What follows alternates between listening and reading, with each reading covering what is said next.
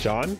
Wooly. Your recommendation was to go out into the world and participate in a fighting game tournament. What happened? My only experience with a fighting game in a tournament was when my co-host on the podcast Versus Wolves challenged me to enter a fighting game tournament. I played Tekken, and it was really intimidating. Sometimes I think I don't have the confidence to engage in a certain situation, and fighting games definitely expose that. I always know in fighting games I'm never quite aggressive enough. With any fighting game, I will just pick the character I love. I'll just be like, they look amazing. And Reina was basically Heihachi Mishima as a cool girl wearing street fashion. A guy sits next to me, he takes out a hitbox, and I'm like, oh geez, okay, here we go. And he picks Dragunov, and I'm like, I'm dead. But then we had the first round, and I actually beat him, and I couldn't believe it. I was like, oh, whoa. And then we had the next round, and I won that, and the next round, and I won that. And I wasn't watching the dude or anything. It was coming down to it every time. That was such a good feeling. I feel like when you fight someone enough times, you eventually get a sense of the kind of person they are in a way that you would not from just a conversation. And that was the high, and that was the moment where I was like, I get why people do this. The thing I always say about fighting games is I have spent more time drawing Chun-Li fan art than I have playing Chun-Li. And that is kind of what it is to me. It is the aesthetic. The level I play fighting games at, I never need to be the best at them or anything. I just need to be good enough to have good matches with people I care about. To be someone who really, really loves fighting games, I don't think you need to be labbing. I don't think you need to be looking at frame data. I think all you need is to love this shit and to love those characters. And I think especially, in the last 10 years, the rise of social media and fan spaces, you can see that love everywhere. One of my favorite things is when a new character comes out, say Aki from Street Fighter 6, and just, giving it 6 or 7 hours and people are already doing all this crazy fan art of her. And I love that side of it so much. Her cutscenes, her voice acting, all the fan art of her, that is what brought that character to life for me. I've never quite nailed it down, but someday I want to do a video about what is so fucking awesome about fighting games if you never plan on competing in EVO. There was a moment in Tekken 8, I don't want to get too spoilery, but a character takes a certain fighting stance, and the significance of them taking that stance blew me back 20 through 25 years of playing Tekken. I was thinking about playing my buddy in Tekken Tag. I was thinking about when Tekken 4 came out, and while it's not the best game, it had the sickest aesthetic and still does. I thought about every new release of Tekken, where I was in my life and what it meant, and kind of growing up with these characters in a weird way. And I think that is what fighting games can be. Now we're at the point where, Ryu's old. Ryu is he is the sage kind of master now. You don't need to be able to parry Justin Wong. You don't need to be willing to spend dozens and dozens of hours learning combo loops and vortex traps and all that stuff. All that stuff is awesome, and it's still great, and it's still fighting games. But I think what fighting games are now is just, it's a universe of stuff, and it's something that I am always up for trying to get people into.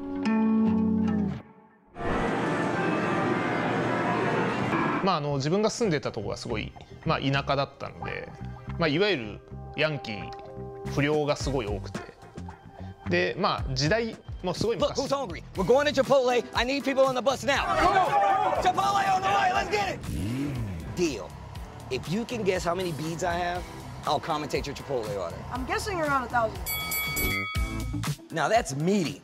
Of course you go with queso. That way your burrito will match your playstyle. You can tell he's been labbing that burrito technique. Now that's top tier. If you guys love Chipotle, make some noise!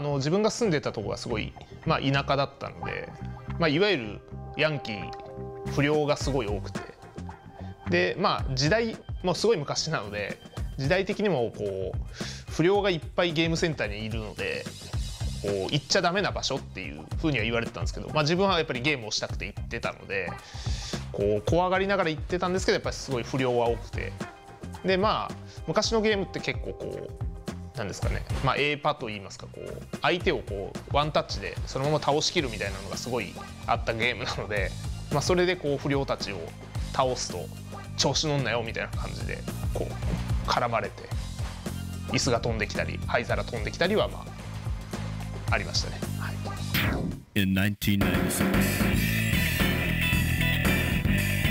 先ほど言った小学5年生の時に初めてゲームセンターに行ったんですけど、その時に、キングオブファイターズですね、96が一番最初で、すごいなんかかっこいい、子供の頃の自分からするとすごいこう魅力的なキャラクターで、3キャラクター選んで遊べるっていうので、なんかすごい魅力的に感じて、そこでこうどっぷりハマった感じですかね。KOF96 が一番最初です。一番最初はその町のゲームセンターで、その時キングオブファイターズ98ですかねで初めて大会出て、当時からゲームセンターではもう一番強かったんで、優勝するだろうと思ってで出場したんですけど、10人ぐらいかな、10人ぐらいのトーナメントだったんですけど、決勝戦で負けてしまうっていう、なんかそれは自分にとってすごいショッキングな出来事ですごい鮮明に覚えてますね。それが一番最初の大会ですかね。やっぱり今のエボリューションもそうだと思うんですけど、やっぱり今までの大会ってストリートファイターだったらストリートファイター、鉄拳だったら鉄拳っていう、もうその一つのタイトルのこう全国大会っていうのはあったんですけど、やっぱりこう複合でこういっぱいのタイトルの中でこうやるっていうのはもう日本だと闘撃が多分初めてだと思うんで、なんかそれがやっぱりすごい魅力的で、こう自分がプレイしてないタイトルでもこう興味を持ったりとか、自分でこのプレイやってみたいなとか、闘撃はやっぱり自分にとってはもう青春ですね。もう自分が本当に10代後半から20代前半ぐらいが、いわゆる闘撃の全盛期だったので、もう本当に闘撃で勝つことだけを考えて生活してたんで、当時は。それだけやっぱり自分にとっても特別ですし、やっぱり日本の格闘ゲームシーンにおいてやっぱり闘撃があったから、こう今のプロシーンも格闘ゲームという分野がこう続いている、こう本当に大事なイベント大会だったと思います。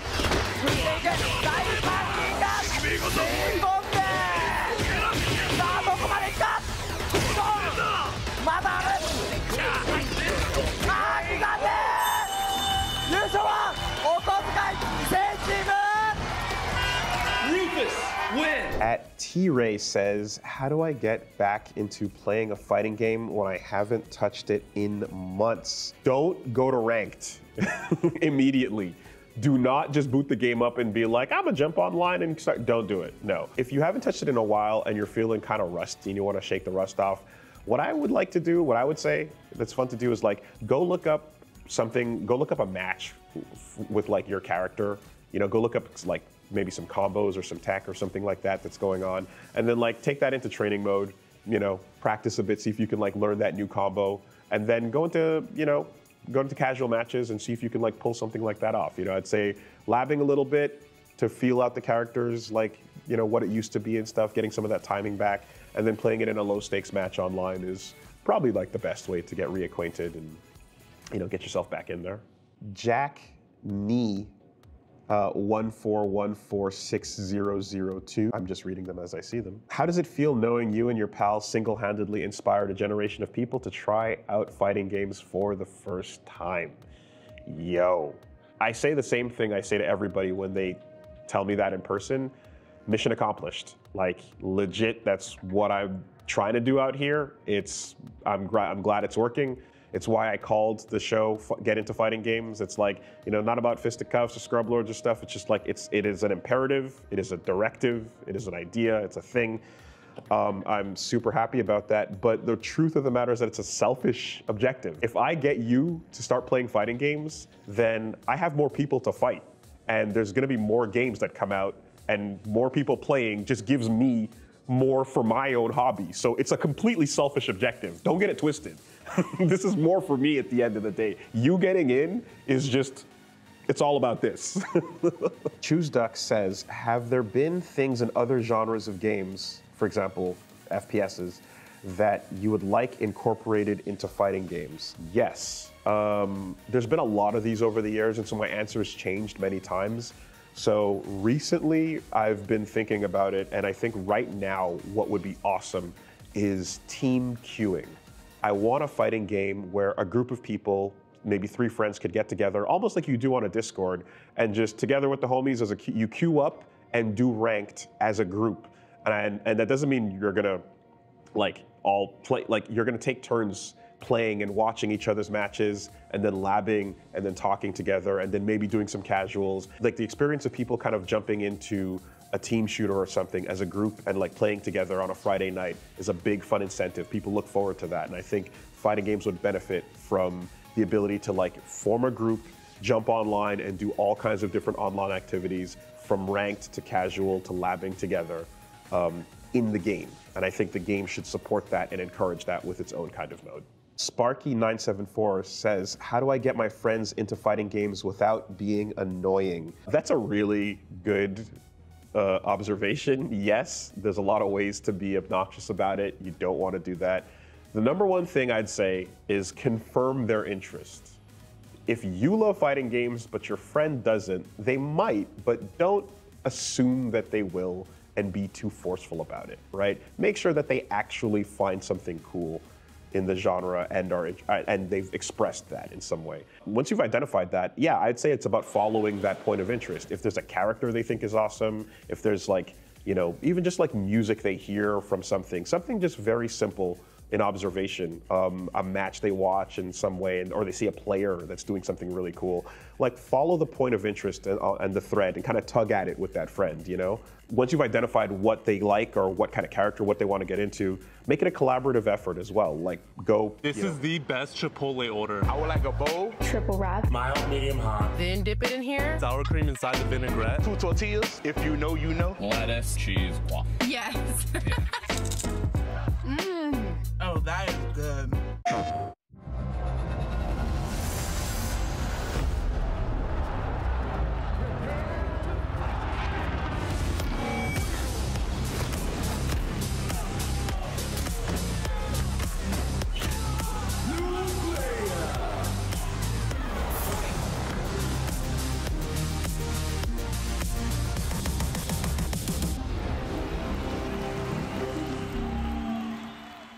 PlayStation.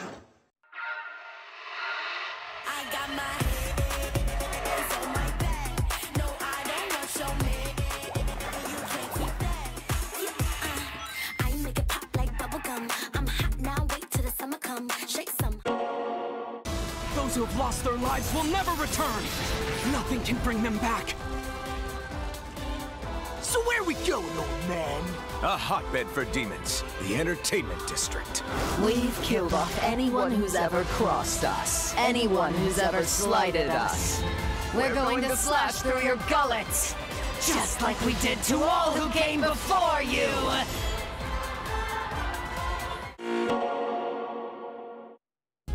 Sunglasses in the day, blue light glasses for the gaming at night. Zenny's got affordable eyewear for everyone. Vibe and style. SFL のためだけにもうずっと練習してた2人が結果的に残ったっていうのをそういう結果になって僕のこの1年のその立てた、目標というか誓いというか SFL で勝つとかあとはそのチームリジェクトをどうやってもっともっとみんなに知ってもらうかっていうことをすごい注力してずっと動いてたつもりでその大会に向けてものすごく頑張ったっていうのは正直これっぽっちもなかったんですけど。 On top of that, Tokido is playing out of his mind. His eyebrows are easily 15 degrees lowered for the murder face. He's executed. He said the mantra. He's like, I'm here to win. So Shara's like, huh, this guy's pretty good. やっぱなんかその日々のそのすごいレベルの高い練習だとか、あとはなんかそのチームのためにどうすればいいんだろうな。もちろん練習はするんですけど、練習するだけじゃなくてどういうふうにこのチームをみんなに知ってもらえるかっていうふうに頭を使うっていうのが結果的にそういう一つの大会においても、結果につながるというか。 Shark down play perfectly. The drive impact actually is able to clip at that distance. Isn't able to get the neutral jump. Another drive impact, a sweat, and that's going to be a wrap. Tokido is going to hit him with a level 3 for the victory. He is your champion of CPT Japan. なのでこの大会に勝利できたっていうことよりも、2人というか、リジェクトでやってきたことがここでもちゃんと出るんだなっていう風なことが嬉しかったんですよ。2人だから戦えたことが嬉しかったです。結果はグランドファイナル僕勝てましたけど、そこまでなんか気にしてなかったというか、あそこの決勝の舞台でちゃんと毎日取り組んでた2人が、志を同じくして取り組んでた2人がちゃんと結果を出せたっていうのが一個なんか自分たちの取り組みって正しかったよねって。2人だけじゃなくてそのリジェクトっていうチーム全体の頑張りだったんで、それが一個形に出せたのがものすごく僕にとって意味がある試合でしたね。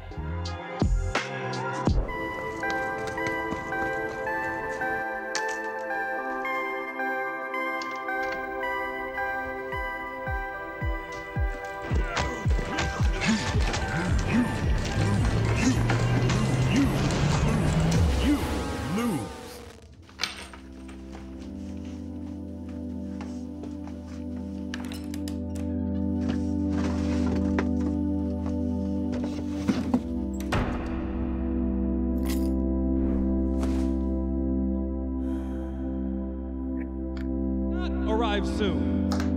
However, they are arriving now. Production, where are we going?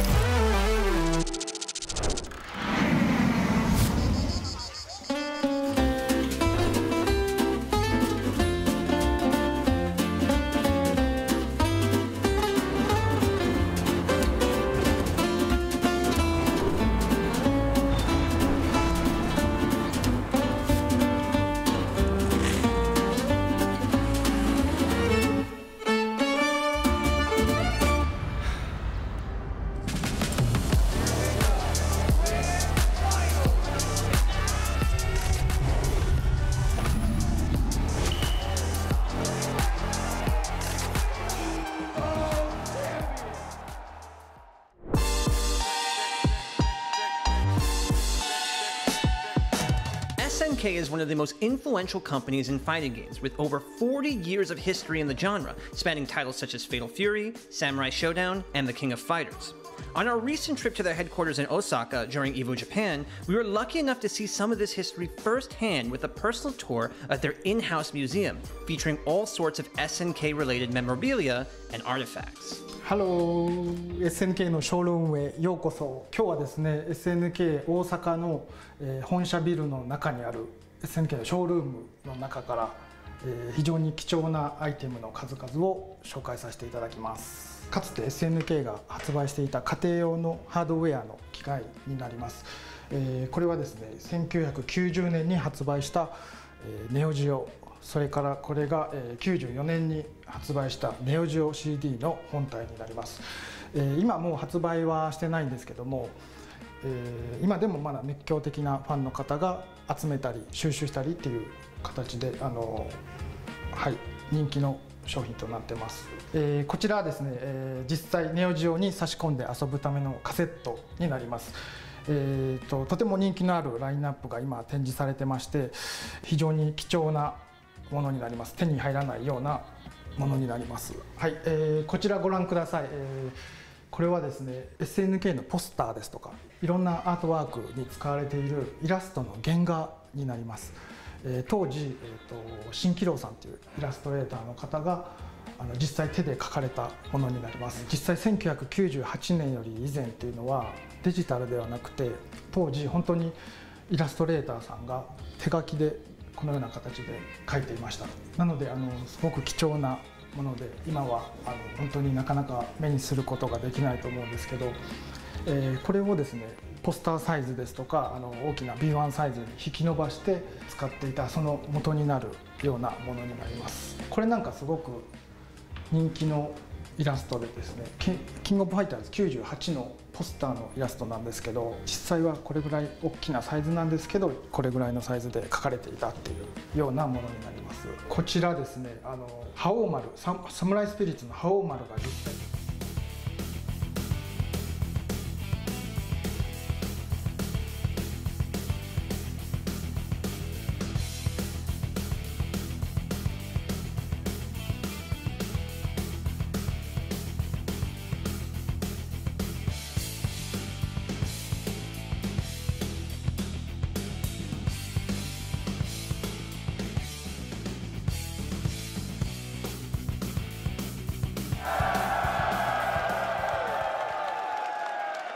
Hello and welcome to the final day of EVO 2025 presented by Chipotle. We are going to have some extremely high-level play out there for these next upcoming games. We're going to start off with Guilty Gear Strive. Then we're going to go into City of the Wolves, followed by some Tekken 8, and rounding things off with Street Fighter 6. All right, but before we get into this top 8 action, let me bring out a couple of people. Please help me bring out the EP of Invincibles, Mike Willett and David.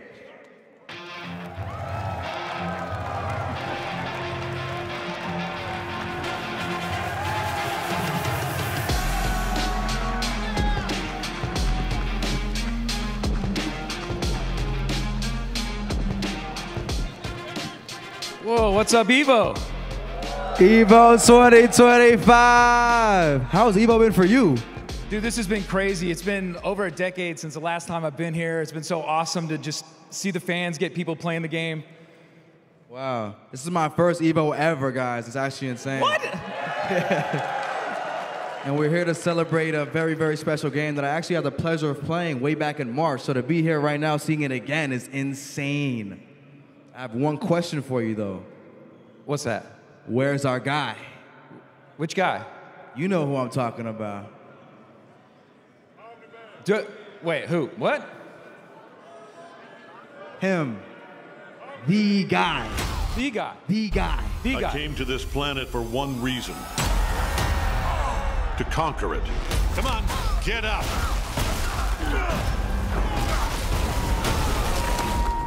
Come here, you little shit. Had enough? You'll never take this planet.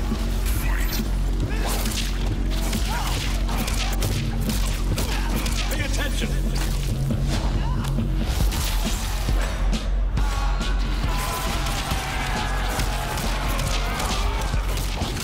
Time for a lesson.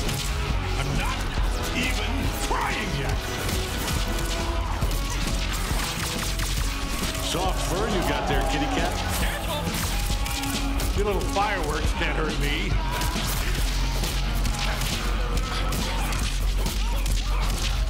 Pay attention.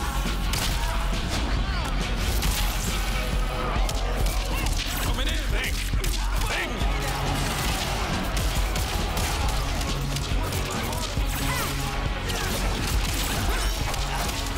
Listen to me. You don't seem to understand.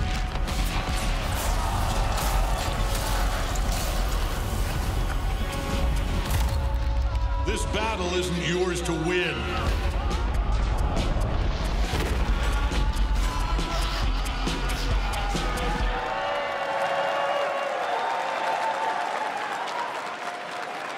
What'd you think? That was insane. That's what I'm talking about. That's what I'm talking about. I have one more question for you, though. When do we get to play? Gamescom, Germany. We'll see you there. We're going to be at the Xbox booth, and then Rip and I are going to be on stream, Xbox live stream, going through all the mechanics. Can't wait to see you guys there. Peace.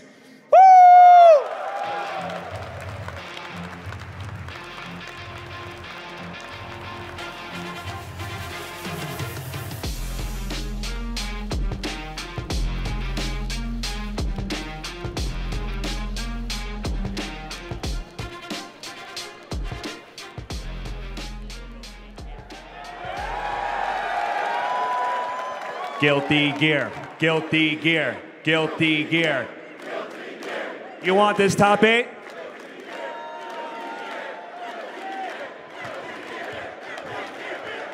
All right, now you guys can get the top 8. Please, let's run this video.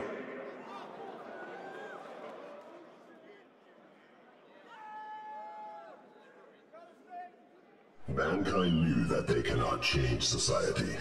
So instead of reflecting on themselves, they blamed the beasts, heaven or hell. 1, 2, 1, 2, 3, 4. Heaven or hell.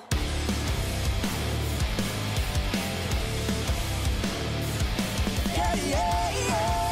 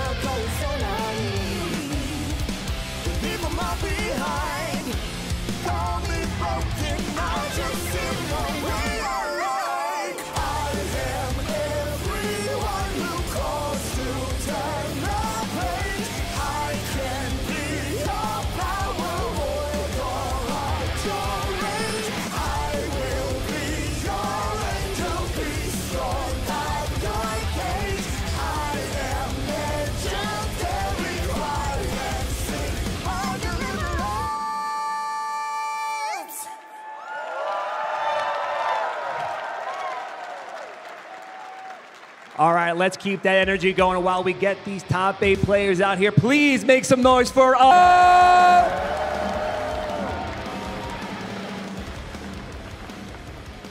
one more time for your Guilty Gear top 8. Make some noise.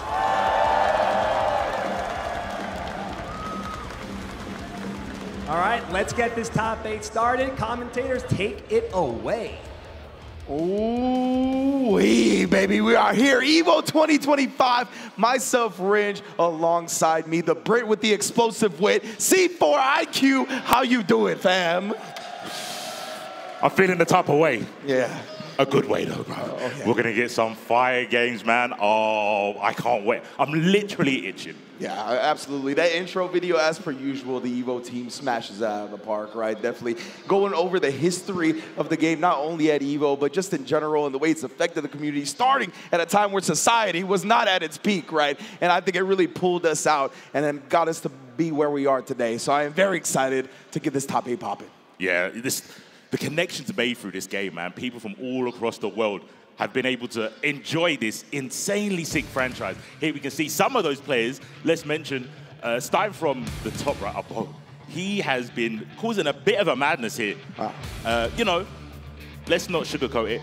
Potemkin. Oh, yeah. Talking to town, right? Absolutely. It would have been, I think, criminal if we didn't see a Potemkin here in the top 8, right? Just probably maybe the best he's ever been in Guilty Gear, period, right? There was an era in AC where he was like top 3. I think that was probably the only comparable time considering his strength right now. But of course, he's going to be going up against Red Ditto, the reigning, defending ARC World Tour champion for Guilty Gear Strive, right? On the other side of winter semifinals, we got Keishu Watamu, 4th place at Combo Breaker, 1st place at CEO. Daruino, a legend in the game, one of the character loyalists when it comes to fighting games. Run me down the loser's bracket, C4. Here we got Tatuma.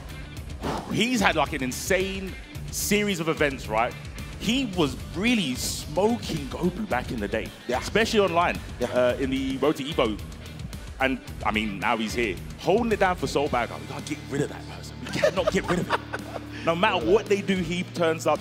The same about Verix. Verix is insane. We talk about the chaos in Strive. Verix is the most consistent Nago. And there's a lot of them on the Mount Rushmore, right? We talk about Nubenheimer, Hitachi, but Verix has always got top 8 at Evo. Absolutely, Verix, he rises to the occasion when the lights are the brightest, right? And to close it out, of course, Jack, who has been on this stage time and time again so far. Every time he's actually come offline, he's always in the top 8, the upper echelon, and then Pretcho as well. She's out of your territory, right? From the UK, coming through with the gold, Lewis. Like we said, it would have not been fitting for the Guilty Gear Strive 2025 EVO Finals to not have a gold Lewis and to not have a Potemkin. They're both making their presence known. It would not at all. And Pretcho, an insane performance back in the EU, right? There was only one tournament, shouts to Wake Up on Trent, where they didn't get top 4. Indeed. Top 8.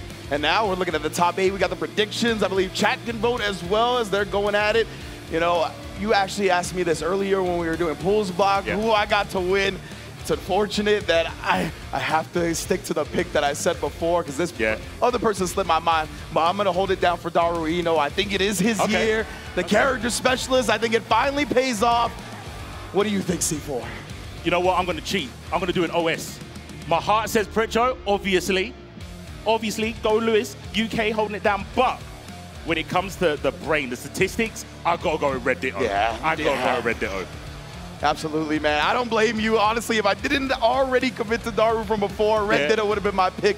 SoCal after all the bias. But yes, indeed, the chat is going as well. Daru Ito with a clean 47% right now. You know who the fan favorite is. I love this addition to the EVO Top 8 as well. This is presented by PlayStation Tournament, so big ups to them. Holding it down. We got our picks in. Daru is the crowd favorite. No surprise there as well with Red Ditto.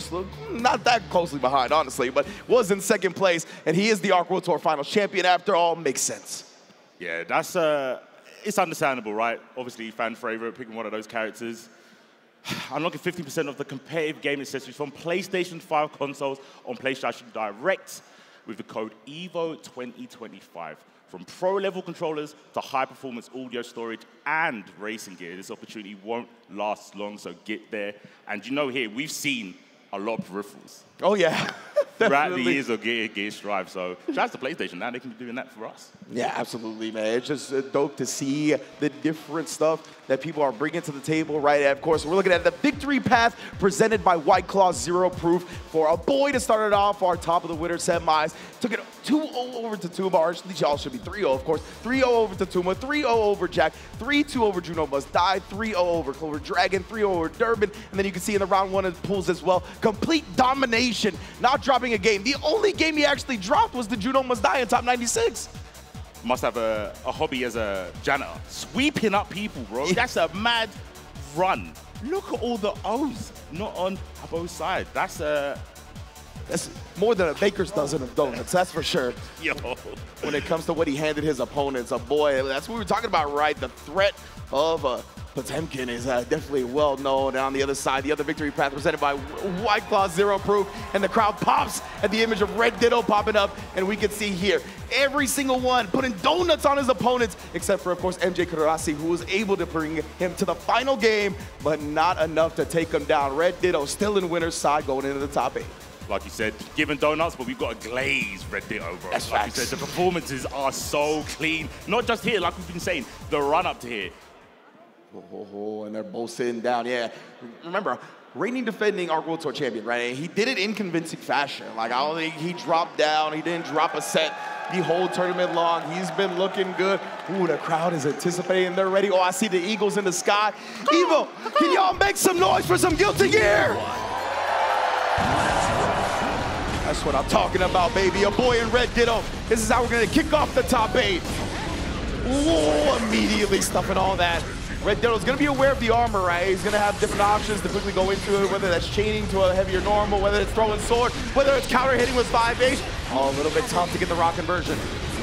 Always having those 2 hitting attacks ready for the armor, like you said, Reed. Flick that back, blocked, and nice. The back dashes on the slide hit are going to be paramount in this matchup to not give Pot that pressure that he wants and might deserve trying to get Ramathul is not easy, especially with a big body with slow mobility. Yeah, you can see a boy already trying to force the issue with a lot of hammer fall, right? Using the armor to close this distance, because you have to against Rev. She is the queen of range when it comes to Guilty Gear Strive. And again, forcing the issue with the wall. Assault catches low as well. Oh no, the Garuda whipped on the deflect shield. And now you're gonna take it to the heavens.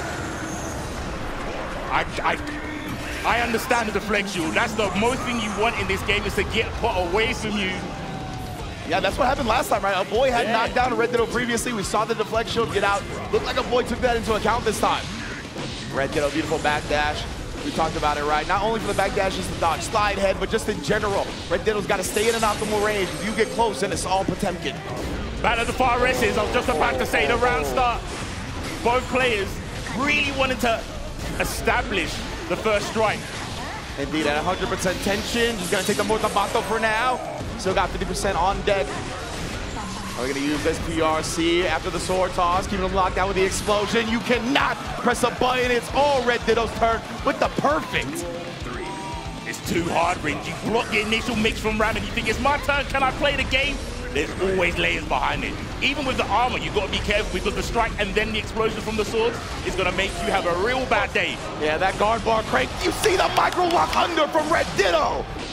Able to turn this round completely on its head because of that. Ain't his first rodeo. He knows the score.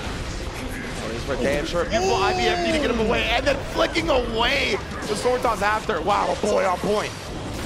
Cheeks, clashing with the Far West. We take those. That's going to be way worse. That shield, I thought it was going to... Oh no, this is not good. Look at the wrist. Yeah, you in the wrong neighborhood, fam. OTG for the kill. Oh boy, taking the first game.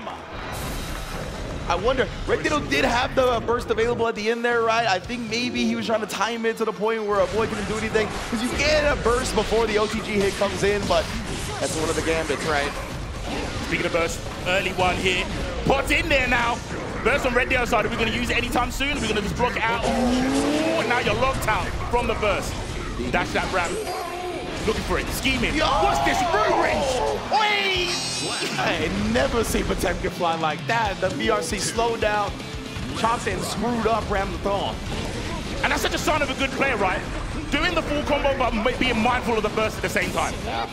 The parkour combos, bro. That was on the fly. Legitimately, bro. Freestyle here, knockdown. Actually, OTG for Red Ditto. Looking to push him towards the corner yet again. Sword toss as well, eating all the explosion and the counter hit, point blank, all hands, no steal. Smashing glass, trying to smash the dreams of a pot.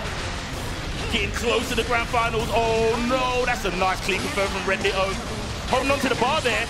Ooh, back to back with the dust this time. Windshield wiper still doesn't take the heart away. Oh my goodness, bro. And you give Potemkin any chance, it's gonna be real scary. That's why the 5K is there to stop the approach. Smart check from Red Ditto.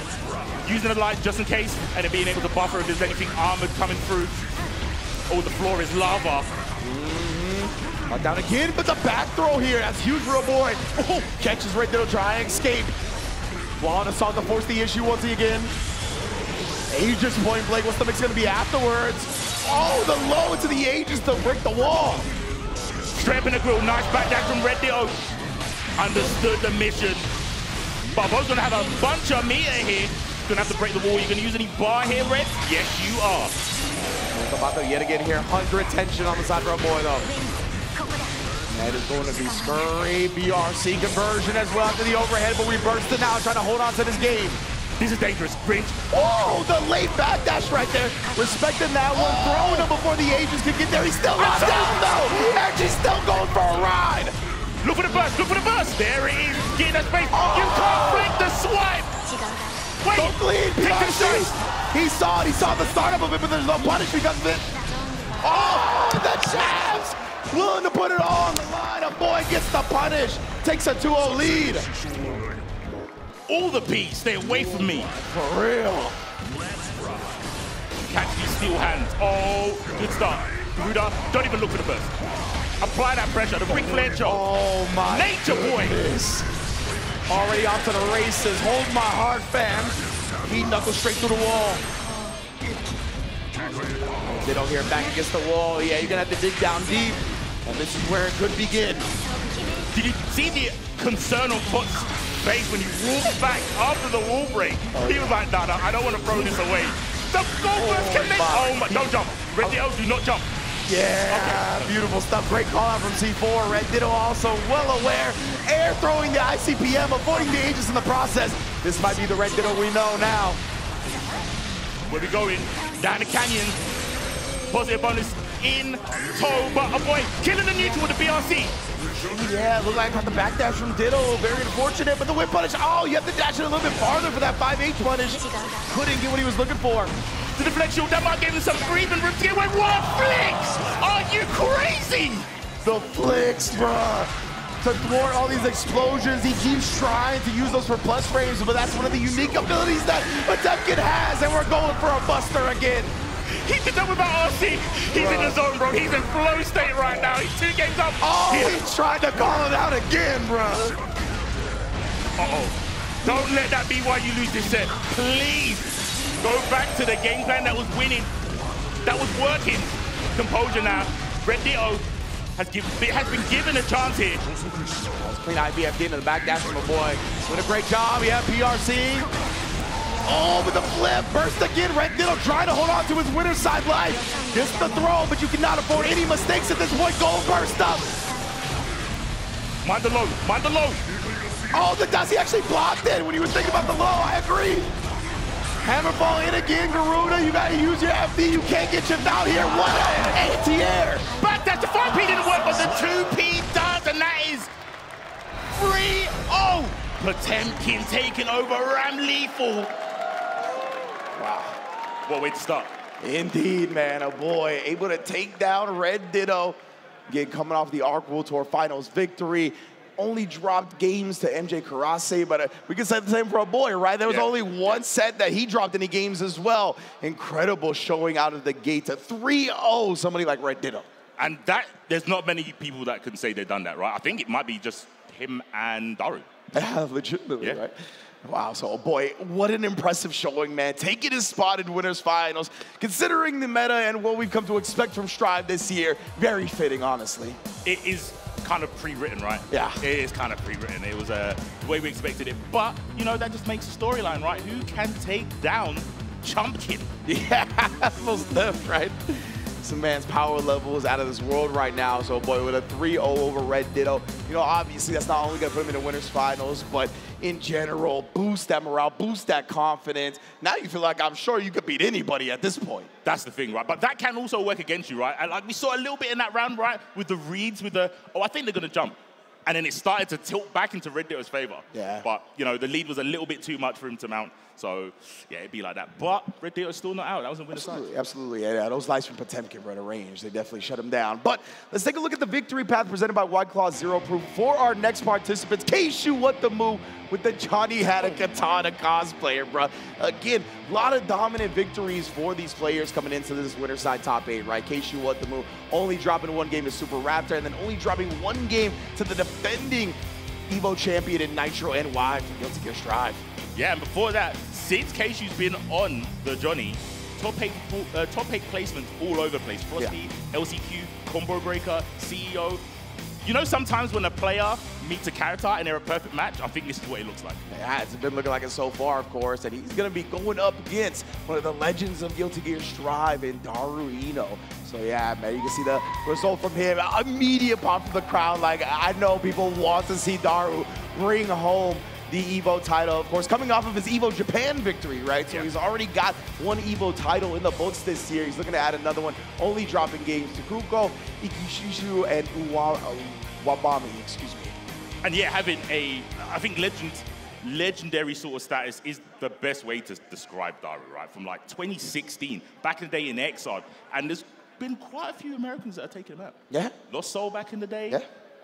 Nubenheimer and Natashi have been people to knock him out of the place in, and obviously Keishu's from America. Oh, yeah. In America. So there's a lot of lore with this one, honestly, because as you said, right, once Keishu went to Johnny, that's when we've been seeing these top 8 performances repeat. The character he was on before Johnny was Ino. He was an Ino player before, right? And definitely, if you're an Ino player, you're going to look up to Daru. That's just how it works, right? Daru has been holding it down for a very long time. So it's going to be an interesting set, right? How well is he going to know Daru's offense, the strategies? But let's get into it. Keishu won the move versus Daru Ino on the side of winner semifinals. First, early on, catch these cards. No, I don't want to play. You can stick to your solitaire. I'm not getting involved.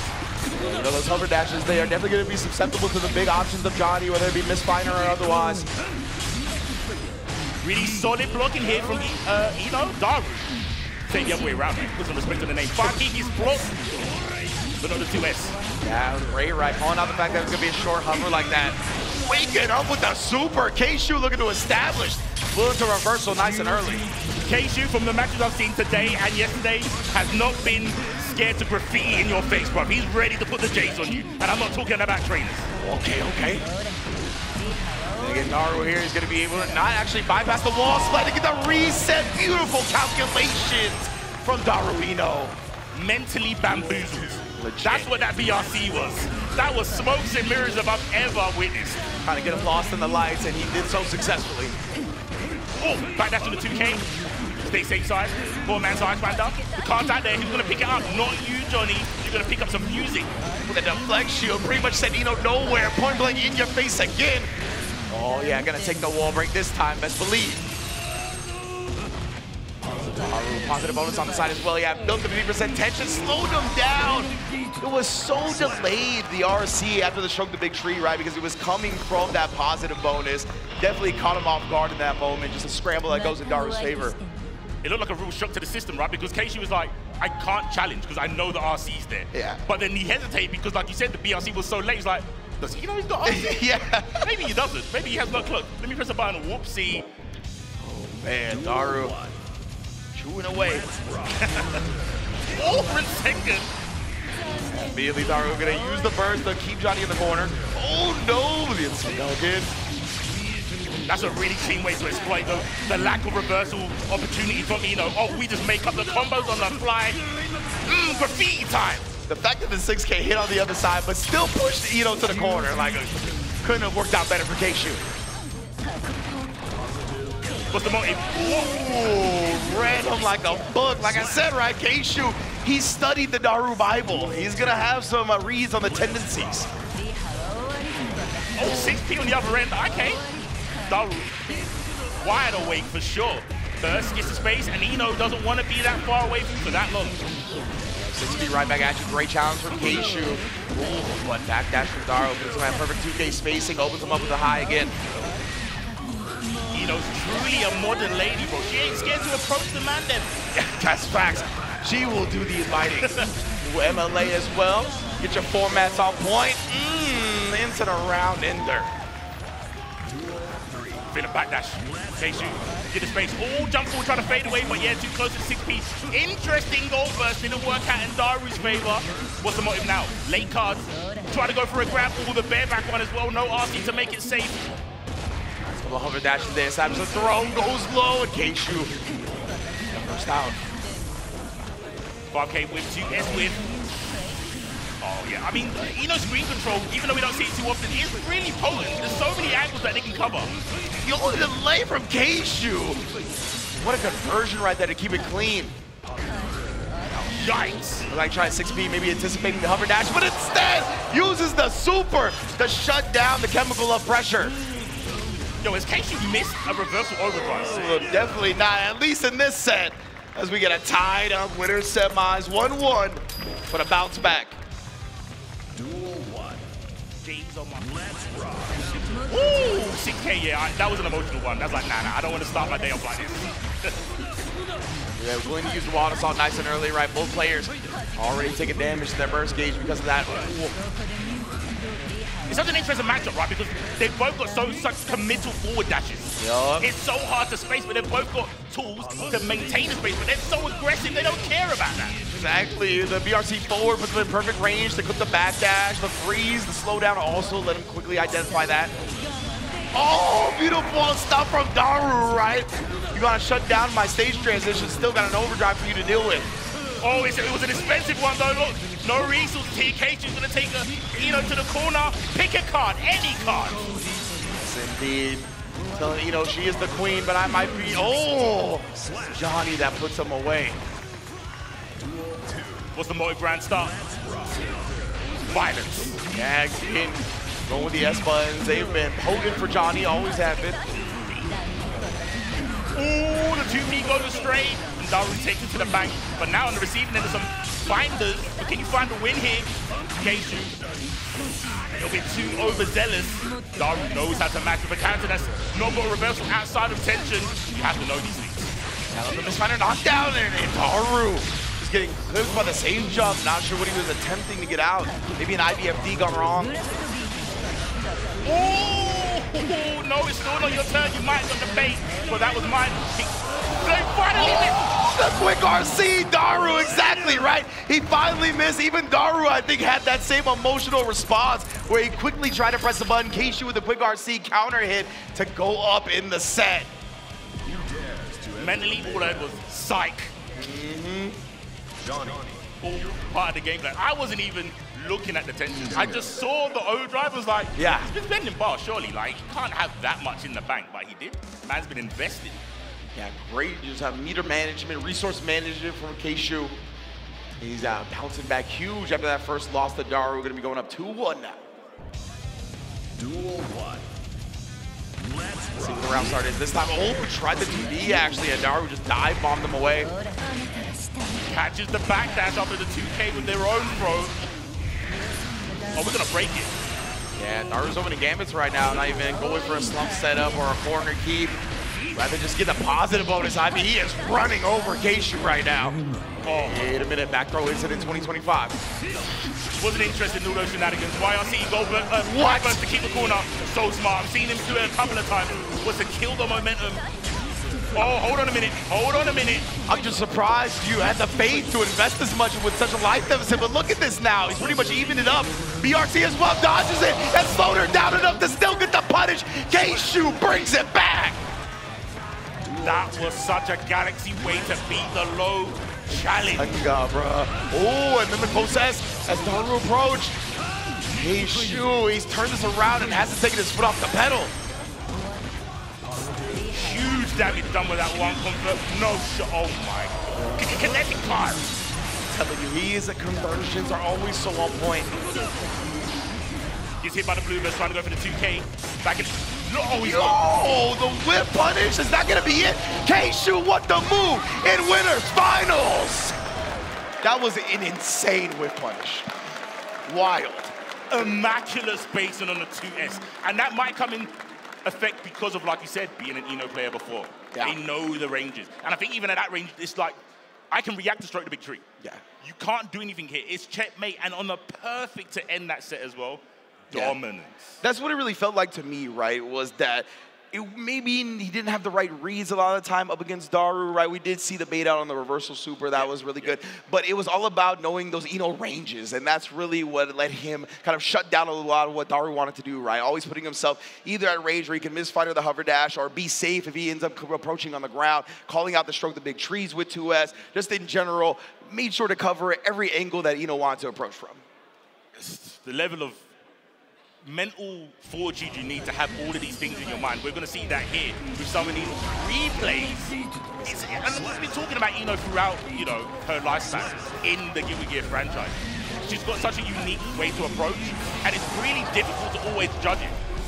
Yeah, absolutely, right? It's definitely, especially in the moment, the chaos of Strive, the chaos of fighting Ino in general, right? She's the character that demands your full attention, that demands, like, be super on point on any given day. Yeah, that was the quick RC right there, catching Daru off guard. Because I think we all felt that way, right? He had been so successful with reversals up until that point.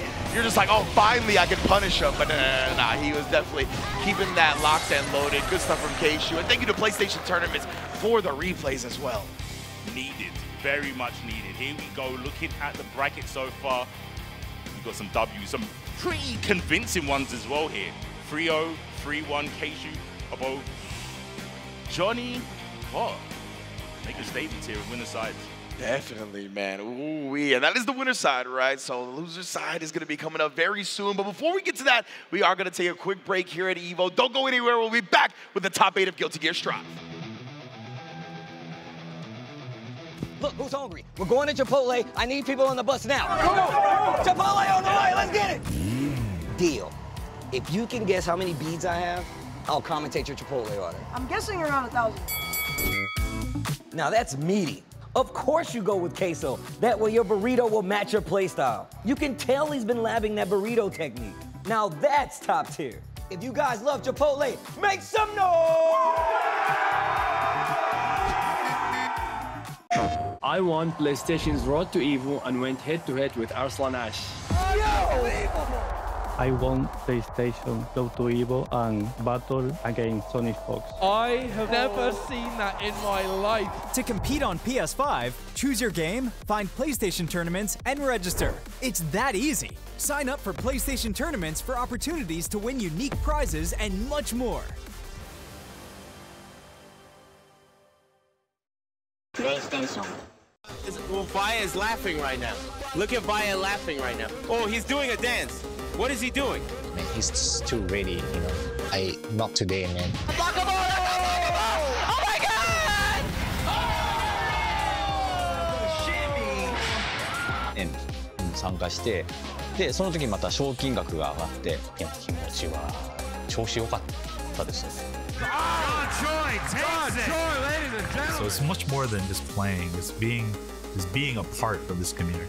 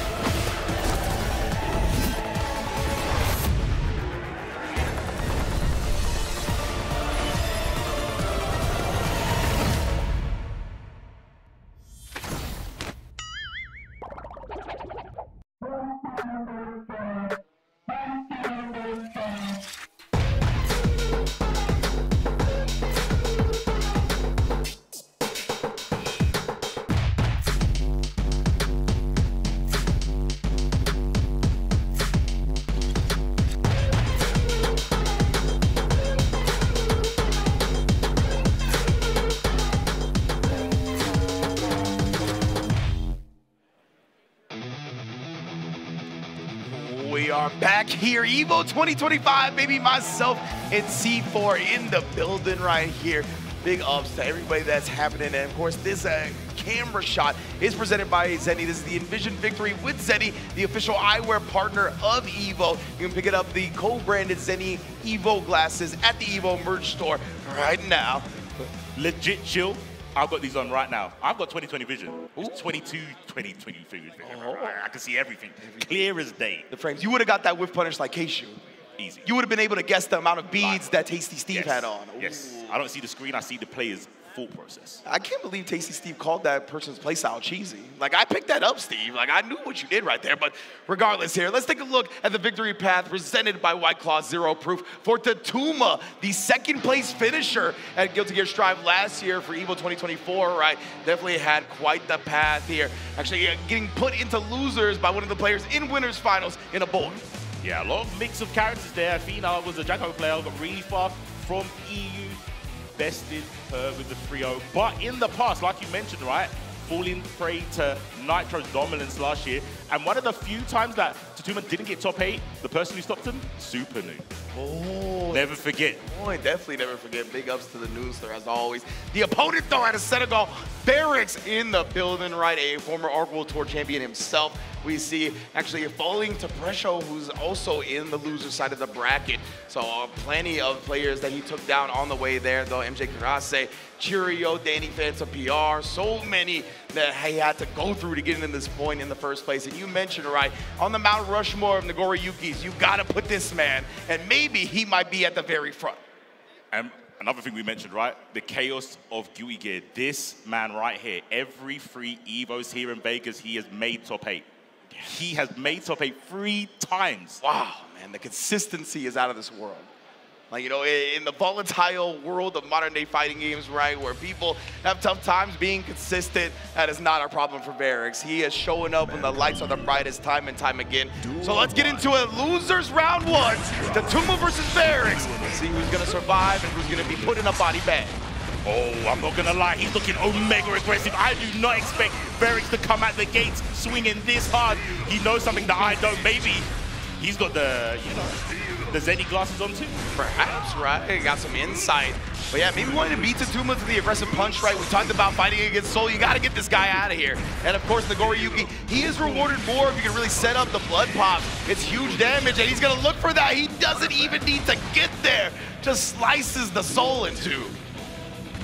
One player game in, and let's see if we can turn it around. If anyone can, it's gonna be Frederick here. Mr. Soul bad guy, headbutt OTG. What's the motive right now? Vapnir goes for the 2K check. Variks being really tentative now that he's not on the offense. I said, Frederick, my opponents are Basura. Side swap? Nah, I can't do it. Never mind. It's all right. Yeah. To apply the pressure. Ooh, challenging the clone with the Tyrant Rave. Good shutdown from Tatuma there. That's a gigantic lead now. What a cross-up block from Variks. The revolver, though, catches him before he can take his turn back. Yeah, really good to stop those 2K attempts from both characters, right? Getting that kind of the air time, a little bit of air time. Man's popping an ollie on the skateboard as we skate down this cathedral-looking place, question mark? I don't know where it is. But all I know is there's chaos here. Yeah, the 99-second aggression pays off again, right? That's how Variks started game 1. It felt like in round 2. He was a little bit more timid and not allowed Tatuma to take control. What a backdash on the bringer, bro. Oh, the Samtone combos are coming out in full force. Mr. 5K, oh no, oh no, oh no, Ring! Yes, indeed, that my life is gonna be melting away. Trying to pop it, but still not in range. The 2K just clipped him. Tried to walk away with that slow walk speed, mask on. Into the super immediately. Super! Oh my goodness. Takes him down. Variks, that almost slipped through his fingers, almost snatched defeat from the jaws of victory, but he held on. He went mask off and nearly lost it all, bro. I've been on Twitter. I've seen it happen to people. Oh, you got to keep the mask on, man. You can't let the camera see who you are. Oh, didn't want the glass broken. He wasn't have bad vibes, not positive ones. Oh, the big 5H.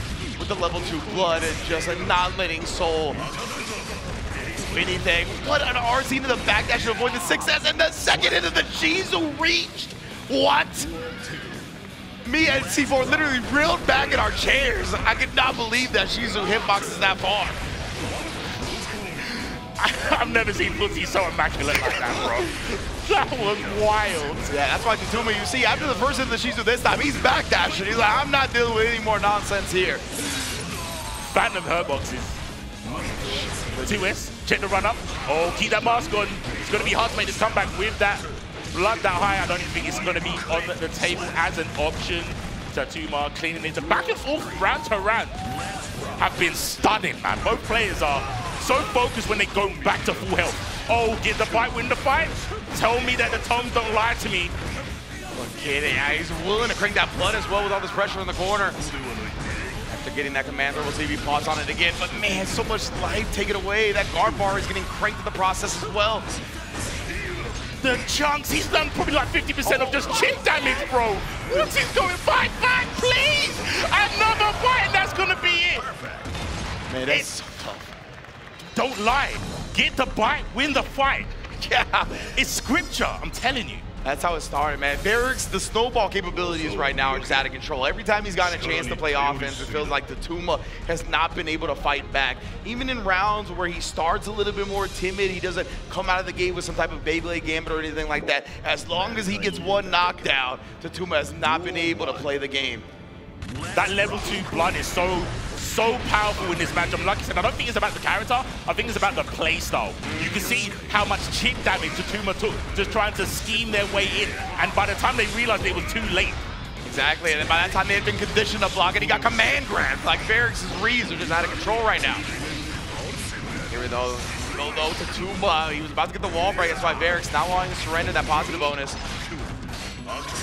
Oh, yes, the RC on it. Oh, no, not again. He's tapping into the cheat code. That's not fair. That was so good. That whole time, using that burst, made sure Tatuma didn't get to 50% tension, but nonetheless, he had to use his own burst and made the most of it.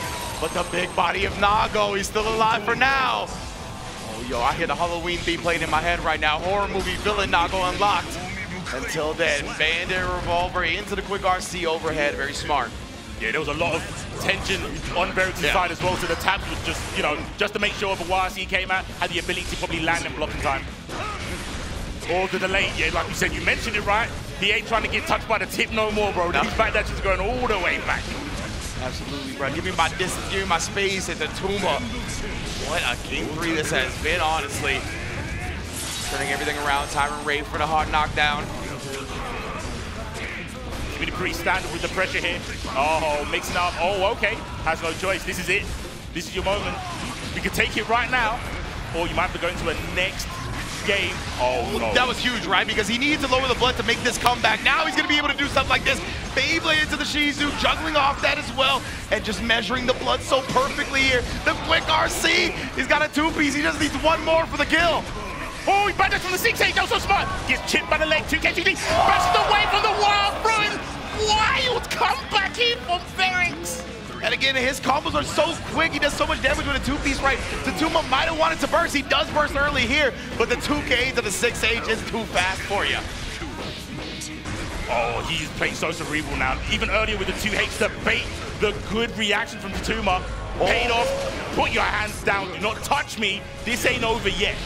Yeah, that was a quick stutter step right there. Skip to my loose style. Tatuma baiting out the throw attempt.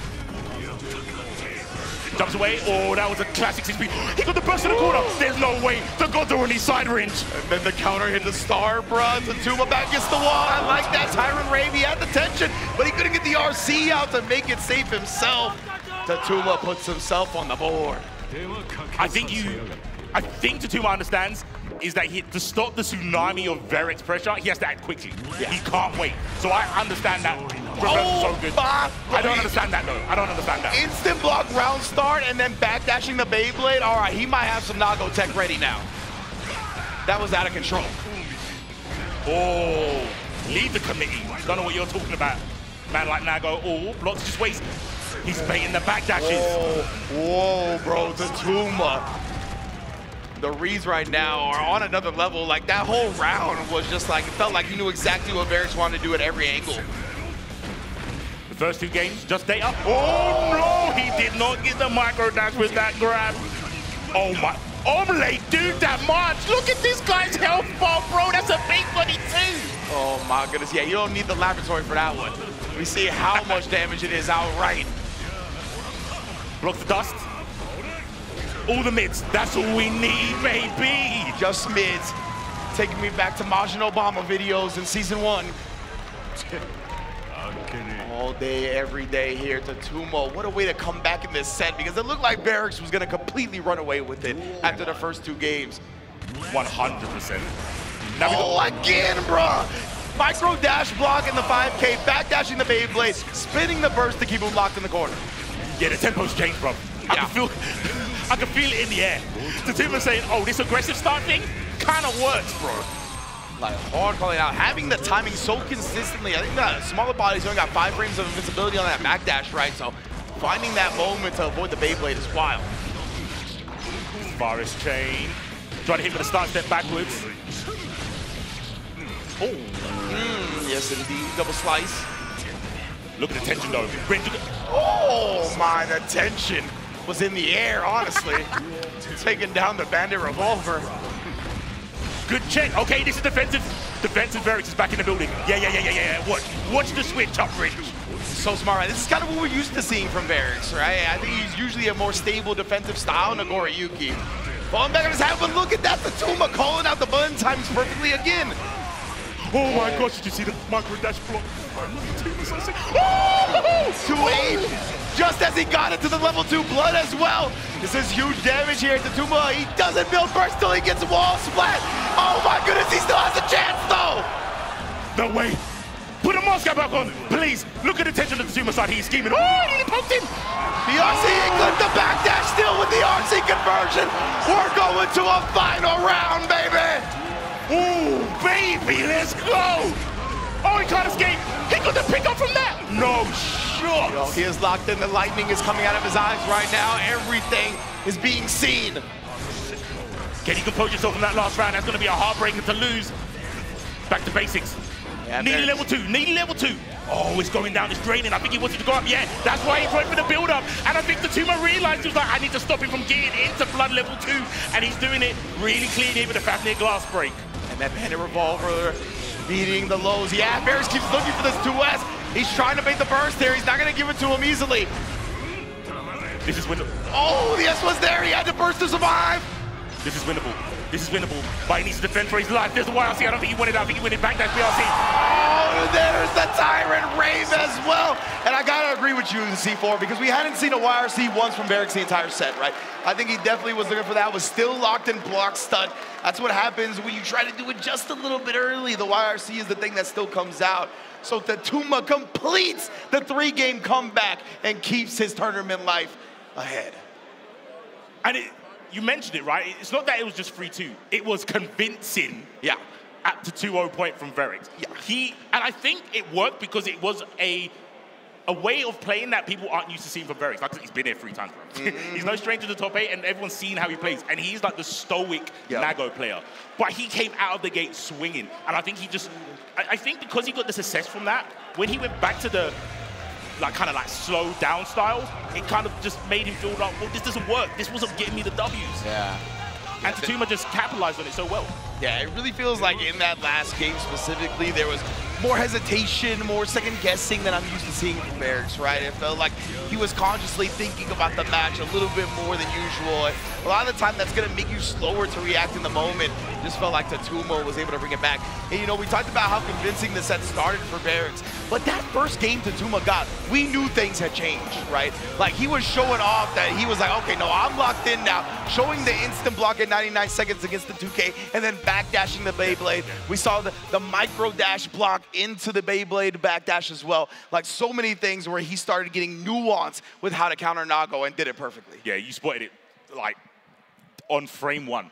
And I could see the fear in your eyes. You was like, uh-oh. Yeah, like, it's different. Like, that wasn't just like a game where, like, you know, we're playing Stride, big damage. He got one. It's okay. Nah, like, you could tell that the things had changed in the air. Yeah, the sequence was so, I know what you're doing. And that's what you need to make the comeback. And Tatuma showed it. Still here in this top 8.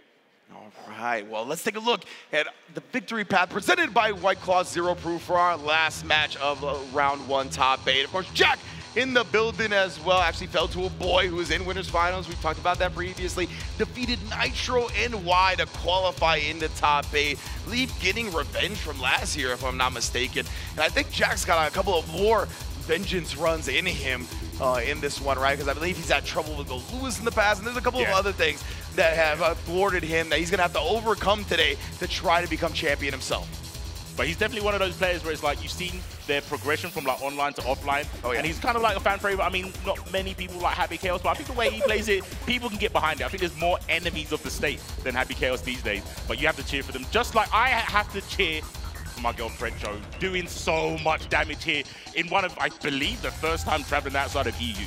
Yes, indeed, Ryan. What a showing she's got, especially if this is her first time outside of EU again. Only falling to Daru Ino as well, right, who obviously is also in the top 8.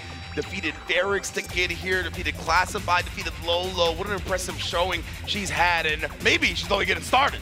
You know what a crazy fact is? Last year for the Art World Tour, there's a player, some people might know him, right? There's a pop player from EU called Andros. Andros won Kaane Cup.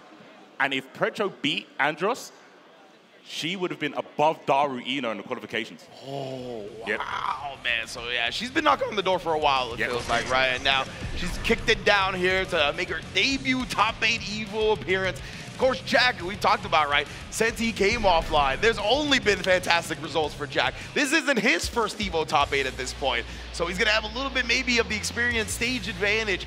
But I like to talk about, we've talked about this in the past, right? It feels like the anxiety, the nerves, it's all before the match. Once we get into it, it starts to melt away. This is how we get down. Last match of round 1 top 8, Jack versus Precho. Let's go. Aggression is on the table. Double jump D's. Goodness. Understandable. Understandable. Hey, make a punch, blocks. The concentration is low on Happy Chaos here, and I think Precho can sniff that out. There you go. Oh, gets the focus back with you, Robin. Smart. Yeah, great sequencing from Jack right there. Out of bullets, but of course gonna take that knockdown to reload a little bit. Clipped him and keeps the slum going. Actually wants the positive bonus and probably the space against Gold Lewis. Just outside of 2S range. Oh, he missed! He missed!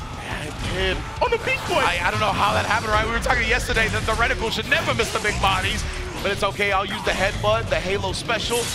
Now Precho, her back's against the wall here. BRC, oh, and the sharpest elbow in the business. Oh, me no scared. Me no scared. I saw that coming a mile away. Good stuff from Jack there. Yeah, I like Jack riding into the super ride and make sure that Precho, she didn't use her burst, because, I mean, when you're Gold Lewis, I don't blame you. I don't blame you for bursting on a pixel if you're Gold Lewis, and your opponent is like a Behemoth Typhoon or two away from death. Does counter hit, try to challenge on it. Oh my gosh. You call that a gun? This is a gun. Emptied the whole security clip on it with the Skyfish. Oh my. The coffin quicker than the bullet. I didn't know about that. PRC killed the escape. That's an important trade for Precho. Well, the 6A, she's bullying him in the corner right now. Jack with the headbutt. That's been the primary tool to answer a lot of these air approaches. Throws her out of the button as well. Cross up. Empty low. Pseudo empty low. There was a shot there as well. Fair enough. Right, covering his approach. Jack is dancing on him right now. Hasn't been touched for a hot minute. There's the deflection. Back to neutral. The positive is helping Jack with his pressure. Get the focus. The cheat sheet. He's got all the answers. And a flick of the wrist. Unholds the gun and gets the one on the board. And very impressive start from Jack here. We'll see if Precho, she can bounce back here in game 2. Of course, it takes some time, right, to get comfortable going up against the Happy Chaos. A couple of different strategies have to be attempted where you can find the one where it's going to be successful. Again, put your gun away. I got the bigger one. Both players familiar with this matchup, right? Yeah. Especially with like online play. So it's interesting seeing the different play styles. Yeah, absolutely. There's plenty of online representation and high-level competitive representation for both of these characters in both of their regions. Oh, 6 feet to 5K. Yellow Thunderbird. Oh, it connects. Oh, I thought she was going to be able to connect off of it. It's a little bit short. Every time that's traded, that's knowledge, that's experience coming out in spades right now. Ooh, the cross of that time, even on the big body, you can still get to the other side. Opened up again here. Precho, she's trying to FD away a little bit, but can't find how to get out of this mix from Jack. That's the difference. I think that's the difference. I think Precho's been used to dealing with stomp straight away, not like cross-up stomp, or like empty jump, then stomp. Like, all of this is such awkward timing that Jack is doing, right? It is very much not what you're used to defending against, and Strive, and one more tap dust is gonna do it. I can't blame her. Like, it looks uncomfortable to defend against. I honestly think it might be a case that it's not real. So if Precho decides to do something like 5P, she'll hit, but she's just not used to doing that. She's used to the real. There's the 5P. Yeah, there we go, right? Exactly as you called for it. It's one of those moments where you get lost in the lights a little bit. That's why I'm glad Precho challenging now, but the jump S is there. You see immediately Jack goes with the CQC, try to take that screen advantage, only to get put back in the corner himself.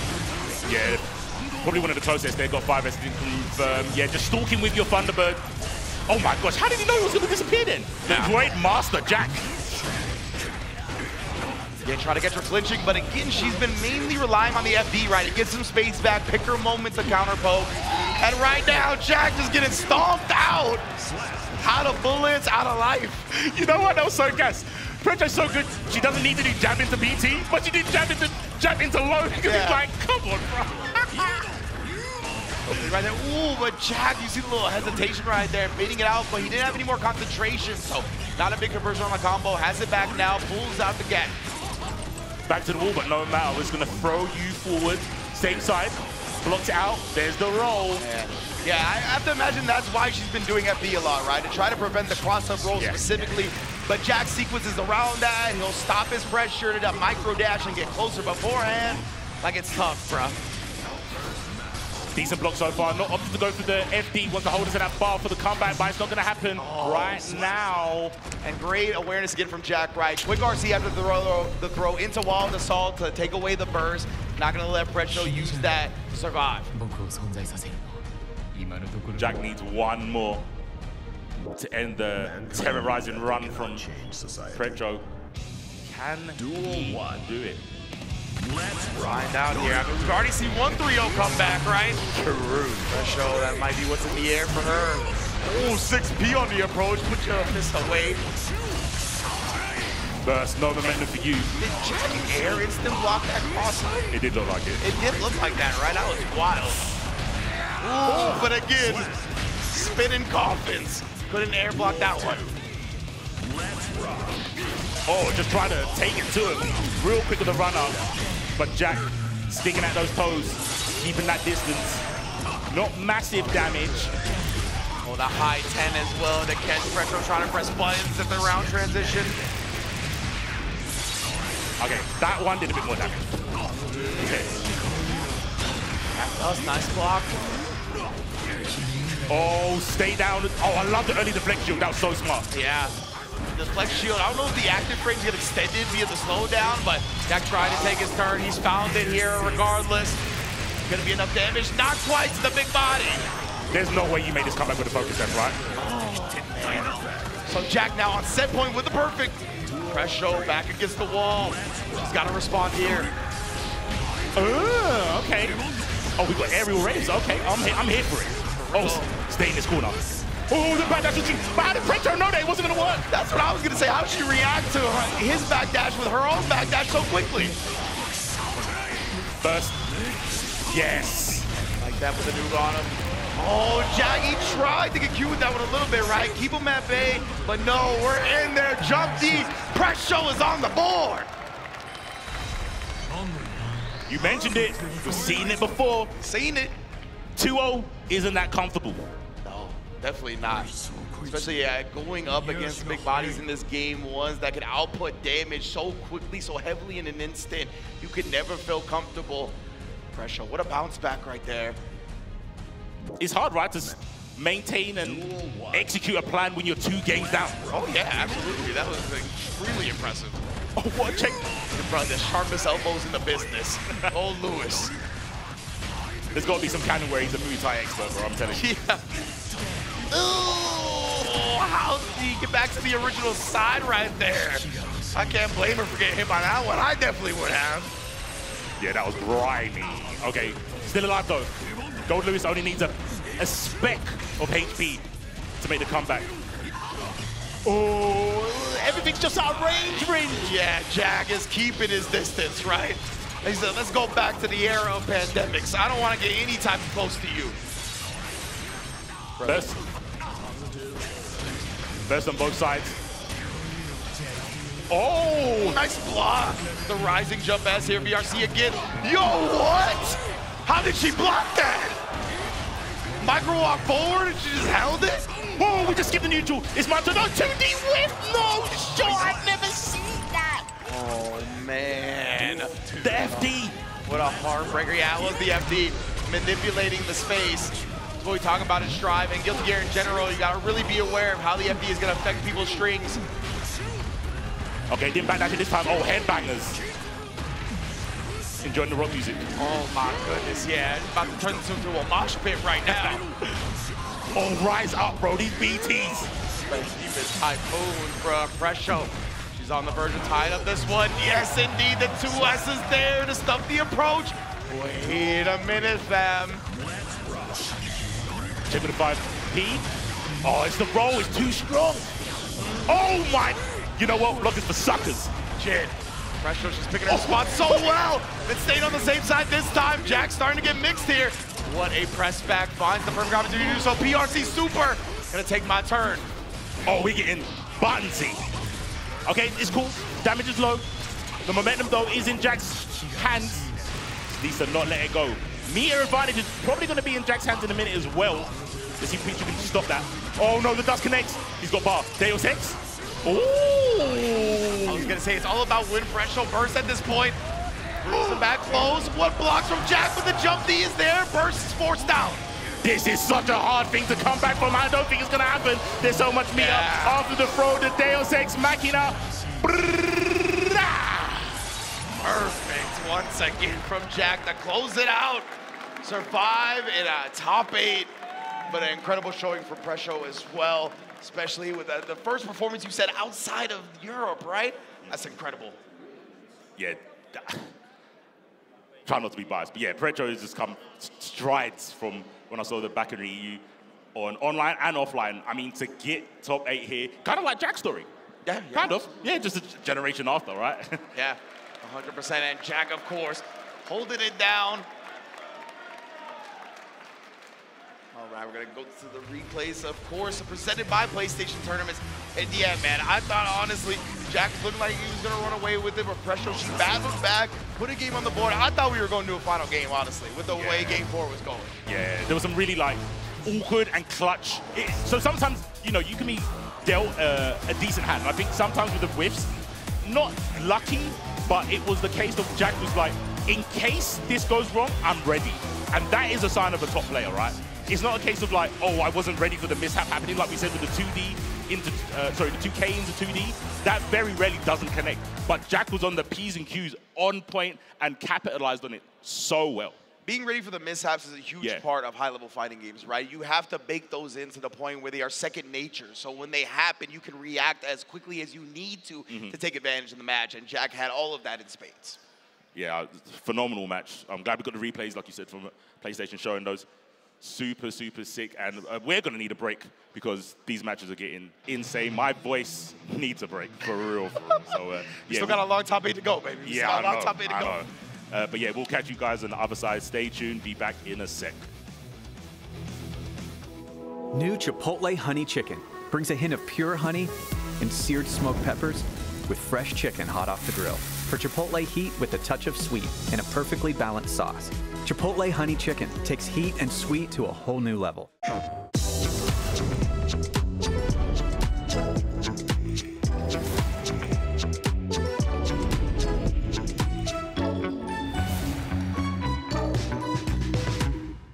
PlayStation. I got my hands on my back. No, I don't want your man. You can't keep that. I make it pop like bubblegum. I'm hot now, wait till the summer come. Shake some.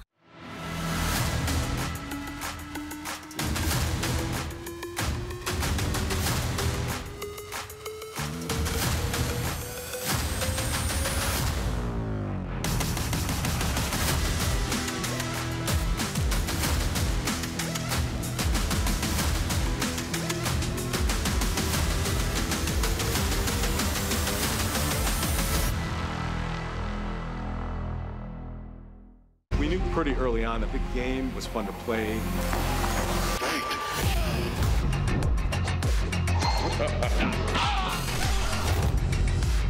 It became something that added to the mystique of Mortal Kombat.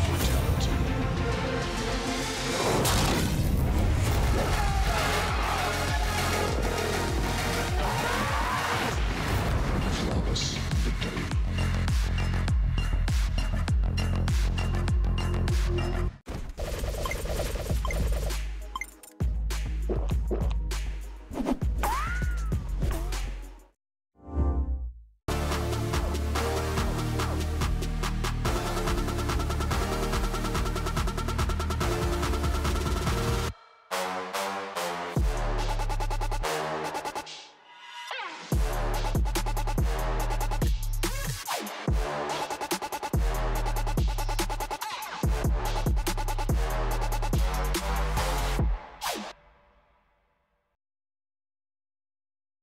Ladies and gentlemen, the king is back.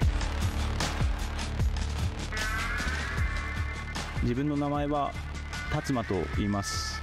自分のプレイヤーネームは達馬と言います。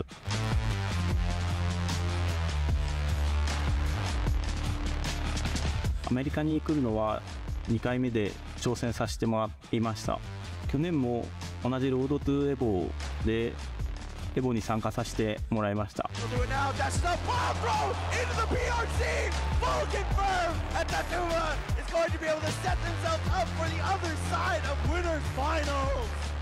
ギルティギアストライブを始めて3年半ぐらいです。で自分の使ってるキャラはソルという主人公のキャラクターで何でも必殺技を持ってる万能キャラです。 Bad guy knocking on the door once again. 自分のプレイスタイルはできるだけ早い読み合いを仕掛けつつ近づいて一気にダメージを取る。これから、会場にいる、プレイヤーたちと対戦し、できるだけたくさん対戦して準備したいと思います。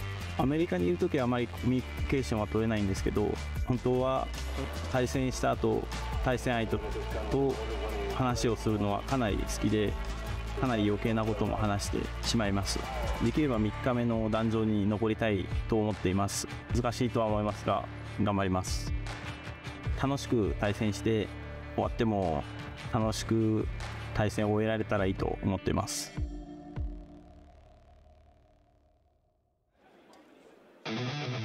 Ladies and lurkers, boys and boomers, mashers of all ages, we are back with some Guilty Gear Strive here at EVO 2025.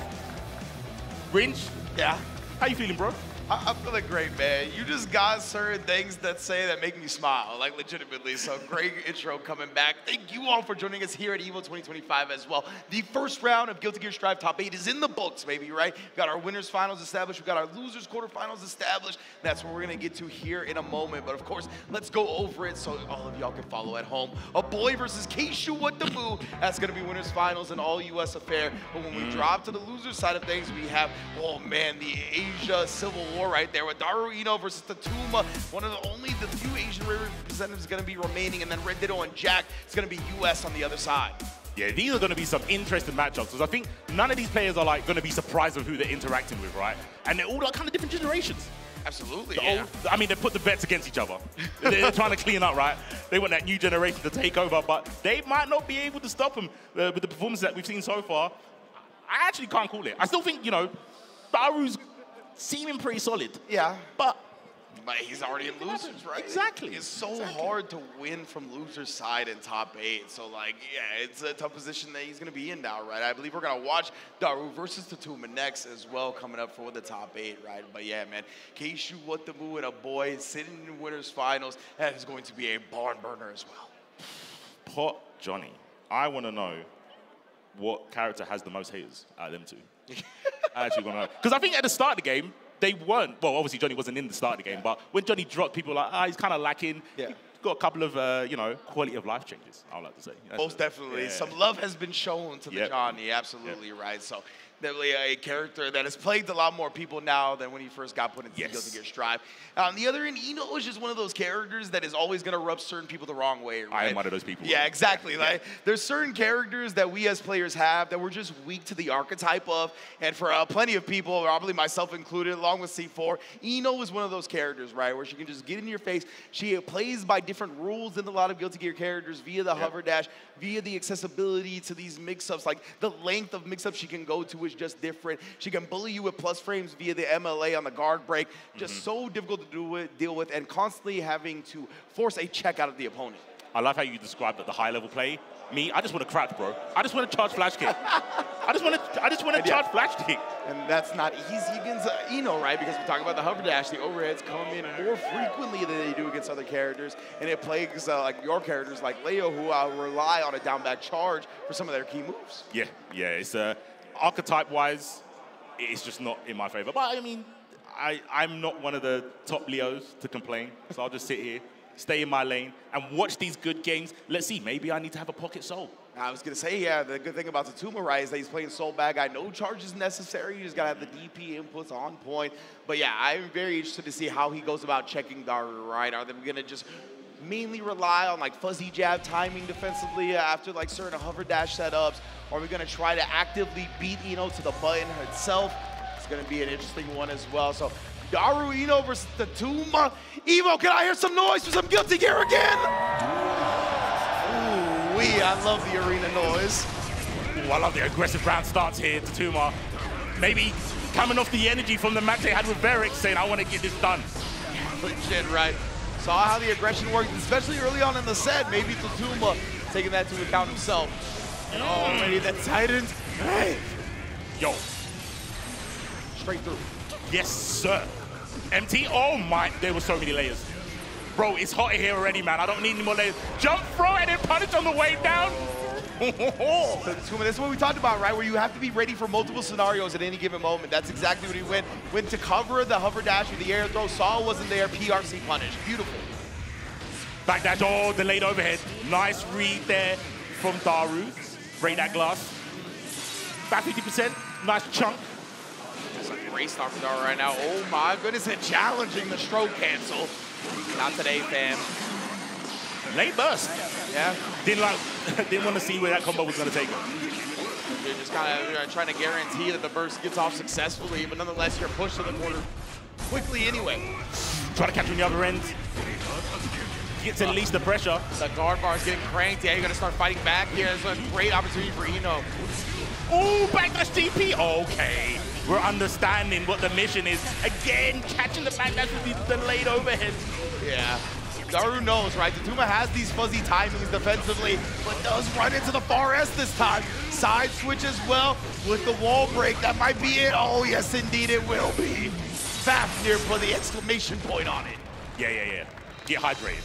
Because that was a lot of defense, and then waiting for a moment. We keep talking about defense, right? Yeah. It's all well and good that you can block, but if you don't know when to take your turn back, it's all kind of amounting to moot. Yeah, exactly. Now, we already see the first come out from the Tuma, right? You don't want to surrender any momentum to Daru. And in the corner with the stroke, the big shriek, chemical love, or excuse me, sorry, the note. Yeah, nice and meaty. There's a double chemical, another one. Shout out to Jonesy. Ooh, the fadeaway. Indeed. Punishing with nothing too significant there. Then Daru with a dive bomb to disrupt the neutral, and that's going to result in the kill. Felt really slow paced that match. Yeah. That's why I guess the dive bomb hit, right? It was just like the first fast-paced thing to happen in a hot minute, but the 6P challenge afterwards. Yo, Daru. Burst, give me room, give me space. I haven't seen many 5Ks from Tuma. Maybe save them for a later day, or maybe just trying strategies round for round and then going, oh, this one works, let me apply that a little bit later. Yeah.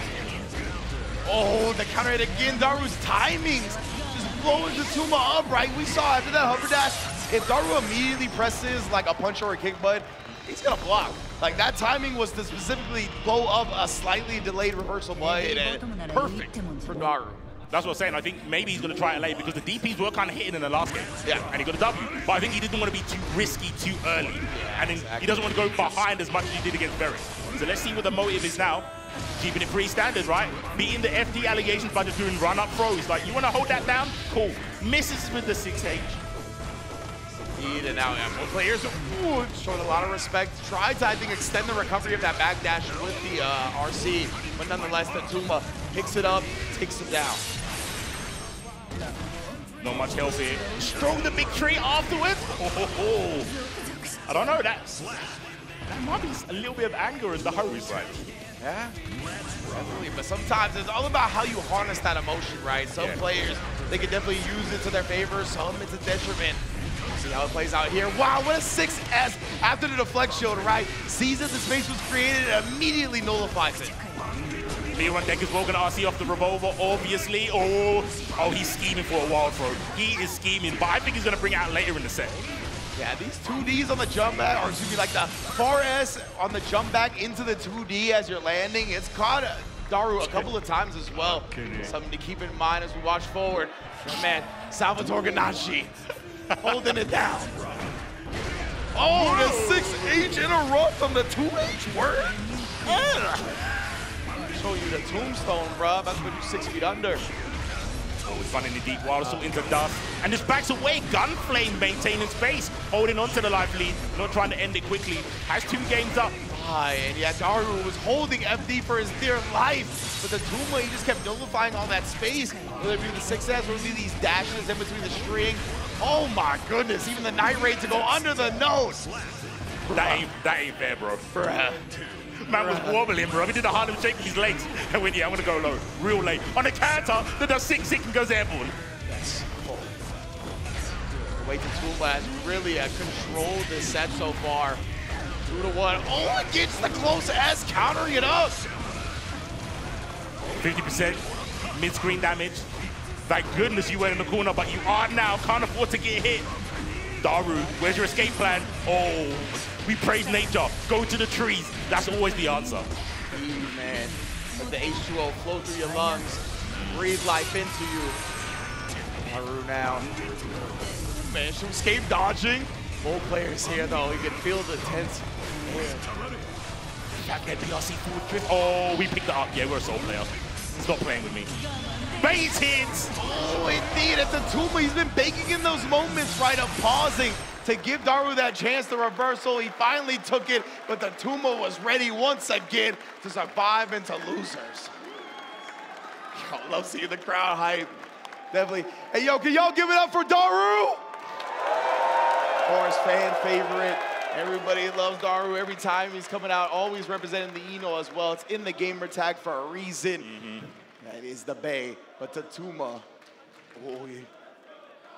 A little bit of love being shown to Daru right now from the crowd as well. But Tatuma, right, again, grand finalist of Strive last year. We saw the video beforehand, how much it meant to him to make it back to finals day, make it back to the stage, and that's what he's doing, man. And he's already got 2 dubs under his belt here. It's a lot of momentum building towards that loser semifinals. Absolutely, and we've been talking about like consistency. Like you said, second last year, here in the top 8, is potentially even getting closer to getting first place. I don't know what to say.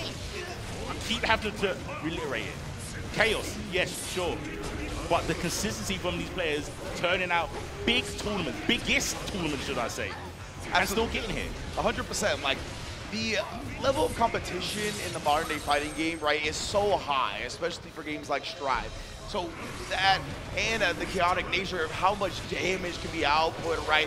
It is wild to see that these players are so consistent, right? We see Daru in top 8 constantly, coming off of EVO Japan victory. He gets top 8 here at EVO US. Tatuma coming off of 2nd at EVO US last year, gets top 8 this year, right? We talk about Keishu getting 4th at Combo Breaker, 1st at CEO, now top 8 here. These players have remained consistent. Red Ditto winning ARC World Tour Finals here in top 8. Like, everybody has remained very strong. Jack as well. This is not his first EVO US top 8. True. Like, bruh, the fact, you know, people always want to talk about how volatile a lot of these games are, but these players have figured out how to use that validity to their benefit.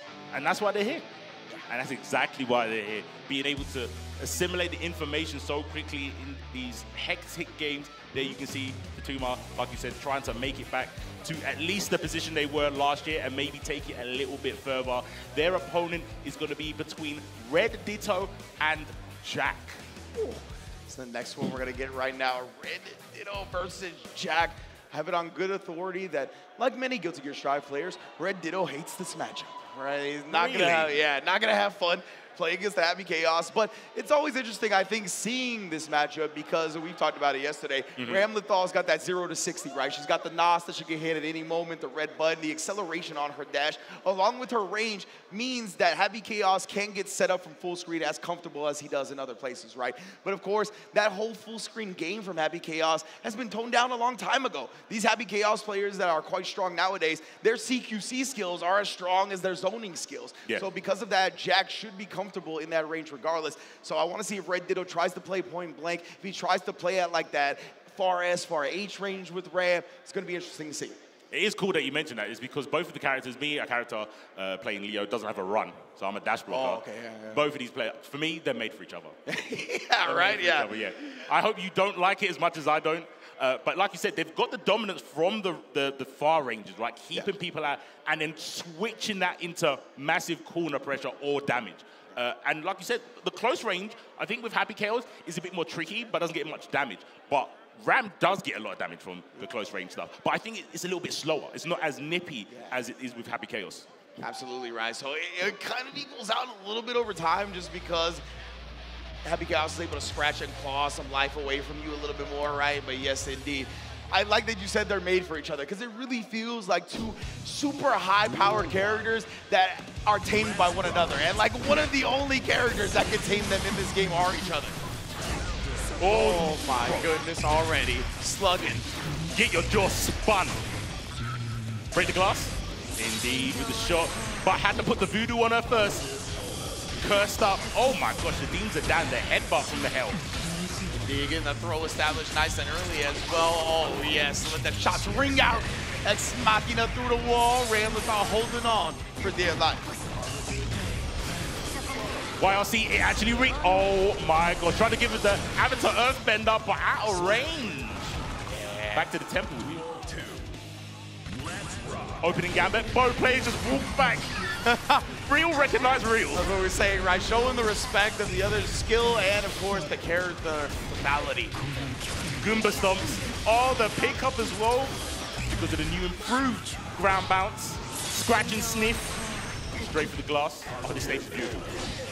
Let me admire the stage as well as the players. Absolutely. Jack, once again, has Red Ditto in the corner, though.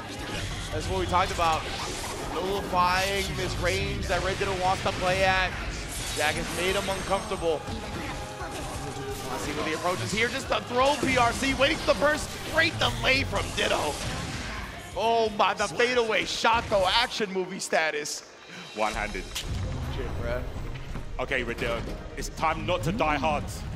Live long and prosper. Keep that streak winning.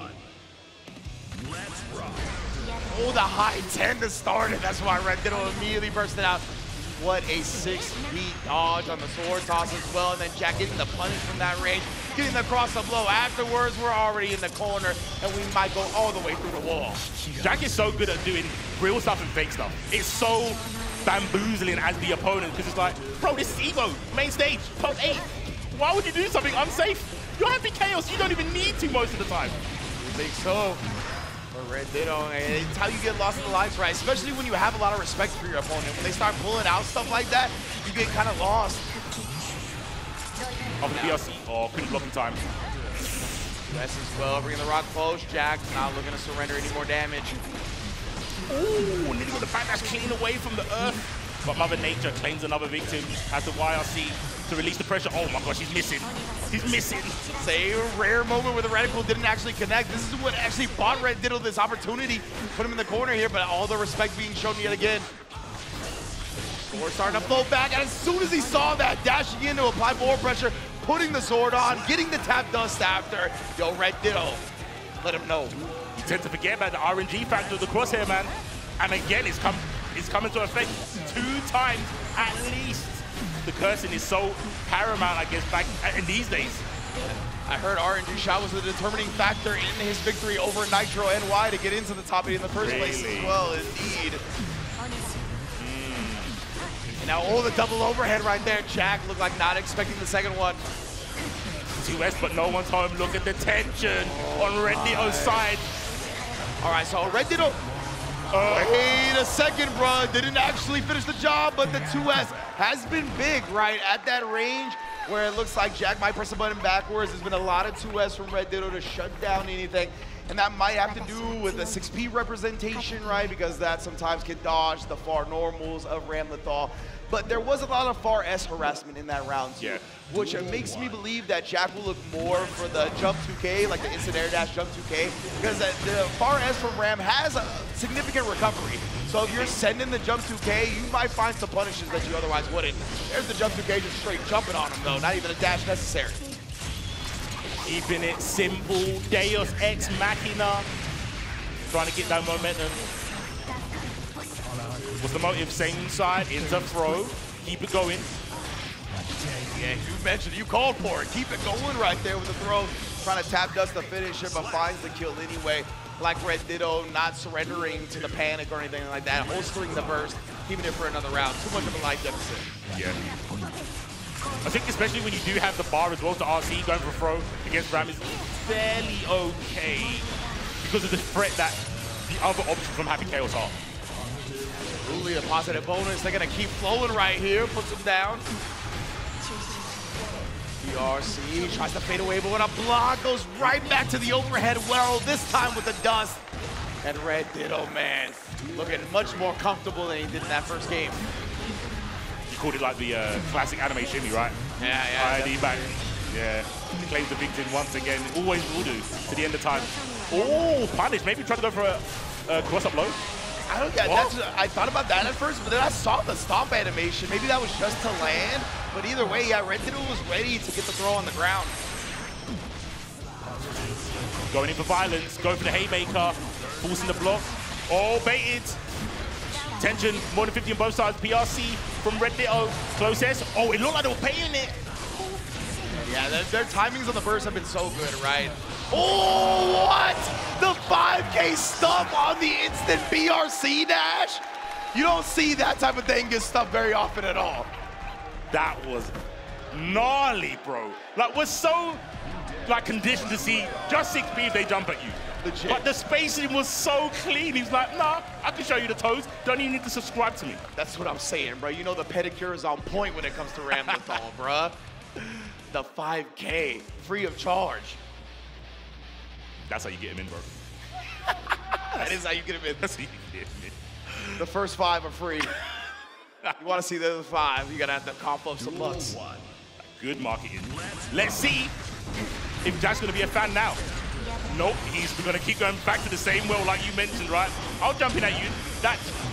Those 3 picks earlier, nah, seen better. Yeah, exactly right. Like that hurt in that moment because he didn't have enough life to survive the 5K, right? But when you got a lot of life, you might as well do it because not a lot of reward is coming out from Ramlethal starting with that combo, or starting with that starter, I should say. All right, that should be enough. Oh yeah, Ex Machina with the wall break damage. No chance from Ramlethal this time.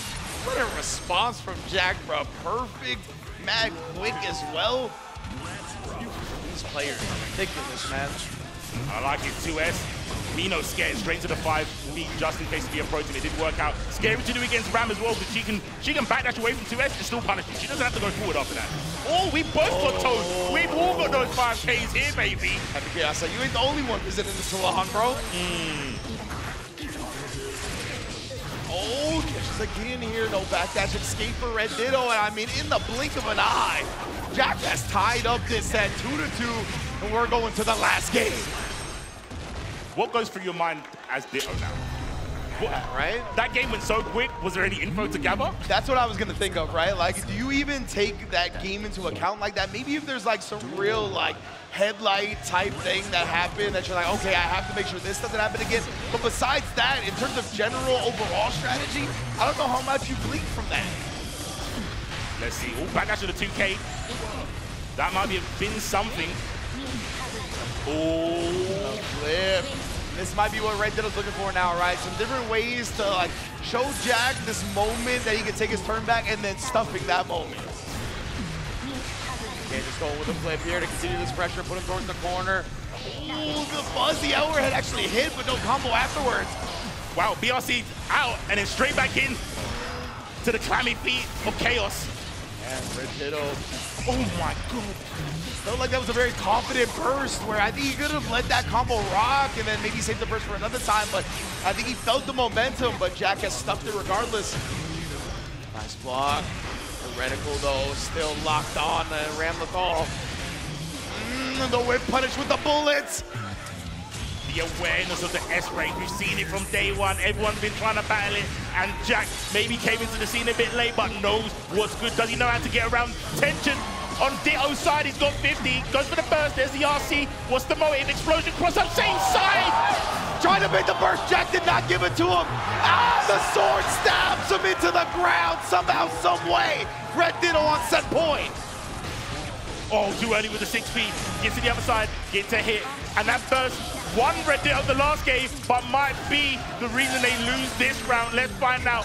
Might even get it depending on the next hit. Yeah, the rocks, bro. The plus frames now you're locked in the corner here. Jack, he does finally burst. Oh, that was an Evo burst, bro. That was definitely an Evo burst. Oh, yeah.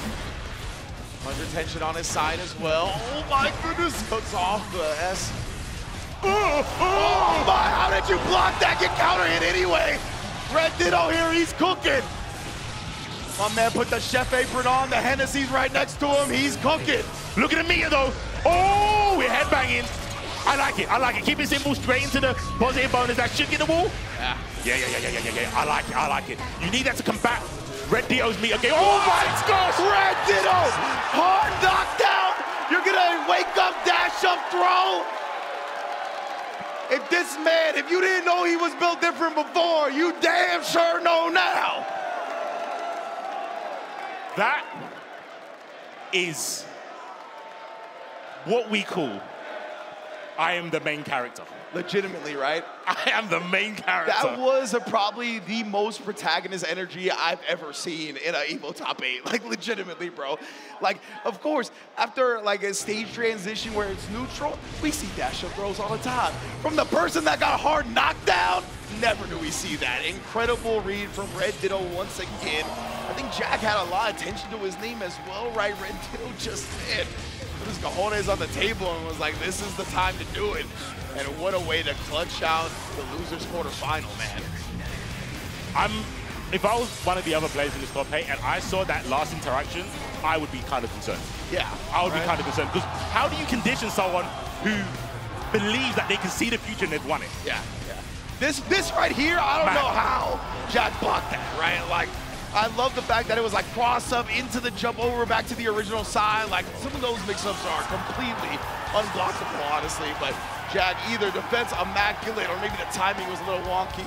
Nonetheless, I'm going to definitely give Jack some props right there, as well as PlayStation Tournaments for providing the replays. Amazing stuff. Speechless. And that's bad because of the job we're doing right now, but I don't know what to say. The games have just been top class so far. I just want more. I just want more. Yeah, absolutely, man. And we're going to get some more very, very soon. I cannot wait to continue this top 8. But right now, we're actually going to talk to our boy, L.I. Joe. Take it away, fam.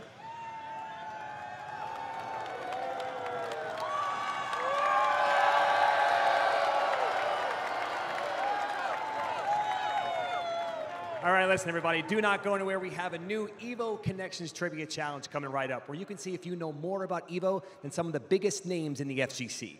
Some of the prizes include some EVO online merch store gift cards, even some hardware from the con, like the Daija Fight Stick or their Rig headset. All you need to do is just use the display chat to lock in your answer before time runs out, and make sure you check the prize page pinned to make sure if you guessed right. Good luck, everybody, and I'll see you again soon. Hello, everybody. Welcome back to EVO Connections Trivia, presented by AT&T. I am here with the man, Majin Obama. We are going to ask him some questions. He has 30 seconds to answer them, and we're wasting no time, my man. We're going right into it. Straight off the bat, what year did EVO move to Vegas? 30 seconds, and do me a favor. Take all 30, bro. Take all 30. Dang it, this is where my own Nighter comes back to bite me. I'm not well versed in the time before that. All right, let's throw up some numbers, Chad. Give me your guesses, because I want to make fun of you. Give me some guesses. 1997 feels good. That's an easy one. Is it? Yeah, I'm a historian. It's definitely mid-2000s. Okay. For sure before 07. My first EVO was 2009 in the Rio, and prior to that, I believe it was at Red Rock, also in Vegas, but not on the Strip. 1998, yes. That's going to be my final answer. 2014? I had to say 2006. Let's say 2K5. The first one to get it right. The first year that EVO moved to Las Vegas was 2005. You are very correct. Thank you, everybody, for playing EVO Connections Trivia, presented by AT&T. Make sure you hang out for the rest of the day. We have some more connections and some more trivia and some more prizes for you to win.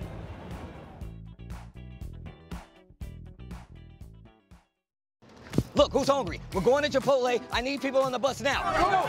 Chipotle on the way. Let's get it. Deal. If you can guess how many beads I have, I'll commentate your Chipotle order. I'm guessing around 1,000. Now that's meaty. Of course you go with queso. That way your burrito will match your playstyle. You can tell he's been labbing that burrito technique. Now that's top tier. If you guys love Chipotle, make some noise! Well, Vaya is laughing right now. Look at Vaya laughing right now. Oh, he's doing a dance. What is he doing? Man, he's too ready, you know. Not today, man. Oh my God!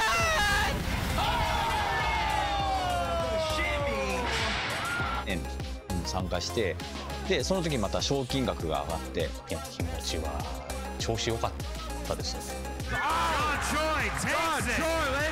So it's much more than just playing. It's being a part of this community.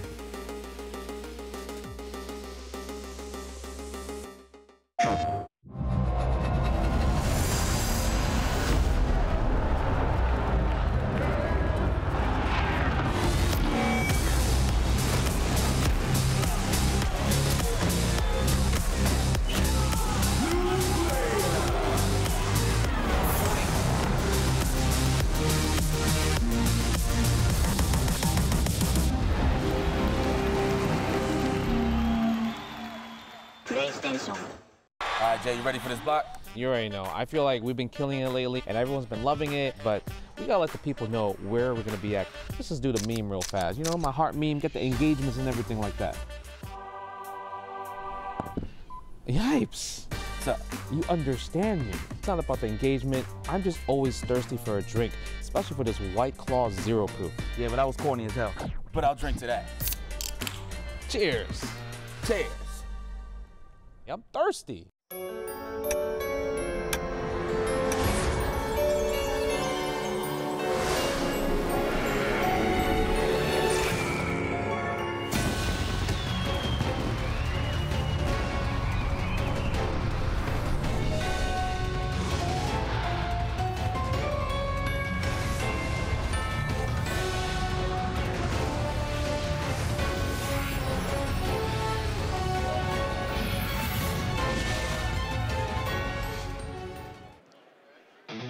Welcome back, everybody. EVO 2025 in the building.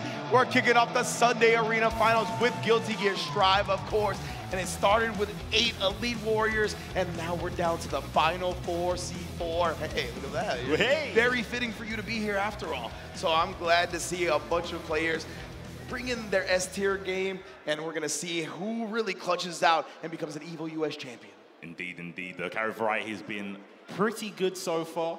Yeah, I think so. Yeah, and the caliber.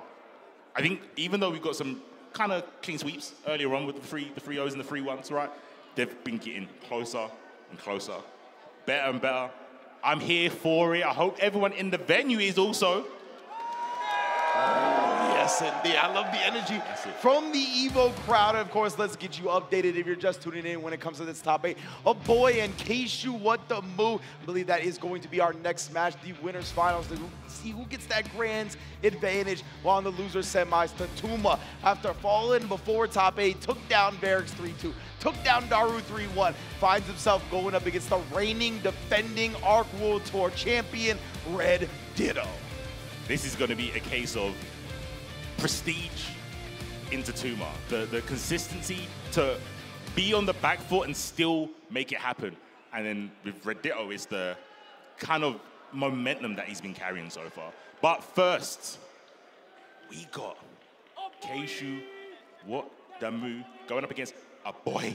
Indeed, man. We saw the Potemkin, right? A boy was the one that put Red Ditto into loser's bracket in the first place. A feat that not many accomplish nowadays. Like, it's straight up. Rarely do you even see Red Ditto drop any sets. A boy was the one that put him there in the first place. And now Keishu, what the move, coming to the stage. Headphones already on, locked in to try to get this grand finals winner's side advantage. But yeah, man, coming off of a 4th place combo breaker performance. First place at CEO. This has been Keishu's time. Yeah. You mentioned that change to Johnny has done wonders for his results in gameplay, and you can see it here in winners finals. Definitely think from these two players, from their last match, they must be feeling like really, really strong. I don't know if it's a case of confidence in their game plan or things are just falling into place. Like we was talking about the matchup with Keishu against Daru. He knows Daru. Yeah. He knows Ino. Yeah. He's shown that he knows Daru now. Absolutely, absolutely, right? Yeah, these two are coming to the plate now. A boy able to take down Red Ditto, right? Confidence got to be through the roof. Yeah. Red Ditto hardly ever losing sets nowadays, coming off of an Arc World Tour championship. And then Keishu, yes, he knows Ino, and we talked about how if you know Ino, then you know Daru, and you look up to Daru, right? So taking down one of your potential heroes in the aspect, that's got to be a big confidence booster as well, right? You definitely got to be feeling yourself like, who's going to stop me now when the person that I idolized for this game, I just took down? Yeah, I didn't think about that, actually. I didn't think about it. That is a crazy moral boost. Yeah, man. I will see who. I mean, I think both of them are going to play extremely confident in this winners finals. Obviously, both high damaging characters. Johnny is going to be a little, I think, scary. Could be to swing in a Potemkin at times because, like, a lot of the hits are very far, but they're also single hits. There's not a lot of multi stuff to break the hammer fall and whatnot. So the meter management is going to really come into play with Keishu, right? But we saw earlier in that first round of winners how strong his resource management was, right? We saw the quick RC after the super when we didn't even realize he had 100 tension at that point. So he's definitely keeping that meter in his back pocket to never get caught slipping by somebody like Potemkin. Actually a smooth criminal when you think about it, right? Because he made, I would say, from the match, Daru didn't know we didn't know, and it's our job to know. Yeah, exactly. Like, you pull the wool over our eyes. He was doing so many things, being so active in neutral. Like, it was just hard to keep track of every single thing, and that tension snuck by everybody but Keishu, right? So when you're that locked in, when your processing speed is that high, yeah, it's scary for anybody else going up against you. You know what else is scary? Armor. Yeah. Pop busters. Yeah. Hella scary. Oh, let's get it. Winners finals. Let me hear some noise, Evo. That's what I'm talking about. Maybe a boy versus Keishu. What the move?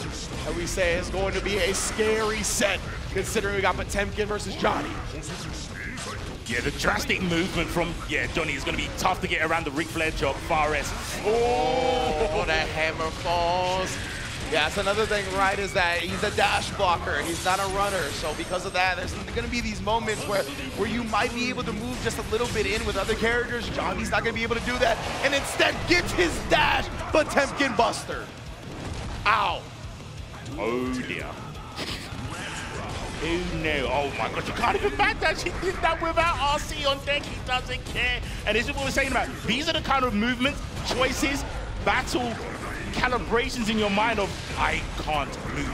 I'm doing so well, there's no option of it failing. Oh my goodness, and they're just locking him down with the Garuda Impact, tapping the dust for the RC, heat knuckle conversion, and that small meter. More life coming to Potemkin's side. Cards into play, goes low. Oh, invincibility and armor. Maybe we need to rethink this character. Oh, what backdash! Off the slide head, not gonna let him have it, but that's what we were talking about, Hammerfall. You don't got the mirror to blow it up, then you're just gonna get bullied in this match. Tap does, he's still going with it. Finally, the pot buster! In a way, Keishu was asking for that. He was blocking way too well. Yeah. He was blocking way too well. I'm so glad you said well. Not too much, but too well, because he was. That's legitimately how I looked at it too. And at that point, a boy was like, all right, brother. Fast pass to the front of the line. I'll take you there. You're asking for me to grab you, right?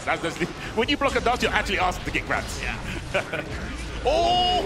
The buns of steel, bruh. Caked up. A boy likes that too. He'll do a lot of these reversal moments, or where you have a gap, he'll just do instant jump to H. Jump to H. Oh, I thought might actually get a dash under, but calibrated the combo correctly, and now gonna hit him with the graffiti. They let him know my name. What's the motive? Rescind? No. Oh, the Hezzy. The Hezzy, dog. On an armor command grab character. Yeah, that's a great point. Yeah, like, the fact that you got the confidence of against an armor command grab to do that. You're different. Oh, we're going for a ride real quick. Keishu, he's got the meter on deck here. He tried to dash out. Still had to eat the cheeks, but not for long. Oh, yes. Enough? I don't know, man. It's Potemkin. It's not enough. Double focus sash. Next hit is gonna take it. There's the BR. Blue burst into Mistfinder. Where you going? Not enough health to even utilize the armor, right? Yeah. All the blue stuff on the screen, and Keishu was like, I'm using the burst, bro. I don't care. Like, even with both players at a pixel, there's no way he's giving a chance for a boy to steal that round. Can't let him go up with this much of an advantage. And once again here, Super to break the wall. Let him know my name, dog. And this is one of the few times where he actually got punished for doing Hammerfall without RC. Taking 50%. Oh, card in play. Wait! The Super PRC again. Gonna toss him to the front. Hammerfall locked down. YRC baited it out with the jump and punish.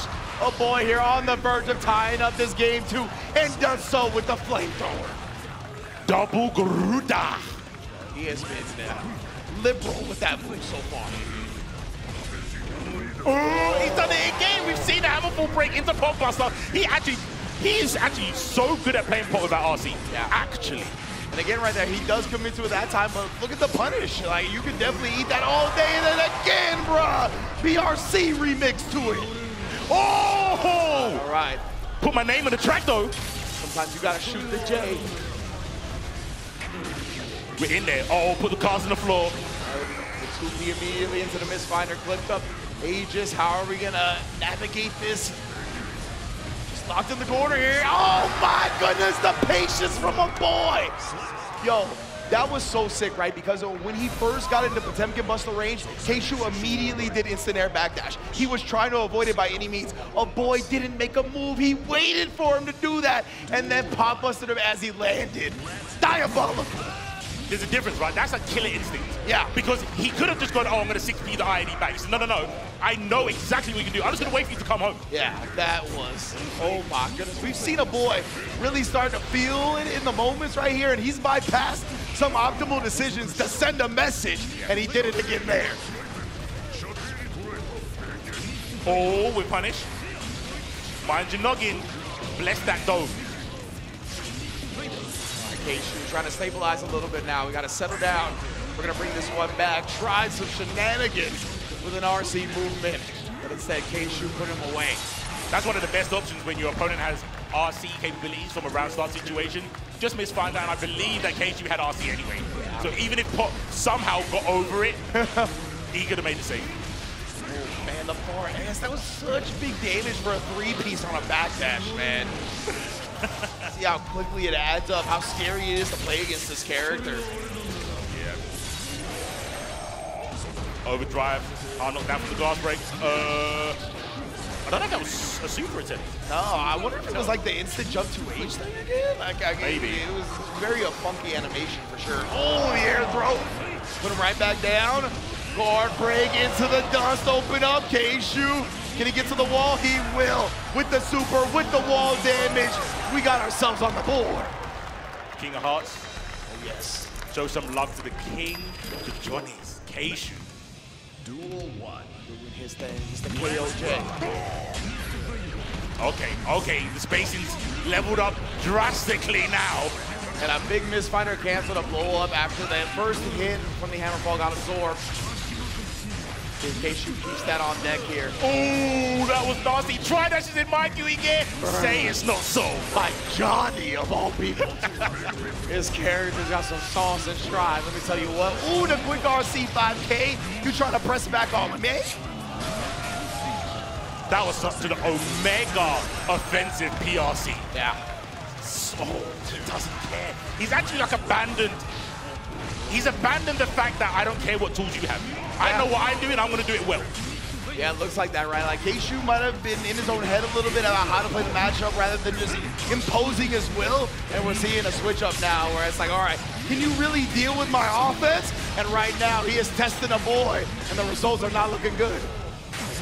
Did escape, and no RC from a boy. That is showing some crazy fortitude. The double dash in. Fire my card up, brother. Oh, but wait a minute, backdash gets clipped. That can all go down. Up back, slide hit. Interesting choice. You're gonna have some time to think about it as Keishu takes the W here. Man, oh man. I think he messed up. Yeah. Sliding in that situation is kind of odd. Yeah, it looked like messed up or dropped, some type of word like that. Definitely some type of execution error. I don't think the slide head was the intention at all. What? Nah, there's no shot. I heard Dizzy, there's just no way. There ain't no way. Oh boy, is that one of the other characters he plays? Nah, I can't imagine that we bring it out here. 2-2 winners finals. When you've been a Potemkin player for so long, the character's so strong right now. You already put 2 Ws up. And I will say the last 2 matches were convincing for Keishu, but not to the point where it was like that Tatuma match that we saw earlier versus Varus, right? I wouldn't say it's quite that level, but it's close. So I think a boy still has a bit of a chance here with the Potemkin. I like that he stood on this character. Yeah. Just went for the costume change. Had to swap up the garms. Flick in, looking for a card maybe? Yeah, legit. I told you the spacing from Keishu has leveled up after like the 3rd game. Yeah. I really like just even whip punishing with a misfinder from long distance. The RC that we talked about is going to be so important to have that on tech. But a boy, of course, bursting at the perfect time to put Johnny in the corner. Now you've got no meter. The Hammerfall comes through. A couple of jabs on wake up, buy you some time. Duck it. Oh my goodness, it hits. What can the character not do? Oh! Punishes a slide head. Key the corner. Yes, sir. Say my name. Say my name. Are you the child of destiny, Johnny? Oh! Don't get poked in the eye. But I misfinder. See here, putting up the Aegis as well. just jumped right over it. The ICPM for the chase down is too late. Keishu has turned this set around and taken the lead.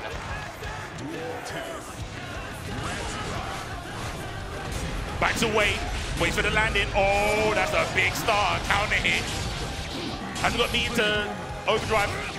He's fine with that because he's taken about 50% of the big boy Chumpkin.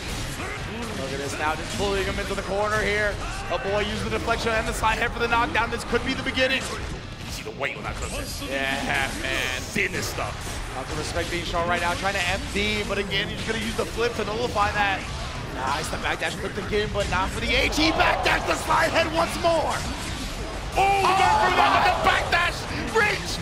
The spacing from Keishu. How are you so locked in, man? Don't get thrown. Oh, my, the hezzy, he doesn't bite. The dust is there for the RT. Keishu on the move, not yet. The throw. He's in grand finals. The composure from the fumble. That's a sign of a godlike player. Yeah. Because a lot of people tried. That happened a couple of times. And a boy was changing it up. He understood why he was losing. Wow, man. Keishu clutching it out in the scramble. Yeah, boy definitely looked like he was starting to figure it out, right? If we got another round, I think this match, it was so close. I think it would have kept going back and forth, right? But it's the nature of the beast here. It's best of 5, baby. We only got a certain amount of games, and Keishu was the one that clutched it out at the very end. What a set. The energy was there. I think at the start, Keishu was a kind of hesitant to try certain things. And, I mean, the archetype of foot is that. Understandable. Exactly. Very understandable. Single hit move, has a lot of recovery. Yep. I get it, but the switch up was so clean. And even on the bow side, he was noticing like the 2H and the 2S's hit twice, so he knew where to YRC. Precisely. But then, Keishu said, I'm just going to do that. Yeah. I just won't give you that opportunity, right? I'll take that option off the table. So this way that you found yourself out of a lot of the situations where I'm presenting the offense, you can't do that anymore. In fact, I'm setting you up to get baited and for me to take advantage now. And yeah, we talked a little bit about it at first where it felt like Keishu was trying to be extremely careful playing around pot. Then he went down 2-0 and was like, I gotta play how I got brought here in the first place, right? I gotta bring what brought me to the dance here in our last match. And that's exactly what he did. Keishu's aggressiveness, really being able to turn up and take down a boy, even with the scramble at the end. What a showing.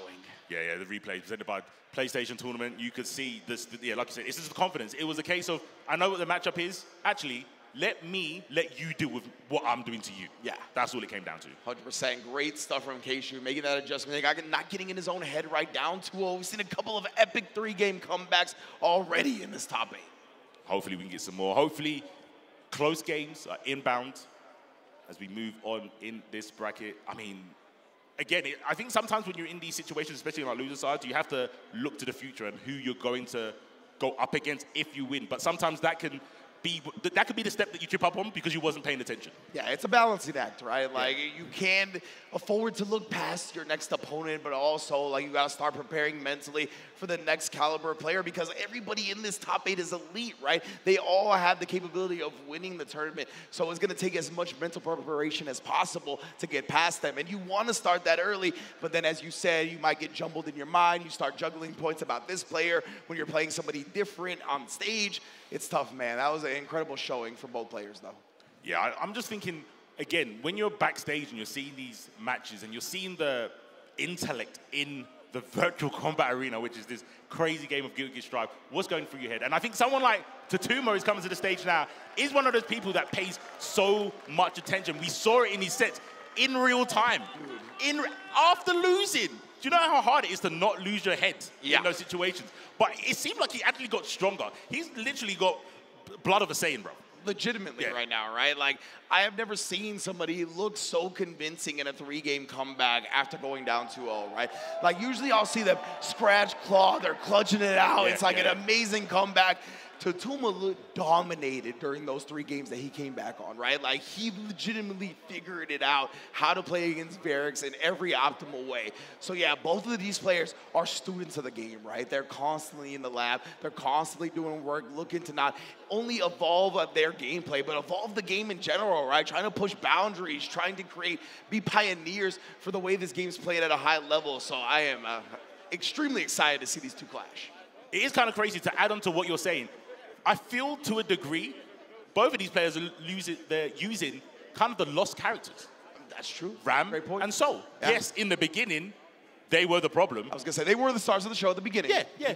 And I think people were like, oh, they got power crept, and we saw less and less of them. But they're holding it down with these 2 characters in 2025. Yeah. Is it the character or is it them? Yeah, exactly right. When everybody's looking at like the shiny red balls of Potemkin and Gold Lewis and Johnny, and there's so many strong characters. Even somebody like Nitro picked up Leo, right? Like, still so many dope, strong characters that you could play. While Tatuma and Red Ditto are like, bro, we're holding it down with these characters. This is who we've played since the beginning, and we're going to keep on striving through. So it's amazing to see both of them going to be in loser semifinals. Tatuma, 2nd place last year at EVO 2024. Red Ditto, reigning Arc World Tour Finals champion. Like we talked about, the consistency of this top 8 as well. The players in here are just the best of the best in Guilty Gear Strive. And they're showing it. Once again, the back-to-back wins, back-to-back placings from both of these competitors. It's just a testament, man. It's just a testament to when you hear the state of the game, and you have people like this that, you know, they just shut up and get it done. Basically, that's all it is. Shut up and get it done. They might see you complaining. They might, you know, chime in here and there. But at the end of the day, they're not going to use that as a way to hold them back from getting the W. Yeah, definitely not. They leave all excuses to the side. They're all about the gameplay. They're all about showing out on the big stage, on the bright lights. That's what they've been doing time and time again. Now, when it comes to the matchup, I am a tad concerned with Tatuma. Oh, straight into it?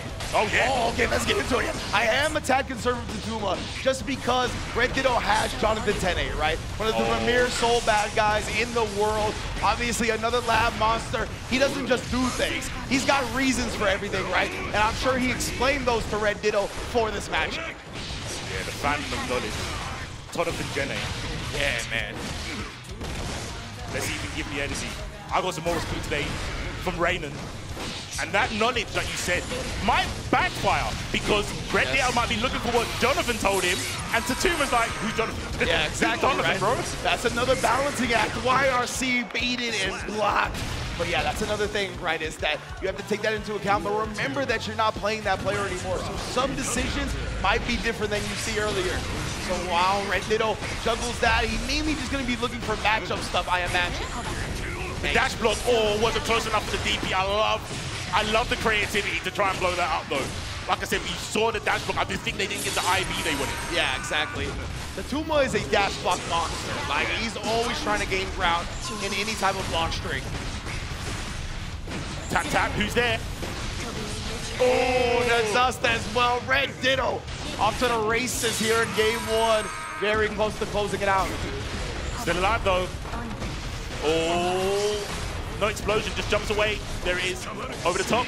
How did you get a throw there? There's no shot. How did he get a throw? I'm so confused. Never mind. A little bit of a fumble there after the OTG. And again, Red Ditto saying, this is my tournament. Just wake up back, bro. Against someone like Solvia, back to the wall. We've seen what that character can do with one counter hit S. Red Ditto, there's no hesitation in this game, right? He understands the sentiment that he who hesitates is lost, and he never is second-guessing himself. Sweep the ground, control that space. Oh, there's the IB. Clean reaction as well, going for the 5K, knowing that one of the quickest, fastest options to go for. Racking up the risk here. Oh, yeah, he said, no, no, no.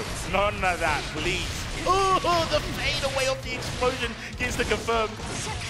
Oh, to the other side as well. Just a mid, not expecting the cross-up.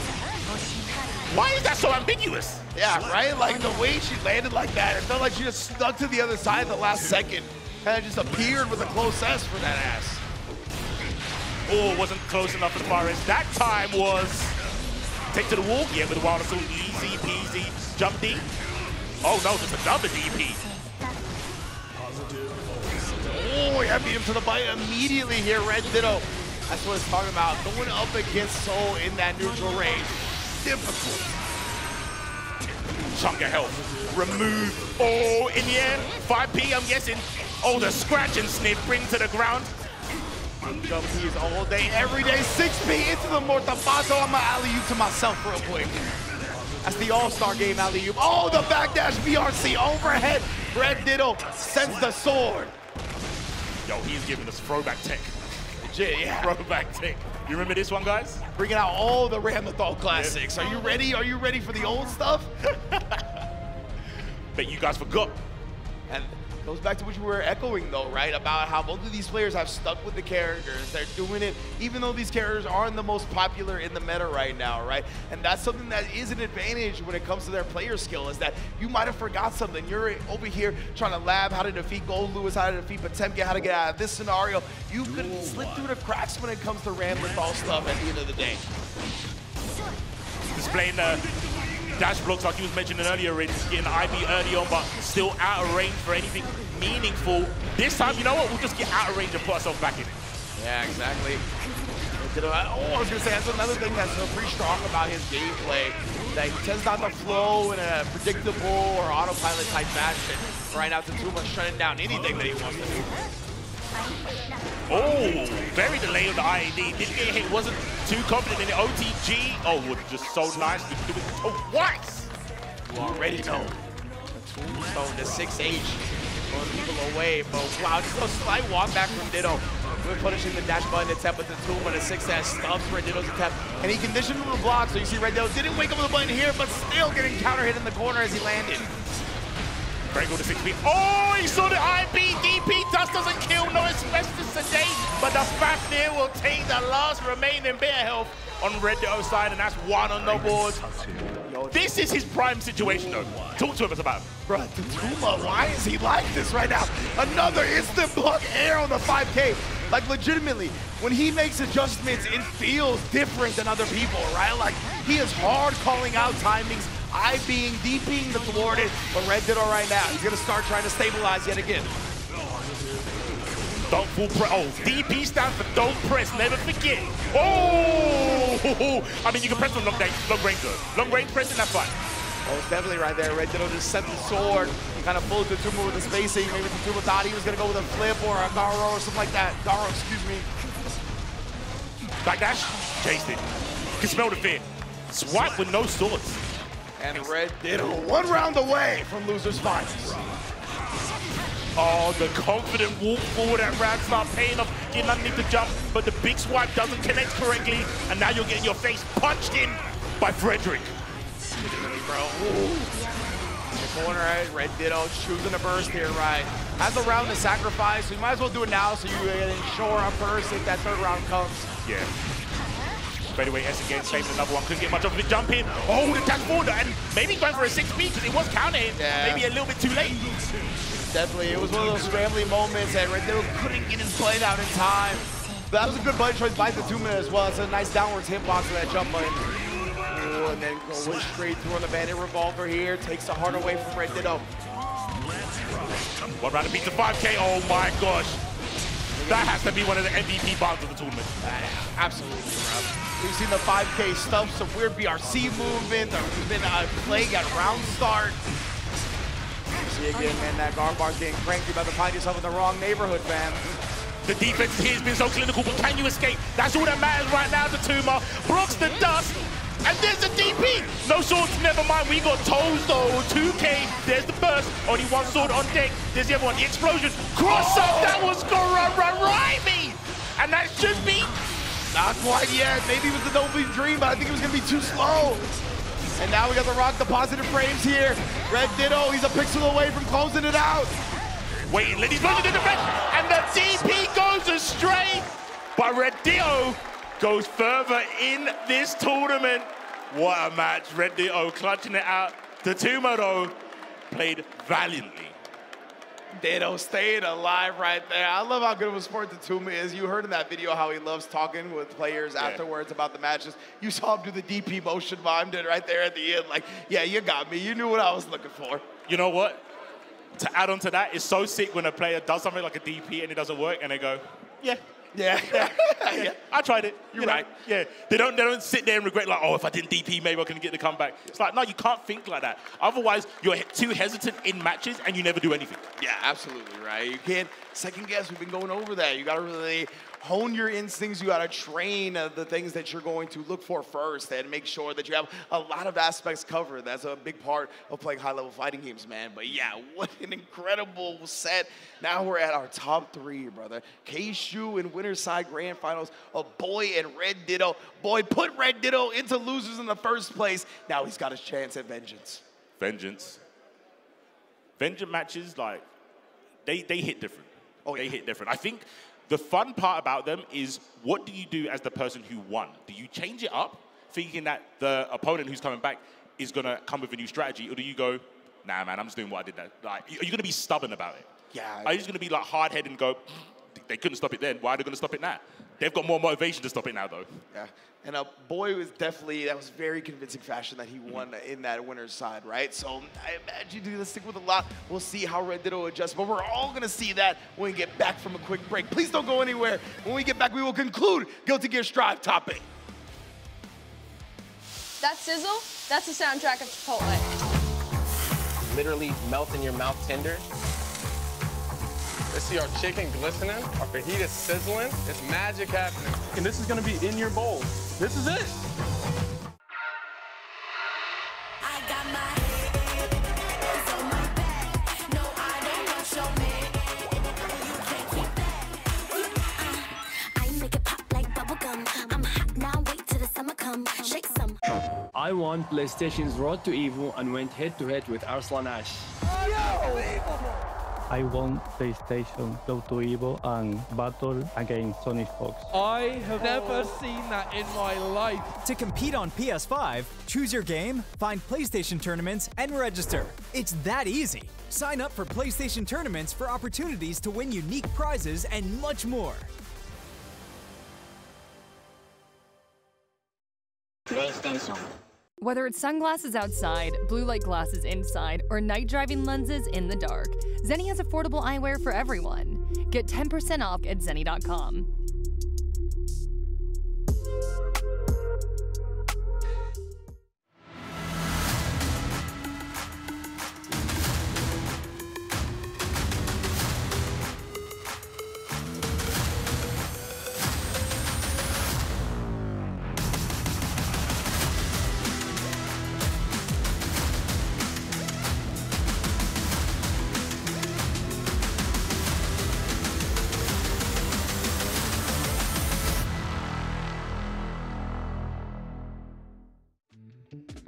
Tenno is back with... Whenever those players step onto that stage, they always deliver. I'm just happy to be here. Like I was talking with Logan about this on one of our blogs, right? There is no argument. EVO is the most competitive open bracket tournament in everything, whether it's sports, esports, any type of competition history. EVO is the most difficult bracket to get a win in. And we can see we're 2 matches away from crowning our latest champion for Guilty Gear Strive. K-Shu Watamu in the grand finals winner's side. He will be faced by the winner of a Boy versus Red Ditto. And remember, our Boy took down Red Ditto 3-0 in our opening match of top 8. Never forget. The numbers are there. You can't, even if you missed it, you know the data. 3-0 is a distant number. Yeah. Each other, right? 3-0, can't get any further in the first of 3. So again, we have to kind of alliterate what is going through a Boy's mind. Absolutely. And, you know, I subscribe to...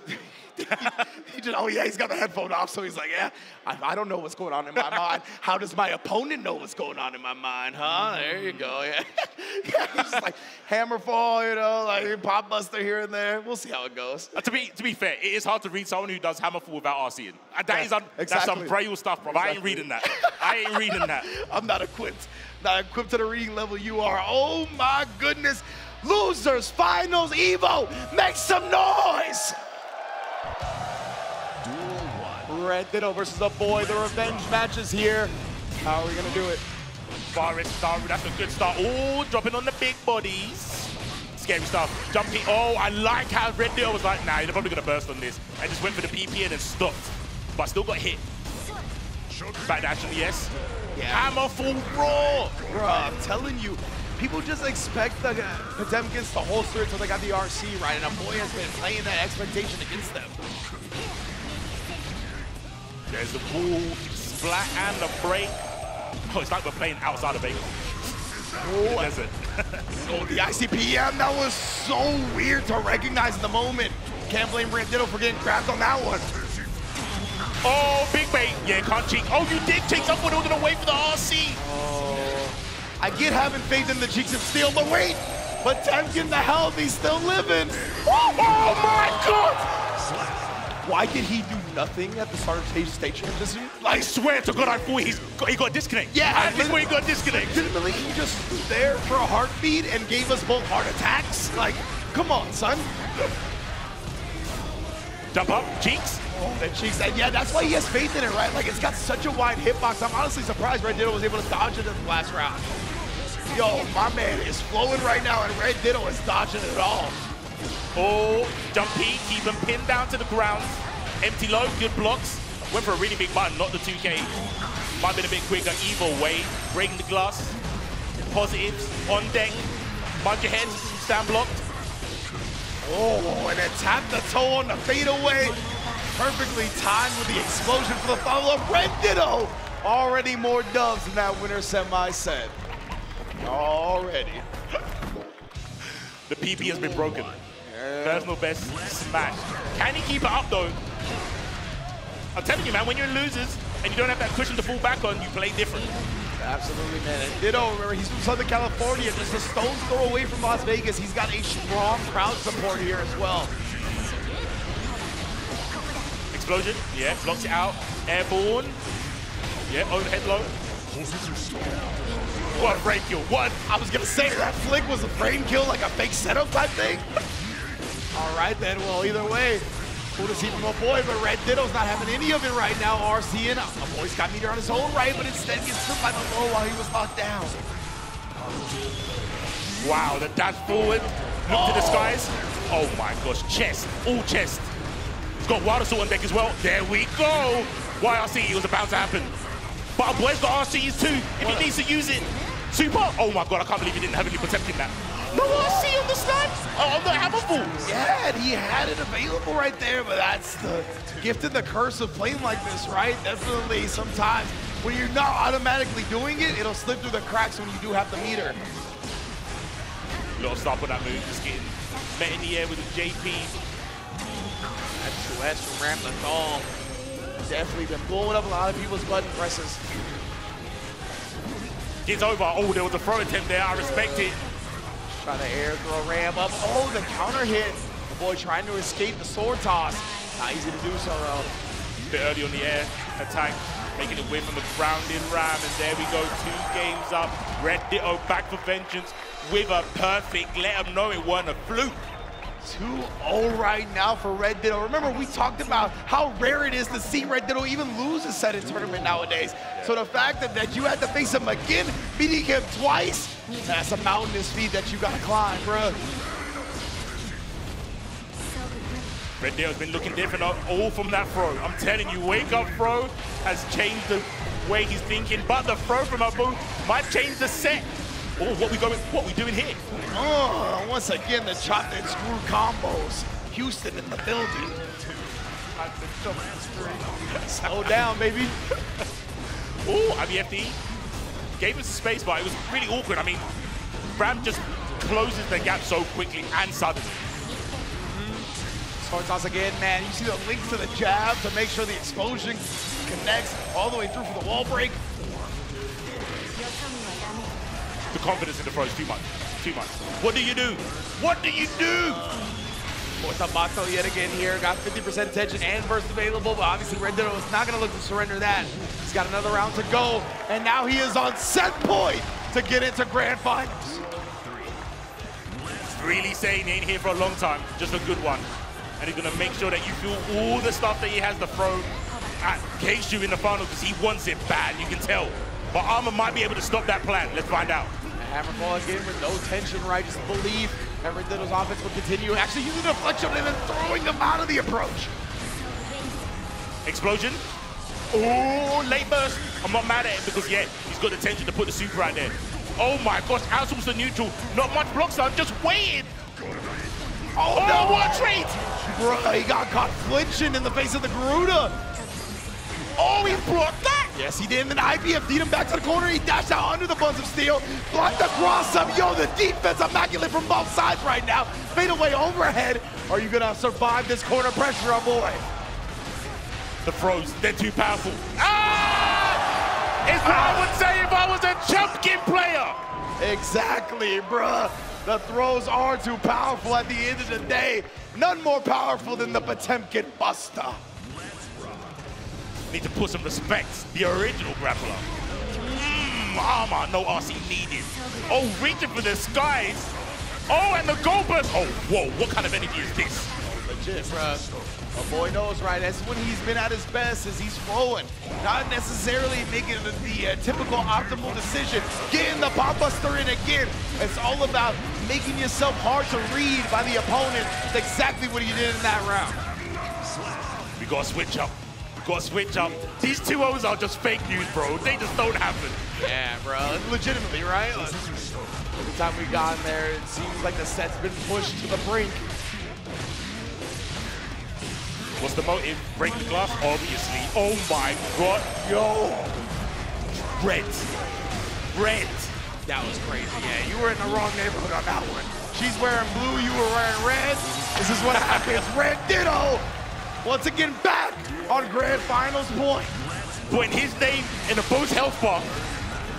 Yeah. Ooh, that was a part of the plan. So that's the first thing. Keep reaching for the skies, but we've seen Red Ditto stick to the ground game. Why not? You're Ram, you're the queen of the floor. Precisely, man. She's a little bit late on that whip punish. Let's end the boy now. It gets smothered in the corner here. This ruthless aggression from Red Ditto. Last chance saloon, blocks the dust. Not gonna die to its bestness. There's the armor, gets a hit. Garuda, he's gotta be scheming for a pop buster. Never mind, he gets the hit. He's gonna hit the damage. But look at the burst. Baits it out. Charge dust punish. Oh boy, sending them to the heavens to bring them back down to hell. So close to a kill. Burst isn't on the table. There's the Garuda. He's got Bob. The shoulder chop misses, but he's not dead. Block, you have to FD. Deflect shield, get the space. Shields up. Aegis. What's the salt? This is a great way to avoid a lot of chip as he walks him down. Red Ditto just waiting for the Aegis to dissipate. What are we gonna do? And he runs into it. No completion. Mercy blocked it. Oh boy, forces a game 5. You see the Conor McGregor walk out? Bruh, legit. Walked them down, son. Gorilla tattooed on my chest, though. And the Aegis stopping the sword as well? Yeah. No, the Aegis was genius. Did you see the confidence in the wall? The Aegis was genius. He knew. Like, he was going to have to play around, like, not getting chipped out so hard that putting the Aegis up there, he didn't have to worry about that anymore. That was legitimately one of the smartest decisions I've seen in this top 8. Yeah, look, guys, I know you don't like pot. I know you don't like rap. But don't say this set is not peak fiction. Legit, bro. Trying to give the 2D counter hit. Red Ditto not trying to give him that damage, but we see he sends the hammer falls, and they've been so successful. What sensational backdash on the forward approach, still having to pay attention to the options. Yeah, that was a zone backdash right there. The lightning from Red Ditto's eyes now. He awoken the YRC to buy some space. Oh my goodness, you can see the space he's playing at. He is not trying to get Potemkin busted at all. Stunts the hammer fall break. You better commit to that one, fam. Yeah, the one time he doesn't let it rip, right? Red Ditto, and that's kind of where he's trying to lie the strategy at, right? He's like, I'm gonna keep pressing, and one of these days you're gonna break and you're gonna die for it. No more silly buggers. No more tomfoolery. Send your best. Stop trying to hit me and hit me. Legit, man. Oh, he tried the acceleration. It clashed. The 6-speed clash with the Buns of Steel, but nonetheless, Red Ditto picks it up here again. Keep it in media, preventing a boy from escaping. We got one more chance here. Now that we're back to the neutral in the corner, what a 2D placement. Oh no, Red Ditto, he tried a dash option. Got countered in the process. Bang! YRC, boom! The burst and counter the defense. He's going to get a throw. OTG should be enough, and there you go. Red Ditto gets his revenge. what a sick match regardless. Red Ditto smiling in his face, has come back, battling out through losers early on as well. Yeah, absolutely right. Our boy sent him to the losers bracket in our very first set of top 8. And Red Ditto, it looked like he was gonna run away with it, but it's never that simple. It's never that easy. That's what you talked about. All these 2-0s might as well have never been on the table. That's not how these matches have gone down. We get the 2-game comeback, forcing the game 5. But Ditto, once again, clutches it out. And he is 1 set, I should say 2 sets, because he is in losers side grand finals, from being the ARC World Tour champion and the EVO US champion in the same year. That would be incredible. You know that the Aegis, and then you had a boy walking in it with the pot? Yeah. I think that's what Red Ditto feels right now. Yeah, oh, untouchable. Yeah. Legit, right? Yeah, like, you can't touch me, bro. There is just a aura in front of me right now that is making sure my protagonist energy is preserved. Yep. Man. Yeah, and you called it. I'm gonna keep harping back.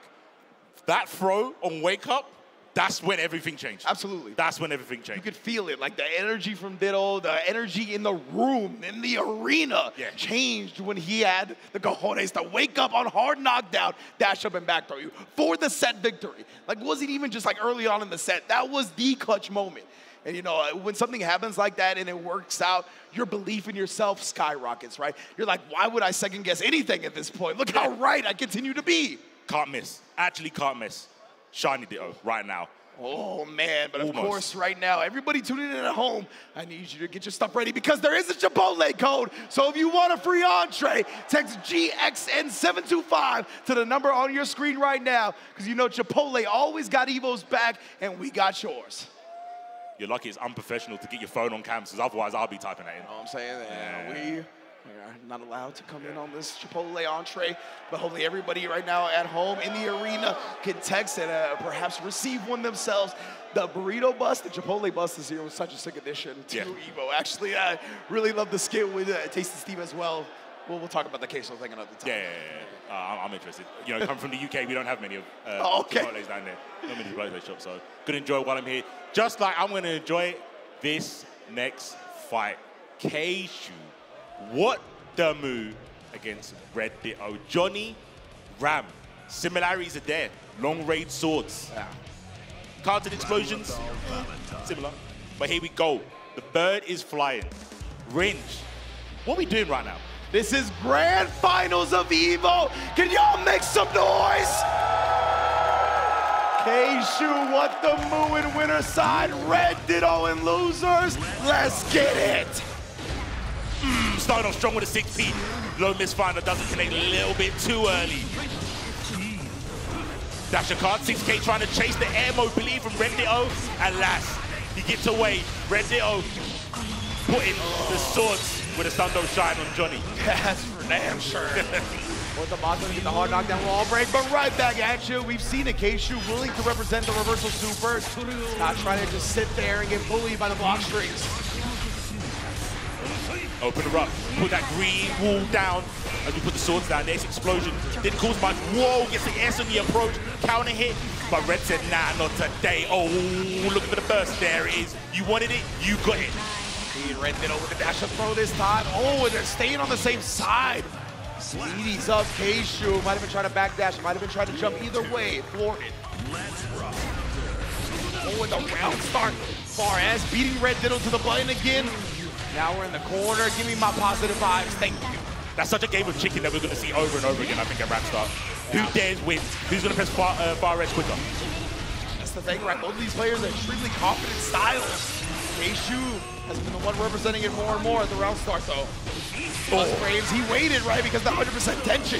Just in case Keishu tried to pop off with the super.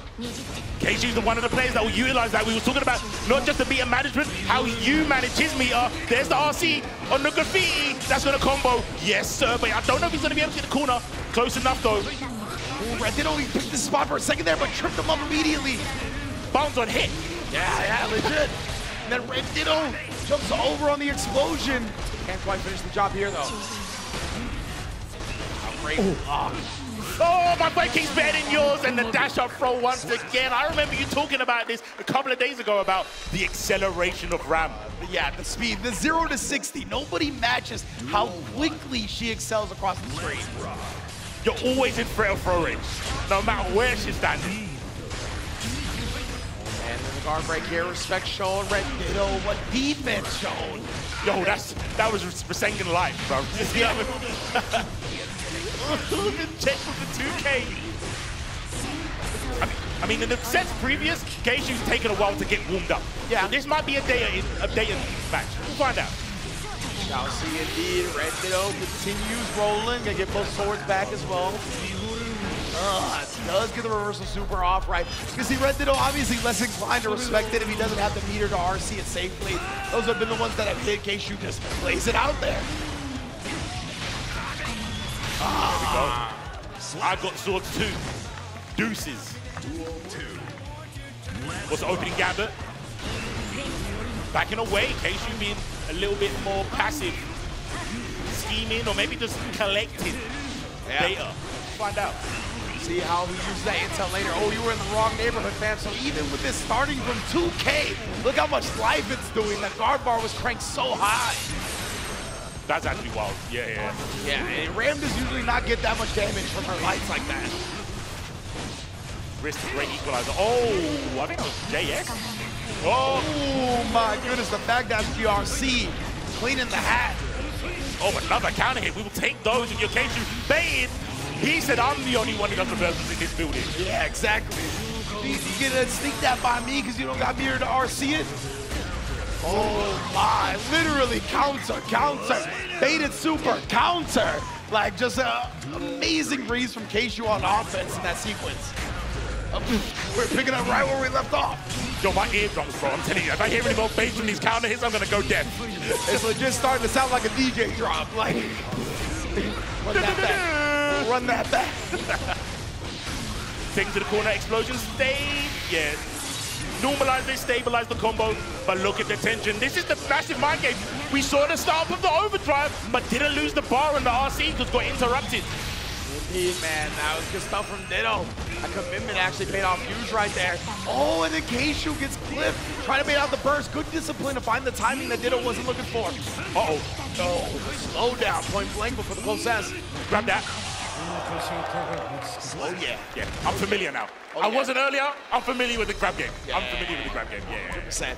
And right there, I really loved it because he had just gotten clipped, maybe trying something on the BRC close S, right? So now he was like, I'm not going to try. I'm going to go with my fastest option. We know how fast the Ranlathal is when it comes to the dash. Bro was smart. But there's one thing you got to be careful of if you're Red Ditto with these throws. We've seen the Renson blow that up. And Keishu might be saving that for a rainy day when he needs like a 50% combo and he can tempt you into either taking or doing the defensive throw to turn the momentum. Yes, indeed. Down the corner here. Ooh, trying to sneak one in. But either way, the BRC to 5K keeps Keishu stuck against the wall and then blown through. Space. But we was talking about it, right? The drastic mobility of Johnny. It's all or nothing. Yeah, he's a big commitment character, right? In almost every sense of the word, but especially with the movement. And again, Abortobata baited out, but he had the under tension this time. Jumps over for the cross-up explosion. You know how Red Ditto gets down? We're on reset point already. Quick, fast, in a hurry. Cutting a swath through the players and losers being put there earlier. Now not caring whatsoever. There's pressure in the corner here from Keishu. Man, weathering the storm right here from Ditto, and he finds the back throw. How does he keep doing it? 6 speed to avoid the sword. Where are you going? Stay down here. Let me bend some earth right now. One recognition from Red Ditto, right? You're gonna dodge the sword toss. You got a room to breathe. I'll shut that down too. Literally locking all the doors in real time. Actually, as you're knocking at it, that's when they're locking them up. First down. So ready. So ready. Oh, fire! Trying to escape, but he can't do it. Red Ditto has reset the grand finals in 3-0 fashion. What happened?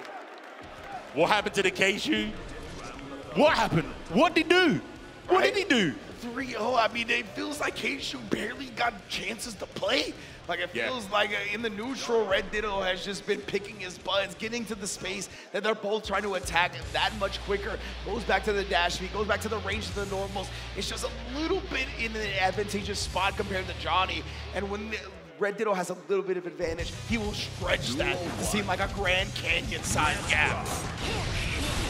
We're probably going to see that in a moment. Being on this stage, oh, the throw attempts. No one was home to give you a hug back. Love yourself. Oh, beats the burst here in Ditto. He's doing his thing right now, bro. Picking up where he left off from the reset bracket. Oh, the tap. Got the hit, went for the mix, and blocked it. Taking the corner as well. Oh my gosh, up back, and the actual explosion from the sword made that possible because it made Keishu get to the ground quicker. Yeah, absolutely, man.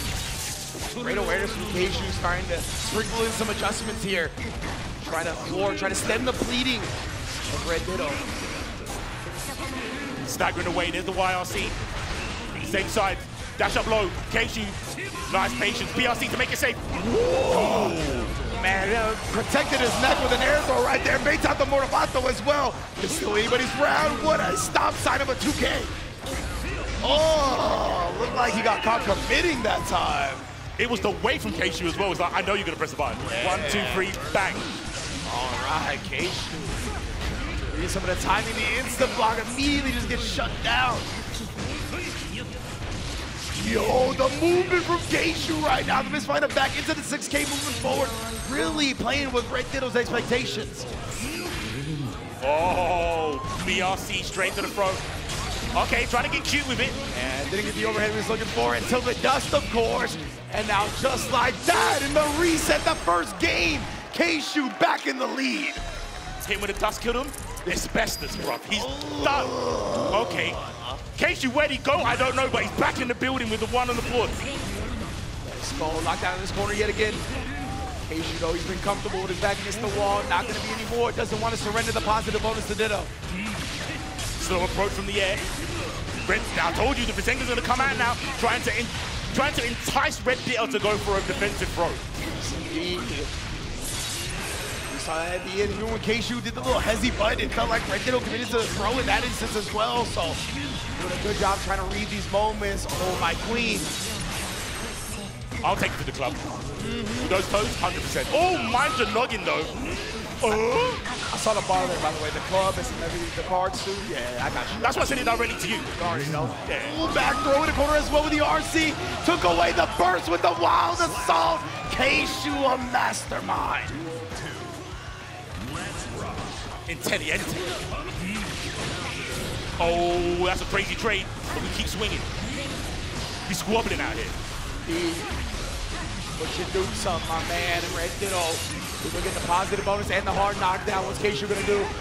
Trying to empty to gain some space back, but of course you're already in the corner. All that space that you wanted, nullified. We're gonna keep the positive vibes flowing. Explosions with side. Oh! Anime in the building. I can't see Anya get hit in your head. That was pure dirt. My goodness. So back dash, forward dash though again. That's really a couple of successes from Keishu in this set as this back movement into an advancement, whether it's forward dash or 6K. Mr. Finder. Oh, frame kill. We don't drop. That was a frame kill. Man, this is the final round of this game. Red Ditto's got no burst, and he's been caught with the misfinder perfect. Keishu, what the move? 2-0 right now in our reset. The momentum shift is mad. Yeah, man. From 3-0 to a potential 3-0 back. Yeah. What we saying here, man? Bring him to the side.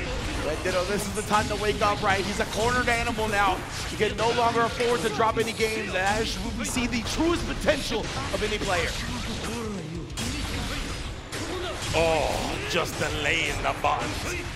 I don't know how he won that first overhead misfinder, but nonetheless, Keishu's range game right now. Immaculate. Again, as soon as you get close, stuffing you with the 2K. I honestly think it takes Keishu like 2 or 3 games, and then he's like, oh, I know exactly where I need to stand at every moment. And he probably needs some time to figure out how he's going to get there, like you said about the all-or-nothing nature of Johnny. Oh my, bro, are you serious? Chased it down, ended up getting the throw off to the scramble. K-Shu is on Evo points. With movement like that, I don't know, man. He might not get many more matches. Let's see if Red Deal can claw it back, but we're running into 6Ps nowadays. Oh my goodness, and the Mistfinder overhead brings him down, the hard knockdown Mistfinder as well. Run a 2S right into the Queen.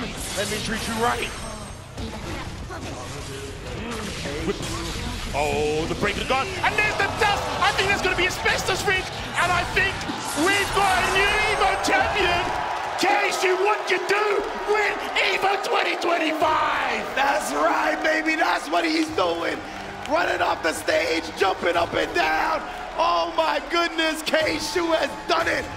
Coming off of the 4th place at Combo Breaker, coming off of the 1st place at CEO. He's brought his skills to Evo and has claimed an Evo US championship.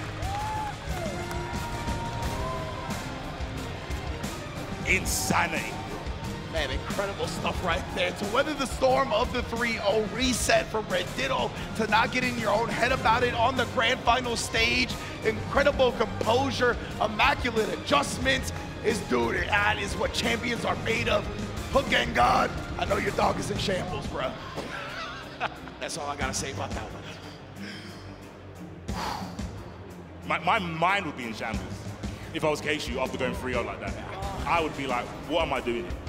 You know, that like kind of post-imposter syndrome moments, like I just got freed up. Yeah, right. Absolutely freed up. Oh yeah, like when if you got 3-0 reset, right? Yeah, like that's one of the most impressive parts about this to me. It's like, how do you not crumble to that 3-0 dominating fashion by Red Ditto, grand final stage? Like to not have those moments of second guessing or hesitation afterwards. That is a stalwart fortitude when it comes to the mental. Yeah, and shout out to Red Deal, obviously having, like we said, gotten knocked into losers early on in his top 8 and then battling through that to get to that point, resetting the bracket. But maybe it was just a case of not enough steam, because to get there was hard enough. Yeah, exactly right. He actually fell to 3-0 to a boy in that winter semis, right? And yeah, it might have been those extra couple of matches, having to go through Potemkin twice. Like, it's a lot of mental stamina that gets drained, right? And then it's like, all right, you did such a great job in that first reset bracket. It felt like he ran out of gas a little bit. It's kind of the situation we're talking about. Yeah, you blocked the mix, but then you didn't take your turn back because you got counter hit. Exactly. And I think that's what it's like. You did the reset, and then after that, he was like, I guess I should just win now because I should be rewarded for this 3-0. Yeah, K-Shu, no? Oh, man. But K-Shu never going quietly into the night. In fact, bursting through the door and claiming an Evo US championship for himself. Man, what an incredible performance. And we said he's been one of the consistent placers ever since switching to Johnny, you highlighted, right? We've seen top 8 after top 8 after top 8, having 2 back-to-back major victories now in CEO and Evo. This dude, I mean, he's a force to be reckoned with even before this, but now you better make sure you put respect on his name. Can't deny it. He's going to be one of those players as well. He's building that repertoire of, like, placements, saying, yeah, this game is chaotic, mad damage, but I'm consistently doing this. Why can't you do it? Yeah. Legitimately, right? Like, I don't want to hear like some type of fluke, oh, he just started playing well or whatever. No, this is 3 straight tournaments. The 3 biggest majors in the US, Combo Breaker, CEO, and then Evo. He got 4th at Combo Breaker and 1st place in the other 2. Like, come on, man. What do you say?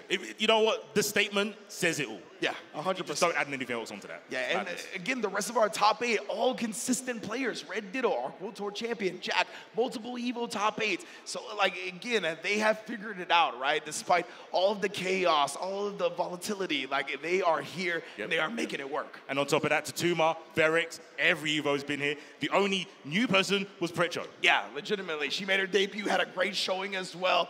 Man, I just can't wait to see how these players continue their Strive careers. It's just getting better and better. And there's so many new, I reach out, I shouldn't. But I've seen people like asking questions.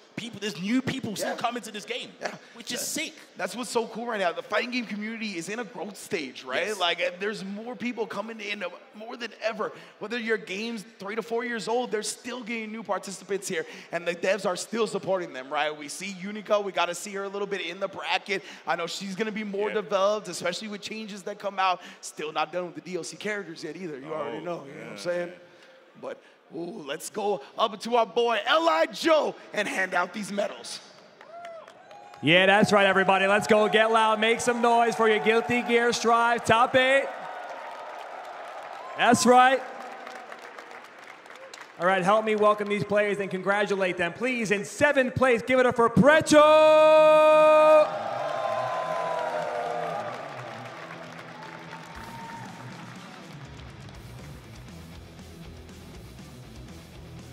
And also in 7th place, get loud for Vetrix!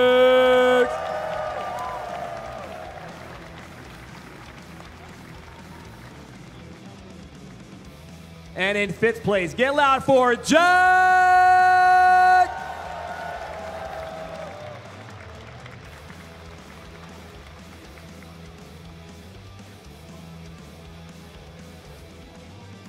Also tied for 5th place, the legend in the game, Daruino!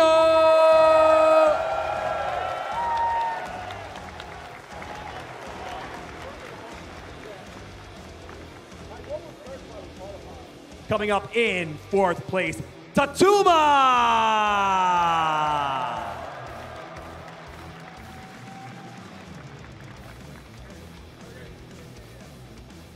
And now in 3rd place, make some noise for our boy!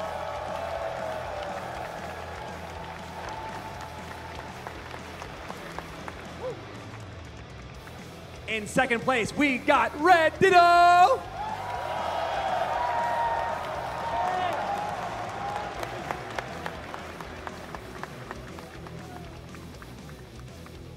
And now, yeah, in 1st place, give it up for K-Shu the Move!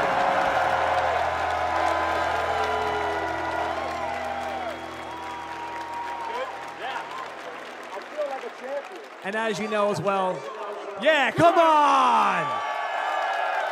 Also in 1st, 2nd, and 3rd place, we have these wonderful Nakon sticks. Thank you very much for providing these to us. These things are beautiful. Please, guys, make sure you hold those bad boys up nice and high to show the crowd. Oh, yeah.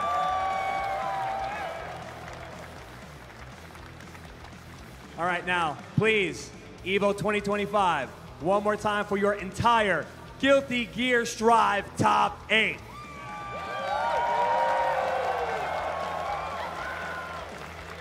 Thank you, guys. But K-Shu, can I speak to you over here if you don't mind? Take a walk with me, sir. If you don't mind. You guys can cheer for him. It's all right. The guy just won EVO. All right. A few questions for you. First of all, what is your training like? Like, what were you doing months before EVO? Did you have a game plan? Would you have like a daily schedule, weekly schedule? What was your training regimen like for Strive for EVO? So first off, I want to give a massive shout out to my coach, Jonathan Sene, the best coach in the FTC, period. What a goat, man. But also, it's just a lot of finding your matches that you're bad in, making sure that you're a fully round out player, right? And so that when you go into a tournament, you're not wondering what type of path you're gonna get. So you're ready for anybody. And so, like before this, I wasn't comfortable in the Eno, hit up my coach, hit up all the other Johnny players, and I was like, I gotta figure this out before bracket. So it paid off here. I played. Looks like you did a good job. It looks like you did a pretty good job. All right. Next question. Were you nervous at all about the reset? Honestly, I feel like once you're down 2-0 in the first set, everything from there on out is just data, right? It's just like, all right, when I get to the next set, I need to hit the ground running. So I'm going to try everything that I need to, get all my questions out, and so that reset, I'm ready to win the game or win the set. Perfect, perfect. Well, Chris Lee, I might need a little bit of help here. I might need Chris Lee's help. I also might need the help of the entire crowd to help us all graduate your EVO 2025 Guilty Gear Strive champion, K-Shu the Move. Hold that up high. He is your champion. Congratulations.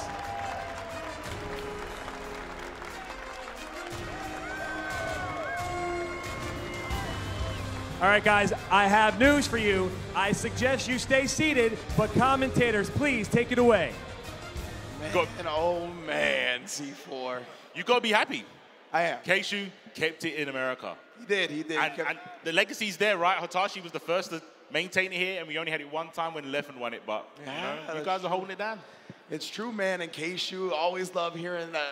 Love shown to Jonathan Tenney as well, right? Has definitely been one of the most immaculate pieces of the Guilty Gear Strive community, whether he's a player or a coach. Go to his Twitter. He's got his Patreon link. Trust me, it'll be worth it if you sign up. But besides that point, Keishu, I love the sentiment he made about the reset, right? Where he was like, in the 2-0 in that last game, I'm just going to try everything that is sus, it's questionable, so that when the reset happens, when it's 0-0 again, I know exactly how to approach it. That was genius. It's so sick to be like in that mentality on the Evo stage, like, you know what? Don't worry about trying to make this comeback. This last game, yeah, it's going to be a 3-0, but there's a reason for it. Yeah. Like you said, testing stuff out in real time on that stage with those lights. Dude, yeah. Bigger person than I am, bro. Exactly, I'm trying, bro. I'm doing the worst burst because I'm like, maybe, just maybe I can make this comeback. Nah, he didn't do that. He said data only. Yeah, it was about the long-term game planning, right? He's like, I'm not going to try to, like, tighten up and play some immaculate level in this last game to hopefully bring the 3 games back. No, I'm going to go with what's going to give me success in the long term. I'm going to make sure I figure out what works and what doesn't, and then apply that to winning 0-0 again. Like, just a completely champion mindset. Yeah, the recon mission was, it worked, clearly. Undoubtable. But like I said, the ether of Jonathan Tenney everywhere. Just always being he's always around these top players. But yeah, speaking of top players, you know, L.I. Joe used to be a pretty good player, didn't he? That's true. I'm pretty sure he made some Evo top 8s himself. Well, let's talk to him. Joe, what you got for us, dog?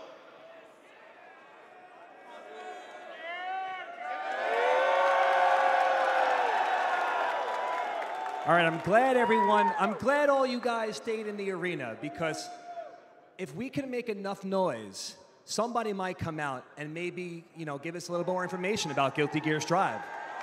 But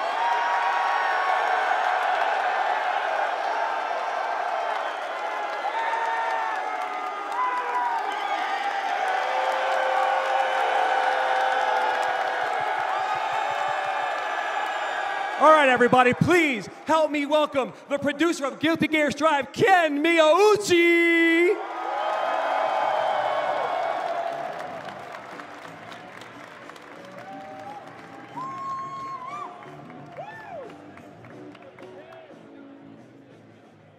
Hello, everyone. How do you like the top 8 Guilty Gear Strive? Yeah, that was amazing. It was really incredible, and I'm so happy to be here. This is our 4th time appearance at the final day. Thank you very much.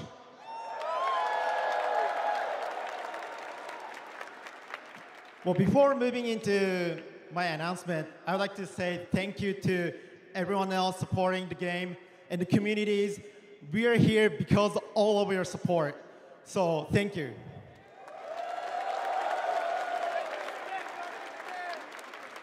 Now, Guilty Gear Strive has recently achieved over 3.5 million players, and it's still growing. And today, we had an incredible tournament, Evo Final, but that's not the end yet. We still have ARC World Tour coming out, and our finals in 2026 is going to be held in Korea.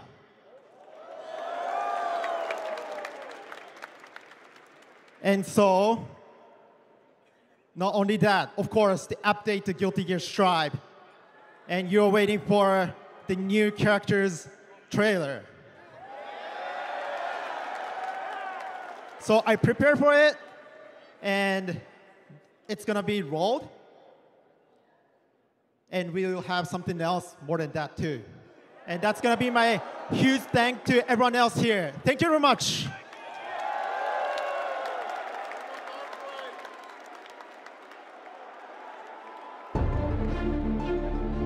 Mankind knew that the next time change.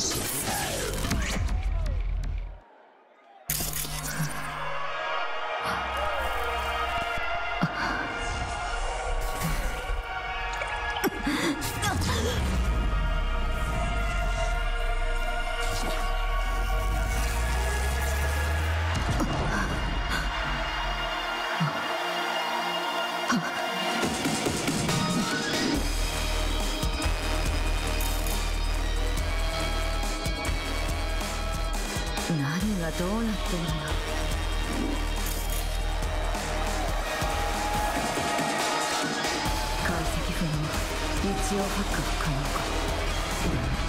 ろくに思い出せない。記憶にノイズがかかってるし、まあまあ異常事態ね。仕方ない。片っ端から試してみるか。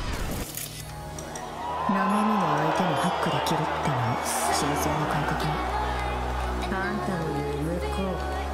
そこで私は何かを探してディープダイブを繰り返してた。深追いしすぎたのか、不良 AI にやられたのか、ルーキーみたいで呆れるの。姿は浮かぶの。特別なはずなのに知っているの。わからない。ここまで不安になるほどのものを失ったままじゃ、この先私は見つけなくちゃ。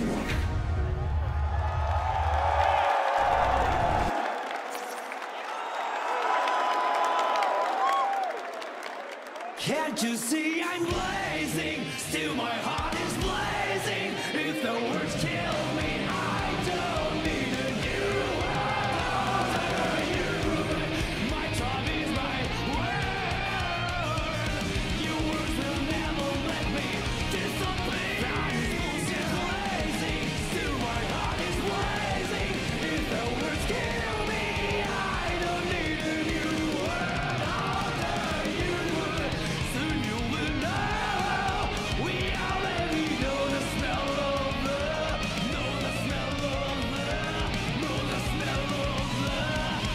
Smell of the game.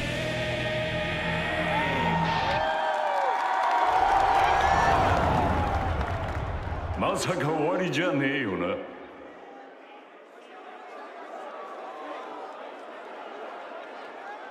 Yo, can I get some noise for that trailer?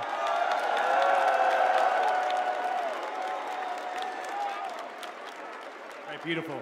Thank you guys so much for sticking around. Please do not go anywhere because up next we got City of the Wolves and there's going to be plenty of more cool announcements like you just saw. So stay locked and we'll see you soon.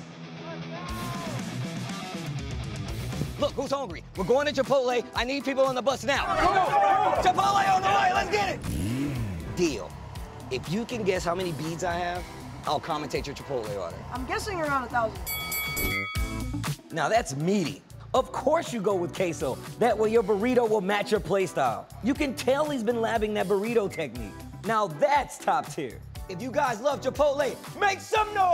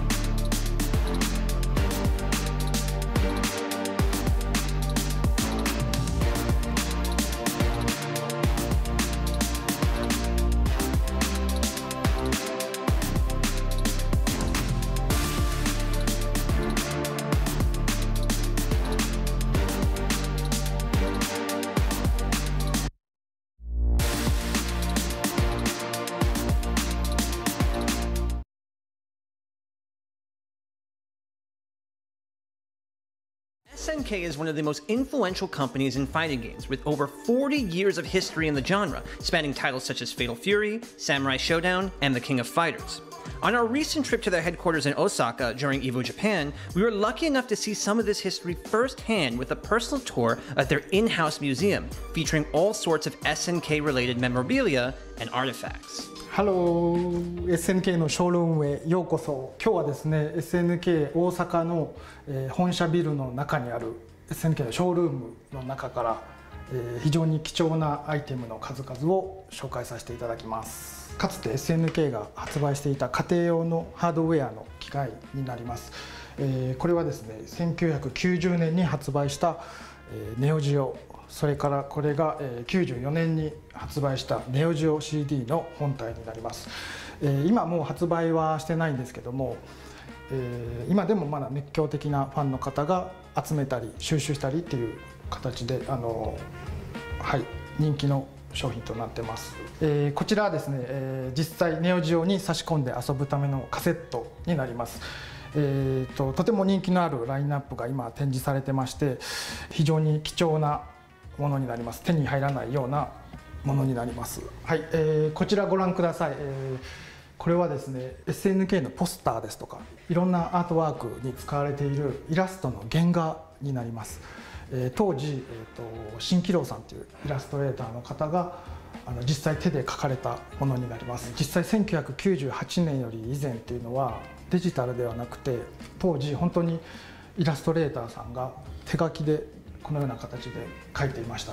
なのですごく貴重なもので、今は本当になかなか目にすることができないと思うんですけど、これをですね、ポスターサイズですとか大きな B1 サイズに引き伸ばして使っていたその元になるようなものになります。これなんかすごく人気のイラストでですね、キングオブファイターズ98のポスターのイラストなんですけど、実際はこれぐらい大きなサイズなんですけど、これぐらいのサイズで描かれていたっていうようなものになります。こちらですね、覇王丸、サムライスピリッツの覇王丸が実際使っているフグ毒という、刀の模造刀になります。覇王丸が使っているものを実際商品としてファンの人に届けたいということで、日本の伝統工芸のですね、京都の東山堂っていう刀職人の方にお願いをして、でそこで協力いただいて作った模造刀になります。はい、とても高価な値段で販売されてたんですけど、たくさんの方が買っていただきました。最後こちら紹介させていただきます。これは現在進行中のプロジェクトになります。スタジオ24っていう日本のフィギュアメーカーですね。そこの稲坂さんっていう造形師の方が画廊伝説スペシャルのキャラクターを順番にこう一体一体作ってもらってるんですけども、その中で今このラインナップが発売されてます。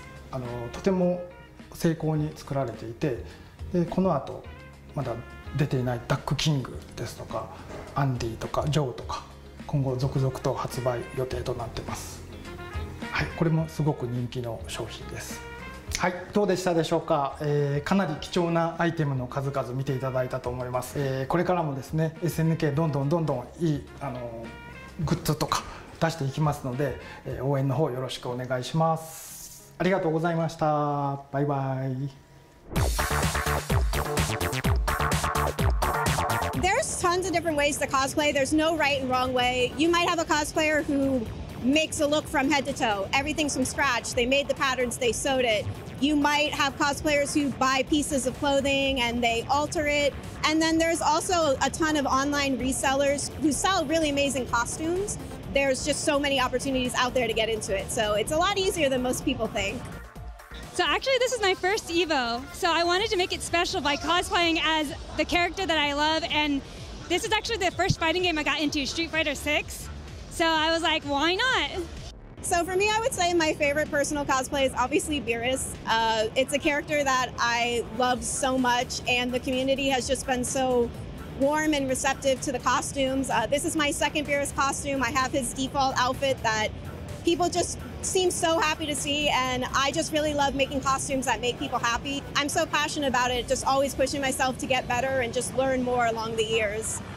Oh, you already know, baby. I'm cosplay as Leroy Smith from Tekken 7. And why do I like him? Because he's the coldest mofo in all of Tekken 7. Shout out to Harada for making this character. You know what you did, bro. You was in your bag. To be honest with you, I feel like fighting game developers, their character design is so top tier. Because I feel like for fighting games, you have to have characters be flashy and be colorful. And I really think that's what appeals to cosplayers, is just having like a really cool look and a really cool flair. And I think a lot of anime fighting games kind of tie into that. So you get like a lot of anime cosplayers who might get drawn into cosplaying at fighting game events. When I first cosplayed at a major, I think it was just myself and my one friend were the only cosplayers. And it was very much like, oh man, I'm not sure if we're supposed to be here. But over the years, yeah, I feel like the cosplay community has realized like there's a really good community at fighting game events and at majors. And it's very warm and welcoming to cosplayers. And I just think people are starting to realize like, oh, cosplay is a thing, you can cosplay at these events. And I think it's just drawing people in because I love anime conventions and I love going to them, but personally as a cosplayer, I was burnt out. So cosplaying at majors like Combo Breaker and CEO, it's kind of like rejuvenated my passion for this craft because there's so many amazing cosplayers showing up. And I think it's because we've just established a cosplay community within the FGC that's just warm and welcoming, and it's like, yeah, you can cosplay here, like it's cool. Even just today being Friday, compared to how many cosplayers were here at EVO Saturday last year, that number has tripled. So I just think it's just word of mouth and people are realizing, you know, this is a really cool event to cosplay at. So it makes me very happy to see so many cosplayers here. I'm new to fighting games, so like she's a pretty beginner-friendly character, and I just like really grew to love her. Well, everyone, welcome to the finals of EVO 2023 Cosplay Contest. Woo! When you go to events, you might see there's costume contests, which are just a fun way to, like how everybody else competes here playing games, cosplayers compete with our work. Basically, you get judged by a panel of judges. They look. Welcome back, everybody, to EVO 2025 presented by Chipotle. Yeah, I like that. Make some noise. Let me hear it. All right, we are in the middle of our top 8. We got a lot more action to come, but I have some special developers who want to come out. Can you please help me welcome some of the team behind Marvel Token Fighting Souls? Yeah!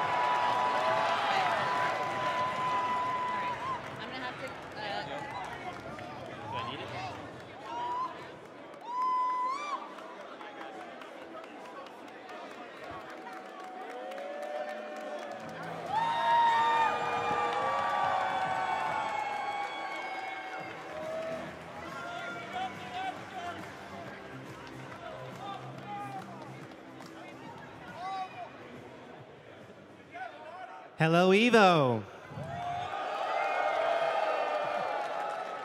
So firstly, just a big congratulations to all the competitors here at this year's EVO. On behalf of the entire Marvel Token Fighting Souls team, we just want to express our deepmost gratitude for everyone's amazing reaction to the title's announcement. So thank you.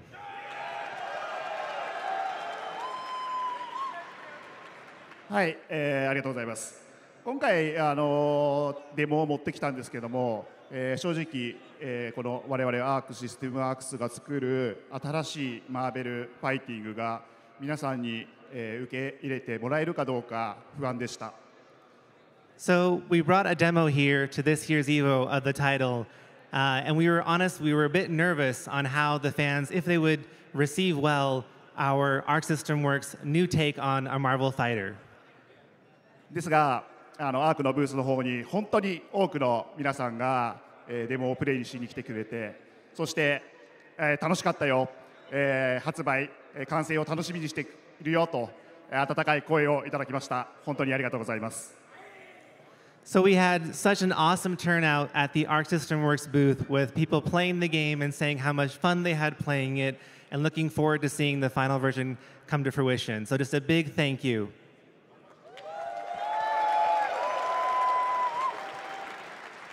はい、まだ、マーベル闘魂ファイティングソウルズ開発中なんですけれども、このゲームもっともっとエキサイティングなゲームにするためには皆さん FGC の皆さん、マーベルのファンの皆さんの力が必要です。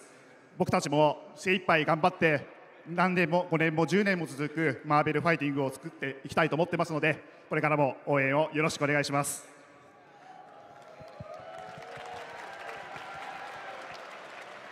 So Marvel Tokon Fighting Souls is still very much in development, but we need everyone's help.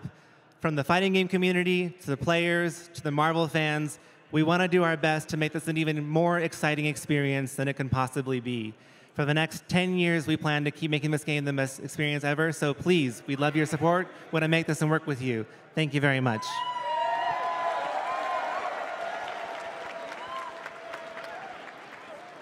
Thank you, Yamanaka-san. And at Marvel Games, we just want you to know that we love the fighting game community. So it's an absolute thank you. So it's an absolute honor to be here on the EVO main stage alongside our friends at PlayStation Studios, Arc System Works, and among the fans at EVO.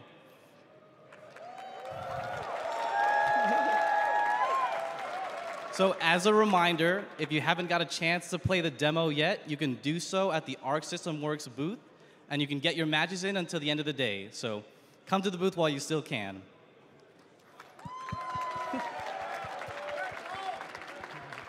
However, that's not the only thing we came on stage to talk to you about. We've got something special for the fans here at EVO and for the fans watching at home. Yamanaka-san? Okay, check it out. Wait, whoa. Everybody calm down.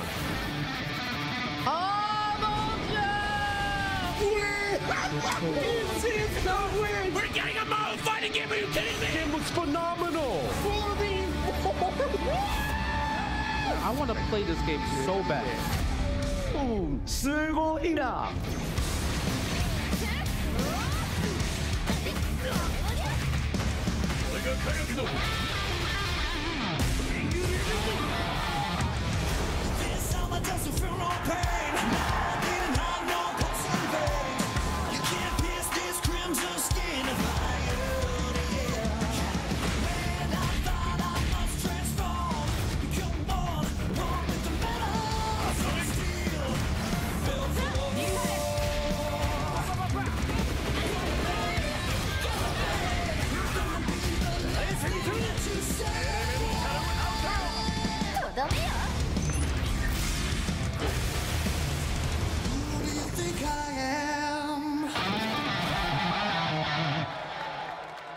PlayStation.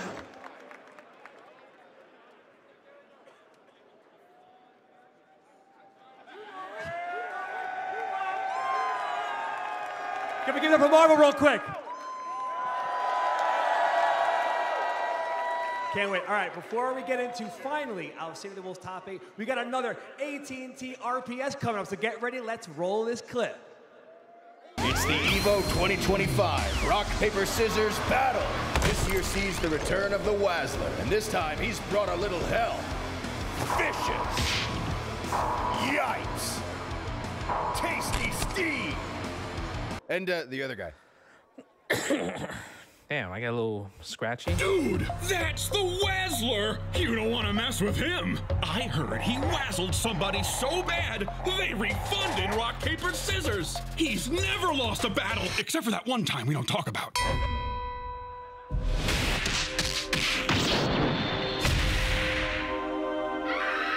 Oh, come on, man. Get that off the screen. Who wants to see that? Not me. Oh yeah, there was that other guy too. Now where's Yikes?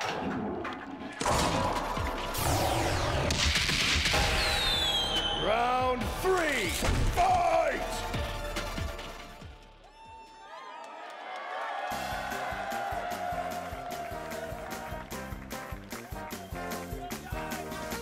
All right, you guys know what time it is. We are going to play some rock, paper, scissors. Everyone should know the rules, so we're not going to go into that yet. But just for playing on stage here, you're going to get a Nikon silver stick just for being up here on stage.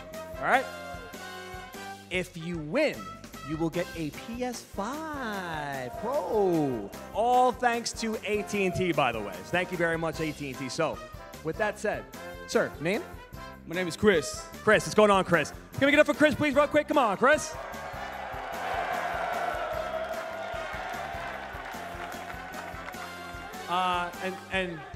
And sir, what is your name? My name's IFC Jeepus. Okay, so I know we're all familiar with the rules, right? We're going to do 1, 2, 3, shoot. Crowd, do you understand? You're with me. 1, 2, 3, shoot, okay?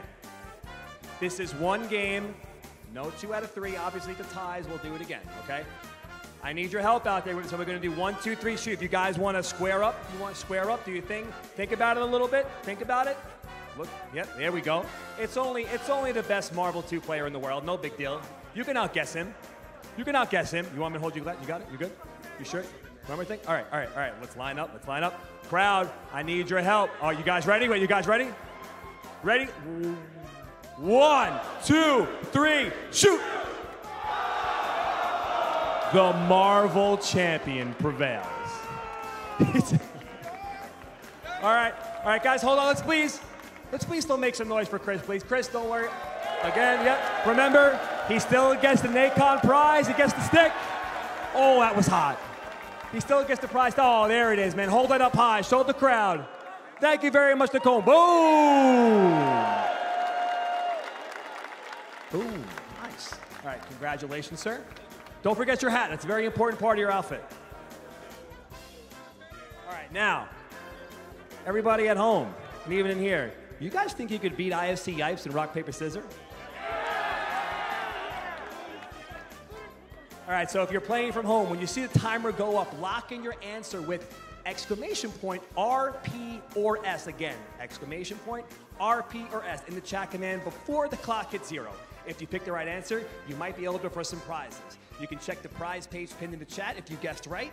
The prizes include, just like we saw, some EVO online store gift cards and even products from Nikon themselves, like the stick we just saw, and even their Rig headset. So thank you very much, Nikon, and thank you, AT&T.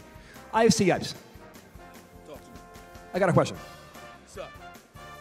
Do you think you can outguess everybody in here? Do you think your Marvel knowledge, your guessing game, I don't know if you guys call it guessing, intuition, do you think your good intuition can take out the EVO crowd as well as everybody at home? What do you think? Well, I've dedicated my life's work to be a scumbag.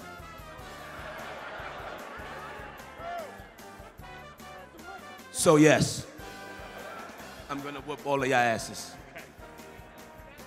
If you would please look into the cameras. You guys know what to do. Ready? Are we all ready? Yipes, you ready? All right, everybody, let's hear it. 1, 2, 3, shoot! I see paper. I see paper. I see paper. I see cooked. I see scissor cooked right there.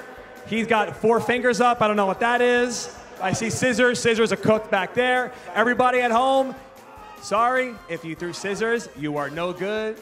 Sorry, but if you threw paper, you officially have beaten IFC Yipes. Everyone, can I please get a round of applause for IFC Yipes?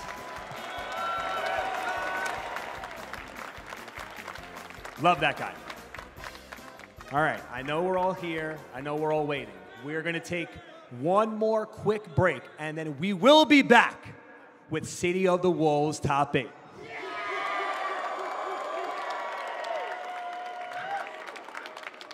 This is the best Chipotle order. I would like a bowl. Triple wrap. Mild, medium, hot. Then dip it in here. Sour cream inside the vinaigrette. 2 tortillas. If you know, you know. Lettuce, cheese, waffle. Yes. Oh, that is good.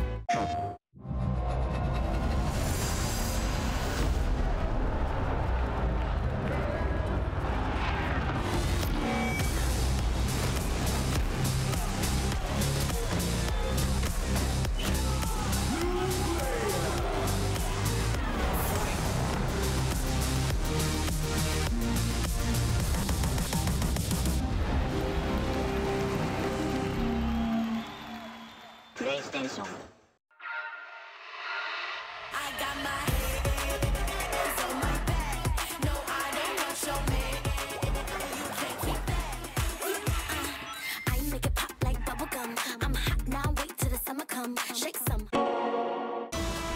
lost their lives will never return. Nothing can bring them back. So where we going, old man? A hotbed for demons, the entertainment district. We've killed off anyone who's ever crossed us, anyone who's ever slighted us. We're going to slash through your gullets, just like we did to all who came before you.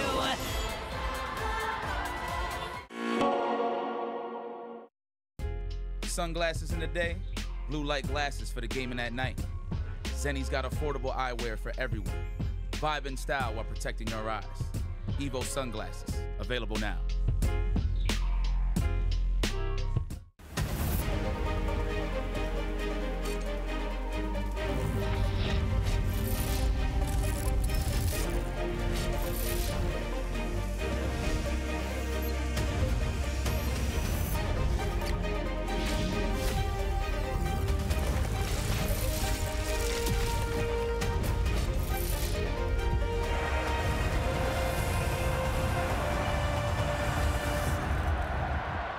John, Wooly, your recommendation was to go out into the world and participate in a fighting game tournament. What happened? My only experience with a fighting game in a tournament was when my co-host on the podcast Versus Wolves, I was like, I get why people do this. The thing I always say about fighting games is I have spent more time drawing Chun-Li fan art than I have playing Chun-Li. You know, and that is kind of what it is to me. It is like the aesthetic. The level I play fighting games at, I never need to be the best at them or anything.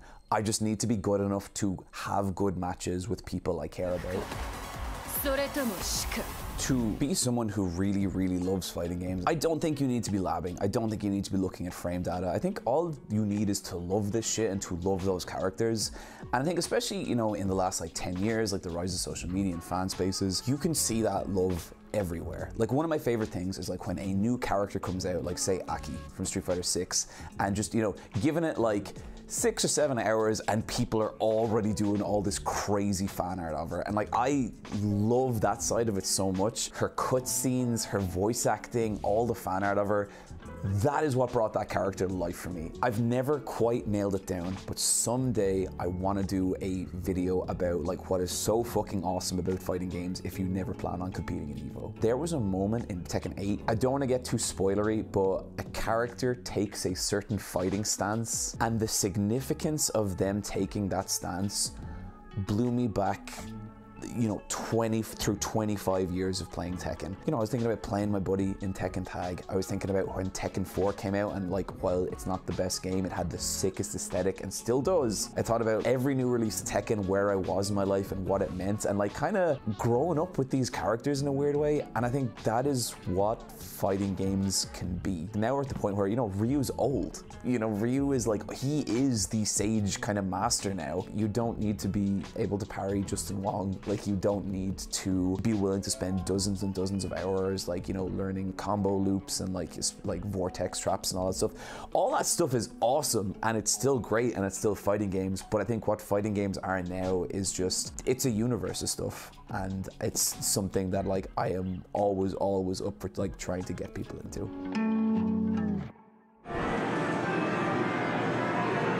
まあ自分が住んでたところがすごい、まあ、田舎だったので、まあ、いわゆるヤンキー不良がすごい多くて、でまあ時代もすごい昔なので、時代的にもこう不良がいっぱいゲームセンターにいるので、こう行っちゃダメな場所っていうふうには言われてたんですけど、まあ、自分はやっぱりゲームをしたくて行ってたので、こう怖がりながら行ってたんですけど、やっぱりすごい不良は多くて、でまあ昔のゲームって結構こうなんですかね、まあ A パと言いますか、こう相手をこうワンタッチでそのまま倒しきるみたいなのがすごいあったゲームなので、まあそれでこう不良たちを倒すと調子乗んなよみたいな感じでこう絡まれて、椅子が飛んできたり灰皿飛んできたりはまあありましたね。はい。In 1996.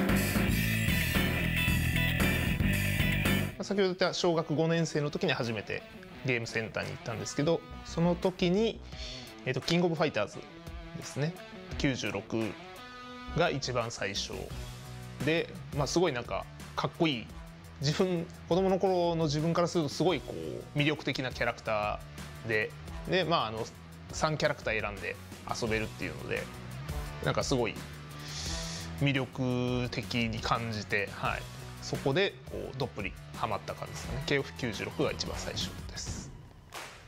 一番最初はその町のゲームセンターで、その時キングオブファイターズ98ですかねで初めて大会出て、まあ、当時からゲームセンターではもう一番強かったんで、まあまあ優勝するだろうと思ってで出場したんですけど、まあ 10人ぐらいかな、10人ぐらいのトーナメントだったんですけど、決勝戦で負けてしまうっていう、なんかそれは自分にとってすごいショッキングな出来事ですごい鮮明に覚えてますね。まあ、それが一番最初の大会ですかね。まあ、やっぱり今のエボリューションもそうだと思うんですけど、やっぱり今までの大会ってその、まあ、ストリートファイターだったらストリートファイター、鉄拳だったら鉄拳っていう、もうその一つのタイトルのこう全国大会っていうのはまああったんですけど、やっぱりこう複合でこういっぱいのタイトルの中でこうやるっていうのはもう日本だと闘撃が多分初めてだと思うんで、なんかそれがやっぱりすごい魅力的で、こう自分がプレイしてないタイトルでもこう興味を持ったりとか、自分でこのプレイやってみたいなとか、まあ、闘撃はやっぱり自分にとってはもう青春ですね。もう自分が本当に10代後半から20代前半ぐらいが、まあ、いわゆる闘撃の全盛期だったので、もう本当に闘撃で勝つことだけを考えて生活してたんで当時は、はい、まあ、それだけやっぱり自分にとっても特別ですし、やっぱり日本の格闘ゲームシーンにおいてやっぱり闘撃があったからこう今のプロシーンも格闘ゲームという分野がこう続いてる、こう本当に大事なイベント大会だったと思います。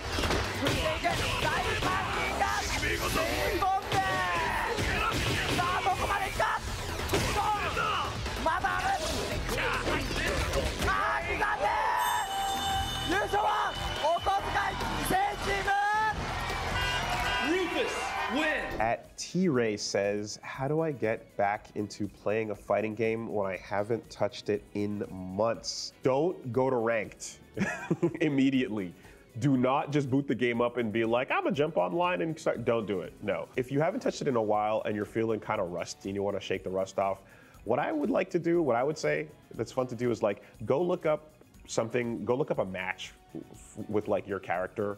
You know, go look up like maybe some combos or some tech or something like that that's going on, and then like take that into training mode, you know, practice a bit, see if you can like learn that new combo, and then go into casual matches and see if you can like pull something like that off. You know, I'd say labbing a little bit to feel out the characters, like, you know, what it used to be and stuff, getting some of that timing back, and then playing it in a low stakes match online is probably like the best way to get reacquainted.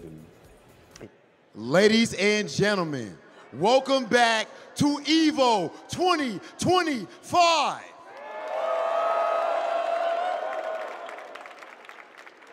I'm your host, Hollywood, Rob TV, and right now we are about to witness history. Fatal Fury, City of the Wolves, only 8 players remain. I know you guys are ready to see our top 8 players, but what do you think about perhaps bringing on somebody from the SNK community? What do you guys think about a little announcement? Nah, I don't sound like you want it. I said, do we want an announcement from SNK? I'm convinced now. With that being the case, let me go ahead and welcome to the stage the SNK community leader, Gibby Zaya.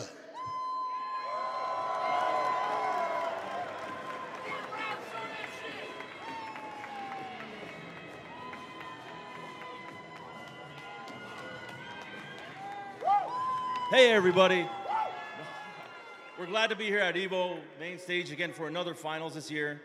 Many of you know that we've been partnering with our good friends over at Capcom the last couple of years. This year over at our booth, I'm sure many of you here got to try out Ken Masters from Street Fighter 6 in our Fatal Fury City of the Wolves. But I know some of you at home, you didn't get to do anything.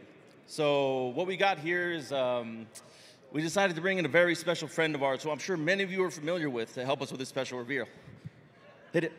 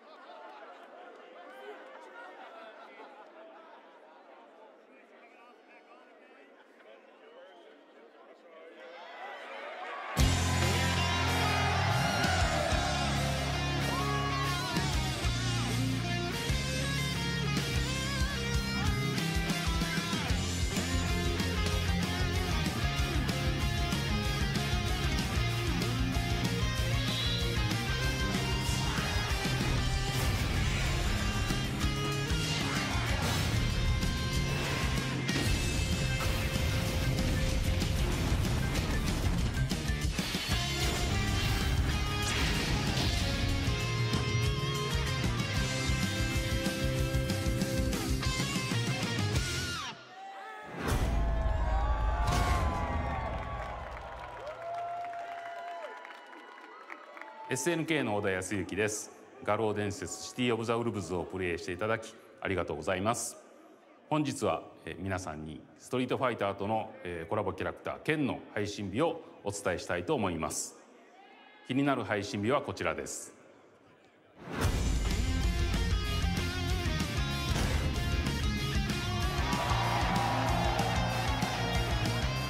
画廊伝説とストリートファイターの両方の楽しさを満載したキャラクターに仕上がってますので、ぜひ剣をプレイしていただければと思います。画廊伝説シティオブザウルブズをこれからも盛り上げてまいりますので、皆様応援よろしくお願いします。では配信開始までエボ2025画廊伝説シティオブザウルブズ決勝トーナメントをご覧ください。Hold on. How about that announcement? Ken Masters in a few hours? How we feeling? Absolute insanity. Love seeing the collaborations with Street Fighter and Fatal Fury. That said, ladies and gentlemen, of course, both of these series have a storied history. Fatal Fury, City of the Wolves, taking over the world right now. But I believe that it's about time for us to see our top 8 competitors. Fatal Fury, City of the Wolves, Evo, are you ready? Then let's go ahead and get into our top 8.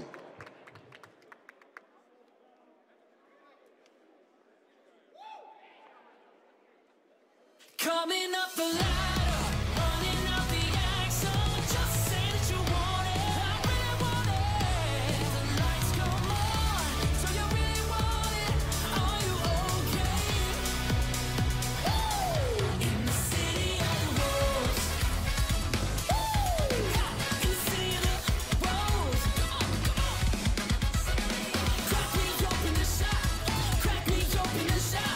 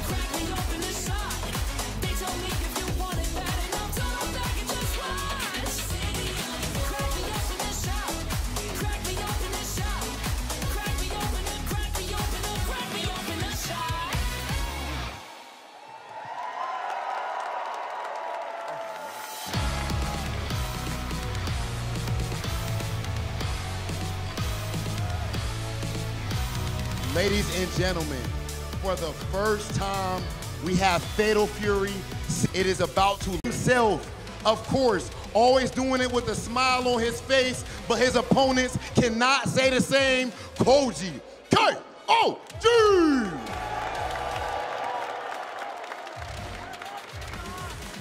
Legend, Evo winner, Xian! Punko!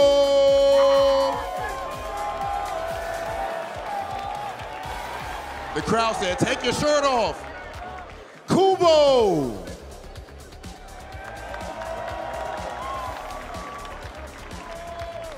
And last but not least, the prodigy, Fenris!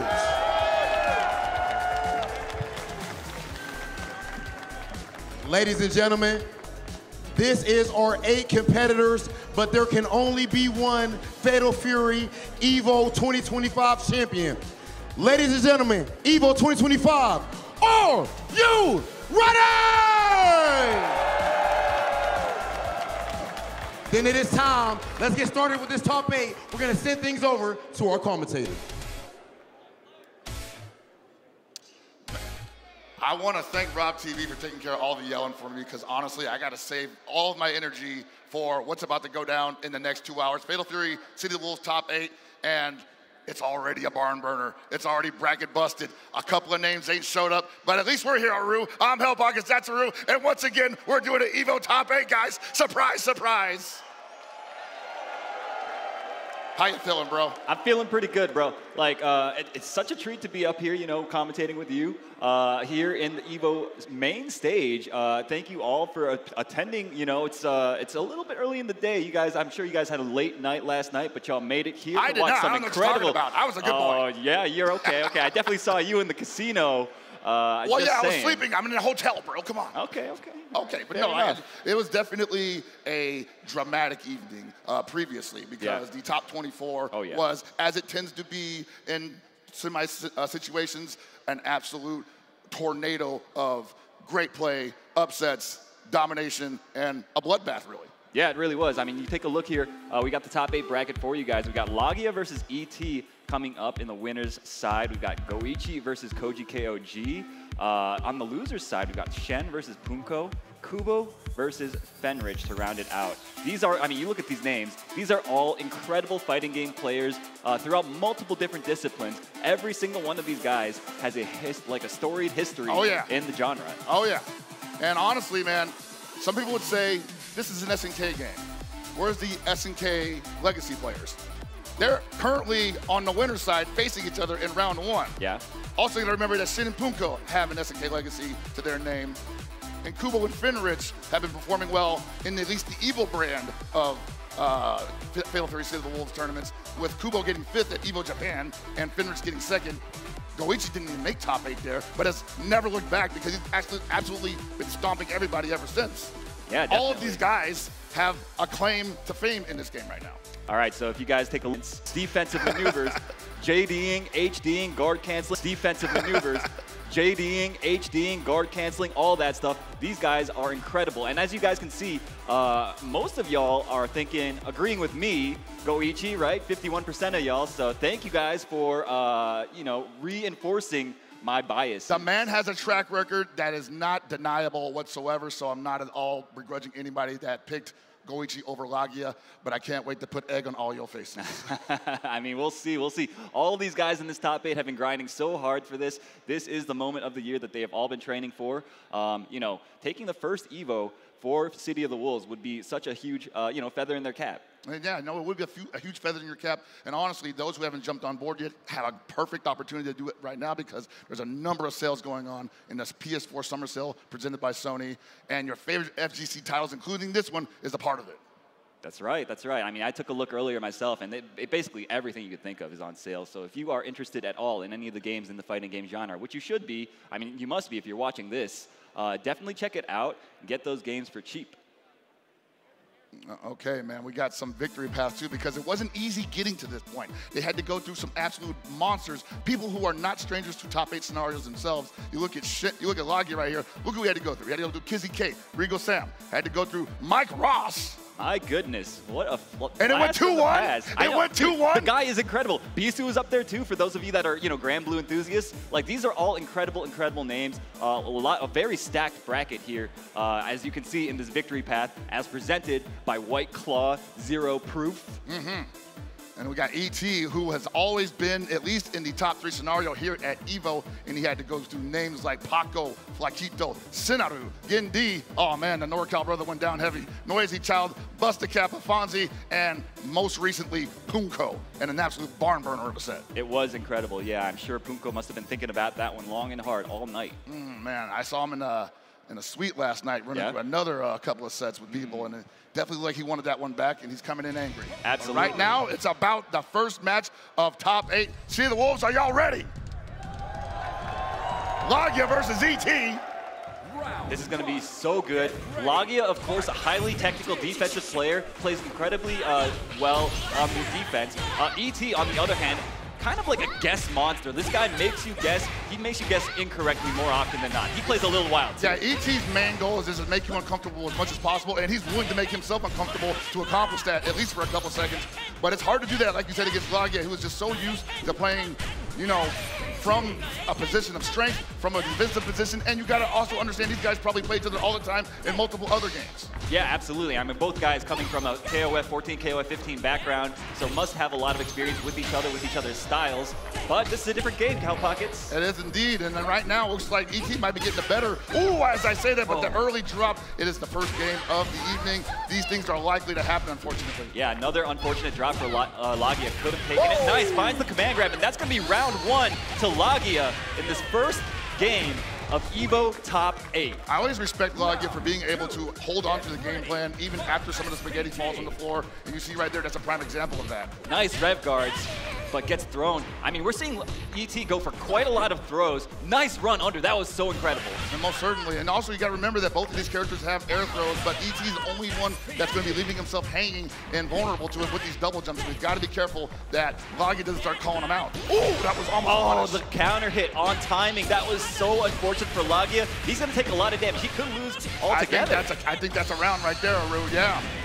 And I want to believe that he wanted the air button there, and it ended up getting it on the ground, and ET hit the rev blow, and it was a counter hit because of that. That's right, that's right. All right, so Lagia now has to make this. Oh, okay, again. Finds an empty jump low. Okay, doesn't get that much damage, and gets hit with the reversal wake up super. That's right. That's Hope Tomorrow's only real reversal in that scenario, so you got to be careful whenever he has meter. Wow! Just swinging at him. Yeah, like I said, this man is kind of a wild boy. He loves to press buttons. Most certainly, and he's got one of the best characters in the game to do it. Great buttons on the ground and supreme air mobility. From both these guys, using a lot of, the air JDs, those aren't free, man. They are not at all, but you need to do that if you want to make the top 8 advancing. Oh, made it whiff. Wow. Okay, finds another opening. I can't believe it, Aru. He dropped the first counter hit, gets the second counter hit. Maybe ET might want to calm down a little bit right now. Yeah, I mean, like I said, this guy, he's kind of a masher, right? Like, he likes to press buttons. Yo, I didn't want to say it, but hey, you kind of right on that. You kind of right. But he takes the game anyway. That was such good conditioning from ET. Most of the times that he got the jump in block, he would either go for the throw or go for a rehop. On the very last interaction, he goes for the low, catching Lagia, trying to move away, trying to jump, whatever the case may be. That is world-class level conditioning coming out. Can't agree more. And that was a close one. It was a squeaker. One small adjustment could shift it in the other direction in the second game. And that's what I think Lagia is thinking about right now. Where did it all go wrong? I mean, because I had him dead to rights in the corner, and then all of a sudden I'm getting killed mid-screen. Happened so quickly, I don't think I had a chance to analyze it. And now ET playing on those insecurities with the opening round Zanakin. The story of this matchup really is playing around Hokutomaru's incredible air mobility. Unique, one of a kind for this game. He gets the double jump, he gets to air feint, and stall his air momentum. Oh my goodness. Okay, big drop. And a huge jump over the throw. This is going to be what Lagia needs to potentially get this round back. Yeah, I don't want him to be too frugal here. Wow, the down C finds the mark. He's going to spend some resources here. Oh, nice cross under. Wow, yo, this guy's going left, right, center, like everywhere, every which way. And just like that, he takes this round. Two identical setups, finding pay dirt in the most integral moment of the round. That is what Lagia does best. Oh, that could have been a punish, I believe. He could have got an advantage from it. Yeah, and you see ET utilizing that Hokutomaru. Oh my goodness, that was a beautiful guard cancel. That is not easy to do, folks. Not at all. That's gonna hurt! Wild punish! First one of the evening. And yeah, ET in a lot of trouble here. So much damage on the board. You're going to get a hard knockdown in the corner, and you've got to be careful of the Rev command grab. Looking for it. CDP, big punish, counter hit, link into it. Didn't go for Rev on spinning, unfortunately. Breaks it. You got caught again, mister. Lagia is putting out hitboxes at just the right exact frame. His timings are immaculate at the moment. He's kind of he's figured out when ET likes to press the offense, when he tries to take back his turn. And Lagia is just setting traps for him all day. That DP feint, or that DP break rather, just catching him on the offense. Yeah, it's such a great idea for him to be going for that the DP break, because if ET is going to possibly try to jump, if he's going to try to press a button, the worst thing he'll probably do, it'll trade or it'll just get hit. He won't be able to just defend against it if he's in the air. One thing I noticed, Lagia going for the rev guard almost every time that ET goes for a jump in, and that makes it so that he can't JD. And oh my goodness, hold up, wait a minute, that was an incredible DP. Absolutely psychic with that DP right there. That command grab has been represented. We are seeing this man strike throw ET when it's normally the other way around. Nice wake up DP. All right, remember, this is 1-1. The winner of this will be moving on to the winner's side. The loser of this goes down into the Shark Tank. Ducks the EX Shuriken. Nice Rev Guard. I mean, Lagia hasn't got much life to play with, but he finds a big hit. This is not going to be enough, but it's going to do so much damage. He gets the hard knockdown because Rev Arts do hard knockdown either way, but unfortunately didn't get enough damage to really deter ET from just mashing that low B Stampede. Yeah, Lagia made another bet on timing, doing the DP break there, but ET blocked it and used those plus frames to get some lows to take that last round. Gotta believe that's not how Lagia wanted that round to end. Not just losing it, but just losing it like that necessarily. Absolutely, yeah. I mean, he's making some big reads, and ET seems to have adjusted. You see that big low B from the kid. So far, it's actually deceptive. ET has only had one throw attempt punished, by the way. I mean, in this game, so much of your damage comes from reading this throw and jumping over it. So far, Lagia has not found much success. And I gotta believe it's because Lagia is so committed to the Rev Guard here, and it makes it harder to take the button. That's a big punish, but he drops and didn't believe in the link, and now he's in so much trouble. He had to guard cancel that. He's gonna have to do that possibly 4 more times because there's absolutely no reason for ET not to just do lame, safe pressure here. Lagia, though, I gotta say, his defense has been incredible the last 20 seconds or so. He's gonna need it. Oh, and the empty low, that was incredible. That is such a huge gamble on ET, and that's what he's so used to playing. That is so the play. That is so an ET play. It is, it is. He recognized Lagia was on the back foot. He was trying to defend, look for his opportunities in a very patient manner, and he really just preyed on that kind of like that slowness. He was like, listen, I'm gonna subvert your expectations. I'm gonna look like I'm gonna go high, and then I'm just gonna go low. Yeah, and I imagine for Lagia, that's probably one of the more annoying player matchups that he has to deal with on the regular. Sure, yeah. I mean, I'm sure both these guys, of course, have seen each other over the years. ET, yeah, give it up for ET. Yeah, most certainly. These guys are always playing each other. Give it up for ET, give it up for Lagia as well. We're definitely not done with either one of them.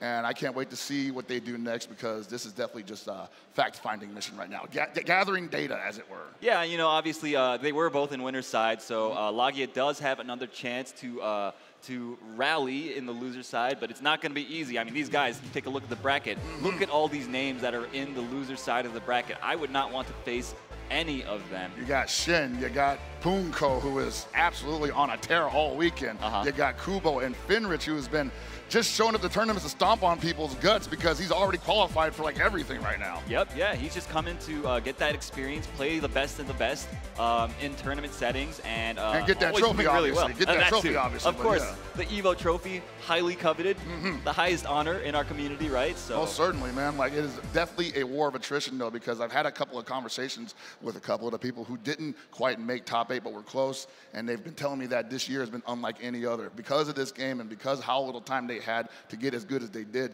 but they still managed to do it.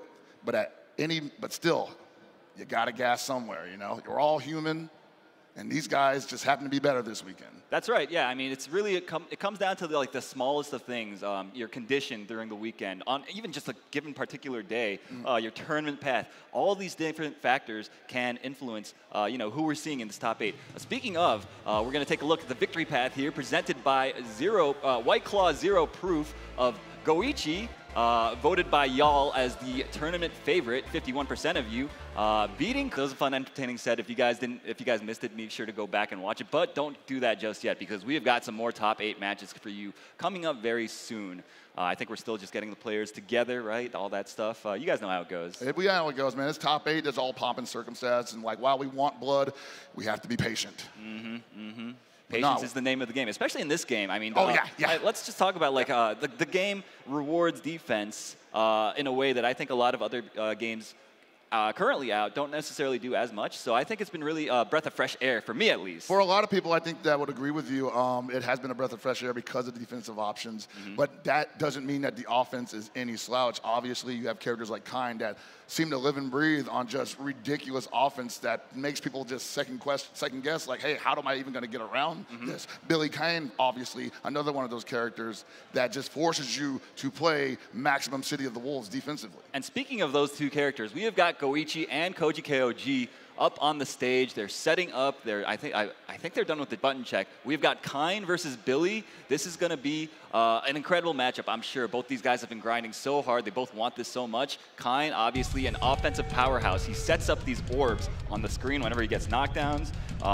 and basically puts you into extended pressure. It's really difficult to know when it's your turn. And this should be a pretty significant match because this, I believe, is something that we could have seen at CEO 2025, but we did not because Goichi took that one off. All right, finds the auto combo starter, gets the hard knockdown, sets up the orbs. What have we got? Goes for the overhead, and it's still his turn. Nice jump over the throw from Koji KOG. And that's something that you're going to see probably pretty early on. Usually the throw is represented pretty often by the Kynes as part of the mix routine. Oh, nice dash under. That was beautifully done. Catching the jump, landing recovery, and Koji KOG, it's his turn. He's in the driver's seat. What in the world? That was such incredible movement. I think at that point he thought maybe I can get a jump B, but he might have been too low to the ground for it to activate, so he just ended up getting a landing punch instead. Wow, what are you swinging at? Staying in the corner. Nice anti-air, though, from Koji KOG. That is not easy to react to, y'all. Not at all. And you see Goichi getting pushed out of the corner, and this is not where he wants to be as Kyne because Billy can definitely just play this range. Take a couple of hits from that extended hurt. Wow, he's trying to challenge the Panzer. That was Odi. Goichi, he just sends it on that, gets the counter hit launcher on timing, basically. Noticed that KOG wanted to press a button there. I mean, he probably thought like, well, whatever, even if he blocks it, it's a neutral skip. I get to rev cell into the Lanze anyway. The throw bait, huge throw bait, paying dividends here for Koji KOG. Gets the knockdown, no, drops the combo, and taking a huge punish. I don't know what he wanted there, but he's paying for it now. He's not gonna lose the life lead, but he is hard. No! The Rondo explodes at the perfect moment, and now Goichi in complete control of the second round. That was looking mad melty blood, bro. Oh my God! Getting the huge damage. My goodness, this character is out of control. Koji can't believe that happened. He's like, whoa, where'd my health go? I can't believe it either. I thought we had, more match to commentate, but here we are. Okay, they're just going right back into it. Goichi looks mad focused, bro. Scaling is a funny thing, my friend. Yes, sir. Oh! Extended hurt box again. I think maybe Goichi's been studying where the Billy buttons possibly are most vulnerable if he swings too far away. We are seeing such impressive matchup knowledge on display here. Remember, this game is mad young. It's like 3 months old right at this point. These guys have labbed and practiced so hard to get to this point, man. Yeah, and it's only, like you said, 3 months old. There's still so much ground to cover, but dude, you got to be able to win Evo. And the moment he gets to close D, but he didn't believe in it. And now I think Koji might be a little shook. Oh, nice anti-air. Goichi, his defense was looking a little shaky for those last 3 or 4 interactions. I think so too, and like, by the grace of God, he's still on the screen. How many times he's gonna try to throw bait and Goichi's just not gonna bite? That was incredible. Okay, finally finds him standing. Not a kill yet, but one more touch should do it, and he's just gonna super out of the command every time. Don't test him, he'll try it at least once. The overheat, finds the overheat, gonna JD all this, and now it's basically his game. Throws out the double fireball, finds Koji jumping, almost no way out of that situation there. Yeah, that is a checkmate situation because he can't, like you said, JD, when you're in overheat, maybe he thought he could thread the needle by hopping in between them. Also managed to save the super bar, because if he just sends out the super from that range, that's also a checkmate. That wasn't a counter hit, so that pole vault didn't end up finding the mark. Dude, Goichi, I mean, obviously, we talk about this guy's defense. This guy's hold up, hold the phone. Woo-wee! And Koji, once again, not ready with the punish string. Yeah, got a little too far for the close D to come out. Getting the hard knockdown with the throw, getting another throw. And that's got to be rough because, those little mistakes happen and Kyne gets to take so much advantage of a situation like that. And you see the hyper there, making sure that Billy doesn't get overheated for blocking the entirety of that super. These JDs, though, gonna save a lot of rev bar for him. Yes, okay, managed to save himself from overheat with those 2 clutch JDs. Not enough yet, Aru. Not quite enough. Another amazing JD from Koji KOG. This defense is out of this world. He's fighting, he's trying to get out of it, but no! Big whiff, but he got hit by the falling Lanze. Is he gonna catch? Is that gonna catch? It's not enough to kill, I believe, but this last hit does so much damage. Koji KOG's defense bailing him out of certain death. And a huge, hold on, he whiffs. Too slow, oh my God, that's so unfortunate. The jump C was just a little too slow to punish the Rev Panzer. That was so insane. He played like the best round I have ever seen defensively. Goichi like, yo, my bad, bro. My bad. Oh my God, bro. I feel it for both of them, honestly. Oh my Lord. KOG, always a character. Very emotive guy, this one. Yo, he played like, I get it, man. Yo, I feel it. Dude, he put it all on the line with that last round, seriously. He played, like, you cannot oversell just how well he played. He's about to write a very sternly worded tweet that amounts to buff jump C for Billy. Please don't.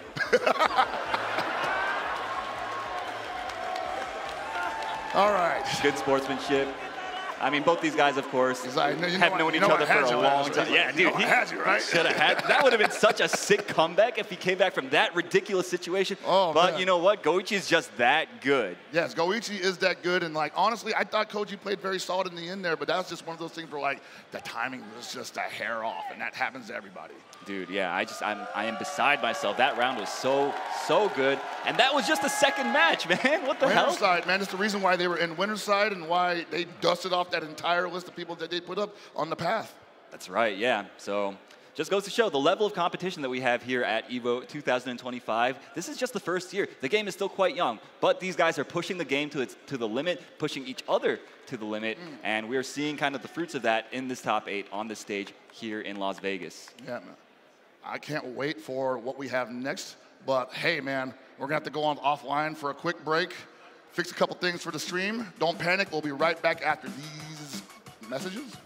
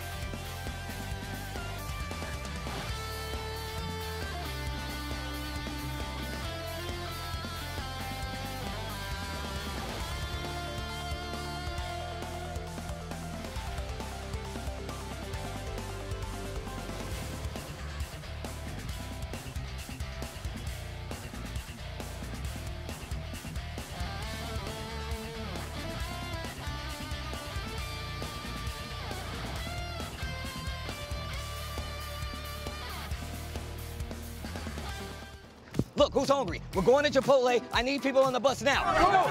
Chipotle on the way. Let's get it. Deal. If you can guess how many beads I have, I'll commentate your Chipotle order. I'm guessing around 1,000. Now that's meaty. Of course you go with queso. That way your burrito will match your play style. You can tell he's been labbing that burrito technique. Now that's top tier. If you guys love Chipotle, make some noise! I won PlayStation's Road to Evo and went head-to-head with Arslan Ash. I won PlayStation Road to Evo and battled against Sonic Fox. I have never seen that in my life. To compete on PS5, choose your game, find PlayStation tournaments, and register. It's that easy. Sign up for PlayStation tournaments for opportunities to win unique prizes and much more. PlayStation. Well, Vaya is laughing right now. Look at Vaya laughing right now. Oh, he's doing a dance. What is he doing? Man, he's too ready, you know. Not today, man. Oh my God!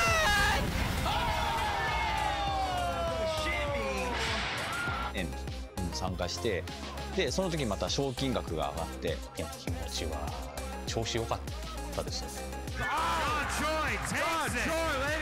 So it's much more than just playing. It's being a part of this community.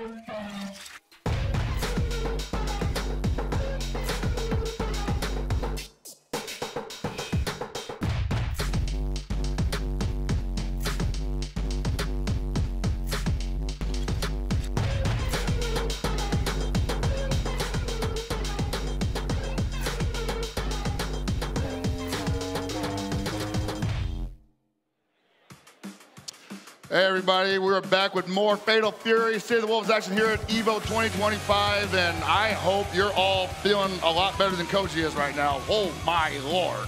That was a crazy set to take us into that short little break to fix these technical difficulties. I am hearing that they are fixed now, so thank you all for bearing with us during that short downtime. That was, like I said, an insane, insane match. Yeah, no, something that only seems to happen to somebody like Koji, because I feel like all his finishes are by a hair like that. They really are, yeah. I mean, that just goes to show the level that these guys are playing at, the level of competition. These guys are pushing each other. Goichi, of course, moving on in the winner's side with a 2-0 victory over Koji KOG. KOG going to be waiting for the winner of the match between Shen and Punko, a battle of Gatos. You know what? I'm just glad Gato's in top 8. I'm pretty sure the viewing audience, both behind us and at home, wanted to see a Gato all weekend in top 8. Now they got two of them fighting each other. Oh, baby. That's right, yeah. We're guaranteed one of them to move on, but that also conversely means that we're guaranteed one of them to fall. Yeah. Which is a bit sad, but, you know, that's just how tournaments go. Hey, man, fan favorites can't stay fan favorites forever. Someone's got to go down heavy. And you look at the path that Shin had to go through, taking these guys down heavy, from Shadow X to Chris G to Nemo. Goichi almost had a spot on him. Masao, Zap, Vader PE, Maestro, Matt, Taka, and Horseradish. Poor guy. Yeah, had to open a weekend up like that. I know, it's tough when your first match is Shen. So shout-outs, of course, to White Claw Zero Proof for providing us with the victory path. As you can see, we've got Weibo Gaming's Punko. You see his path. Obviously, many fewer names on his path. That means he didn't lose quite as early as Shen did. So he had a bit of an easier path, if you can call it that. I mean, you look at these names: Kindevu, ET, Xiao Hai, Koopa. Xiao Hai. Can we talk about that a bit? Yeah, I feel like that definitely deserves some attention. Xiao Hai not being in top 8 is partially due to Punko putting him in losers. Yeah, I mean, it's half Punko's fault that he's not in here. You know, sorry to all the Xiao Hai fans out there, but you guys have a chance to see him again later tonight. Most certainly. In a different game, a different video game. But that's a story for later. Right now, we're going right into Punko versus Shen. Gato versus Gato. Losers round one. Loser of this goes home. And it's pretty much going to be, I feel, a meaty setup fest. And we've been seeing Punko absolutely immaculate with these guard cancels the entire weekend. I wonder if Shen can match that energy. Yeah, so of course both these players playing the same character, but you'll notice Shen, he likes to go for the command grab quite frequently, more so than compared to Punko. Whereas Punko, he is the DP master. This man reversals in the craziest places, sometimes to his detriment, but most of the time to his benefit. I'll say that a lot of other top players in CLTW have actually been inspired by Punko, at least when it comes to defensive positions from Wake Up. There's a great DP from Punko right there to save himself from the overheat. Yeah, man, a lot of people have just been swinging wild on, wow, he tried to down C at the worst possible time and ended up eating a wild punish jump B. Yeah, Punko putting on the aggression, finding the right time to re-hop. He's gonna try to play this neutral now. Both these guys just want to be real close in each other's faces, so who's gonna be the one that presses the buttons better? Who's gonna be the one that mixes it up better? Nice, finds the counter hit, doesn't get the combo afterwards though, but you know what? Shen is still on the back foot almost the entire game so far. Yeah, you feel like that Shen's never really been in control of this at all, and Punko's basically just been knocked down only to be given the opportunity to Wake Up DP him. And now he just hasn't been touched at all. Wow, big overhead in the corner, and I think that's gonna be the round. It sure is. Punko with the perfect to take the first game over Shen, winning the first match of his Gato mirror. You were talking about how Shen likes to use a command grab to open up opponents, because that is one of, if not the best option that Gato would have to utilize that when an opponent is blocking everything expertly. But he didn't even get a chance to represent it. No, not at all. He's almost, Gato's a character that's got almost a full suite of mix-ups. He's got strike throw, he's got high-low, and obviously you're gonna see both these players represent both those options. Whenever they get a chance like this, Punko, okay, playing that neutral. Shen has a big opportunity here, putting on the pressure right now. And that's where he likes to go for the command grab when he's finally corners his opponent and he can't walk back any further, but he was unable to hold the position because of that well-placed guard cancel. That's right. Yo, that was an incredible movement. Great use of the ref guard to block both sides. Nice. Yo, the DPs from Punko are just out of control. What in the world? I was like, he was thinking about it, and Sean had already backdashed, and he was thinking like, whatever, man. Dude, Punko's guard cancels are so good. He uses the guard cancel stop in a way that I've not seen any other Gato really, truly successfully replicate to the level that Punko has. And that's risky, but it is probably the safest guard cancel he has because it is a top two, and it puts him in a block position naturally. All right, Shen finds a huge hit. I mean, this feels like kind of the first hit of consequence that he's actually gotten. I would say so, most significant, and blocks the overhead but doesn't have a response for it. Oh my gosh, and just run up mid, catches Shen, trying to do something. Punko now in the driver's seat, but Shen now in SPG range. Gotta be careful, he doesn't have a way to challenge that SPG. Okay. Catches the counter hit on timing. That was actually so clutch for him. I think he wanted a guard cancel there, and that's why he threw it out. He's actually managing to slow this down a little bit more and making Punko not play the game he wants to play anymore. The game plan is not going to deviate from Punko, and that's always how he plays it. But I think Shen recognizing that, saying, okay, let's pump the brakes a little bit.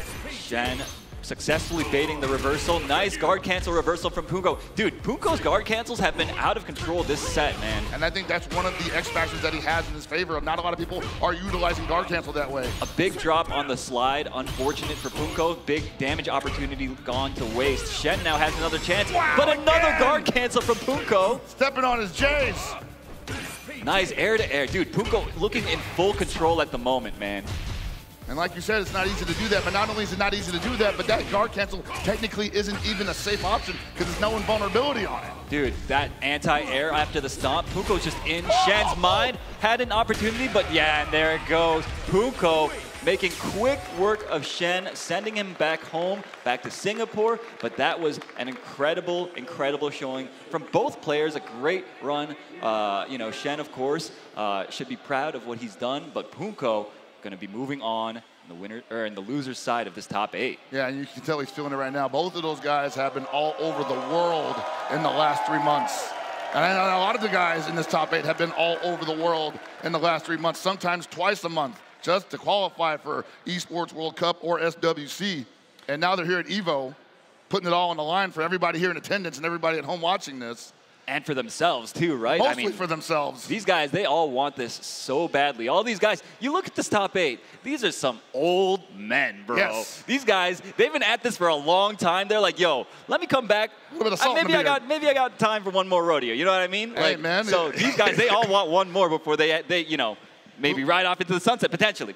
Who knows? We definitely need that meme with Punko and it saying, I got one more in me. Yeah, exactly. That's how I feel when I look at these guys. Of course, these are all players that I've been watching since like the early 2000s eras. You know, these guys have been legends for so long, and it's so nice to see these guys in this top 8 stage, playing this game, putting it all on the line for us. Really flexing that legacy muscle, too. Yeah, right? man. A lot of those old strategies still very viable and effective here in 2025 in a brand new game. And I think that's just the beauty of CLTW. It really wants to highlight that kind of skill level. Yeah, but of course, that also, I don't want to like undersell how like good it is if you're a younger player trying to get into this. No, not at all, not at all. You can just do stuff too. You can go crazy with your aggression, like how all you Zoomers like to play. You just grind ranked all day, whatever. And like that's obviously a very rewarding way to play this game as well. Yeah, most certainly. But I think we got some highlights for the viewing audience right now, presented by PlayStation Tournaments, man. Of the first Gato Mirror, Fatal Fury's first inaugural appearance here at EVO 2025 Top 8, and it's the 2 champions who I said before have been all over the world trying to just qualify. They're running into each other left and right, and it is almost fitting that it came down to this in top 8. Almost, yeah, and that was obviously we're seeing from the replay, Punko just kind of asserting the dominance almost the entire set. He really felt in control, and look at that. That was a beautiful call out after the stop, knowing that Shen wanted to jump at just that exact timing, using the up kicks, and yeah, and it just all goes downhill from here. Yeah, Shen trying not to get guard broken there, and just like, well, pick my poison. Am I going to get guard broken and die, or am I just going to jump and die? You know? Okay, a bit of a handshake mix-up there. But Punko going to be moving on the loser side. We're still going to see a Gato in this top 8, which is really, really exciting. I love watching that character. That's really exciting. You know, like a lot of people were talking about, like, hey, man, who's going to be in top 8 at EVO? It's going to be a bunch of Kains, I bet, right? No. It's been getting a lot more diverse in the top position. Like a lot of the other characters were going pretty deep in the brackets throughout the entirety of the weekend. So I think it's still anyone's game. Yeah, man. So up next, we're going to have Kubo versus Fenrich. It's going to be a Hokutomaru versus Kain matchup. Of course, Hokutomaru, a character we've already seen before. ET was representing him in this top 8. A very mobile character, wants to be slippery, wants to make it so it's difficult to pin him down and attack on his own terms. Kain, on the other hand, kind of like the exact opposite style. He wants to jump in your face. He wants to set up these orbs, lock you down, and just apply pressure the entire game if possible. Absolutely, but he could also just do that from a distance, which you don't see that much. You see Kubo, via the victory path presented by White Claw Zero Proof, going through several other top players, going through one Reynolds, one VX Bao, had a barn burner against Goichi, and then some people thinking a heartbreaker versus Super Nim. Yeah, absolutely. So, you know, Kubo, a storied player from like the early 2000s era, kind of a king of like poverty game type stuff. I think he was like a highly notable, what was it? I think he played like Aquapasa. He played like literally everything from what I understand. So no surprise to see him doing so well here. We got Fenrich, of course, the young prodigy. I think the youngest player in this top 8, if I'm not mistaken. His victory path here as presented by White Claw Zero Proof. We see he's the one that finally put the nail in the coffin for Xiaohai. Lost to Koji KOG on the way up here. A very close set against Diaphone as well. Tamago, K-Top out of Greece, Black Ace, Goro. Look, a lot of names that I recognize. This has been such a stacked bracket, man. Killing all our friends, man. I know, right? And here we are. We have to commentate him unbiasedly. Yeah, I have to, man. I heard he's also in Blaze Blue. I mean, that would make sense. That would make sense. The guy's pretty good at a lot of games. Blaze Blue, of course. Dragon Ball FighterZ when he was baby. That. I mean, the guy is just incredible. All these guys. I mean, you really can't say enough about how storied fighting game players these guys are. They have so much experience, so many accolades across so many different titles within our genre. And I think this is a great game to really put them on even ground, all these different champions of different games from different eras, honestly. Yeah. I've been saying since the game came out, I think this is, since there isn't really like an endemic Fatal Fury champion community or anything, top players, if you will, everyone here is new into the pool, and I think this is the perfect game to decide, are you a good fighting game player or not, you know? That's right. I think, like, just raw skill. Yeah, clearly these guys are all phenomenal fighting game players, and we did receive word that Fenrich is indeed in the winner's side of the BlazBlue Central Fiction bracket. So, I mean, does that surprise anyone that knows ball? No, not really. Not at all. But, honestly, I'm just surprised that he has time for both right now, because this has been a busy weekend. It has for a lot of these players, too. A lot of these guys, multi-game specialists, able to play and place well in a lot of different games. So it's been pretty stressful, honestly, seeing these guys run back and forth. I'm stressed for them, you know what I mean? Most certainly, man. And I think Kubo probably the only person on stage right now that didn't have to go all over the globe. The last time we saw him, he was getting 5th at EVO Japan, and then he went, as far as I can tell, dormant until this weekend, where he's now fighting for the advancement in the loser side of top 8. So pretty consistent. Pretty consistent indeed. This guy, whenever he shows up to a tournament, he places highly, and he's got a long, tall mountain ahead of him to climb. Fenrich, one of the guys that I think really stands out in people's minds when it comes to who do you think is going to win an event of this caliber. Right. Yeah. Fenrich is always a name that's up there. Name up there. Goichi's always a name up there, but I've seen Kubo in a couple of those conversations as well. So maybe, quote unquote, surprise us. I don't know. Either way, it's time to get it on. Yeah, Are y'all ready? This is the last of the first round top 8 matches. Yeah, loser of this does go home. A lot on the line here. Can you comprehend that? Of course, the SWC spot on the line as well for the winner of this event, right? There's already a couple qualifiers in here, so may not have to necessarily win the tournament to get that, but you know you want to anyway. Of course. Finds the hard knockdown, does Fenrich. Going to put on the pressure. You see that orb extending the pressure sequence, these plus frames going crazy. Kubo finally finds an opening. And I like the way that Fenrich backed up from there, because he knew that Kubo was like, you're going to jump out of here. You're probably going to double jump. I'm going to be waiting for you. Your trajectory is not going to carry you over my head. Yeah, that's the thing about Hokumaru is the fact that on defense, oh my goodness, and just like that, Fenrich finds the hits that he needs. On defense, Hokumaru has to kind of block it out very honestly. He does have a bar now for the reversal available to him, but this character, if you can get him to stop jumping around, you can potentially put the hurt on him. And at the same time, it's both risky and smart to utilize that against Kain, because Kain gets to stop his offense at any moment, and you have to catch him when he's trying to move. All right, putting out the orb. And yeah, you see Kubo just trying to make space and now trying to engage on his own terms, like I said before. This is Hokumaru's game plan right here. That's a pretty big hit, and he's got, well, he had Fenrich on the ropes for a second, but Fenrich finding the backdash into the Panzer, and that is one of the things you just have to do sometimes. The reversal rev flow. A beautiful throw from Fenrich gets the party started, and once more we see Kubo in the corner. And wow, what a beautiful punish on the landing frames, timed perfectly, and just like that, Fenrich is going to take game 1? The scaling's a little too much, but you're not too far off.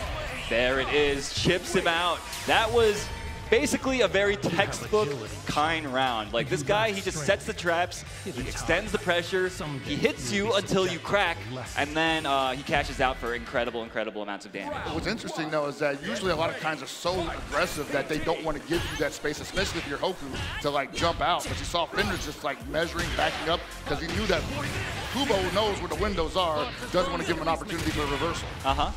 You see, once again, you see the strike throw, very nice double JD into guard cancel. That is not easy to do, takes a lot of game knowledge. Oh, that's a big whiff punish right there. And you see these hard knockdowns repeatedly, putting him in bad situations, but Kubo finds the cross-up, gets a big combo here, goes for the hard knockdown with the double rev blow ender, builds a lot of bar as a result, but he keeps getting his jumps punished as he lands. Fenrich's timings are immaculate. He has to be careful of all that over-jumping. That is absolutely what's like dispelling curtains at this point from. He's getting hit on the way down. Oh my gosh, a huge jump but no punish. Went for the jump deed, unfortunately does not have a cross-up hitbox on it. Dude, look at him, he's just hunting him down. For the guard break. God, what in the world? Kubo was trying to play so evasively, but Fenrich just found him at every turn. Gotta respect Fenrich for not going for a Panzer neutral skip at the beginning of the round. Probably expecting Kubo to jump out of it. Yeah, finds the hard knockdown with this combo. Kubo put on the pressure here, finally in the driver's seat, but just like that gets, okay. And he gets out of the corner with that. Yeah, you see like Kubo just unable to really get anything super heavy started, but he's still also somewhat in control of this round. Fenrich not really able to nail, well, wasn't able to nail him down up until that lance, and now Kubo in a lot of trouble. Yeah, little too short for the punish, luckily for Kubo. Fenrich's neutral is just too clean. He's not letting Kubo, look at that! He's not letting Kubo get away with any jumps. He's punishing the landing frames every single time, it feels like. And that's a scary thing, though, have to face against, because that means you just can't block anything. And just like that, Fenrich moving on 2-0, not allowing Kubo to get away with the movement that we so attribute to Hokuto Maru, that we so often complain about, at least myself personally. I hate trying to catch that little cockroach, right? So, but yeah, I mean, Fenrich just makes it look so easy, bro. I mean, he's seen so many different scenarios, as we've already probably all have, but he's able to apply the pressure while taking all those scenarios into account. That's why he's a master. Yeah, indeed, indeed. So yeah, Fenrich looking so ready for that. That was just, I mean, that was a clinic. There's not much more to say about it. We've probably got the two best kinds in the business in this top 8, and it's such a treat to watch them at work, because the way that they structure their offense, the way that they find these hits, that's definitely what separates them from kind of like your middle-of-the-pack kind players, Yeah, right? you're not seeing them just trying to maul their opponent on defense and crank up the rev gauge and go for the guard break afterwards. They're absolutely measuring the opponents and all the movements that they're making, and if they find something that might be troublesome, they are a little more tepid. But we're going to go and see some highlights, by the way, of PlayStation tournaments to see this masterful play at work. Fenrich having had a tremendous year so far, even though it's only been 3 months. I feel like he's playing for 12 months already with the way he actually took apart Kubo. Dude, these punishes on landing, man, we saw one just now. The way that, like, they leave just enough gap in their strings so that you feel like you can press a button, but they will already be there hitting you with the frame trap. Oh my gosh, and the empty jump low, sneaking it in to seal the deal there. Fenrich basically just in complete control that entire set. Man, the guy is a master. Kubo tried his best to regain control, and he had some highlights there as well, but it just wasn't enough to really put the brakes on Kine at all. And so that's unfortunate. But we got another break to go to. We'll be back after these messages with more.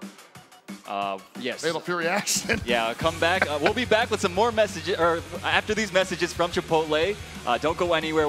We have some more Fatal Fury action coming your way. During Chipotle, but before we go, we do have something to tell the audience. When you see that burrito meter, we need you to spam the Evo X Chipotle Twitch emotes to fill up the burrito meter, and somebody might get a prize. Somebody. Could be you.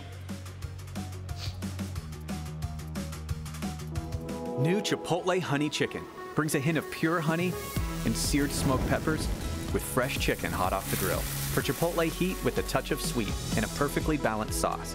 Chipotle Honey Chicken takes heat and sweet to a whole new level.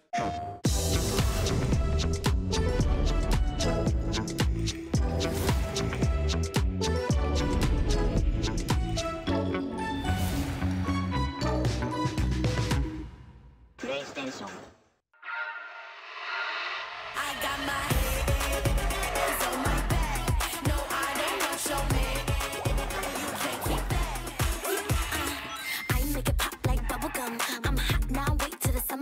Shake some.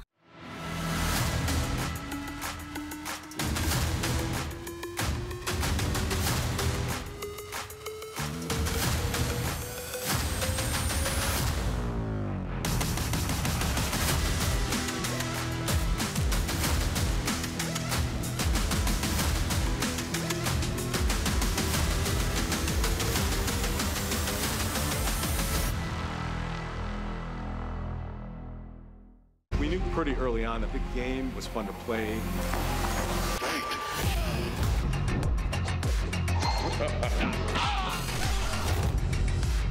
It became something that added to the mystique of Mortal Kombat.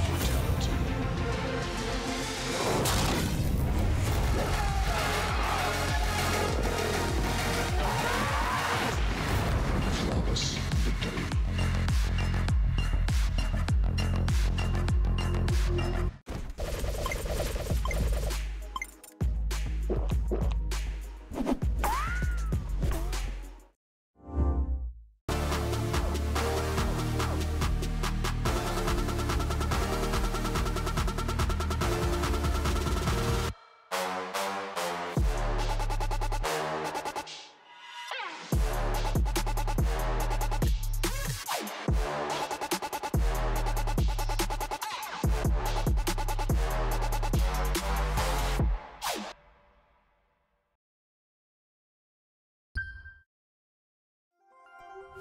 is Alexander Fragoso. My tag is Bean. I'd always played fighting games growing up, but it was never past like a casual level. Mainly just play with like family offline.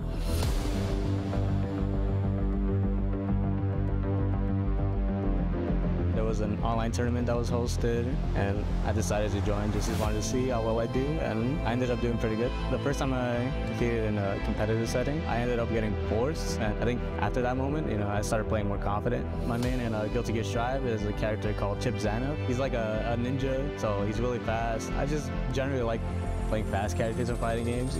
I usually want my opponent to play at my pace rather than me playing at theirs.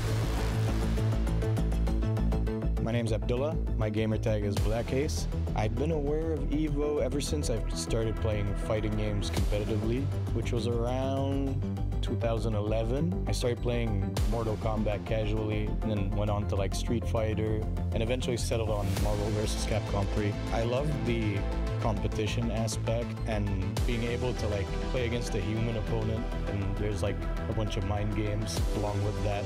I really love that aspect. So in Fatal Fury, I play Kain, which is a zoner set play character. I usually gravitate towards like set play characters. My favorite moment playing Fatal Fury was probably the finals of the Road to EVO tournament versus KD. From that, I got to fly to EVO, and I'm right here. I don't really think about who my next opponent is going to be. I'm just mainly thinking about what I need to do in the match in order to get that one. What I want to walk away with is people getting to know who I am. Like, oh, this guy, he's a really good player. I try not to put too much ego into the things that I do. I think it's better to try and stay a bit humble. I hope you're on the lookout for me and you're ready when I come to play you. Good luck to everyone. And welcome back to our EVO Top 8 broadcast for Fatal Fury City of the Wolves. You guys can see on your screens right now, we've got footage of the show floor at the moment. All these people playing casuals in the venue at the moment. There is so much going on, as you can see in the Zenny wire cam. Now, welcome back. Yeah, We're here in the arena. Shout out to Zenny, man. They definitely got me these nice free glasses, man. I'm going to be wearing these. They're prescription. They fit perfectly, and I can see very clearly now. They look very good on you, my bro. Thank you so much. So we're going to take a quick peek at this bracket once more.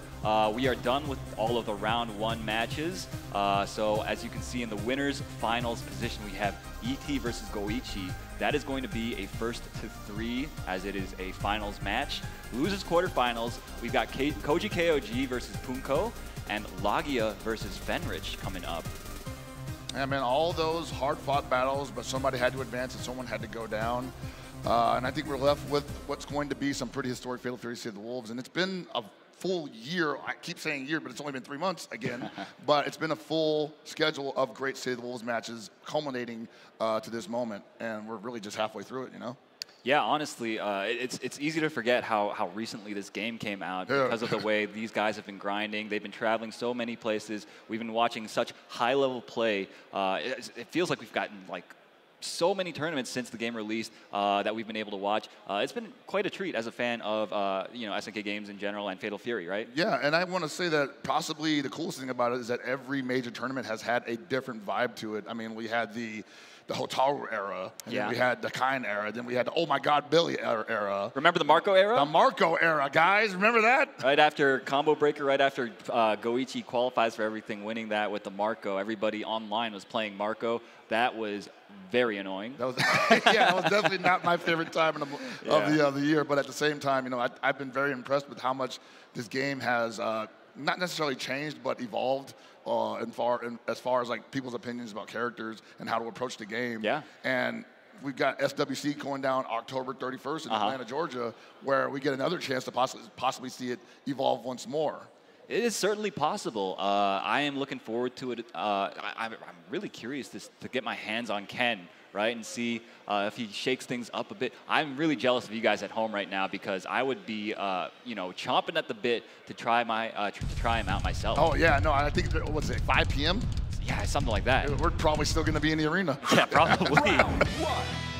Maybe not if these players have anything to say about it. Punko, of course, wants to make short work of Koji right off the bat. The guard cancel stomp. Dude, the way this guy's been using guard cancel stomp, please keep note of this.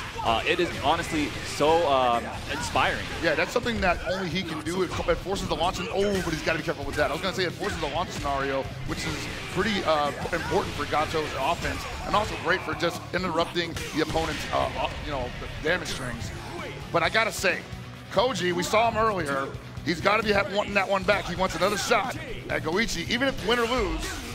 He just wants to be back in the situation, and now Punko has to circumvent that monster.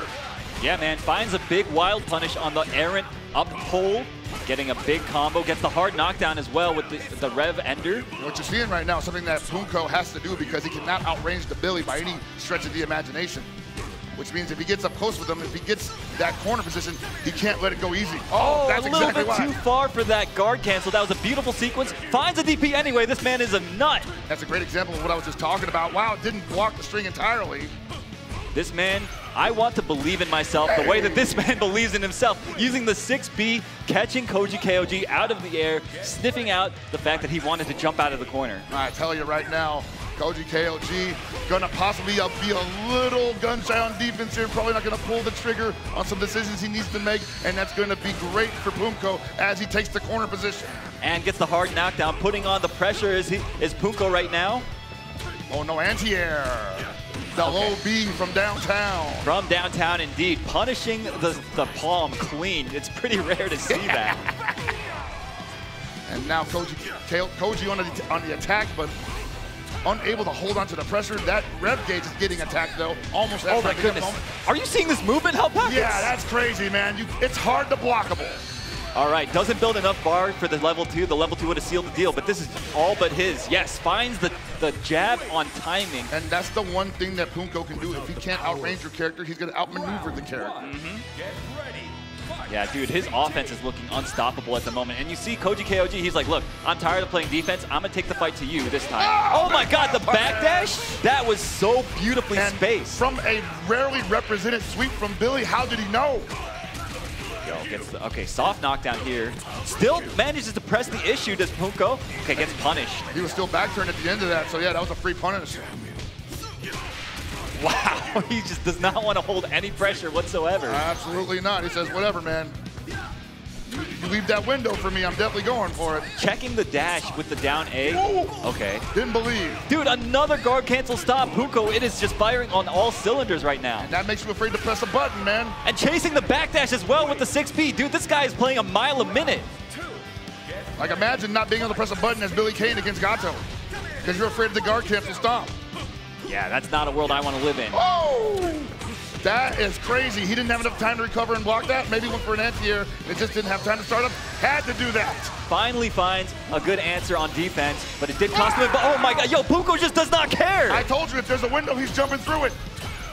Great JDs from Koji KOG. Keep him in the game. And you see his rev meter is looking so dangerous right now. Finds another hard knockdown, does Punko. Punko basically one mix-up away from moving on. And once again, Koji sniffing out the over-aggression from Punko, but that's his last reversal. Flailing each other out. Nice JD. Finds the counter hit. This should be it. Punko with the most masterful play, moving on over Japan's Koji KOG. Koji fought valiantly, but Punko smelling blood in the water early on into that matchup, not letting go of his leg, teeth burying into his kneecaps, ripping him apart, bro. That guard cancel stomp might be a problem. It might be a problem indeed. Punko obviously has been grinding so much. He's looking so practiced. I love the way that he played that matchup. He was like, listen, I'm just going to suffocate you as much as I can. I'm going to force you to use those bars of yours to go for reversals rather than to do combos and stuff. I'm gonna make you feel scared the entire time, and that's exactly what happened. You know what that reminds me of? What's that? Some good old-fashioned Mark of the Wolves. Oh yeah, definitely. You know, you JD the sequence until you know when the end of the sequence is, and then you guard cancel with a party starter. Yeah, for sure, for sure. All right, so we're gonna go into some highlights from the last match presented by PlayStation Tournaments. And it should be all guard cancel stomps on it, honestly. Not because it's cool to watch, but because he was patiently waiting for his window to utilize it. That's right. Finds the opening here with the big strike throw mix-up, going for strike this time. Gets the hard knockdown, and what have we got? Look at that. The delayed jab catches Koji trying to mash at just the right time. Got 6B. And you see, this is what I'm talking about. Koji was forced to use reversals over and over again just to get Punko off of him to get some breathing room. Absolutely. And he just wasn't able to. That big 6B counter hit spelled victory for Punko. Yes, Koji just being a little overzealous, man. Yeah. And Punko's just looking great, honestly. That's all Punko. Yeah, no, he's clearly mastered this character, Gato. He mentioned before at EWC that that character is one that's very near and dear to his heart. He played him obviously a ton in KOF 11, a game that he's very notable in. KOF 15 as well, he was representing the Gato.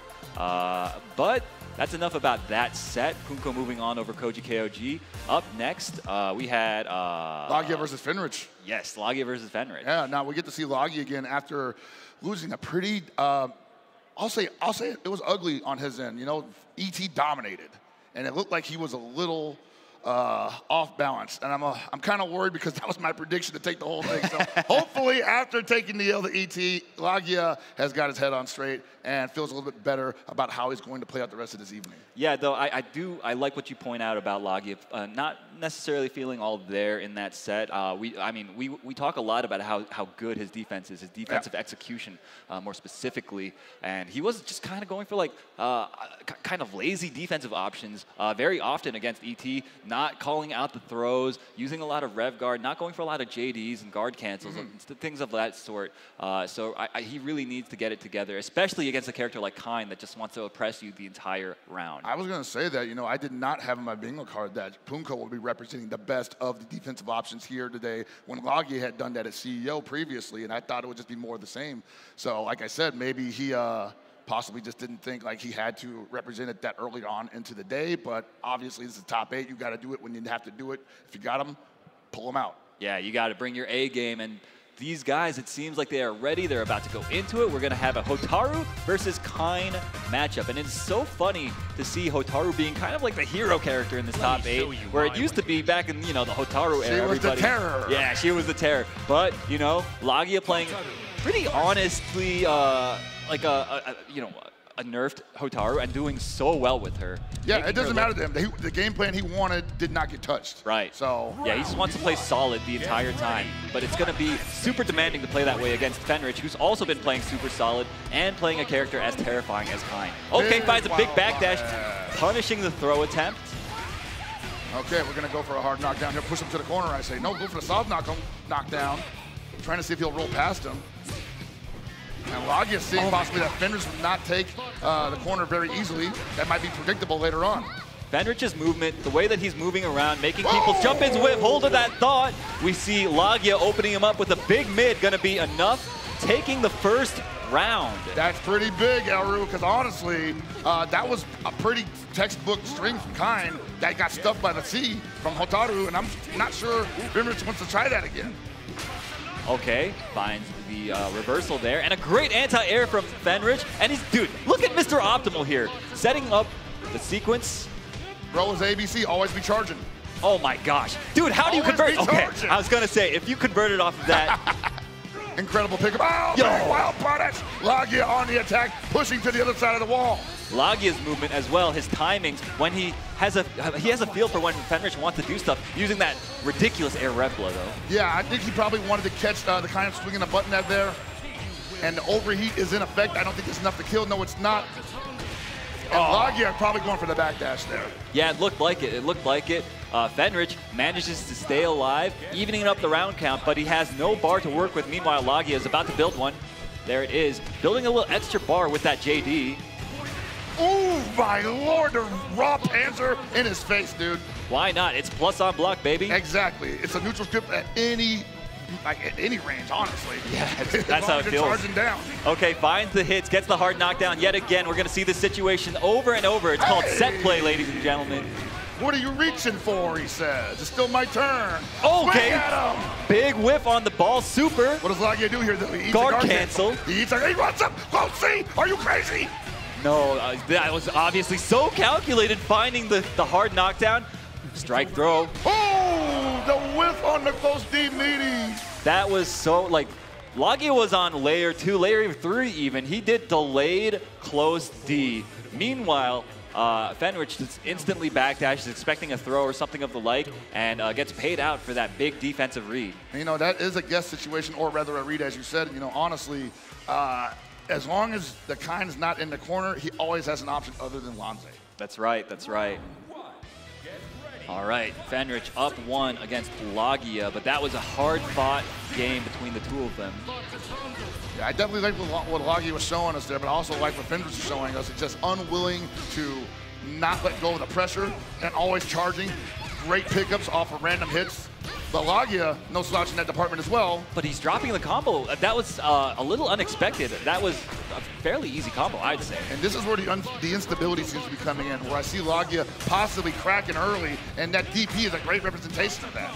Yeah, man, you cannot give Fenrich any opportunities. You need to get those hard knockdowns. You need to put the pressure on him rather than the other way around. Otherwise, there is no hope. And it's rough, too, because you think, like, man, he's got such a life lead. Why wouldn't he just press his luck there, right? It's no skin off his back. And Fenrich still just playing safe. Oh, my gosh. Backdashes into the fireball. And, dude, he gets the... That's rough, bro. That's rough. That is crazy. Are you kidding Optimal. me? That's a wrap. Oh, my God. Going down like that. That was one bad defensive decision. That's all it took. My word, what a character. There ain't much you can do about it, though, right? The rondo's there, you backdash into it, and he's like, dang, thanks for the gift, brother. Thanks for playing. See you next year. Fenrich moving on 2-0 over Lagia, who we've been hyping up as having great defensive decision-making, but really that's what it takes to compete at this level. Absolutely. If you're not on the ball at all times. And my bracket's busted, man. It's over. Oh, yeah? That's got true. nothing. My guy's still in there. Yeah. Oh, yeah, give it up for Fenrich, y'all. Fenrich putting on a good show. Man. Fenrich and Lagia, man, we'll definitely be seeing them again later on this year, but one of them has to go home right now, and it's Lagia, unfortunately for both of us. Unfortunately, yeah. I mean, I love watching him play, but I appreciate watching the Kind masters at work. We still got both of them in this bracket. Chances are they might run into each other. Hey, man, that's definitely been a couple of rounds in the previous tournaments, as well as in the history of FGC. Yeah. Goichi versus Fenrich, part 15. That would be, what a treat it would be to see here on this EVO stage. Fatal Fury's first year at EVO, couldn't have asked for a better top 8. We've got so many incredible players, but we're going to go back to the highlights presented by PlayStation Tournaments. We've got, oh, look at that, the super I wanted whipping. so much from that Crouch A, and I was like, man, please just let it rip. Yeah, Lagia had a big chance here, but this is where he does the delay button on Fenrich's wake up and gets backdashed, right? So you see it right about here. That was such a brilliant play from Fenrich. He was just like, look, I got all that real estate behind me. The worst you can do is like go for a fireball, I guess. Why would you do that, right? And yeah, this is just Fenrich doing a combo. This guy, I mean, this guy, he's pretty good at combos, man. If you watch him in any other fighting game, he kills in situations that you would never expect. You see it time and time again in BlazBlue. You see it time and time again in Dragon Ball FighterZ, and we're seeing it here as well. I think that's an interesting piece of footage, too, because I wonder if some people wonder, like, well, he sets Rondo up, and people just stay there and they block it, or they just try to get away from it as soon as possible because maybe they don't know how dangerous it is. Well, that's a good example of why you should probably not be hit by that in that scenario, you know? Yeah, just don't get hit, man. Just don't get hit. 50% of your life plus, I don't know, man. I don't know. Yeah, it's you're definitely put in a very highly disadvantageous situation.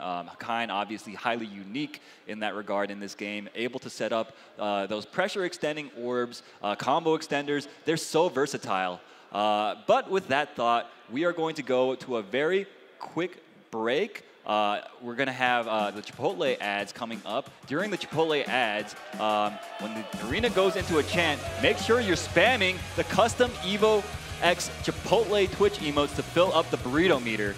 Because when that meter fills up, the viewers, that's you guys at home, are going to unlock bonus Chipotle text to win giveaways for free food after the break. So make sure y'all are going crazy in that chat. If it doesn't fill up this break though, don't worry, you'll have more chances in future breaks to fill up that meter, but might as well get it done now. So we'll be right back. Don't go anywhere. Look, who's hungry? We're going to Chipotle. I need people on the bus now. Come on. Chipotle on the way, let's get it. Deal. If you can guess how many beads I have, I'll commentate your Chipotle order. I'm guessing around 1,000. Now that's meaty.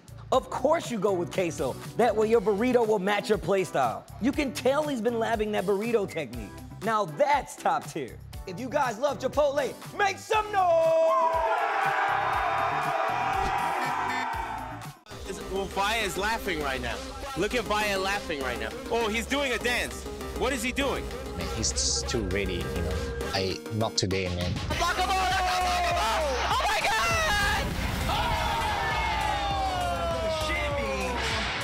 円に参加して、でその時また賞金額が上がって、いや気持ちは調子良かったですよね。So it's much more than just playing. It's being a part of this community.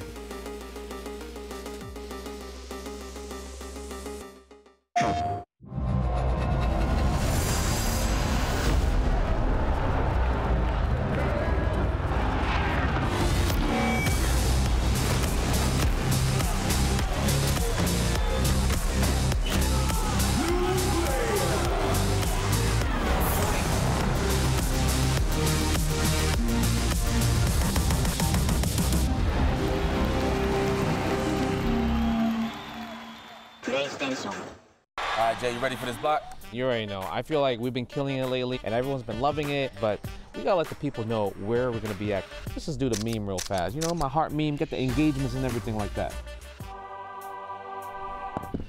Yipes. So, you understand me. It's not about the engagement. I'm just always thirsty for a drink, especially for this White Claw Zero Proof. Yeah, but that was corny as hell. But I'll drink to that. Cheers. Cheers. Yeah, I'm thirsty.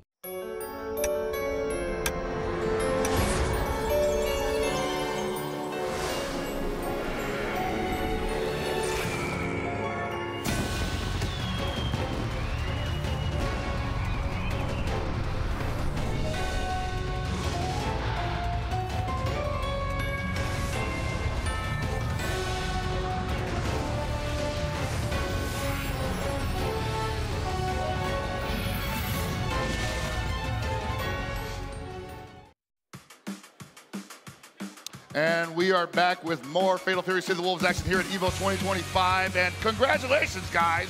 For the first time today, we filled up the burrito meter. Hey. You did it.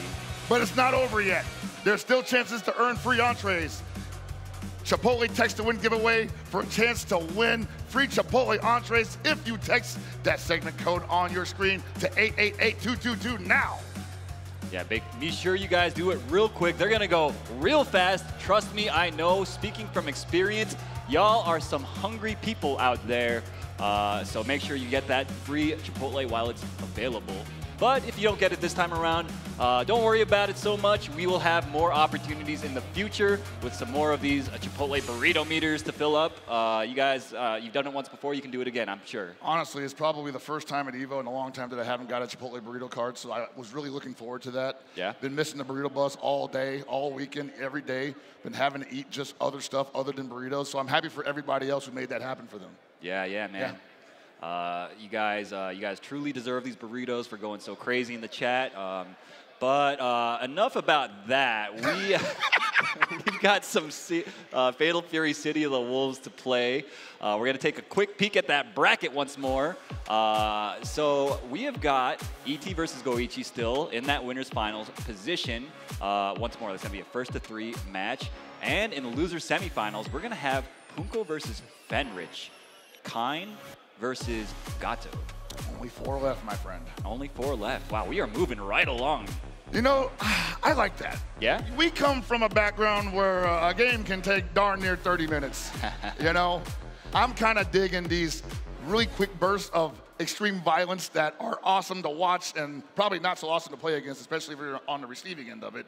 But for us and the people at home, I'm sure it's great. So yes, 4 left, and it could be gone in the blink of an eye. It could indeed, and especially with you know, the Gato Kine matchup, 2 highly explosive, aggressive characters, right?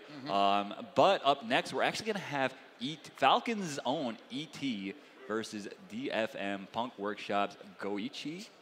Shout out to that cheering section, huh? Yeah, shout out to Falcons cheering section. Let me hear that. Yeah, we got some Falcons fans out here as well, it seems. But Don't sleep on Detonation Focus Me / Punk Workshops. Goichi, we got any Goichi fans in the house?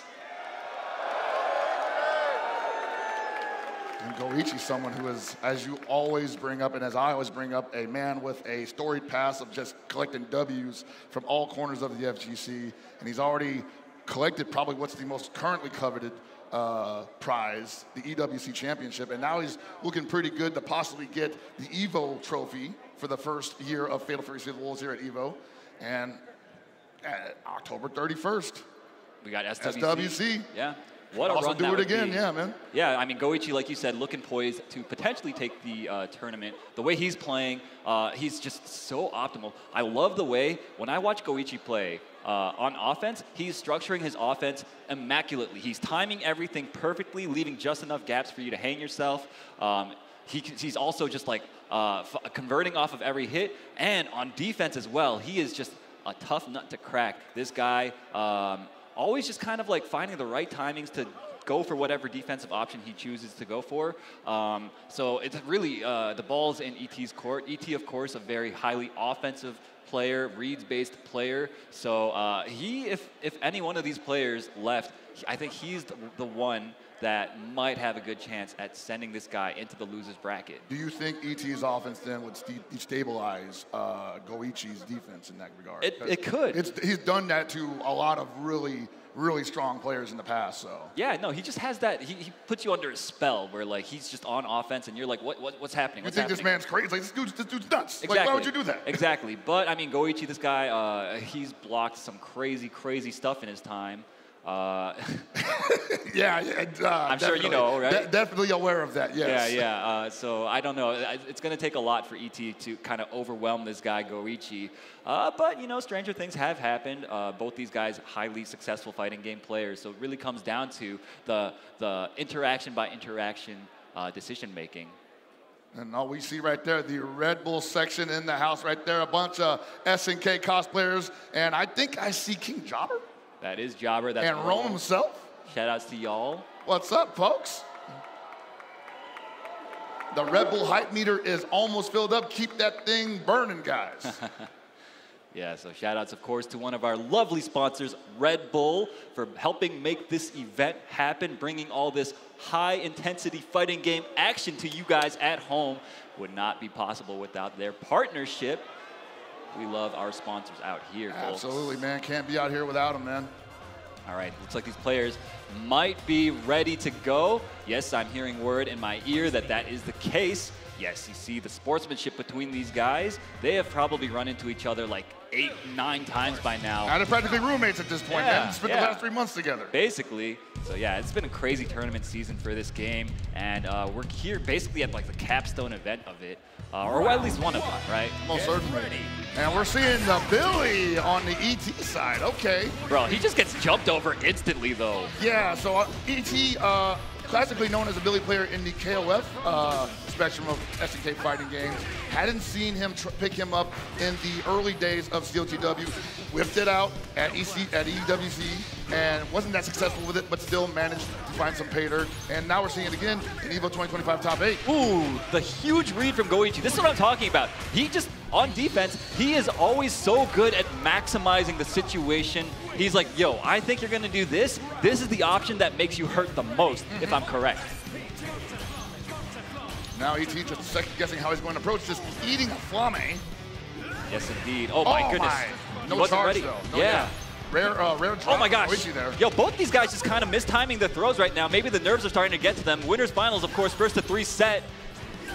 Nice, good containment from ET, though. Yeah, entirely possible that, you know, one wrong move could possibly throw Goichi off balance, and that might be it. He's going to be out of SPG. He took a lot of risks there. He staggered his pressure in such a way that he was vulnerable to mashes, but Goichi, of course, playing so patiently.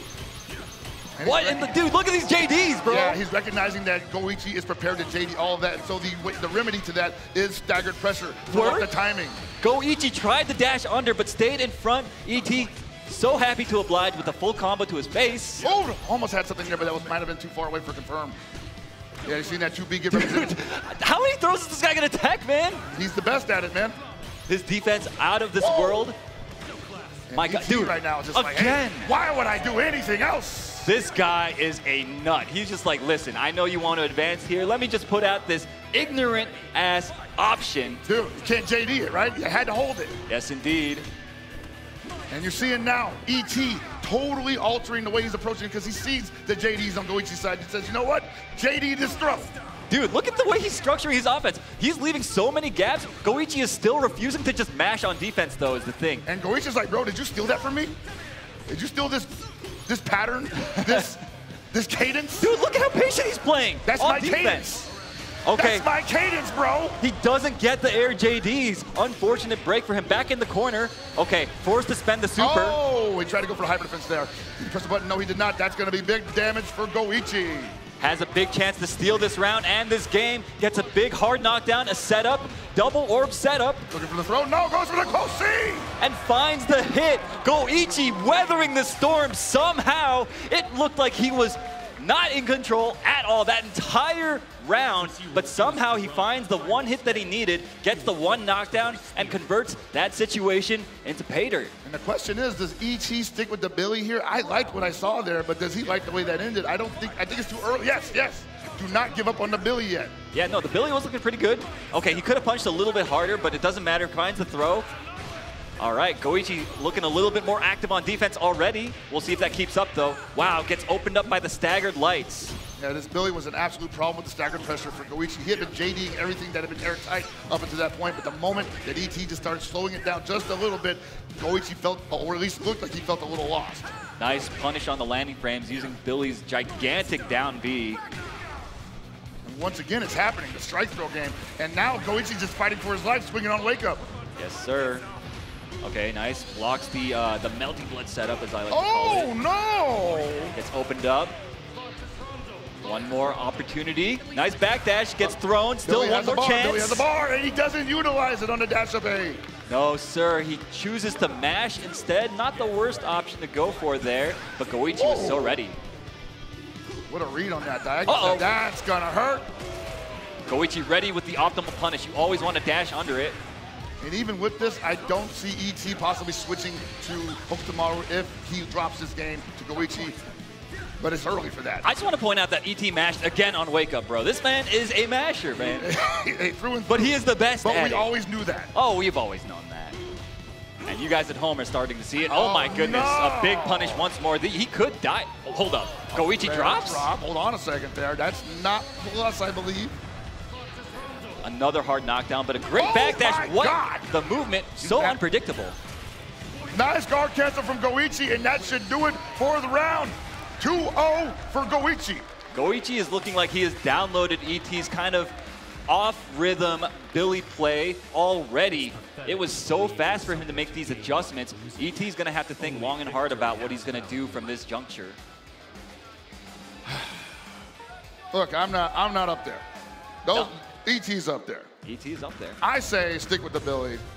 I don't think the Hoku's going to take you anywhere that the Billy already didn't take you. I mean, the Hoku brought him all the way here, though, is the thing, right? I feel like the Billy was not working out. I feel like you just go Hoku at this point. Well, he agrees with you on that one. And what do I know? Like I said, I'm here. He's over there. Hopefully it works out for him. But I think that Goichi is so used to fighting Hope Tomorrows right now that it's just... You may not be able to confuse it. It could be. It could be. You may not be able to do the one thing that Hoku was designed to do to everybody in the cast. I just think E.T.'s Billy just wasn't up to snuff. The way he was moving around even, he wasn't really like using the wave dash stuff that we see everybody use. Like it was looking a little raw. Maybe I'm looking too rosy sunglasses about that first round. Yeah, maybe. Oh my goodness. Boy, here we go. Opened up. See, the one thing he didn't want to happen is just like get turned up by this Goichi kind. That was a great by using his main. I'm loving, I mean, he's so clearly focused in this matchup. He's played it so much. I really like the decision-making already coming out from E.T. And it's looking a lot better. And one thing you do got to do, you got to give him credit for going for what's comfortable, right?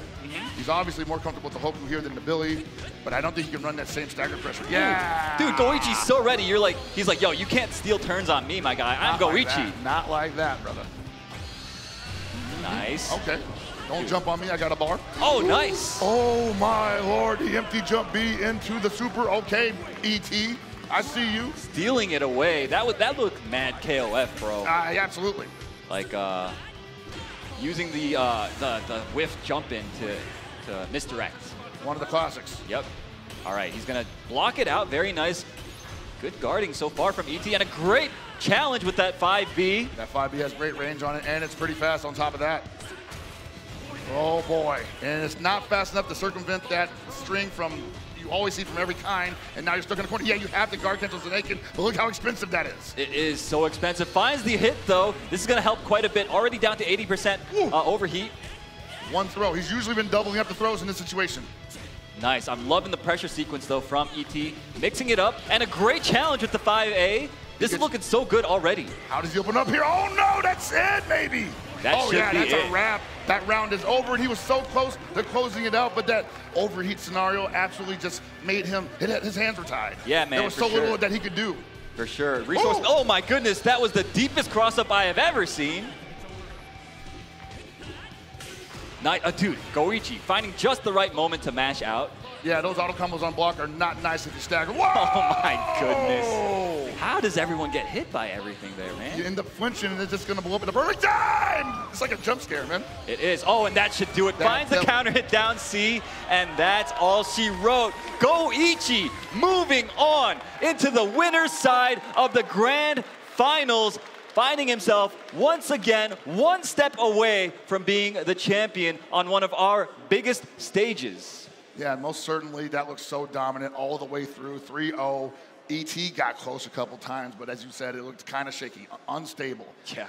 Goichi maybe looked a little unstable for like maybe 2 minutes, and I was just like, you gotta grab those 2 minutes by the horns, man, because I think that's the only time you're ever gonna see that from him. Yeah, it was honestly crazy, because like the way he approached that first game, he just didn't do anything on defense. For the longest time, he was like just downloading ET's habits with that Billy. And then once he got that download, it felt like, you know, in game 2 we saw he just had nothing. More comfortable, more comfortable. Yeah, he just, ET couldn't get anything done with that Billy.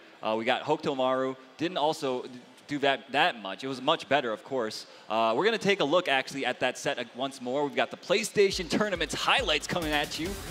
We see Goichi doing a combo, putting up that setup. I forget what happened here. Oh, he gets hit by the second orb, right? Yeah, oh, no. but now he's a dash up C because I think ET tried to just jump away from the orb pressure and the dash pressure. Just his feet didn't leave the ground fast enough. Okay, get the guard cancel flash kick. Yeah, beautifully done from Goichi. Great defensive option. That is not easy to do. You got to hold charge while not blocking it. That was a mystery. Yes, that was indeed. And I think it happens again here. Yeah, he just gets hit. Gets hit. Yeah, he just like tries to mash on like points where I guess he's not allowed to, and he pays for it just like that. Yeah, unfortunate, man. ET possibly getting a little twitchy there at the worst possible moment, but he's got another shot at it because he's going down to the loser's final side. Yes, sir. Or he will face the winner of Fenrich versus Punko. Fenrich versus Punko, two high-octane, high-aggression characters. That will, of course, be our next match. It's the loser's semifinal match, so not a first to 3. It'll be a first to 2, like the rest of this tournament has been. And this is going to be, there's so much on the line here. Getting that podium placing, it means so much to these guys. You get that nice, shiny Nacon stick, right? Shout outs to our sponsor, Nacon. You guys see it on the screen right there.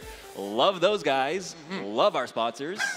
So, yeah, I mean, we're gonna see some crazy Fatal Fury. We're gonna get better. Big swings all over the place, but the only difference between them, though, is that Gato can only really swing from one range, while Kain can swing from so many different ranges. Yeah, that's right. It's on Punko to get inside. Yeah. I mean, Gato, of course, people describe him as being a little bit stubby. A little stubby, and it's, you know, it can mount up, you know, especially against characters who are designed to play at multiple ranges like that. Exactly, yeah. And Kain, of course, always has the threat of just randomly doing the rev horizontal charging move. I forget what it's called. It's basically a thrust kick. It is, basically. I mean, he also has that, too, in his rev blow. So he's got two different options to just jump scare you from all the way across the screen. We got Fenrich coming up to play once more. Two legends of the fighting game community about to go at it to see who has the honor of advancing into the losers finals. Generational battle, man, on deck. Yes, yeah, that's a good point. Fenrich, you know, relatively newer school player compared to Punko, who's been around forever, man. Dude, like KOF 11 was like the first foray, and hasn't looked back since. I don't think he's really ever changed his game plan ever since then. It's always about maul, right? Yeah, high octane, high aggression. Fenrich, of course, more of like, he's got like that nerdy aggression where it's like super studied, you know? He's got like, yo, I know that if I do this, your only options here are this, and if you do this, I do this. You know, all that type of, he's got it all labbed out. That's the scariest stuff, though, It is honestly, scary, yeah. especially in the hands of a person that's playing Kain, because that is a character that is designed to put you in those situations repeatedly. And we're seeing time and time again in this top 8, people just get opened up by that layered offense that Kain is able to present. Absolutely. And the only X factor I see here is the one that Punko has been representing the entire day, the guard cancel stop. But also being represented is that Red Bull section in the center of the arena. Beautiful people, beautiful seats. Best seats in the house, as they say. Hype meters filling up. Yes, sir. Yeah, shout Hope out. y'all enjoying yourselves. Shout outs to Red Bull. They've had a presence here at this event, handing out those drinks for us. They definitely have saved me on our long commentary blogs. Hey, Friday was rough, though, right? I was like, where are those Red Bull people at, guys? Oh, yeah, no, I was definitely looking out for them. Sniffing them. And they were helping us out, that's for damn sure. So thank you guys once more to our sponsors, our lovely sponsors. Couldn't do this without y'all. So I think we are going to have our match underway soon. We got Punko, Weibo Gaming's Punko versus Cyclops Fenrich. Yeah, I mean, I imagine that both of these guys just can't wait to get started. Both of those dudes are patient people, but they don't want to give each other too much time to think about what's about to happen next. So. Yeah, definitely. You want a little bit of mystery, right? Yeah, sure. Fenrich, I believe, from Osaka. At least he's repping the Osakan team. Punko, of course, Korean. I want to say Seoul since most of the country lives there, but who knows? I've always wondered, like, where do they vacation usually if they're all in Seoul? Jeju Island, I guess. Okay. Remember that KOF 13 tournament at Jeju Island? Yeah, dude, that was so sick. Yeah, man, I wish I could have gone. I wanted to go too, so bad. So, all right, I think our players are getting set up. Yeah, look at that. We got the button check underway, making sure everything is working as intended. Yeah, man, both of these guys, again, probably been seeing a lot of each other on the road. Oh, yeah. Spent a lot of time probably in the hotel in Riyadh for EWC. Yeah. And I still feel like there's an air of mystery between a lot of those competitors that we're seeing each other so frequently because, again, this game's evolving month to month, tournament to tournament. Yeah. And I gotta believe that some of that tech's being protected, you know? You think so? I feel like they would put it all on the line in one of these big events, right? I would agree. At a big event, sure, but in between them. Sure. The only people that I know that would expose that are the ones that are creating content around that put it on YouTube, like those Shanghai concept matches. Punko's sometimes doing that. Yeah. Sometimes you see E.T. and ZJZ and Lagia and M-Dash and all those guys playing each other on Shanghai streams. Speaking of playing each other, though, these guys are finally about to go at it. We've got Gato, Punko's Gato going up against Fenrich's Kain. Let me hear y'all. I'm ready. Yeah, that feels That's a nice good. one. That was a good one. That feels pretty good. I've never done that before. And already Fenrich has gotten started. Punko on the ropes. How are you going to get out of it, brother?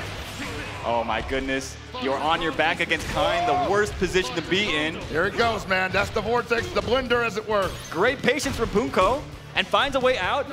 Okay, great JD. And the stagger pressure is preventing the opportunity for the guard cancel. The counter hit flash kick out of nowhere, hitting Punko on timing, and Fenrich taking round 1 in dominant fashion. Oh man, talk about trigger happy. Paid for it dearly. Oh no! Once more getting counter hit launched by a special. Punko finding himself once more in this familiar corner. In his face, man. I don't even want to call that disrespect. That's just immaculate setups. It is indeed. We've got Kain doing his thing, you know, setting it up. Nice! Wow, that was really brave from Punko. Yeah, I think that was his only real option because he wasn't going to go for a DP from that distance.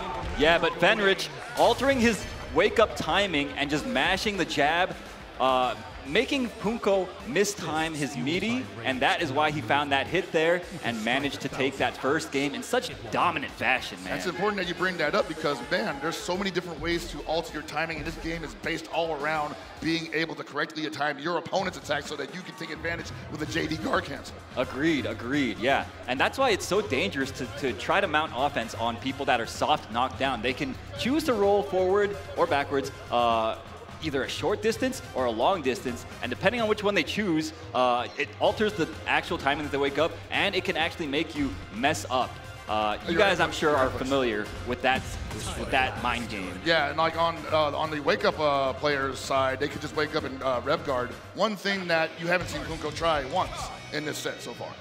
No, I think he's feeling a little miserly with his meter, which I don't blame him for. He said, "I need it for damage, bro." Oh yeah, he does. Because he does. He like absolutely Gato needs that. Yeah, man. All right, we got the Gato stage. Punko on his last tournament life. This is all it comes down to for him. There, he's like, get away from me. And he just bets it all on that DP. As we say that he wasn't hitting that rev guard, he knew he had to do it because he can't let that kind get too close. Oh my gosh, and once more finds himself in the corner. How do you get out? You don't, apparently. Says you cannot advance, you cannot pass go. Stop swinging, big boy. This offense is so oppressive. Fenrich, one more touch is all he needs here to take this first round. Oh, nobody, he jump TP! Okay, great block from Fenrich. That's huge! Gets the counter hit. No, but he can still go for a guard break here. Oh, that's big! Kill him! Kill this man! Don't let him do that to you like you had to. I'm not being biased here, but I want Punko to do it for himself. He earned this, and he still has guard break on deck. There it is! And the crowd erupting for Punko. That he needs more rounds like that is the thing, and he had to fight so damn hard for that. I mean, did we come here to see a match or what? You're absolutely right. Okay, blocking it out. Great defense from Punko so far, and a great guard cancel, JD. Absolutely beautiful from Fenrich there. Might be the turnaround he needed. Great blocks from Punko.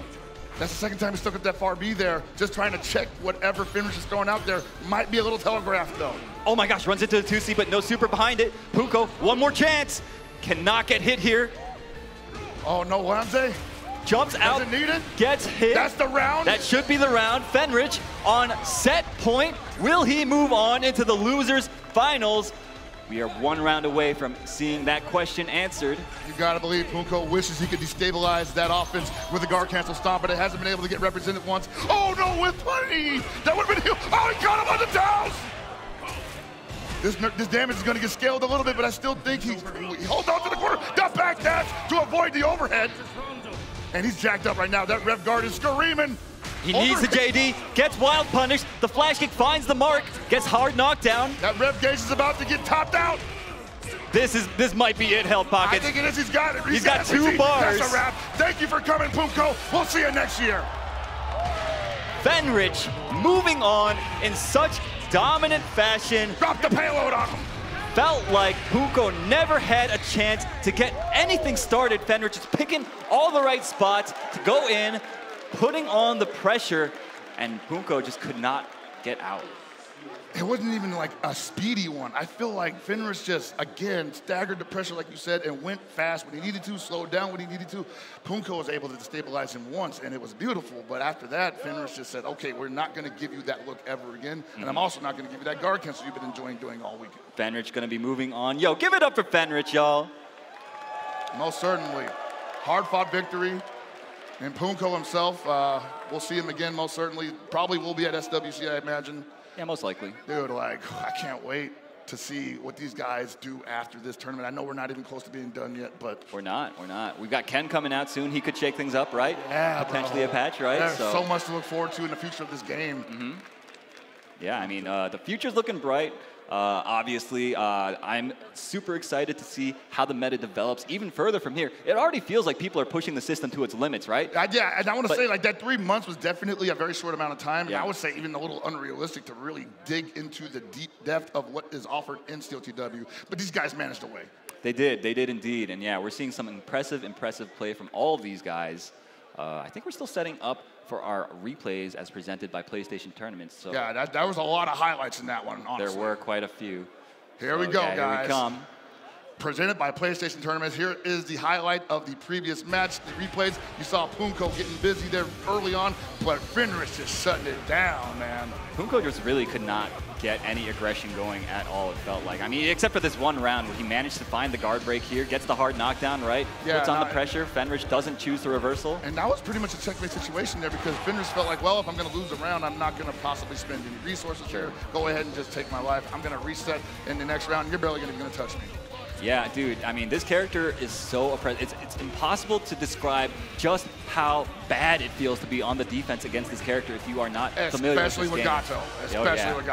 Yeah, man. And I mean, any character, it's so difficult. Those orbs, they explode at just the right timing to make you feel stupid for trying anything. Yeah, no, that's what it feels like to me, at least. And if he doesn't need that, he can actually manually explode them as well, Exactly. just to make you feel extra dumb. So yeah, man. He's got a lot of options. Those orbs are really, really oppressive, and we're seeing two masters of their craft going at it with those, piloting that kind to full effect. Yo, we got such a beautiful shot of the arena. Yo, y'all, make some noise. Are y'all enjoying this top 8 for Fatal Fury? I know I am. And we're possibly looking at a very familiar situation in the top 3, but before we even get to that, we do have some more ads for you. We got some bills to pay, so don't go anywhere. We got more Steel CW action coming up next. That sizzle, that's the soundtrack of Chipotle. Literally melt in your mouth tender. Let's see our chicken glistening, our fajita sizzling. It's magic happening. And this is gonna be in your bowl. This is it.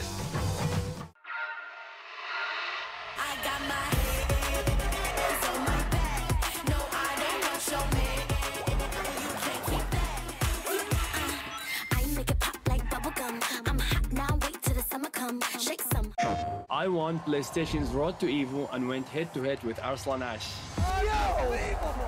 I won PlayStation Go to Evo and battled against Sonic Fox. I have never seen that in my life. To compete on PS5, choose your game, find PlayStation tournaments, and register. It's that easy. Sign up for PlayStation tournaments for opportunities to win unique prizes and much more. PlayStation. Whether it's sunglasses outside, blue light glasses inside, or night driving lenses in the dark, Zenni has affordable eyewear for everyone. Get 10% off at Zenni.com.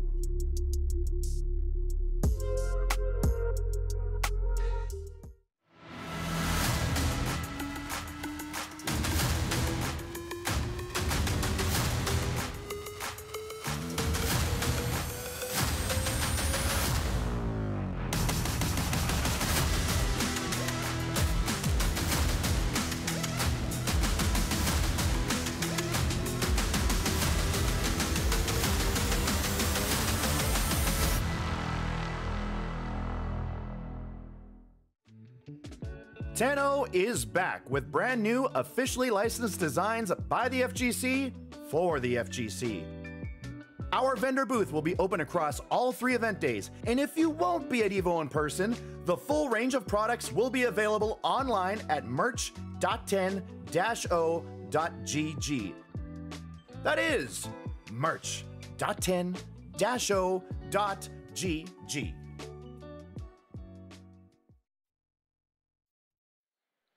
And we're back for the final leg of Fatal Fury City of the Wolves top 8 here at EVO 2025. Feels like we just got started, man. These matches have been absolutely blazing the entire time. And my voice held up. I'm happy for myself. Yeah, man. Both of us, I was a little worried myself. I had a bit of a late night as well last night, but we are here. We are making it work. And we are down to our final 3 competitors. This is going to be the highest level Fatal Fury we've seen. The highest level, absolutely, man. Like, you can talk about all those tournaments that everybody went to qualify for the different esports tours that have been available. And look at these, this is a who's who of who was there, honestly. Excluding Kubo, who only showed up to EVO Japan. We went through Lagia, ET, Goichi, Koji Kog, Shen, Hunko, unfortunately having to go down most recently. And Finrich, ET, the only 2 left to possibly dethrone Goichi currently. Yeah, Fenrich making a monster of a run from this loser's side.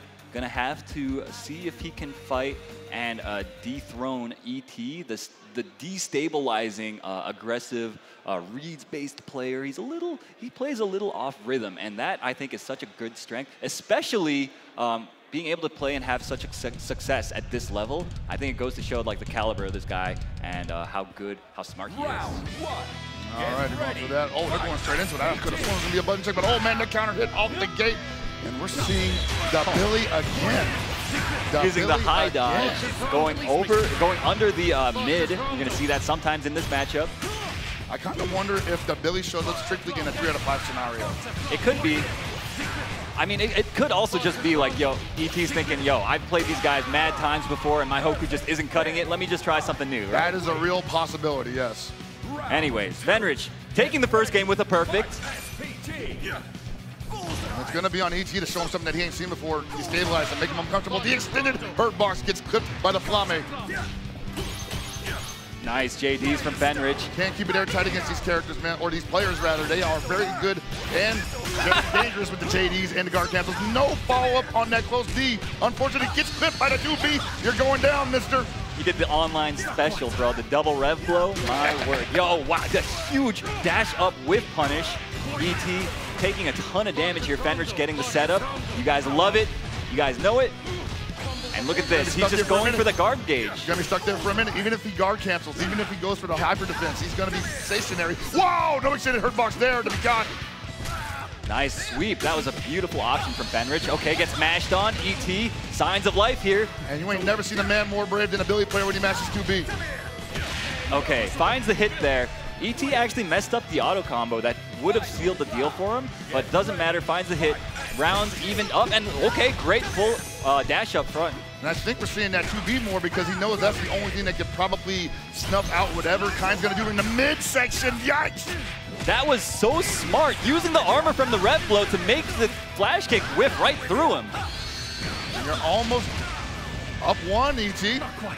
Oh man, the empty jump throw. Hello. Oh my God. There's a big guard cancel. This is his only chance to turn it around. If he loses hold of this offense, I believe ET's going to go up a game. ET does have super now. He can go for a reversal.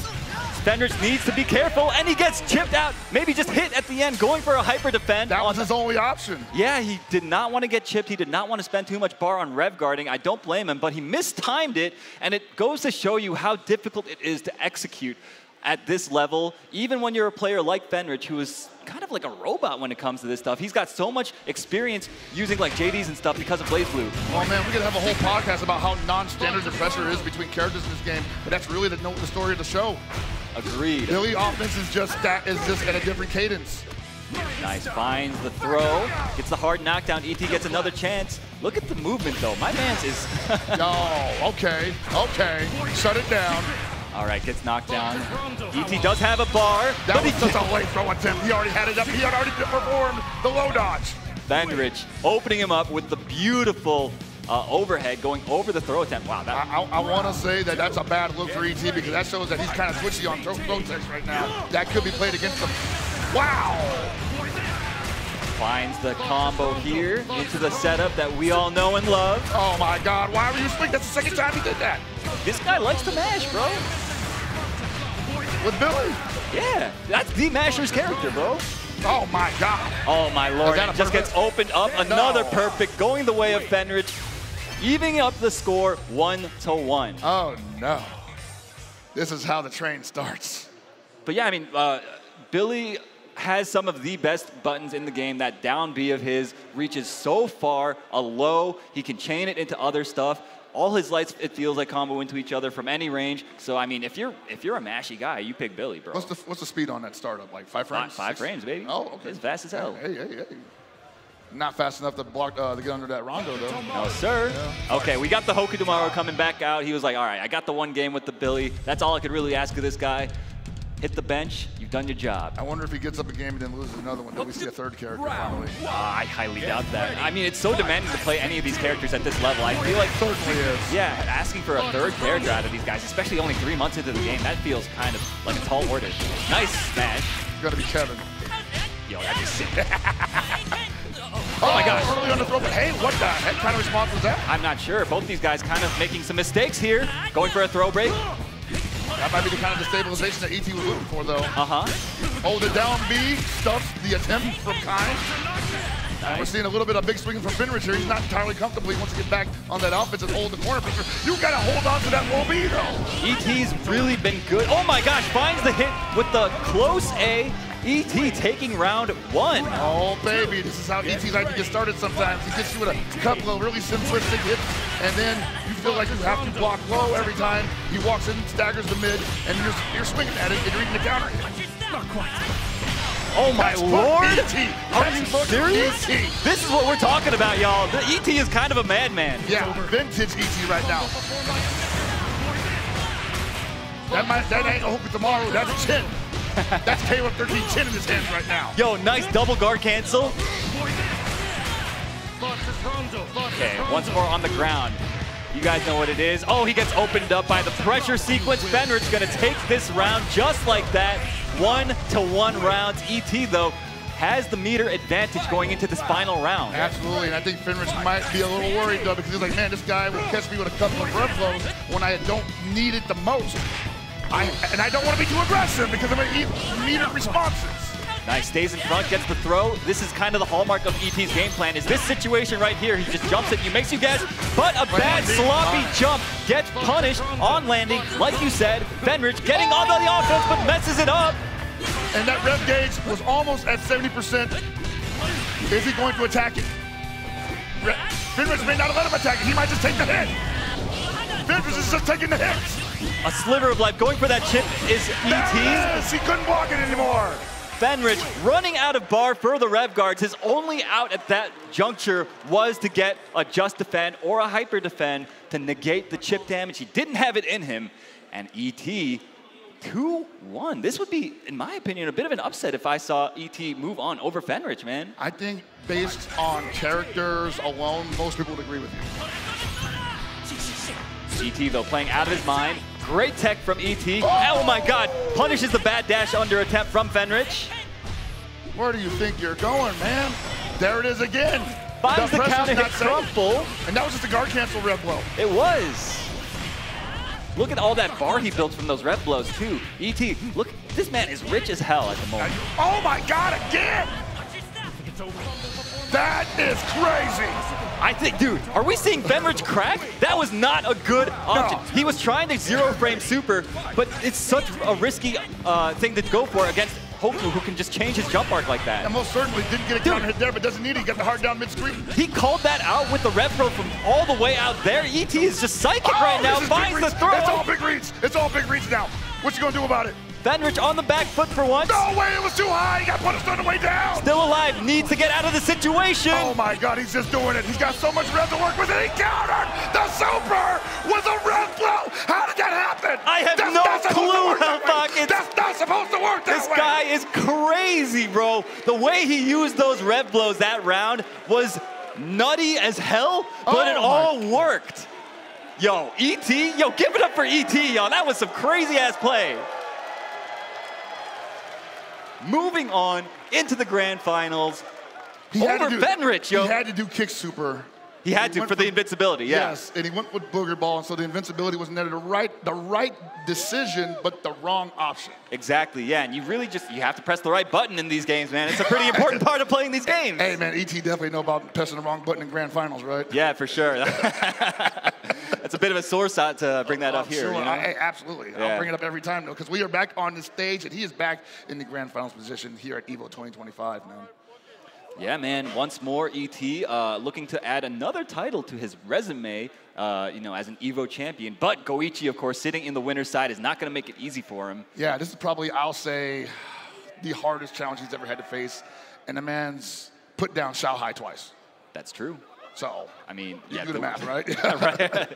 That's quite the statement. I mean, Goichi, of course, the guy has looked unstoppable. I mean, ever since that EWC run, even before the EWC run, he was looking so clean, untouchable, really. And like the last time ET and him played earlier in this top 8, he just kind of got destroyed. Well, he was like really hoping that Billy would find some pay dirt there, but as you explained earlier on, it just wasn't working out, you know? Hadn't quite given up on it yet. As you see here in the replay brought to you by PlayStation Tournaments, the Billy was still represented on ET's side, and he found the success he was looking for. He did, yeah. I mean, found the hit there. A bit of a lucky break, I gotta say. And now Fenrich making the adjustment, getting the hits here that he needed against the Billy. And yeah, once we saw the Hoku Tomorrow come back out, that's when we really saw Fenrich feeling a little off kilter. He was like, yo, this guy, what do I do about this stuff? Like, look at all this. Like, watch. This right here, that was so crazy. So I'll be real about that. I actually thought he blocked it. And I know you can't JD rev blows, but I was like, dude, did he just like block it and throw it to super and somehow get hit, but nah, that's just a bad trade essentially. Yeah, man. I mean, ET was just in that mode. He was like, yo, I'm in rev, I've got meter. Let me just press these 2 buttons here right quick. That just goes to show you how successful he is at destabilizing some of the best minds in the FGC, where he makes Finrich, who, as you pointed out earlier, kind of a robot, used the wrong response in that scenario. Yeah. I mean, he really looked overwhelmed on the defense, which is, you know, it takes a lot to get him or any of these players to that point. But ET is the guy to do it, you know? So, and just like that, we got ET versus Goichi in the grand finals, the run back. We are about to crown our first Fatal Fury Cities of the Wolves champion. Crowd, let me hear y'all.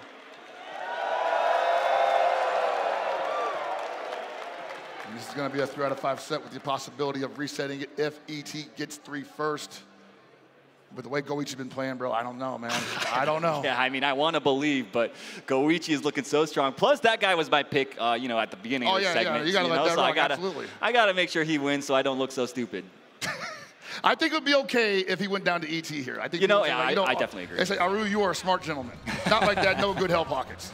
Thank you. And don't disparage yourself like that. Not in front of me, bro. I love you too, that. Okay, we've got the players here getting situated. I mean, this is a huge match for both of them. They want to make sure everything is just right, they're focused, that everything is in its proper place. And it seems to me like we are about to get into it. Let me hear y'all once more. EVO 2025 Fatal Fury City of the Wolves Grand Finals. Goichi versus ET. That's right. You and over half the audience voted for Goichi to take this all the way, and so far he looks so good for it. But ET just had one of the best games of CLTW I've ever seen him play. Okay, we're getting things started with the throw conditioning right off the bat. That's a hallmark of ET's play. He wants to go for the throws. He wants to make you fidgety on the defense when he gets you in the block stun so that he can open you up with those lows, with that staggered heavy. But he's also been fidgety himself, getting hit by a lot of rondo pressure that he did not have to take like that, just there.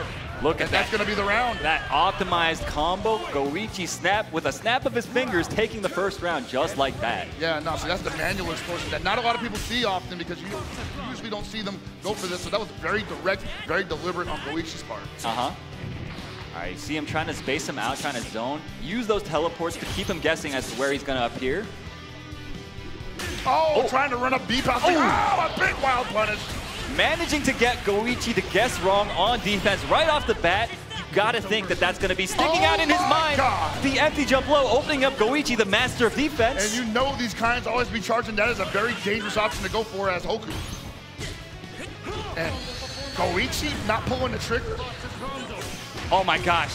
Gonna pull the trigger here. Oh no, drops the combo. Doesn't matter. Anyway. Yeah, finds the hit. ET once more in the blender. Yeah, ET can't hold on to this much longer because he's gonna get guard broken. There it is.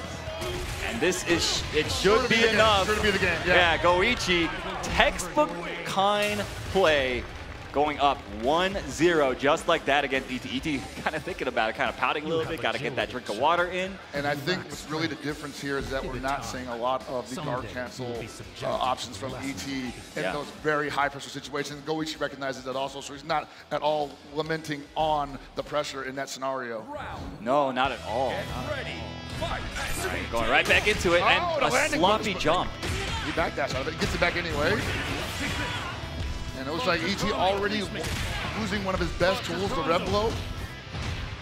And once again, not JDing anything, and I'm not blaming him for that. Very hard to do, very difficult. But you need to be able to do that against Kind in that situation. Using the plus frames to once again get that throw conditioning in. We saw already he successfully throw baited Goichi before. Oh my goodness, he just gets hit and converted. Yeah, look how much damage that last hit does because you failed that hyper defend. It's over. Okay, he was going for the strike in that situation. Nice fight, sneaks in the low after the run. He needs 3 more touches. Oh, that's the big one. Oh! Finds the shimmy, gets the whole entire combo. This should be enough. ET taking the first round of this game 2. I want to say the second time he did that setup where he gets the counter hit, then goes for a vertical jump. It acts like he dropped it, and the opponent goes for a throw tech, and he gets a wild punish. Yeah, you got to think Goichi's going to start adjusting to that, but ET might be a step ahead of him. That's the type of guy this guy is. He lays traps. That's so hard to see, though, because by the time it's already happening, you've got counter hit. What if he decides to go in with the counter hit finally? ET is so good at the double JD into guard cancel, really bailing him out of these situations. But of course, it is so expensive. Baits at the close C with the double jump. What have we got here? He's got a bar to spend. He spent it. It's over. Looking for that close C again, possibly. No! Get away from me, he says. Wasn't your turn yet. Nice tech from Goichi. A huge read from him. He's got another chance at life. A great air JD. Any amount of chip will kill him. Look at these JDs from Goichi, man. He's just sitting there. He's got no meter to... Oh, no! Are you serious? Why would you do that? And just like that, he is in danger of losing the entire damn round off of that. He's got no reversal. He's got no reversal. That rev gauge is screaming. It's overheated. He's gonna get guard broken. Oh, the run under OP touches the landing frames. ET. Almost got humiliated. What a psycho! This guy. What a psycho! You see, I love the personality on display from both of these guys, just in the way that they play the dang video game, man. I love it. God. Oh, they went back to character select. They both needed a breather, I guess. I need a breather myself, man. Holy crap. Wait, oh, boy. Are you serious? Goichi famously shelving this character, Marco Rodriguez. Yo, let me hear y'all crowd. I want to see this. Y'all at home want to see this. Where you at? Hey, yo, Barbar. This is about to be so insane. Hoku Tomorrow famously doesn't have great reversal options. Marco, the 50-50 dispenser, the high-low dispenser, the strike-throw dispenser, cashing out so well when you guess incorrectly. Let's see if he still got it. If he gets that knockdown, it ain't that difficult. How did he know? He reacted instantly, bro. Gets the hard knockdown. Where are we going? High or low? Low. What a block. What a block. Did he react, though? No. There's no such thing as reacting. Oh, my God. Goichi didn't react to the emphasis of low. Great double JD. Okay, takes the plus frames, and once again goes for the throw. Goichi with the wake-up DP. Dude, converting. Turn it into a statue here, man. Hold up. Finds the hit. Into the hard knockdown. What do we got? Okay, goes for the shimmy. What a challenge from ET. Says they got a 4-framer. You need to be faster than that, brother.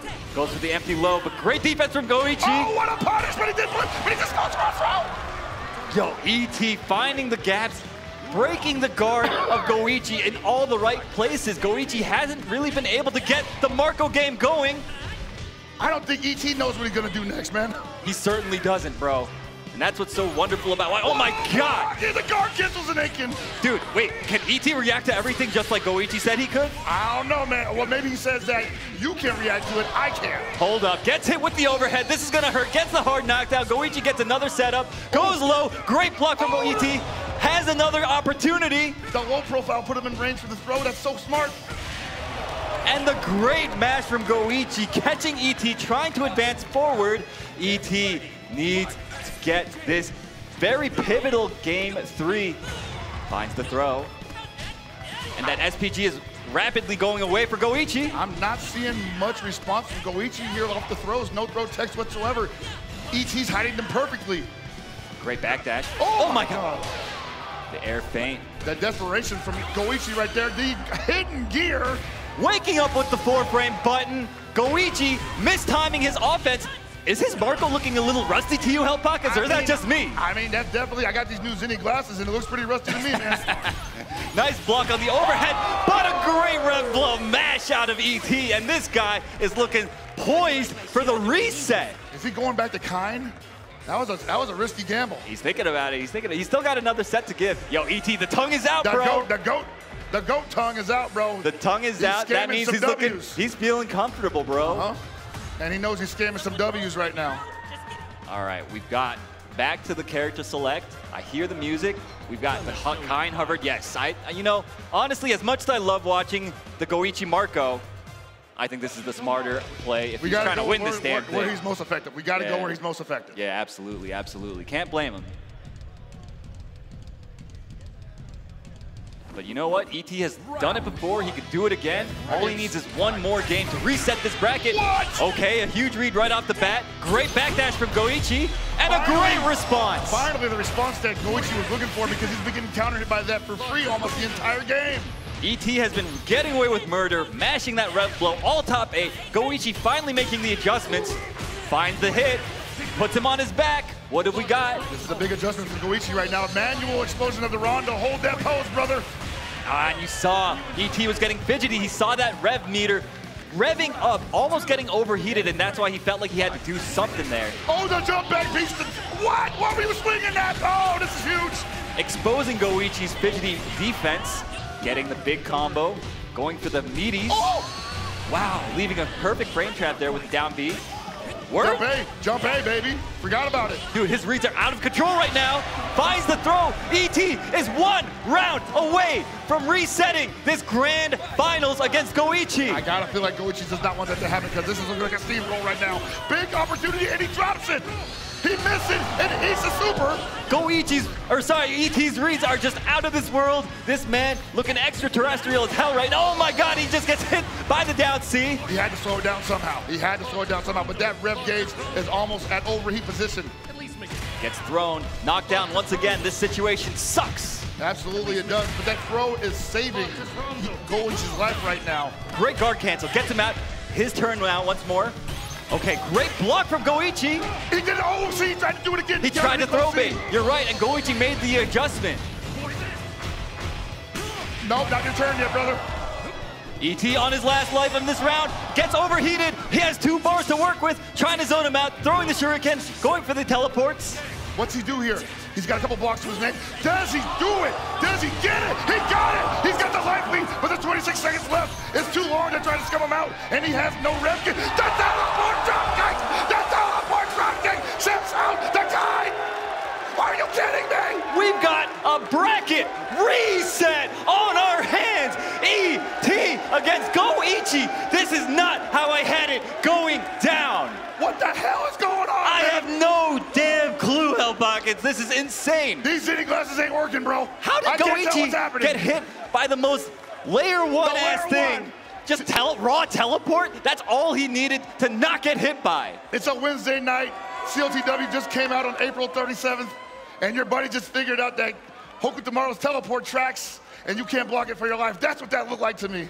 My goodness, even at this level, the pressure gets to even a guy like Goichi, who's been on a stage like this so many times in the past. Yo, we got another shot of the Red Bull cheering section there, as it were. They gotta be having a great time. You believe that, right? Yeah, best seats in the house, right? So.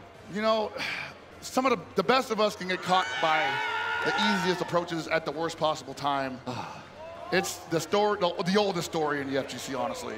Getting hit by the you-know-what. Yeah, you got to execute at 100% at all times, especially if you're playing at this level. And even just a momentary lapse in your reactions is enough to get you exposed like that. Yeah, most certainly. And I would not at all detract from Goichi's ability as a player. It's just, what do they call it, mental stack? Sometimes you revert back to the first layer, and the other guy is so high up there thinking about, like, man, what if he just didn't do that? Yeah, they're already thinking on like layer 5, layer 6, right? And then the other guy just does like the most obvious thing, and you just get hit by it, you know? ET lizard brain. That's what happens. Yo, ET though, the way that he plays, he gets people out of their comfort zone, and we're seeing that even in a player like Goichi. All right, going back into it. Bracket reset, grand finals of EVO 2025, Fatal Fury 2025. Let me hear y'all, crowd. This is crazy. This is wild, because I don't think Goichi feels that comfortable yet. I don't think Goichi has found that comfort. He got hit by the whiff bait again, the throw bait. Okay, great JDs this time. Blocks the low as well and punishes. He's so ready. Look at how much that punish hurts. This situation, okay, he's blocking it out. Oh, and he gets throw baited at the last moment. You take that throw bait, sir. And then, like, that was probably the first tech that ET had gone for in that sequence because he had gotten thrown 3 times in a row in the previous set. Great anti-air from ET. Gets him out of the situation. Goichi on his back now. All right, deep jump D rather, but nothing behind that from Goichi. Oh my God, a huge hop C. He has to make this count. I'm not used to seeing Goichi playing from a position of position of the backdash into anti-air, recognizing the gap. Absolutely baited, absolutely baited. And Goichi is 1 round away from going down 1-0 in the reset bracket. Oh my goodness. Okay, goes crazy rev blow, man. Oh my God, again, the double JD into guard cancel. Oh, big opportunity. Huge jump over the shuriken. Take him out of SBG, there you go. No longer has to worry about the red blow masher. Whoa. Hitting the shuriken. That's crazy. The animation didn't even come out. Right. Oh, great dash under. Goichi's got to be careful. We've already seen the high dodge counter catch him for jumping a couple times now, but it doesn't matter there. Beautiful JD's keeping him out of overheat. Oh, the Rondo interrupts the super, and that rev gauge is gone.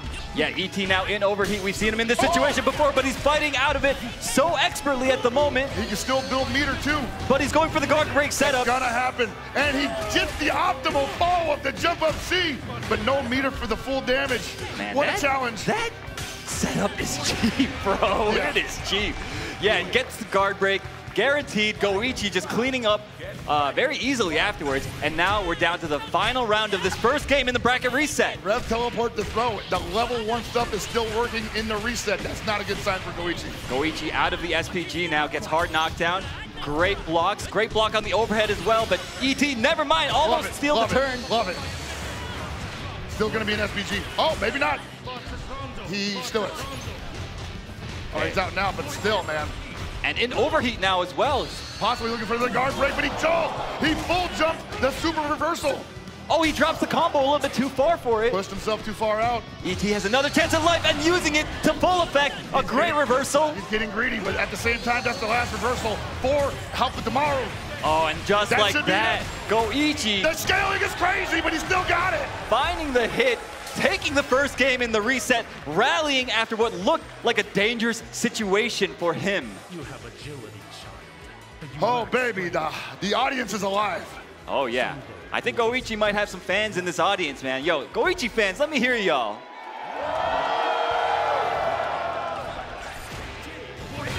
I'm sure the chat's going crazy, too, because they all voted for him. Oh, true. Yeah, 51% of y'all. Uh-huh. And Goichi turning up the thrusters. ET might be out of gas, you think? Might be out of juice. That was a lot of brain power he just expended for no gain. Oh my God, and this for pressure. No gain. The way Goichi is just turning on the aggression right now, ET was so not ready. Normally he's so good about finding the right moment to mash, right? But Goichi just did not give him the opportunity. It just did not present itself. Is the champion gassed? Okay, great punish, but drops the combo. What? Word? No, no way. Dude, no way. What was that sequence? No way. No, come on. Okay, ET, 55% red bar, gets a huge jump. Okay. Lucky break for Goichi. Still managed to get his up somehow. He's gonna get overheated in this next sequence. 99%. Wow, what a way to cool down. One more available. 2 in the chain. Oh! A beautiful anti-air, setting the trap for Goichi. Goichi jumping right into it, and now it is once again the final round in this game 2 of the bracket reset. I want to say both of these gentlemen very good at playing what you would call jazz with your character, because they're converting the most random hits into optimal damage, but back and forth. Virtuosos, if you will. Yeah, both these guys for sure. Spacing each other out. Okay, just sneaks in the throw. On Goichi of all people, another one. Oh my God. Brother. Do it again. Oh! What? Master of defense, who? This guy just gets opened up by mids all day? Goichi thought, hey, he probably won't do it a third time. He's been doing crazy stuff like that all night. Look at the defense though. Again, blocking it out so patiently, undeterred from his patience. Lance. Looking for that counter hit Lance. Gotta believe that would change everything right now. Oh, he's the low B on the landing frames. Okay. Still looking for the Lance, most likely. Not going for a throw in that situation. Oh my gosh, that double jump gets him out of the situation. Oh my God! And see, that time it worked because the timing was better. He has a chance to steal this. He has a chance to steal this Hell Pockets. One more knockdown. Don't get hit by this orb. Oh, he didn't explode at the right time. Great block on that. He didn't cancel that into Lance. That must have been nerves, because whenever you see that, you always see the kind go into the rev flash kick, get those plus frames. I don't know why he has those plus frames, but he has them, you know? But that time, Goichi didn't go for it. ET ties it up 1-1. And great recognition from ET to do it in that moment, because as you know, that I know, that he knows, that Goichi knows, it's supposed to be plus after that. Yo, these rev blows, my God. Like, what in the... How do you even play around this? I mean, people do it all the time, but sometimes it's just a high-pressure situation. And I want to say, usually people respect Goichi a little bit more than that. Usually the people do, yeah. But, I mean, ET, I don't think respect's in his dictionary. He ain't wrong about that. Nice, anti-air. No conversion, though. Finds a hard knockdown. Oh, beats the guard cancel attempt. And actually could have killed him. Not sure what happened there. ET's suddenly the one slowing things down here. Oh, and he just sneaks in a run forward throw low. Goichi falling apart, bro. Dude, tell me about it. ET's movement has been so hard to track, even for a player like Goichi, man. What, like, how is this happening? I don't think this was on anybody's bingo card. And he just gets hit by that? Bruh, everything's coming up ET right now. And sometimes it be like that. Not able to get it confirmed because that was too high. And Goichi overjumps the super again. This is going to be a big opportunity. He goes for the Rondo interruption. This combo was sick. That's crazy. He's making up for the last time when he dropped it when he was doing the punish. I didn't even know how to call that, honestly. All right, ET out of the corner, finds the punish on the landing. Goichi's jumps, I've got to say, have been a little wild, but a lot of that is because of ET's movement. It's been so hard to call out. And he's been committing to the jump D as well, which has led to a high dodge counter that leads to pretty big damage for Hope Tomorrow in that scenario. Nice guard cancel on that string. Oh my God, how did he block that? I have no clue. Another amazing block on the cross under. He's willing to take that rev gauge heat up. Dude, it's so tense. Next touch could win for either player. Great blocks from ET. He's about to get burned out. Oh my goodness, and he just gets hit. Yeah, he was trying to just end it at any moment, but still a round apiece. They will both live to fight another day here. Yo, Goichi, man. He's fighting for his life right now. It's rare to see that, right? Yeah, it feels like it's usually him in the driver's seat. ET now getting tossed left and right. Wakes up with the super, get blocked, brother. Wow. Yo, you didn't lab that, my guy? Yo, eat another super. Eat another super, why don't you? Yeah, it's punishable when he said, hey, you didn't punish it? All right. They even nerfed it, too, in the latest patch. But you know what? It's hard, these pressure situations. They get to anybody. Yo, the high dodge going over the 2C mash. ET at 82%, has to be careful. That's exactly how you use those high dodges on the ground against mids, man. Probably will beat it every time.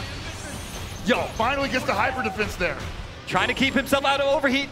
No dice. Oh, big cross up from Goichi. He needs to hold on to this pressure, push to the corner. Rondos are set up. And look at his guard gauge evaporate. Yeah, he doesn't want to get hit. If he gets hit here, he's going to take full damage, and there it is. Oh, what the back dash? Are you kidding me? He messed up the feint, but it doesn't matter. Goichi finds the hit anyway. ET letting him just run away with it, and now Goichi once again in spitting distance of taking the EVO Championship for Fatal Fury. Once again, I can't call it. Once again, it feels like anyone's game because Goichi has gone up a game, and then ET has reached down deep and found some absolute insanity to spread all over the floor. This might be the second coming. These guys, they are playing their damn asses off. Okay, finds the crown to hit Crumple. You had better keep your stuff tight against ET when he is in SPG mode, my guy. You can't be too creative with that. You have to just keep him guessing. Oh my God! Again with the throw base setup. Exposing Goichi on defense. How often do you hear that? Like, bro, we're on stream. Everybody's gonna see this. Not in front of the baddies. ET taking the first round with a perfect.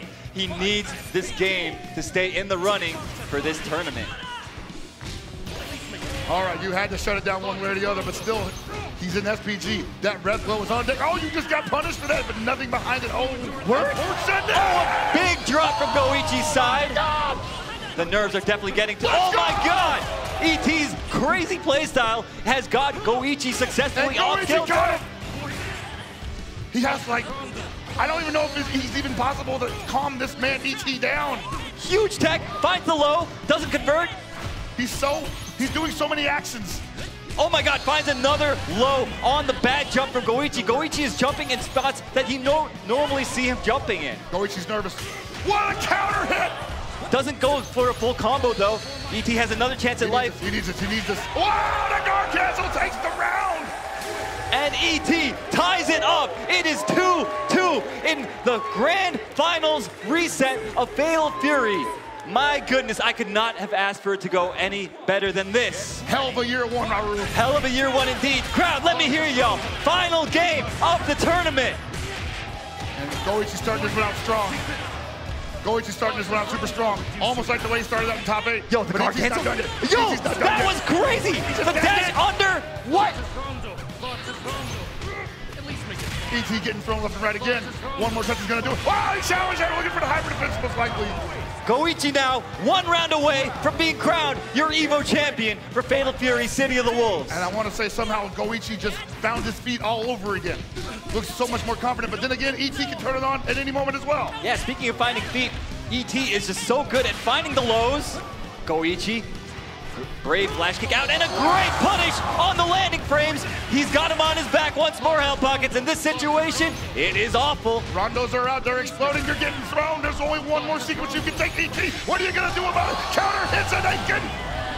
Guard cancel finds a way. Just the front side. He's got meter. This is enough. We're going to the final round of the final game. ET, 1 round away now as well. Double Ricci, as the players like to say. It certainly is. Yo, Goichi though, spends the ball right off the bat. You know he's feeling the pressure. And one mistake. Oh, he can't. Oh, he got the punish. He was just close enough for the 5-frame punish. Oh my God, he gets hit by the orb. No meter though. Damn, that orb is back. ET has one more opportunity. One more opportunity. He has to make the most of that. He has to make the most of that. The guard cancels are out of control for ET. The gimmick finds the throw. The ref gauge, he's looking for the throw tech again. Wanted to do that meaty close D. How does he cool himself off from that distance? Oh my God, the chase down from Goichi. He's gonna get overheated. He's gonna get overheated. Is the guard break coming? No, he challenges the guard break string. He has 1 bar left to keep himself alive, and it's gonna come down to when he uses it. What does he do here? Will Goichi bait or will he not? Will he bait or will he not? He's gonna put himself in the string, but Goichi will not loop the pressure. He knows it's coming. He knows it's coming, but the sweep is too slow. Anything can happen. 29% left on this overheat. ET fighting for his damn life. Very unlikely that ET does not get touched in this situation. But he's about to get cooled down, but he hits a volley to close out EVO 2025. Goichi is your champion. And the crowd erupting for Goichi. Once again, showing that he is the best Fatal Fury City of the Wolves player in the world at this moment. From EWC all the way in Riyadh, all the way to Las Vegas, one desert to another, this guy is unstoppable. Damn near untouchable, man. I have almost never seen anything like it, except in other games that he's played. He's bringing the legend of Fatal Fury. Yeah, this guy's pretty dang good at fighting games, bro. Not too bad, I say. Dude, ET was pushing him. I have not seen Goichi struggle so much. I don't think even at EWC, ET just had him on the ropes for many times. Yeah, most certainly, man. ET was like just, in this case, almost undeniably allowed to run his game plan. Yeah, man. And I'm not sure if Goichi had played him before, so no, he hadn't seen how the man worked previously, but maybe he's just like, that's the kind of crazy I don't want to deal with 3 games out of 5. Yeah, no, definitely. And you could tell that it was taking a toll on both of the players. They were both making some mistakes. Goichi, I saw, like, he was making all these crazy jumps, getting punished over and over and over again. And that's kind of a mistake that I don't expect to see very often from these guys playing at this level. No, that's definitely the sign of the humanity that we all experience at that kind of situation. You know, some of us take longer to crack than others, and Goichi took damn near 3 months. Yeah, tell me about it. And who would have thought it would be ET of all people to push him like this? But that was such an incredible set between those players. I'm definitely going to have to go back and rewatch it at home. Legendary stuff, absolutely. Well, we got some replays, I believe, man. Oh, so we get to rewatch it right here. Yeah, man. Counter hit after counter hit, man. Yes, sir. Like, this is definitely the turning point for a lot of people watching this game, playing this game, knowing that someone like Goichi can get got. He got it at the end, but the way ET was playing it, as unstable as it may have seemed, completely was working. Anyone can bleed, man. And that was funny how Goichi was like hyping up the crowd, like, yo, I'm about to pick this guy Marco and dance on this dude. And that didn't happen at all. That was crazy. I was like, dude, don't waste. I almost say he wasted the game, but it just, I wondered if he thought like, hey, maybe he doesn't feel good about the Hoku Marco matchup. Yeah, I mean, he clearly, I think he was a little bit out of practice in the Marco, and obviously the kind was the correct pick in this set. And look at all this pressure. Dude, the ability to just go into super on block and pressure the other guy's guard gauge. And I was saying earlier that ET hadn't really been representing the guard cancel as frequently as I felt he needed to, but in this game, in this set alone, it was very representative. It was very present, and it was absolutely throwing Goichi for a loop, but it wasn't enough. No, it was not enough. Not at all. Goichi is he's just too solid, bro. Way too solid. And this guy earned every bit of the W he's about to enjoy here this weekend, man. That's right, yeah, dude. The guy has been putting in so much work. These guys, they've been playing day in and day out. These guys are professional fighting game players. That means that this is their job to be this good, you know? So with that, we have got our players gathered up. We are going to throw it to our stage host and present the medals. It's got me sweaty, bro. Ladies and gentlemen, that right there is what the fighting game community is all about. Please make some noise for your top 8! Oh my goodness. That grand finals was insane. That said, we need to, of course, make sure we congratulate all of our players and give them their medals. First and foremost, Shin.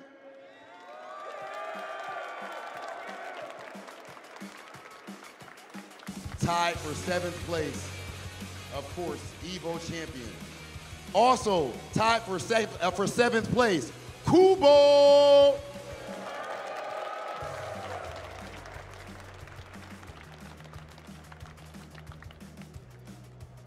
Tied for 5th place, Koji K.O.G.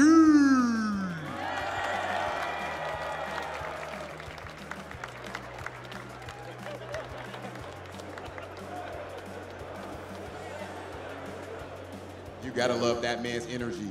Also, tied for 5th place, Lagia.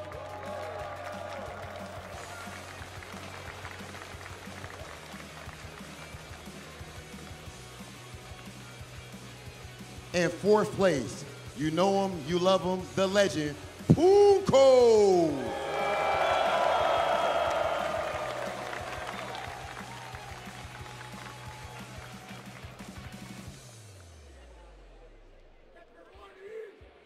And in 3rd place, who I like to call the prodigy, Finn Ridge.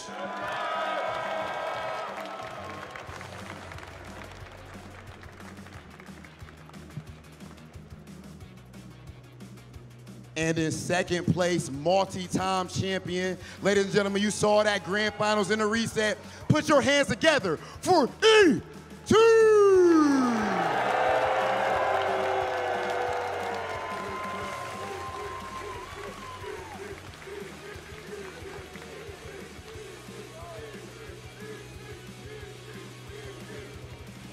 And finally, with excellence being his constant situation, back to back to back. We just seen him win EWC, and now he is here as your Evo champion. Ladies and gentlemen, the one, the only, Go Ichi!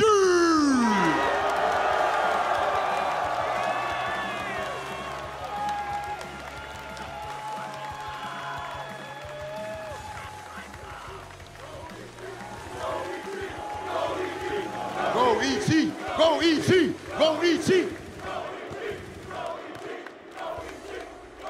And now, for our top 3, we do have something very special.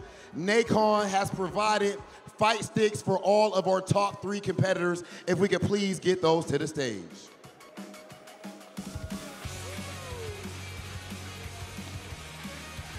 Yes, sir, ladies and gentlemen. Thank you so much to Nacon, and congratulations to our top 3 competitors. Now that said, there is also something else very special. One of these competitors, yes, give him that stick away, E.T., because we got something else for you. He said, why are you taking my stick? Because we got something else for you, brother. This man did just qualify for something extremely important, the creme de la creme. This man has officially qualified for SWC.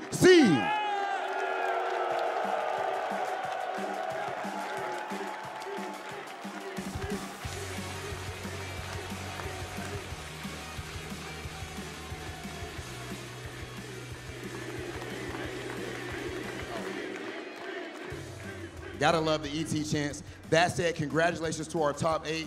But Go Ichi, can I please get you center stage for an interview, brother? Absolutely needed. That said, Big Hollywood has not been working on his Japanese lately. So we definitely are gonna have our translator. Okay, Go Ichi, we've actually at this point seen you win EWC. Now you come here and you win Evo. Simply put, how do you do it?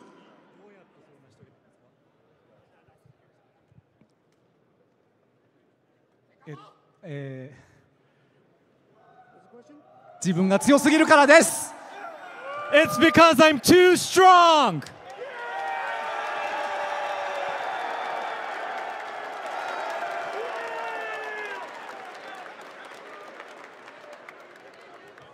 The character switch to Marco in Grand Finals was extremely shocking.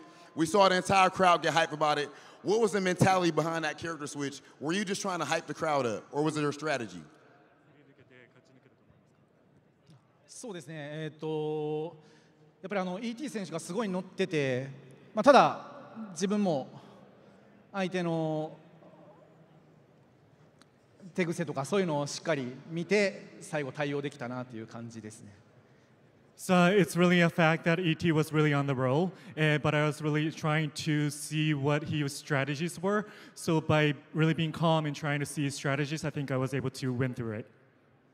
Okay, and one last thing, ladies and gentlemen, before we get to our end, I have to ask, do you have a message for all of these adoring fans right here at EVO Las Vegas? いつもありがとうございます。優勝したぞ！Thank you always for your support. Always, I won.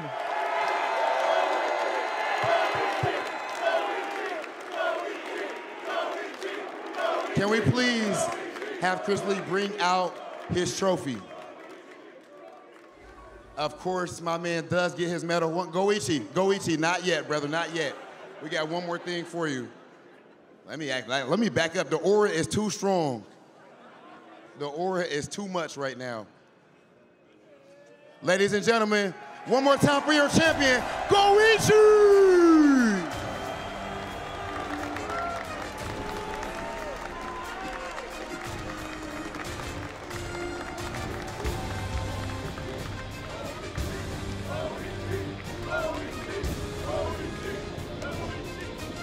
And ladies and gentlemen, that is going to be it for us here on the stage. We're going to send things to our commentators. And there you have it, man. The first year of Fatal Fury City of the Wolves here at EVO Las Vegas 2025 is in the books, and Goichi takes it home. And a nail-biter, too. Couldn't have asked for a better set between those two players. The entire top 8, amazing. All the competitors that were here this year were amazing. It was so stacked. Hopefully we see many of them continue to play and return next year as well, and in other future tournaments throughout the year. Because this tournament season is not over yet. The tournament is not season. We still have SWC to look forward to. There are more qualifiers that have been announced in the future. And if you're trying to get in on that right now, the game is on sale, 40% off. It is the best time to jump in on City of the Wolves that there ever was. So please, if you have even a tertiary interest, go give it a shot. Yeah, why not? I mean, it's 40% off. You know, you can't argue with that value, so. Now you cannot, man. I definitely need that kind of value all over the place right now. My pockets are screaming. Think about it. We got like what? Like $4.1 million up for grabs at SWC. Imagine just spending, what's 60% of $60? My math is 36. Don't ask me, bro. My phone's over there. We're going to say $36. So you spend $36, you get pretty good, you qualify, and then you win what? Like $1 million or whatever it was for winning this? Crazier stories have been told, I promise you. Think of it as an investment, right?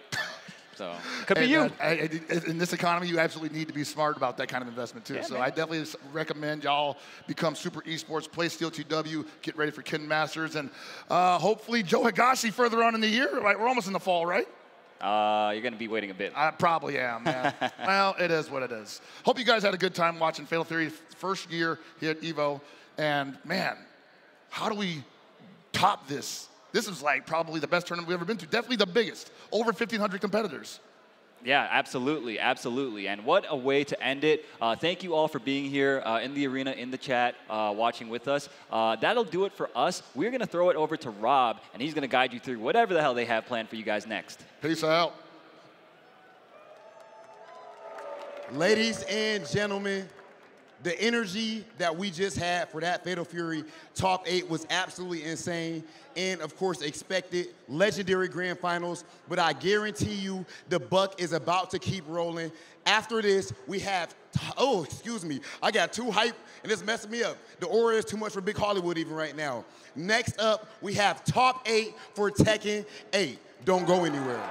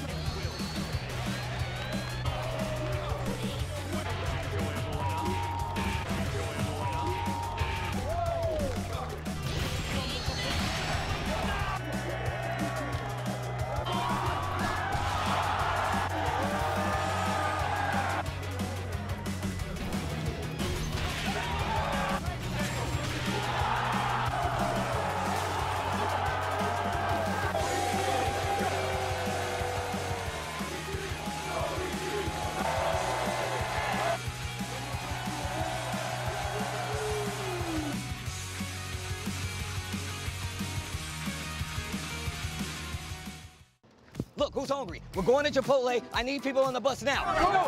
Chipotle on the way. Let's get it. Deal.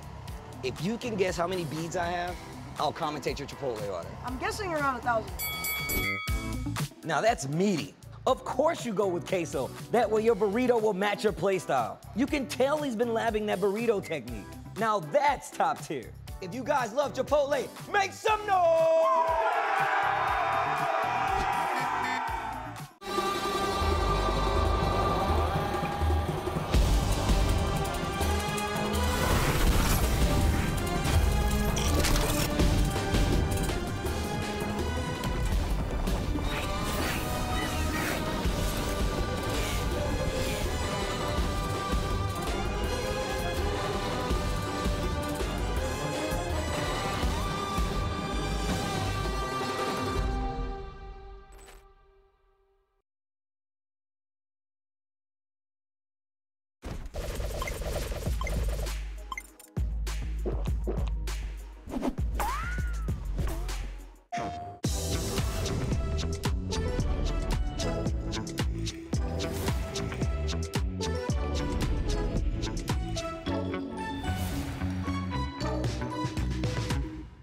PlayStation.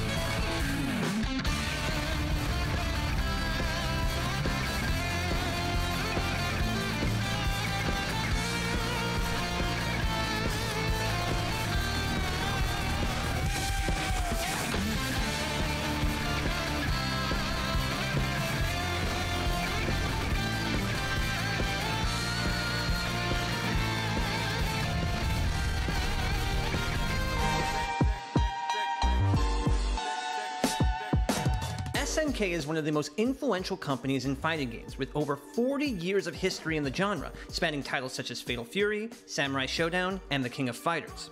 On our recent trip to their headquarters in Osaka during EVO Japan, we were lucky enough to see some of this history firsthand with a personal tour of their in-house museum, featuring all sorts of SNK-related memorabilia and artifacts. Hello, SNK のショールームへようこそ。今日はですね、SNK 大阪の本社ビルの中にある SNK のショールームの中から非常に貴重なアイテムの数々を紹介させていただきます。かつて SNK が発売していた家庭用のハードウェアの機械になります。これはですね、1990年に発売したネオジオ、それからこれが94年に発売したネオジオ CD の本体になります。今もう発売はしてないんですけども、今でもまだ熱狂的なファンの方が集めたり収集したりっていう形で人気の商品となってます。こちらですね。Hello, hello everyone. Welcome back to EVO 2025. How we feeling so far? How we feeling? That's right, that's right. We have crowned so many champions, but we have yet to crown our Tekken 8 and Street Fighter 6 champions, so you know you're going to want to stick around for that. However, we've also had a lot of announcements. Would we like another one? Well, you get hype, and then you receive. Let's check out a video.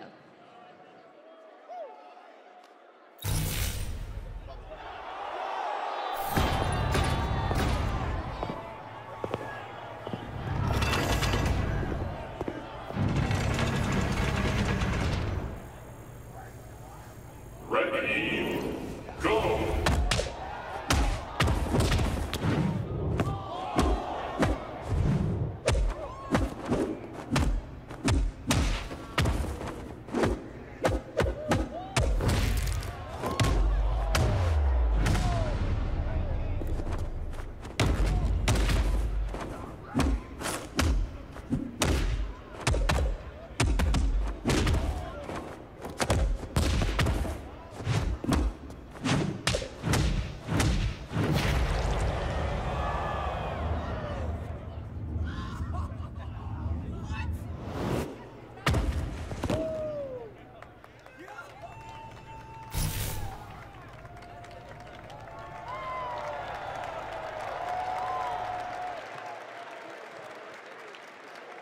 Yes, yes, yes. How are we feeling about that? Well, if you would like to hear more, please join me in giving a warm welcome to Riichiro Yamada, the producer on this new Virtual Fighter project.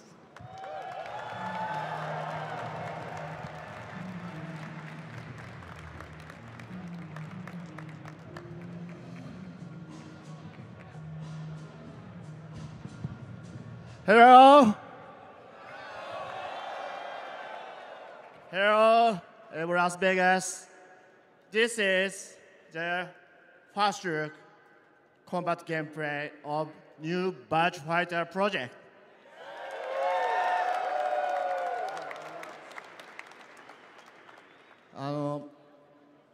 まだ開発途中のものなんですけども、皆さんにお見せしたくて開発チームで取り組んでまいりました。この場に立ててとても嬉しいです。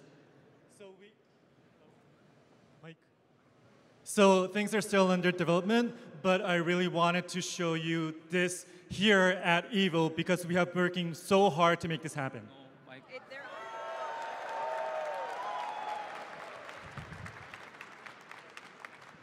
バーチャファイターの大事なもの DNA はイノベーションとそしてリアリティです。でこの大事なものを新しくしていくっていうことを我々取り組んでいます。ぜひ、期待してください。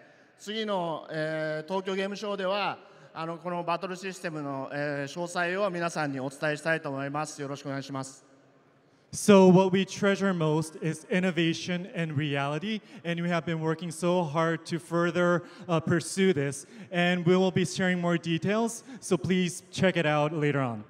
はい、そしてもう一つ、ファイティングコミュニティの皆様に、一つ情報をお伝えしたいので、私の方からレガシーバーチャルファイタープロジェクトプロデューサーの青木の方を紹介させていただきたいと思います。So we have more Virtua Fighter 5 Rebo project info, so please allow me to introduce Mr. Seiji Aoki.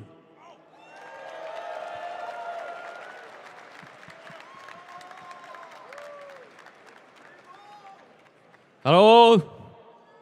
Nice seeing everyone.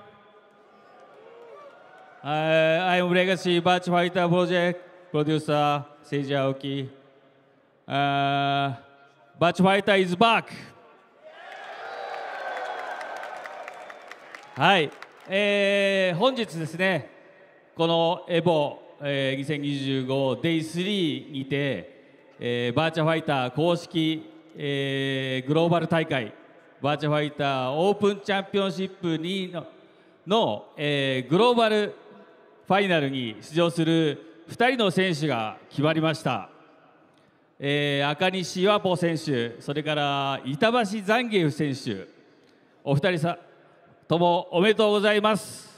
So today, day 3 at EVO, officially 2 winners have been crowned who will be advancing to the Virtua Fighter Open Championship Global Finals. They are Akani Shiwapo and Itabashi Zangief. Congratulations to two of them! はい、そして、Day1 ではですね、Steam 版バーチャファイター5レボが、バーチャファイター5レボワールドステージに進化しますと発表させていただきました。プレイステーション5、Xbox シリーズ XS、それから Steam 合わせまして、10月30日に発売予定でございます。また、9月上旬にはクローズドベータテストも開催いたしますので、ぜひご参加いただければと思います。So on day 1, we share some details of the upcoming Virtua Fighter 5 Rebo, which will evolve into Virtua 5 Rebo World Stage, coming to PlayStation 5, Xbox Series XS, and Steam. That is all coming at October 30th, and a closed beta test is also scheduled to begin in early September, so please be sure to check it out. はい、それでは改めて、新トレーラーの方をご覧ください。So please look at our latest trailer. Please watch.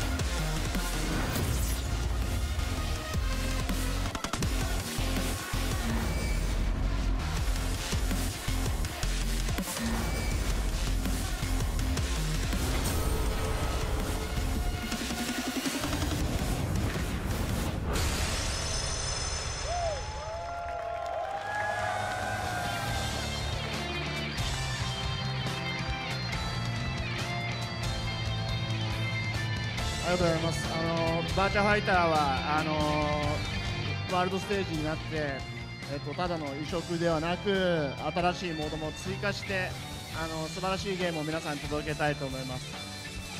So Virtua Fighter evolving into World Stage will have a lot of functions and specifics. So we really hope you enjoy Virtua Fighter World Stage.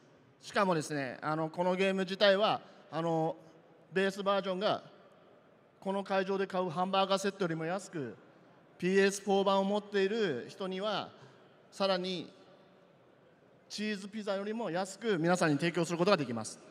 So the base version will be cheaper than the lunch set that is sold here at the venue. And those of you who have the PlayStation 4 version, it'll be cheaper than a slice of cheese pizza. まだバーチャファイターをプレイしてない方もぜひこのゲームをプレイして次のニューバーチャファイターまで待っていてください。よろしくお願いします。So those of you who have not played this game yet, please do try this, and we look forward to seeing you in our competitions. Yes. Thank you very much. Thank you so much.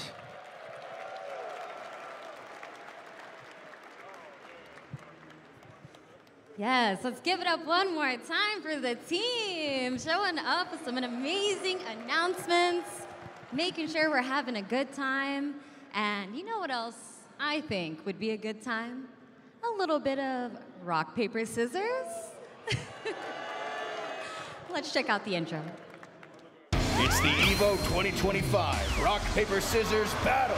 This year sees the return of the Wazzler, and this time he's brought a little hell. Vicious. Yipes. Tasty Steve. And the other guy.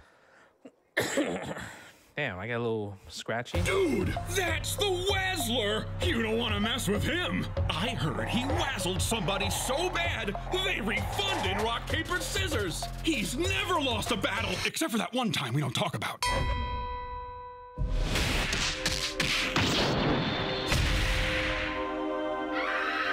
Oh, come on, man. Get that off the screen. Who wants to see that? Not me. Oh yeah, there was that other guy too. This is it, the final round. Let's do a quick button check.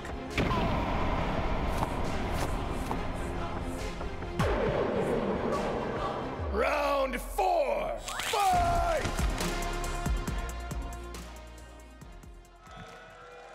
That's right, everybody. It's time for the Rock, Paper, Scissors Challenge presented by AT&T. We've got Justin up to bat today, and we also have Marcel here trying to defeat the champ. And we had some friendly banter backstage before this. So far, the record is 2-1 in favor of the boys. However, Marcel said it's about to be 2-2. So we'll see, we'll see. And the rules are simple. It's gonna be 1, 2, 3, shoot. One and done, all right? All the pressure. Just for joining us, though, you will get a fight stick from Nacon, the Deja fight stick, the silver one. However, to raise the stakes, if you win, you'll get a PlayStation 5 Pro. So, you know, you win something either way, but you definitely want to win. And then, of course, for the folks at home, you'll be able to play as well, but I'll give you those details in just a second.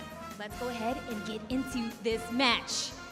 All right, it's time. Everyone count with me. Oh, no, you just gave him your energy for free? That was a mind game.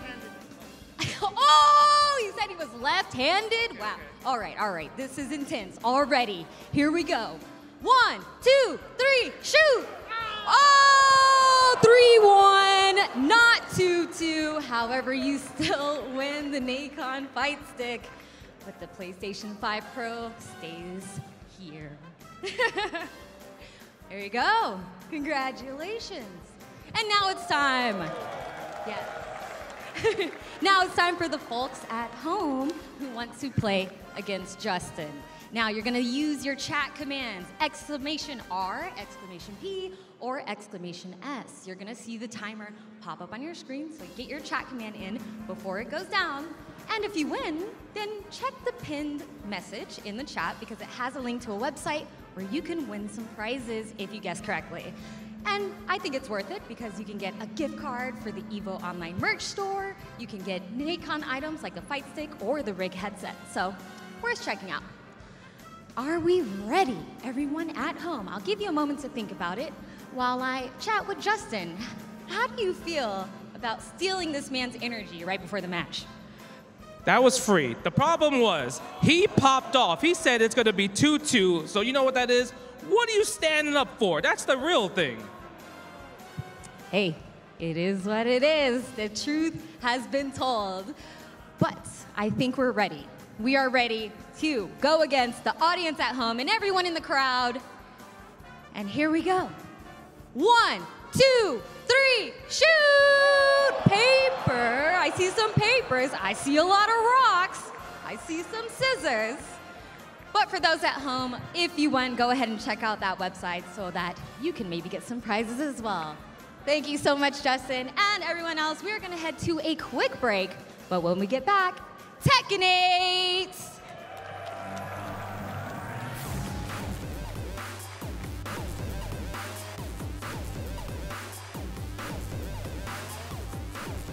This is the best Chipotle order. I would like a bowl. Triple wrap. Mild, medium, hot. Then dip it in here. Sour cream inside the vinaigrette. 2 tortillas. If you know, you know. Lettuce, cheese, waffle. Yes. Oh, that is good.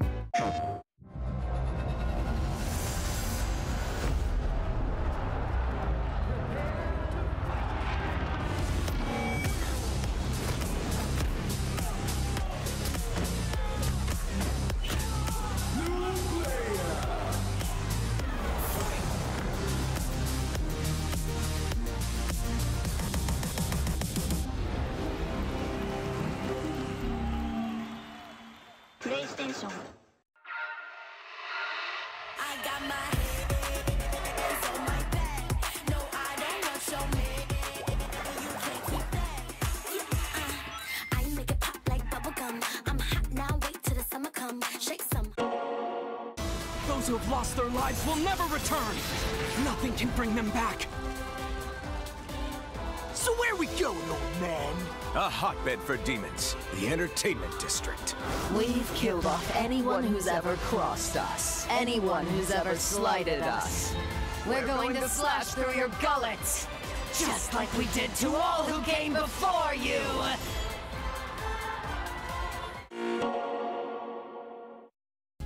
Sunglasses in the day, blue light glasses for the gaming at night.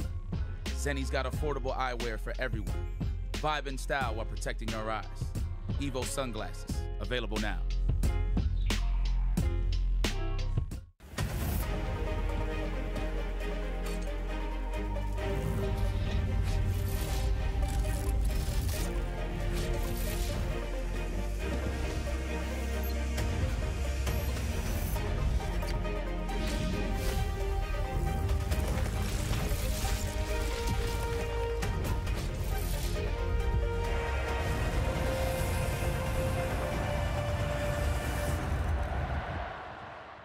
John, Wooly, your recommendation was to go out into the world and participate in a fighting game tournament. What happened? My only experience with a fighting game in a tournament was when my co-host on the podcast Versus Wolves challenged me to enter a fighting game tournament. I played Tekken and it was really intimidating. Sometimes I think I don't have the confidence to engage in a certain situation, and fighting games definitely expose that. I always know in fighting games I'm never quite aggressive enough. With any fighting game I will just pick the character I love. I'll just be like, they look amazing, and Reina was basically Heihachi Mishima as a cool girl wearing street fashion. A guy sits next to me, he takes out a hitbox and I'm like, oh geez, okay, here we go.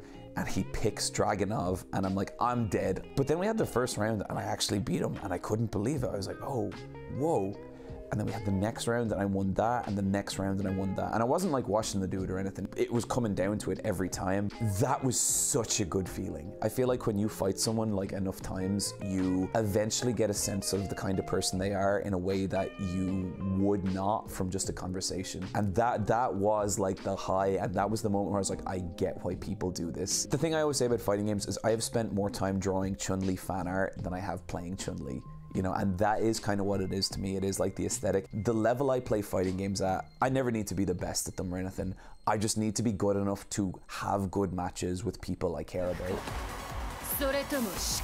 To be someone who really, really loves fighting games, I don't think you need to be labbing. I don't think you need to be looking at frame data. I think all you need is to love this shit and to love those characters.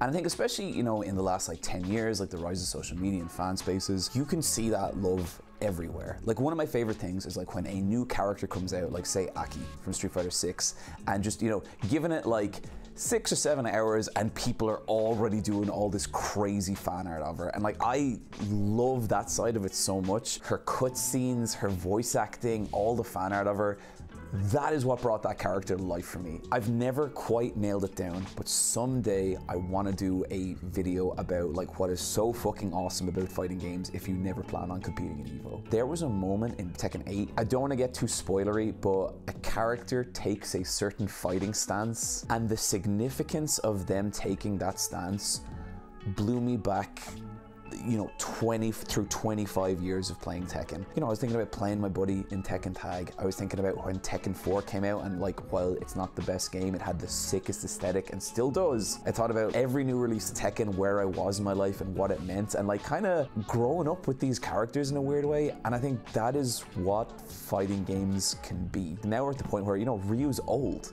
You know, Ryu is like, he is the sage kind of master now. You don't need to be able to parry Justin Wong. Like, you don't need to be willing to spend dozens and dozens of hours, like, you know, learning combo loops and like vortex traps and all that stuff.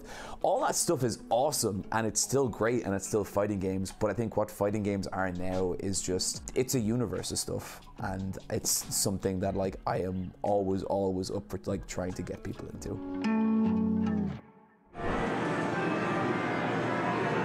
まあ自分が住んでたところがすごい、まあ、田舎だったので、まあ、いわゆるヤンキー不良がすごい多くて、でまあ時代もすごい昔なので、時代的にもこう不良がいっぱいゲームセンターにいるので、こう行っちゃダメな場所っていうふうには言われてたんですけど、まあ、自分はやっぱりゲームをしたくて行ってたので、こう怖がりながら行ってたんですけど、やっぱりすごい不良は多くて、でまあ昔のゲームって結構こうなんですかね、まあ A パと言いますか、こう相手をこうワンタッチでそのまま倒しきるみたいなのがすごいあったゲームなので、まあそれでこう不良たちを倒すと調子乗んなよみたいな感じでこう絡まれて、椅子が飛んできたり灰皿飛んできたりはまあありましたね。はい。In 1996. 先ほど言った小学5年生の時に初めてゲームセンターに行ったんですけど、その時に、キングオブファイターズですね、96が一番最初で、まあ、すごいなんかかっこいい、子供の頃の自分からするとすごいこう魅力的なキャラクターで、まあ3キャラクター選んで遊べるっていうので、なんかすごい魅力的に感じて、はい、そこでこうどっぷりハマった感じですね。KF96 が一番最初です。一番最初はその町のゲームセンターで、その時キングオブファイターズ98ですかねで初めて大会出て、まあ、当時からゲームセンターではもう一番強かったんで、まあまあ優勝するだろうと思ってで出場したんですけど、まあ 10人ぐらいかな、10人ぐらいのトーナメントだったんですけど、決勝戦で負けてしまうっていう、なんかそれは自分にとってすごいショッキングな出来事ですごい鮮明に覚えてますね。まあ、それが一番最初の大会ですかね。まあ、やっぱり今のエボリューションもそうだと思うんですけど、やっぱり今までの大会ってその、まあ、ストリートファイターだったらストリートファイター、鉄拳だったら鉄拳っていう、もうその一つのタイトルのこう全国大会っていうのはまああったんですけど、やっぱりこう複合でこういっぱいのタイトルの中でここうやるっていうのはもう日本だと闘撃が多分初めてだと思うんで、なんかそれがやっぱりすごい魅力的で、こう自分がプレイしてないタイトルでもこう興味を持ったりとか、自分でこのプレイやってみたいなとか、闘撃はやっぱり自分にとってはもう青春ですね。もう自分が本当に10代後半から20代前半ぐらいが、いわゆる闘撃の全盛期だったので、もう本当に闘撃で勝つことだけを考えて生活してたんで、当時は。それだけやっぱり特別、自分にとっても特別ですし。Welcome back to EVO 2025, everybody! The time is just about here for Tekken 8 Top 8. Are we excited?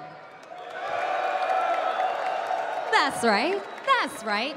Well, trust me, you're about to get a whole lot more excited because we are welcoming to the stage Harada and Michael Murray!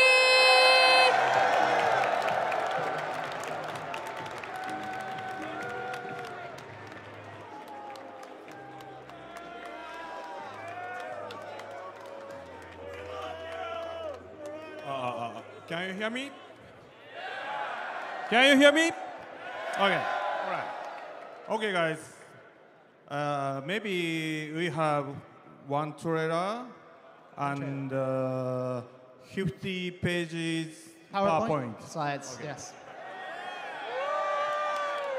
はい、というわけで、まずはね、最初 TWT の、決勝に関する情報トレーラーがありますので、まずそれを見てもらいましょうか。So first off, we're going to be showing a trailer for this year's TWT, so please check it out. Trailer, please.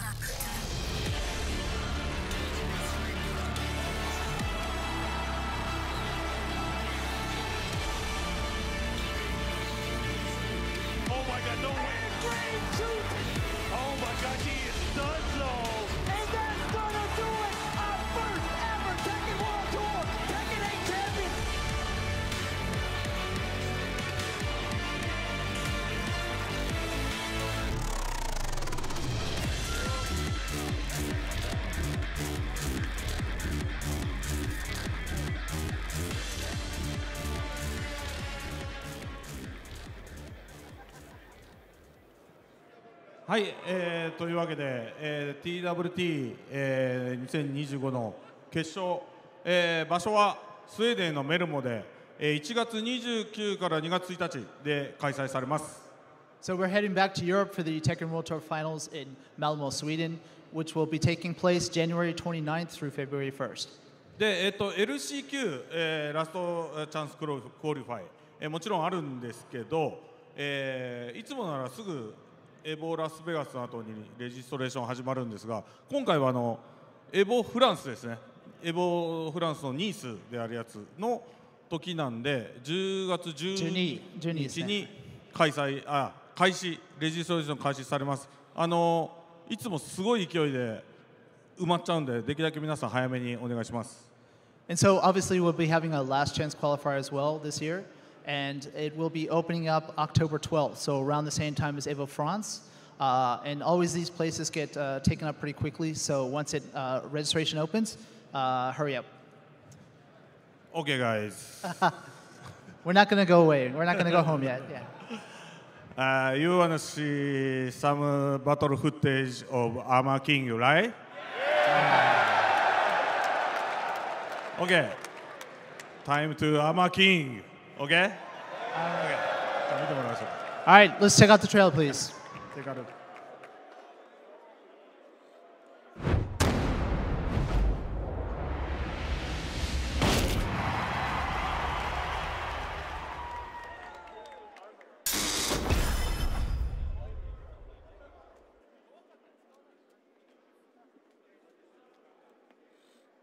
Now, let the world hear it. Shout his name. Thirsting for revenge, the jet black villain returns to the ring.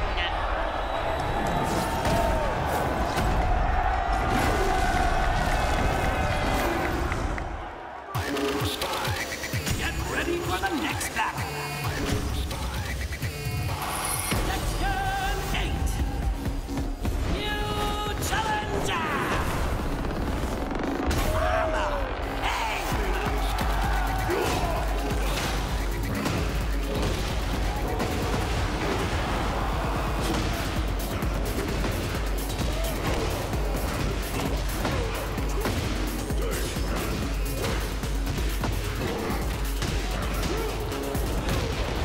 I'll show you just how scary boxing can be.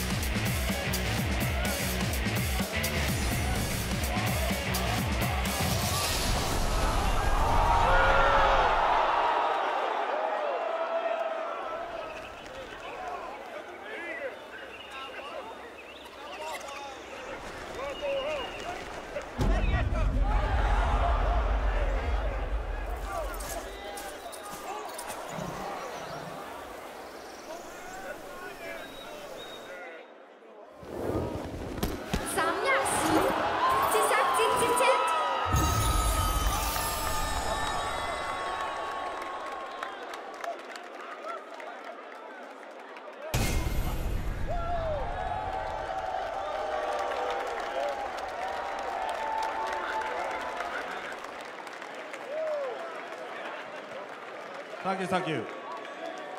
はい、というわけでまずアーマーキングですけど、ここに書いてある通り10月13日エボニースのレジストレーションがTWT の LCQ のでもこれ PDT だからヨーロッパの時間がちょっと違うんで、PDT だから、アーリーアクセスは13日で、オフィシャルリリースは10月16です。よろしくお願いします。So October you'll have the registration for LCQ opening up, but not just that. From October 13th, these times are Pacific Daylight Timing, by the way. We'll have the early access start for people who own the character or the character and stage pass. And for the general release, that's going to be starting October 16th. Hope you guys can wait that long. Okay, next slide, please. Okay. はい、で、この、完全新規のオリジナルキャラクターですけど、名前がこれにちょっと国によって若干違うんだけど、日本語的にはミアリズなんですけど、じゃあ英語っぽく。はい。Okay. So brand new character to Tekken Universe. We've just seen a glimpse today. The pronunciation is a little bit tricky because it's the local language. In Japanese, they say Miyarizu, but in English, it's like Miyarizu. Yeah. Okay. It's again, Miyarizu. 覚えて帰ってくださいね。Miyarizu. はい。で、このキャラクターは、鉄拳でも初めてのアフリカリージョンなんですけど、マダガスカル島ですよね。アフリカ大陸の右側のマダガスカル島の出身キャラで、おそらく格闘ゲーム史上では初めてのマダガスカル出身キャラクター、格闘ゲームの歴史の中でも、ビデオゲームでも多分メジャーなゲームだと初めてのマダガスカル出身キャラになります。And so this is the first time that we've done a new character for the African region. So Madagascar off the coast of Africa. And also for fighting games, maybe the first time we've seen a character from this country. で、マダガスカルのファイティングゲームコミュニティ、にも協力してもらって、僕と、ディレクターの中津が実際マダガスカルに結構長く滞在して、そこで取材したり、現地の人の話を聞いたりでずっと今もつながってて、そのマダガスカルの人たちと一緒にデザインを監修してもらったりして、作り上げたキャラクターです。And so Nakatsu and Harada actually went directly to Madagascar after connecting with a local FGC there. And although they didn't know we were creating a character at the time, they were both able to ask a lot of questions about the country and their people and working together with them to design this character. はい、また情報これから出てくると思うので皆さん期待しててください。So please look forward to more details at a further date. はい、じゃあこの後トップ8楽しんでください皆さん。All right, let's get to some good top 8 matches. Yeah, thank you. Thank you all. Bye. Okay.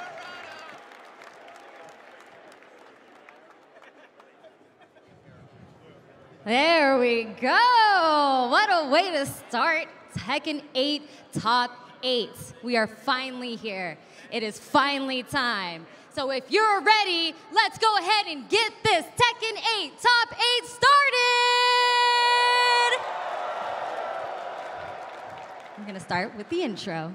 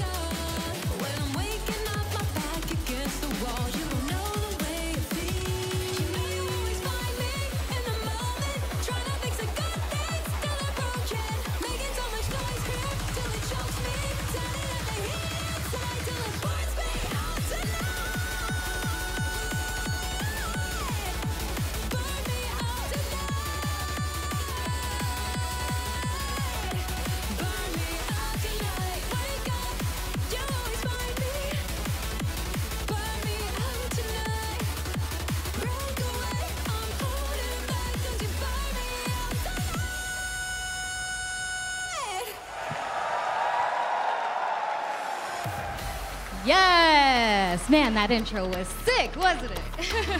Loved it. But now it's time to introduce our top 8 competitors for Tekken Top 8, starting with Nobi!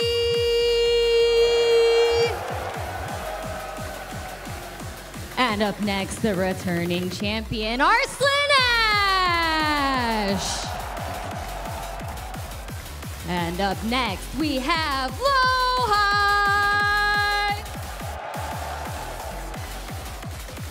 And next, Chikarin!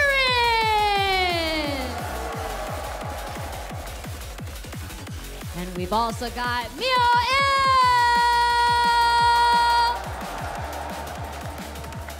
And up next, we have Mogul!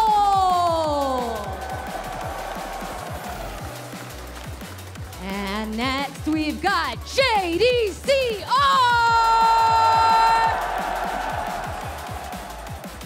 And last but not least, we've got Atif!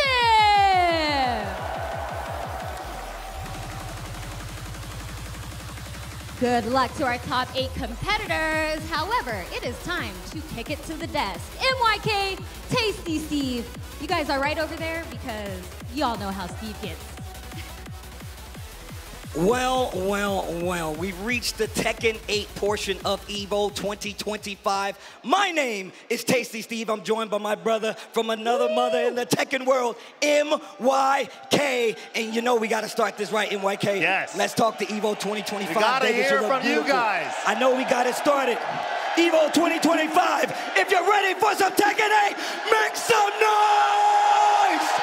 Yeah! You know why I'm here. You guys You are know ready why for I'm some here. Tekken. I know you're ready for some Tekken. So let's get to it. But first, we got to let you guys know all our replays powered and presented by PlayStation Tournaments. They told me not to read it, but it's on the screen. We need to talk about our top 8 predictions. Absolutely. And look, you need to tell me, MYK, you're esteemed. I call you a Tekken archaeologist. shucks. You know it all. You are one of those guys. Who would you say is going to be the winner here in this EVO top 8? This is such a tough call, right? But I gotta go with Arslan, man. He's the 5-time EVO champion for a reason. There's something that happens to Arslan when he's on the EVO stage. I'm gonna call him Final Form Arslan. Wow, Final Form Arslan. I mean, 5 times already in the bank. I got to go with somebody who has been always on the radar right after Arslan. I got to go with Atif. Atif is one of these players that I feel like it's way too hard for you to even say you have a read on him. I don't think there's any player out there that can say I have a clean beep on what Atif can do in any tournament, but that's just me. Yeah, absolutely. Those two guys have been killers here and consistently placing in. They're definitely ones to look out for. But just so you guys know, you guys can make predictions at home too. Presented by PlayStation Tournaments. You guys can use the exclamation with the number button in the chat. Vote for your favorite player. Who's gonna win? Well, look, I love to see the chat be wrong, so make sure you type it in correctly, put your names by it, so I can come and make fun of you later. 10 seconds left. Get your 10 votes in seconds now. left. Get But your right votes now, in now. it looks like there's a lot of people favoring Arslan, of course, the 5-time EVO champ. But JD, surprisingly, you know, he made top 8 last year as well, but we didn't get to see him on the stage. This year, he's going to be up playing on the stage. 31% for JD, 34% for Arslan Ash there. And it seems like the people at home have made their decision. Arslan Ash, they believe, will be the 2025 EVO Tekken 8 champion, but we need to see if this is really going to be the result. But we need to talk about PlayStation Tournaments. The PlayStation Tournaments EVO warm-ups are still going on today. Compete in the same titles featured at EVO 2025. Sign up directly from your PlayStation 5 and win some exclusive prizing. Do it now. Good times. More tournaments all the time. Shout outs to PlayStation. Yeah, I don't think a lot of people know that. Like, we've evolved, even with EVO, letting you guys sign up, potentially get to the EVO run, all on your PlayStation. So shout outs to PlayStation, and shout outs to you guys for actually signing up, because I know a lot of high-level players that have done so. But you've made your choices on who's going to win. Let's look at the match layout. We're going to start with the top side. First match, Japan versus Pakistan. It's going to be Nobi, who, look, historically claimed this is a Japanese game. That's right. Going up against the 5-time EVO champion, Arslan Ash. And then, of course, we got Lowhigh, one of the best in the business, if you ask me, going up against an EVO Japan champion in Chikarin. Who do we have on that loser side? Dude, there's so many EVO champions just on the top side. But, of course, going to the loser side, we got Mio-Il going up against Mogul teammates Only one can move on. It's a heartbreak situation, but that's how the tournament crumbles, man. And of course, one of the favorites from the crowd, JDCR, making his reappearance here in year 2 of Tekken 8, going up against Steve's pick, Atif from Pakistan. And Atif, last year, if you guys have known his history, always making it to the grand finals, but just falling short every time. But he's such a threat to look out for. Look, I think if you're going to talk about Atif, you need to talk about Arslan first, because I feel like he kind of paved that way, opened up the floodgates for what we have been having, which is a Pakistan full-blown Tekken invasion. But I like to see it because it shakes things up quite a bit. And in all honesty, I feel like we needed that. We're going into a new game. Like you said, it is year 2. And I now feel that the players are really getting to understand the flow of Tekken 8. That's why we're starting to see a lot more consistency in this bad boy. No, definitely. Of course, some players might have needed a little more time, but now the stories are continuing. We're already in year 2, like Steve said, but let's go ahead and take a look at how Nobi-sama got here on his big victory path, presented by Zero Proof by White Claw. Of course, Nobi going up against Edge 2-0 in top 24. Round 3's Tibetano and Matsuba. I saw that match on stream, a very close one. Dawood Sikander as well. Wow. Zenzar the Fallen. And of course, you can see all the other runs from Pool 1 from Nobi to get here. Look, a lot of players come out to this is the strongest tournament when it comes to people who are able to enter freely, is not locked behind points. And if you're going to do that, you got to know this man holds the lion's share of titles for EVO. He went through, of course, Mulgold, who he now is and loses, Chanel, Dapper, and then of course we see Sharp and Narya, and then there's a slew of other bodies by the wayside in Pools round 1 that Arslan has made it past. So now we get to the main bracket. What is Arslan going to do, or should I say, what is Nobi going to do to stop Arslan Ash? Yeah, absolutely. That's the story of the day, right? But shout outs again to White Claw, Zero Proof for bringing us that victory pass for those players. And it's always cool to see how they got here, right? It's so hard to catch every match on stream, and of course the brackets and stuff like that. But Nobi, these guys have had a history against each other. Earlier this season, Nobi was rocking a lot of the Lars. He's still playing a little bit of the Lars right now, but Lars got touched up a little bit more recently. He tried Steve most recently, from what I recall, last time he ran up against Arslan, and the set was very, very close. I mean, that's the tale, I feel like, of Tekken 8. Like I said, it's a race at this point to see who understands it most. And of course, Nobi is always okay with either switching or sticking even more so to some of those characters he feels more comfortable with. Lars did definitely get some love, and he is definitely more annoying in this time. I mean, his stances, his up-close pressure, it becomes a problem. But what do you do to stop that offense? I'm pretty sure Arslan's going to poke it to death. But we're going to get into our first match. EVO, before these guys get into it, make some noise as we get started for this Tekken 8 Top 8 here at EVO 2025. You guys are lovely. I'm going to be talking to you all night. All right, here we go. Nobi-sama from Japan going up against Pakistan superstar Arslan Ash, bringing out the Lars in game number 1. Match 1, game 1. Let's go. Look, Anna has been a nuisance when it comes. Season 2 has released. Since she got here, huh? Since she got here, exactly. she was a nuisance in the last game too, to be honest. But here we go. While sending 2 to dynamic entry to create some space, gets the whip punish. Using stances early already. I like the low post. This is exactly what I was expecting to see. Down jab, one of the major counter options in this game, but it's a little scary to do when you're fighting against a character like Anna. Yeah, finds a counter hit down forward 2, but Arslan cutting off all the stance pressure with down back 1, which is a very unconventional choice for Anna. I'm telling you, I feel like he knows that the stances are going to be an issue. Some of these slower pokes are really going to gunk up the gears that Lars likes to play in. Yeah, we're seeing a lot of down jab challenges from Nobi trying to steal his turn back, but that's Anna's 10-frame counter hit jab. And Nobi just swinging. He gets the float. Off the side. Damage. No, didn't get it. Didn't get the full combo on the back. Pressure for Nobi. Scary business. Shoe shine. Trying to waste Arslan's heat. Heat burst. Oh, wow, what a trade. Huge chunk of damage in Arslan's favor. You can see that Arslan's continually going to these strings, and it's really clipping Nobi while he's trying to get his game in. Nice, goes for the string. Delay on it, the armor gets the punish. That's the Arslan style, right? He plays both the Williams sisters. You just want to stick onto you with like glue. Jabs, down forward 1s, a couple of lows. Look at this style right here. Range 0 all the time, but second hit counter hit for Nobi. What a confirm, okay. I like how he's delaying it. Big damage here. First activation, take her to the wall. Goes for the old school wall combo. I like that. Old dog, no new tricks. Heat dash. Down 2-0 on block. Look at the pressure. Block. Oh my God, he finished the string. He's healing, but the sidewalk the third around dimension. the sweep. The third dimension, it's Tekken 3D. Is a 3D game. Lars Clef Cannon. The L Clef. Oh my God, the swipe. waifu punish. Instead of actually going for the punish, go for the sweep. Arslan up 2 rounds, getting the full combo extension here. She's got a little wall carry herself. Okay, the 1-2. Okay, nice. Nice block, too. Tries to duck and delay it, hold the shotguns. Yeah, free chip there after the 1-2-1. Oh, a little flashed up. Didn't get the punish, though. Out of range. Great spacing, though. What a down jab, saving his life. Okay. Oh, I love give me that. Oh, wait a minute. Get up, he says. Good Oki. Trying to steal back the second round in the first game. The waifu punish isn't enough with the rage art. Not quite. What a block. He went for the wall instead. He went for the wall instead. 2 rounds apiece. Game number 1. Already contention. Oh, here we go. And this time, not getting hit by the last part of that string. The sticky play style from Arslan, just staying on him. And finishing the string. Once again, he's catching Nobi, trying to move in the backfield. No breathing room for Nobi. Gonna steal the trip and the block on the down back. Oh wait, big drop on the combo opportunity. And the low parry here from Arslan. This is gonna get him in trouble because Nobi minute. with this big combo. Yo, the Power Ranger fighting style. The down for 1 string, the low. He didn't see it coming. Oh my God, the booty heat dash to take it 14 framer. It's a fast one. The booty heat dash, I gotta remember that. It's not a bad way to go. Not a bad way to go. Not a bad way to go. The booty heat dash, I gotta remember that. You got it, MYK.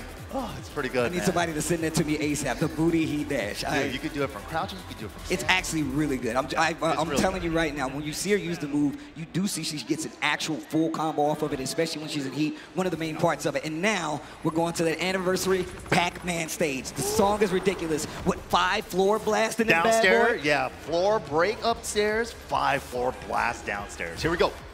Game 2. Oh, and if you guys remember Anna from Tekken 7, she was a floor break monster, so here we go. Is this pushed through? And then boom. All right, they're fighting around the middle. Little punish on the down forward 1-3. Oh, wow. Gets the pick up on the combo here. Still has heat left. And the burst activation to get a little more carry. Sidewall. Keeps it safe. Wow, gets a lot from the sidewall. What? The damage was crazy. Stand on the wall. Definitely catching up to him. Clutch block for Nobi. Wall clutch rage art. Yo, watch my man hop in the DeLorean after the lightning strikes. 88 miles. Watch out. Wow, the interrupt, no fear, interrupting the running one immediately after the rage art. Man, the thing is that Arslan is really mixing up when he's gonna finish these strings or not. Clean with punish from Arslan Ash to the wall. Trying to fish with that arc blast, got him in trouble. Okay. Lars Clef Cannon, engage. Oh, wow, trying to catch him ducking right there, not expecting the low. Arslan with the offense, sidestep to keep the wall.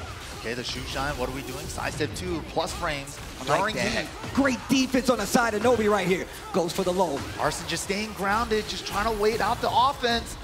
Defense looking really solid. I like that. You see how he's delaying the string? He knows he can duck it. What a trade. Both exchanging pokes. Saw Arslan's turn right now, though. Gets clipped trying to step. Oh, and the slide, the low, very reminiscent of how when he's using the Nina, he goes for the wipe the floor. It was like the same timing and spacing he used the Nina slide. The similar moves has little different notations between the sisters. I love that they still play to the fact that they're twins and they have similar movements, but not the same. Oh, low parry. Different, but not the same. Here we go. Are we finally going to break the floor? Yes, we are. Okay, okay. Cherries everywhere. No, the burst doesn't hit. Sidestep burst to activate. Okay, a little down 4-1. Just a little nade check, but the heat smash, one of the fastest in the game, 13 frames. And that will do it. Arslan Ash takes out Nobi. Nobi's gonna go down to that lower bracket, awaiting whoever comes out of that first round 1. But Arslan Ash trying to go straight to winners finals. And you know what I said, man, final form Arslan when he's here at EVO in prime position once again. Winners finals position. Arsene, ridiculous, man. I mean, look, having a 5-time record as an EVO champion puts a little pressure on you, but also puts a big target on your back. I think Arsene is one of the few players out there in any game that has always risen up to that challenge in some way, shape, or form. He might not get it the year of, but that next year after, he's definitely going to get it, and one of the hungriest competitors out there. But also, you can't say anything bad about Nobi just yet because he's still in the tournament. Absolutely. Nobi not out of it. That's winner side action, but we still got a lot more stuff, man.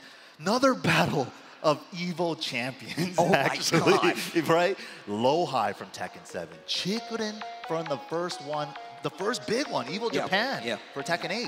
I mean, look, if you're going to talk about anything, we need to talk about the character choice. Chikurin using the Lily to get that W. And also has a Pocket Clive. And the Pocket Clive. He's always been that guy. I mean, even back in Tekken 7, he had the Akuma, he kept the Geese. He always plays those characters that he knows he'll have even a knowledge example or an advantage with when he plays up against you. So I want to see Low-High, though. I feel like, look, I always call him the next generation of Korea, but look, he's an older guy now. He is still ridiculous. I still consider him one of those players, but he's already risen to the challenge multiple times. Definitely. And I like to see him back on this stage because we know how passionate he is about Tekken. You know, the thing about Chikurin, too, that I always admired as a player, like even when like Leroy came out and then they nerfed him a little bit right after Season 3 in Tekken 7, initially, right? He still kept trying to optimize that character. And I still see the same training habits when I see his Clive, right? It's like, oh, people might have written him off. No one's really playing him like that. He's taking that character to the next step. Lily as well. Like, he's the one that's kind of like pioneered this Tekken 8 Lily style, right? But Low-High, I feel like he's been kind of on this soul-searching path early on in Tekken 8, right? But let's go ahead and take a look at his victory path. Shout-outs to White Call, zero proof on how Low-High got here. And you can see right there, JDCR 2-0 up at the very top. And then we have one of America's strongest warriors, Joe Crush down there. Hafiz Tanvir, one of the players, one of my favorite players to watch, absolutely here. And that's crazy that he got that W. The USA's very own Jimmy J. Tran, also in the path of Low-High, going to the side. And of course, what is that, Duet? What is that? Due to side effects. Due to side effects, there you go. Too many layers. But also, yeah, that just reminds me that Jimmy played against Low-High and the Law in this tournament. Wow. I mean, Brian Fest. Two of the strongest players out there you have to talk about. But Chikurin, let's look at his road and how he got here. Obviously, Atif, the first and the largest name up there. That was crazy. That was a crazy set. He brought out the Lily, and he was able to get the job done against Atif. That's the reason why he's sent to the loser side here in the top 8. And of course, TWT champion, current champ, ranked you in round 3. Akil 9, Mr. Prof, super strong Ling Xiaoyu player from EU.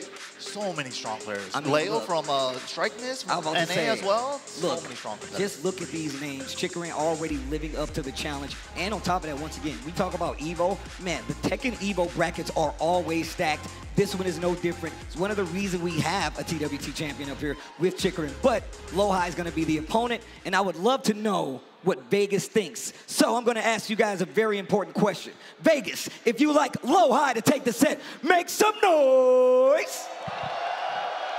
Okay, MYK. How do you guys feel about the EVO Japan's last year champion, Chikurin? Okay, all right, that was a little bit. I heard it go up just a little bit for the fans over here. Well, we're going to get into it right now. Once again, Low-High, no stranger to this stage. Chikurin, no stranger to this stage. Only one of these players is going to stay on the top half of this bracket. The other one swimming with the sharks. Let's see what happens first, though. I'm curious to see, because it seems like Low-High in this season, Season 2, he's kind of locked in the Brian Fury, right? Season 1, he'll still kind of messing around with the Shaheen and the Steve Fox. But, all right. The Clive? The Clive from Chikurin's side. By the Firebird's flame, forevermore. Thorble, pull up. And he's got a very long jab is another thing we really need to talk about. Of course, and a weapon character as well, so he has extended range on his like down forward 2 with punishment. Big damage. You know he's got these combos. Going to try to take it to the wall early on. Activation all the way. Going for max damage. Oh my goodness. Leave the body smoking. Oh, that's GG. 2-touch round. 2-touch round. And just like that, round number 1. And he's finishing the stream. This is Korea versus Japan, by the way. Long-standing rivalry in Tekken between these two places, so it's always good to see them go head-to-head. Minimum 20 years. 20 years plus right now. Okay, full extension. I like that, playing a little defensive on the side. Confirmation on the down forward 1. Where you stepping? Nice. Chikuden's defense. Back two right there. Cannonball, get me off the wall. Heat burst active. Gotta watch that limit meter on the side right there for Clive. Oh, tries to sidestep. Big damage on Brian's side. Wall pressure as well. Snake Eyes used up. He's still there. Just pressure Yo, with the double 1-2-1. step from Chikuden. Yeah, he doesn't overcommit to the back turn wall splat. Down, back, forward. But the Rage Art is good. The specialty, the low-high Rage Art. Yo, I like how he does. Yep. Torgal. Torgal's like, I'm here if you need me. I'm here if you need me. Wow, look at the shimmy. Give me that counter hit. Look at the steps though from Chikuden. Wow, ducks the high. Machine gun blow. Going for the mid that while standing 3. Nice duck. On the back two, big call out from low high. Combo City. Go straight into the heat engager. To the wall. Damage ender. Oh my god, the super hatchet. Help into the regular one, just in case you forgot. Game number 1, low high. This is exactly what I'm talking about. Low high, look, we say the Sharks bracket is down there, but this guy smells blood. If he feels like he has the advantage, he will turn on the offense, pedal to the floor, nothing but gas. That's what he wants to do, man. And the Brian Fury is getting it done. He's locked it in with the Brian. And I kind of miss the Shaheen, but his Brian is doing work. I mean, look, I feel like he does the thing where he has a matchup that he feels like benefits Shaheen. He would 100% switch. But I love the fact that he does commit. And anyway, he's doing really good in his matchup. Seems like he understands the Clive matchup. He's like, I understand. You gotta do your thing. Nice confirmation on the down forward 1 again. Okay, starting with the string and this quick sidestep left. Yeah, to avoid the down forward 1 now from Chikuden's side. First hit, counter hit. Still got hit by the again, and it's covering the hatchet as well, so he's covering multiple options that Low High wants to do. Defense getting heavy on the side. Wow. Low high, big pickup here, and still gonna get the full combo. Heat, big damage. Huge damage. Not too big, but good situation for Oki afterwards in heat state. Right. Looking a lot better in this second game. We start to see the sidestepping really pay off in that game number 1. Low High was just able to turn on the offense, especially when it came to the wall. Look at the way Low High's adjusting his offense though, like dash before and finds an orbital. Spin that heat now. Big shoulder takes the Oki. I like that. Yeah, when you go for the recommender, that's a taunt setup. So the kip up and the smash though from Low High. Breaks the glass, steals the round, 1 round apiece. Game 2. For the mid right here. Oh, nice. Engage. Lane dash. Gets hit by the Phoenix mid again, but this time at the wall. This is gonna hurt. Yeah, that Phoenix shift stance, a great way to get in, great way to extend combos, of course. A great knowledge check tool as well. Oh, gets the Snake Eyes off that power crush, but the counter hit string, nicely done off the 2. How did he catch that, bro? I don't even understand. But, Mike, you know what time it is. The floor is lava. Oh, and they're going for it. The 1+2 throws, give it to me. You said the floor's lava. Well, why don't I just go for this throw? Get off me, bro. Oh, Chikuden gets to use it first. No more floor for you, you Low High. And now, big damage starts to flip him over, set him up. Oh, Northern Cross fighting off the wall. Phoenix shift. Deep burst into the forward 2-on-2 incinerator. Get me off. Okay, down 4-1. Smash is good. Clipped him. Spins it all. Wow, that was so far. No heat on either side. The back one. Counter hit, big back one. To the wall. I love that just to get the carry. Little fake out with the like dub. Chikuden's round. Nice. Wow.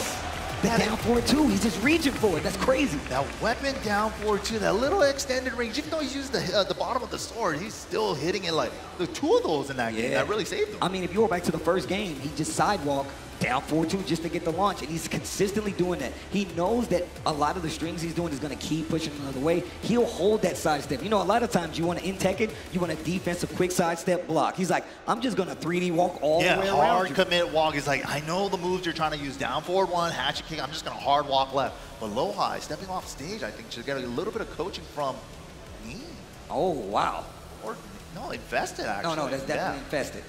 Yo, Vegas, you enjoying this tech? Make some noise for me one time as we wait for these guys. That's what I'm talking about. Staying awake, stand with me. Don't worry, we got games after this too. But I love the fact that he's taking time to get a breather, get a little bit of coaching, get a little more confidence, and on top of that, you can kind of ice your opponent a little bit. That's definitely a strat. Get a tip or two for yourself, ice the opponent. Man, get that 1 minute timer, use it. Chicory. I love that he's stuck with the pad through and through. Right. You know, we were just assuming that he got a kid and he just like can't play at night on the stick, but he's just moved on to the pad. Just saying, he moved on. Yeah. No, stick player for years, man. Right? It just hurt my heart to hear you say moved on, but here we go. The final game between these two, Low-High versus Chikurin. Oh, nice block on the low. Punish as well. There it is, that 8-way walk again. Yeah, just so confidently walking left. Full crouch down. Power crushes the burst. Finishes the stream. Trying to get a reaction out of Low-High does not work. Rest of that heat's about to be done. And I love that Chikurin is attacking because he knows that he wants to take his turn back with heat. Activate heats of his own. Here comes Chikurin. +4, can't go anywhere. Okay, okay, all right. Low-High, all right. Gotta make some adjustments here. Once again, recovers crouching, so Jet Upper's not gonna be able to punish that. He's trying to find a way, which way to move. He's getting clipped, 4-2-2-2, 4-2-2-1. Yo, get over here. 1+2, all that stuff. Just clipping him. Still gets that spin on the wall too, big damage. Pressure still there. Crouch low, wall pressure. Ooh, the back one. Switches the wall positioning. Oh, but the throw messes it up as well. Breaks it. Oh, flame bash, heat dash, mini combo.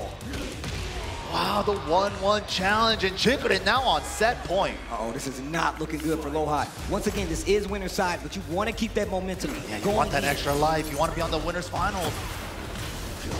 Oh, and that's going to be the wall again. Every time he's going for the Phoenix shift. Low-High's just been not guessing right. Oh, Thorgal with the pop-up. Oh, he's behind him, though. He's still getting the minute. combo. Okay, wait a minute, finishing the string. Low-High getting clipped by quite a bit. He is in a dire situation. Chikurin with the sidestep. Step with the burst. But Chikurin keeping the pressure going. Heat smash off the wall. Still alive, still has a chance, and he still got rage. This is not over just yet. No recoverable Oh, he life. starts flying. Look, catches him with the incinerator. We already used the wall.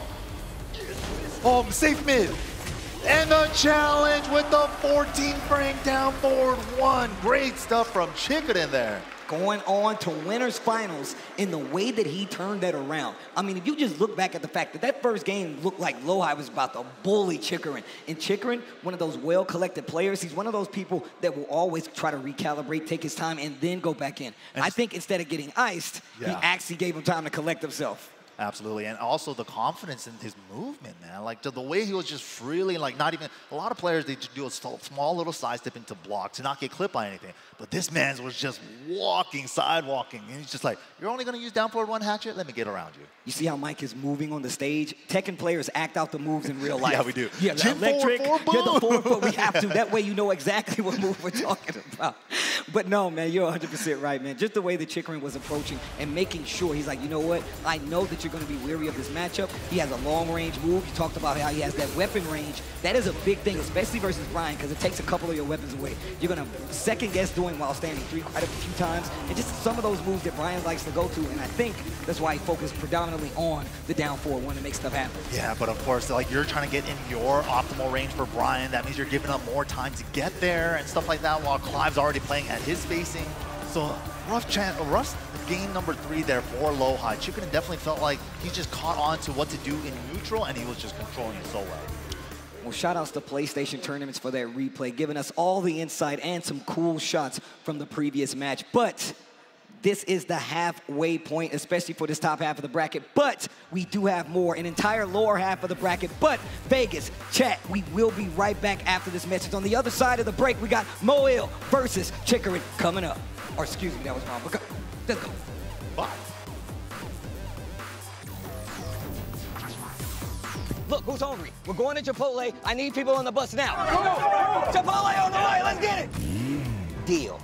If you can guess how many beads I have, I'll commentate your Chipotle order. I'm guessing around 1,000. Now that's meaty. Of course you go with queso. That way your burrito will match your play style. You can tell he's been labbing that burrito technique. Now that's top tier. If you guys love Chipotle, make some noise! I won PlayStation's Road to Evo and went head-to-head with Arslan Ash. I won PlayStation Road to Evo and battled against Sonic Fox. I have never seen that in my life. To compete on PS5, choose your game, find PlayStation tournaments, and register. It's that easy. Sign up for PlayStation tournaments for opportunities to win unique prizes and much more. PlayStation. Well, Vaya is laughing right now. Look at Vaya laughing right now. Oh, he's doing a dance. What is he doing? Man, he's too ready, you know. Not today, man. Oh my God!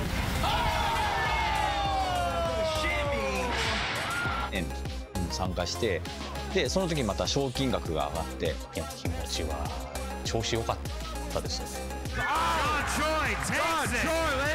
So it's much more than just playing. It's being a part of this community.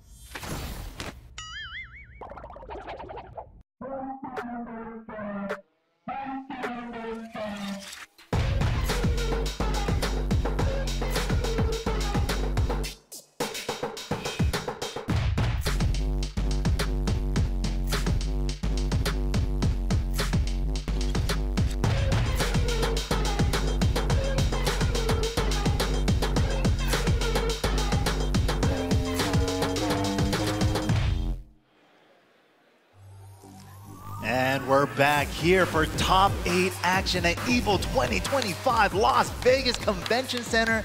And man, the action has been phenomenal. But we're going to be going on to the loser side of the bracket. Coming up next, we got a Korea and a same team kill. Man. Yeah, it's going to be scary, bro. I mean, look, obviously we talked about we do have a lot of Japan, we do have a lot of Korea, we do have Pakistan, but this is definitely going to be a team kill. Two of Korea's best going to have to go head-to-head to see who lives in this tournament. But once again, let's take a look at the bracket. We see that Lowhigh, Nobi waiting in that losers quarterfinal. We're going to go to Moil versus Mool Gold to see who's going to take on Lowhigh. Yeah, absolutely. This is how the brackets go sometimes. You got to run into your teammate, your best friend, your training partner, and it's on the loser side, so one of them can't be moving on. Well, look, let's take a look at the victory path presented by Zero Proof White Claw. Shout out to those guys for hooking us up. Let's take a look first at Edge, one of the people that he beat, one of the strongest contenders out there. Yeah, when it one comes of the best Hwoarongs in the world. I mean, it's under one of the arguments that you can say. iMusician, of course, another player, I mean, considered maybe the best Yoshimitsu in the world. Definitely. Then we have Pena, another one of the best players in the world. And then, of course, we got JDCR, and then we have Khan, Watanabe, and Aru Run. All these players are ridiculous, by the way. That is a crazy run. Moil is one of these players that you've been seeing throughout the year who has always been kind of sneaking further and further into these top 8s. Yeah, and just now, outside of that top 5 discussion, but coming up is Mogul, one of those players, man. Look at his run, top 24. He had Bilal, Arslan, Ash, and of course that's the one who sent him to the loser side against Arslan, five-time EVO champ.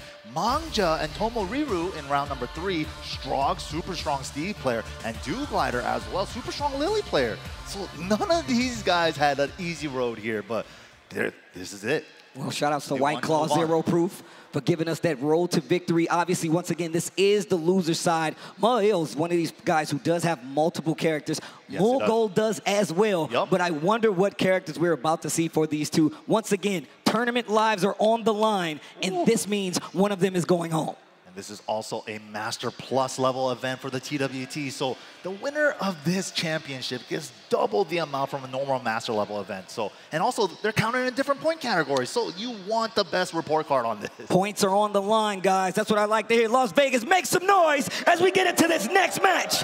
One of these players is going home. One of them will not survive. Oh, man. Here we go. Only one can be crowned champion.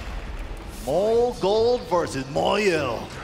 Going to the Phoenix Gate right now, and he's going to the Jack. One of these characters that we don't get to see as much. However, Moolgold in the Claudio has been one of the characters, one of the players you've seen in quite a few top 8s. Definitely. And right there, nice punish on the back 4-4, trying to mix up the high extension. Oof, shoulder to the wall. He went into crouch engage, made him think about the full crouch low, and then did the running to shoulder. Had a lot of heat burst left right there, What but a drops a pickup. combo. Recognized it wasn't gonna hit. Smart choice. And the extension, just frame block, not there. Open chest, big damage on the wall. Oh my goodness, with the heat dash to secure it. Good first round for Moyil. All right, he needs to be careful on this stage, these walls. What an option round, start forward 1, catching him out of the air on the running 2. Oh, the shoulder charge, the Asteroid. Nice break this time. Does not want to get hit back on that wall once again. Quick tag. Ooh, what a trade. And you want to start seeing these back ones coming into play from Claudio. Make some noise! Oh, charge it. Back to the wall. What are you going to do with this pressure? Oh, the 1+2, nice punish, optimal punish. And we get a Starburst install. Oh, the bubble, red bubble. The most dangerous of bubbles. That's an angry ass bubble. Hop kick. And still has heat. There we go. To the wall. Spicy. Big damage on top of that. Oh, Blue Moon Burst, a hit grounded, and he still got one more in the chamber. Uses it on the fidget spinner, no go. 10 seconds left on the clock. Clutch City for Moolgold. And take the Rage Art to close it out. Nice, simple, and clean to make it an easy win. Staying sharp, even with the life and time dwindling down, Moolgold gets the round. Okay, Moolgold, a young player, but a ridiculously strong player. Oh yeah, he's so sharp. And he has, yeah, like you said, power of youth on his side. That's a bad combination for his opponent. I mean, I remember Super ATL tournament last year. Me and you were actually calling that. Moolgold, one of the strongest contenders when it came to that entire bracket. Exactly. He was unstoppable. And he's only went up since then. I mean, now in this top 8, and still one of the lion's share players with the most points on the TWT leaderboard. Right. Definitely a threat. So what a step with Jack. Side step right. Heat stomp again. How do you get up? Tech roll. Okay, little down jab. Oh, and Armor's through it with the Gamma Howl. Moolgold then trouble the high crush. Burst. Big damage off the wall. Is this enough with the Rage? It's hella enough. Joshua into this, the light of Sirius. Wow, you're calling out the move names, huh? All right, okay, all right. Heat me a potato. Heat me a potato? He's just asking, just let me get a potato. Yeah, potato please. I don't even know how these guys are still fighting. There's 2 giant monsters in the back. The icons in the background going off. They should be friends, man. Right? Also, you do get a floor blast on this stage. Yeah, very dangerous. Finishing the string with the back 3. I like that. Jack got a couple throws to be able to do that, to make the chunky throw a launcher. But is he going to get a chance? He's so backed up in life, man. He's got to make the life deficit. Okay, Moolgold pops first and gets the heat dash on the back 4-2, and that should be the game. Nicely done. Wow. Okay, okay. Yeah, Moyil was trying to probably think about where can I safely activate here, especially, but Moolgold didn't even give him a chance. He's like, oh, your life's too low. Let me just pop first. I mean, look, I think one of the things that Moolgold understands about Tekken 8 is when to use his heat. I feel like he has a strong understanding on his placement of his heat. And if we talk about just how strong Claudio is as a character, we haven't seen much back 1. We haven't seen a lot of side step forward. And I think it's because Jack has a natural kind of those long-reaching 2s. He gets to move forward a lot. You're looking for down 4-2s. Like, there's a lot of things that makes him have to respect that range. So I feel like he's going to play back a little bit. Yeah, exactly. And of course, Jack, a big body character, not really able to sidestep that well, even though we saw one really clean one in that set, which is very rare for that big body character. But a lot of, like Steve said, a lot of back and forth, a lot of range control with that extended big body jab. But, man. And you saw Moyil going down there, getting some help from Ulsan, came up and gave him some words of wisdom. Another, one of the strongest players in Korea and in the world. They're all teammates, man, DNF boys. Just rough sometimes, it happens. It's hard out here, man. There are no friends in fighting games. You gotta beat everybody if you want to be the champion. That's true, only one. Only one. Mike, I'm saying if we ever got to this point, I would hope you just beat the sleeves off me, bro. I'm gonna try to I hope you do the same to me too, Steve. And that's how it works. I wouldn't have it any other way, man. There are no friends in fighting games. None. That's a real friend. That's a real friend. Here we go. Oh man, the mid checks, jab checks. This small tech in right now. I like the running 3 right there to kind of start that offense. And now we're starting to see more of the running 2s. Clutch throw break, counter hit throw too. Nice punish on the hop kick. But still gets that side switch. Sexy Put him in a time. blender. Mike, please, that noise. Please. Big combo. Oh my gosh. Oh, is it the real one? Oh, he got counter hit it, so it made it a launcher. Big damage. Ow. Full charge again. No, he Faked lets it it out, rock. but that one doesn't splat anymore. But the low smash is enough, especially with the counter hit. Low smashes in this game, bro. So sneaky, man. They're so nasty. Engage. The stomp. And now look at that. A little slower, but back 3 in the mid-game. The guard crush. The gamma, how he's trying to mog. Nice. Goes into the stance. Combo. And just tacking the legs. Wow, just outside of the red bubble range. And with punish, nice confirmation off the down forward 3. And I like that, the awareness to pop the heat on the wall. And he's still adjusting the combo. KYSG combos? Again. And he knows. Bro. And look. Wait, he didn't get the heat dash and he missed the combo. That was the game. That was the round. And he didn't break the 2 throw. Once again, it's used for switching sides, but he didn't break the normal throw, so he died from the 1 round apiece, game 2. He was definitely shook that that running 2 heat dash didn't get there. Hands off, bro. Wow, what a trade. Fortunate. Ooh, run into my launcher, please. Down 4-2, full launch, take him to the wall. Good keep out from Moyo. Wall damage, the T7 wall combo. I like how we getting a lot of nostalgia combos here today. Yeah, right? The old school wall combo. Second burst wins. Okay, no duck on the high, but a down jab to stop the pressure. That low heat smash. That pesky low smash with Joshua assist. What is this? You sounded like somebody who's played this Final Fantasy. Right just now. the intro. Oh, nice whip punish with the smash. Drops it on him. Oh, and the sidestep 2 is enough. Moyo fighting back. Okay, okay. Going back to the explosive floor. Yo, they are going to war. You think this is over? I'll destroy this whole castle if I have to. The fist clash, it says fight at the same time. Up forward 2+ frames, just keeping the pressure going. Remember, that floor blast is there, so whoever gets a big combo first, probably gonna use it just to take it away from the opponent. Oh, just the back 3s, just locked down. Oh, wow, goes for the mid, almost got a combo off of it. No floor blast just yet. Second hit counter. Blue Moon Burst, okay, safely activates after. Starting to add up, heat dash. Wasting his timer. He still got a sliver though, uses it on the heat dash. Oh, the shoulder. Life just about even. Oh, clutch break. Get off of me. The twin piston keep out of nowhere. What a call out. And gets that second round in the bag. One thing I love about Moorgold is that what he does is he is efficient. He won't go for the crazy combo to get the kill. He's like, I got Rage Art, I'm doing it. That was insane. If that was blocked, he was dead. He was dead, He dude. bet the farm on that one. But up a game, so why not? Down the forward trade two. though, in Moyo's favor. Flavor? The Moyo flavor? Oh no, missed the blue uppercut on 2P side. Practice too much on 1P. Oh my God, he tried Break to backdash. my guard, help. Punish, nice. Fishing for it, good interrupt, just interrupt. Doesn't want to wait it out if he finishes at the 3rd or the 4th. Red bubble punished. Second time he's done that. Big damage here on this combo. Not gonna kill, but man, is it gonna hurt. Long extended heat dash combos. Can we get there? There's the floor. Where's the wall? Just cashes out with the Rage Art. Get rid of the gray. One of the best utilities of Rage Art, getting rid of the gray. That means they can't recover that life and they eat all this damage. Look at all the red on Moyo's bar. Ooh, Moyo in trouble. How are we gonna do this? Running 1+2, pressure. One throw for the side switch.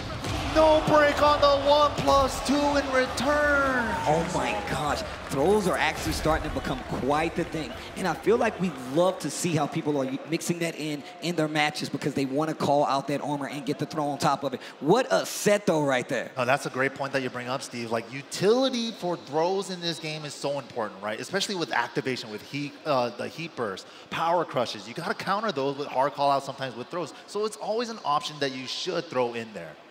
Well, look, once again, you have to pay attention to exactly what's happening when it comes to these armors. They're really strong in this game. Heat Dash being there too. It has created quite the circle of offense when it comes to Tekken 8. The wheel of options. But once again, that was loser side, so you have to understand one of those players did go home. And look, much love to him. Thank him for showing up. And of course, we're going to see him on the TWT. So make some noise, guys. Going out, still a top 8. Still a top 8 showing, obviously. Absolutely. What a great showing. Moil, super strong player, man. Definitely cannot count him out. I mean, look, he's definitely come with more characters. You know we're going to see him further down the line on that TWT. Now, we go further into the Sharks bracket. That does set up Lowhigh versus Mulgold, another Korea versus Korea team kill match. But now we get JDCR versus Atif. It's Korea going up against Pakistan. This is about to be a banger. I talked about this with Majin Obama at Combo Breaker. Shout outs to my guy. I know he's here somewhere, probably riding a bike. But it was more about the fact that you do see just how strong Atif is when it comes to this world of Tekken. And he pointed out that, look, who is going to tell him that he's not on the up and up, man? I like seeing Atif in this position, but I also like to see JDCR back up on the stage for a top 8 showing. Yeah, it's so good to see JD up here, but let's go ahead and see how these players got here. Shout outs to White Claw Zero Proof. JDCR, one of the prediction favorites, right? Look at this, lost to Lowhigh. This is why he is in losers, but 2-1 over Tibetano, the mix-up France champion. We have 2-0 over Moyo, 2-1 over Ulsan, which was one of the most lucrative Tekken players from last year. 2-0 over Anakin and Tails, and so many more in round 1. Look, all you got to do is look at those names, bro. This is what I was talking about. If you look at Tekken brackets, they're historically some of the most stacked brackets. JDCR had to make quite a run to get here, and you're looking at it right now. But let's take a look at Atif. Goes up over Mangja 2-1. Of course, Chicorin, oh, actually, he lost to Mangja, so it was 2-1. Lost to Chicorin, yeah. And then, of course, we have Farzin, Book, Kagemaru, Dweebus. Bro, that's actually crazy, man. Jay Georgium as well, 20Z. This is a bracket that you have to pay attention to because, look, Chicorin is, obviously, like we said, a TWT champion, has multiple characters. Farzin is just one of the strongest players out there in the world, and Book has been on the up and up too. So if we're gonna talk about a route, you still have to talk about Atif. And Atif, I mean, arguably probably second best in the world behind Arslan, and that is arguable.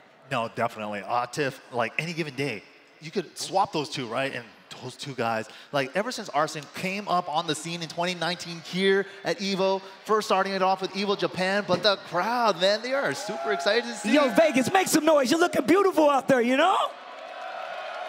This is JDCR versus Atif from Pakistan. Korea-Pakistan rivalry still continues here at EVO 2025. So look, I want to ask Vegas, I hope you guys are still with me. If you guys would like JDCR to take the set, make some noise!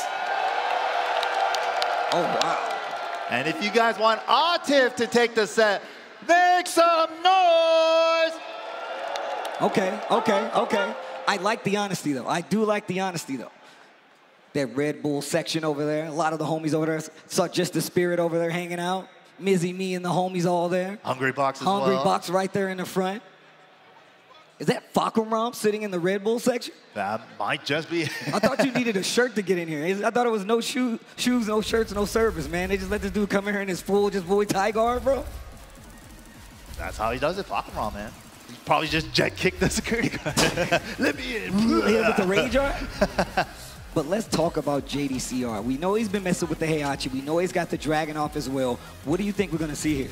Oh, man, I love seeing the glimpses of the Heihachi. Who doesn't, right? Like, Heihachi's a super fun character to watch. JD, of course, known for the Heihachi Armor King for the Tekken Tag Tournament 2 days. If you guys known about his dominance during that era, right? This is exactly where all that stuff happened. And the early dominance at the beginning of Tekken 7 as well, right? So this is like old school kind of dominant player versus like a new school dominant player. No, obviously true. And on top of that, you got to remember, JDCR's been up in the stage before and with the pressure on him. So he's definitely no stranger to what it takes to succeed. Also, the fact that Atif going with the Ana, she's so strong. I feel like he's the person that kind of spearheaded the Ana movement because nobody was playing as well with Pioneer. Pioneer, obviously. But here we go.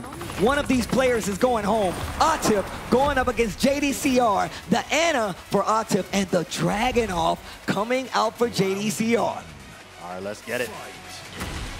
The classic. Oh, down back 4 into the hammer chance 1. Such a good move. +6. And then that move right there, the 4 is what keeps you honest from ducking.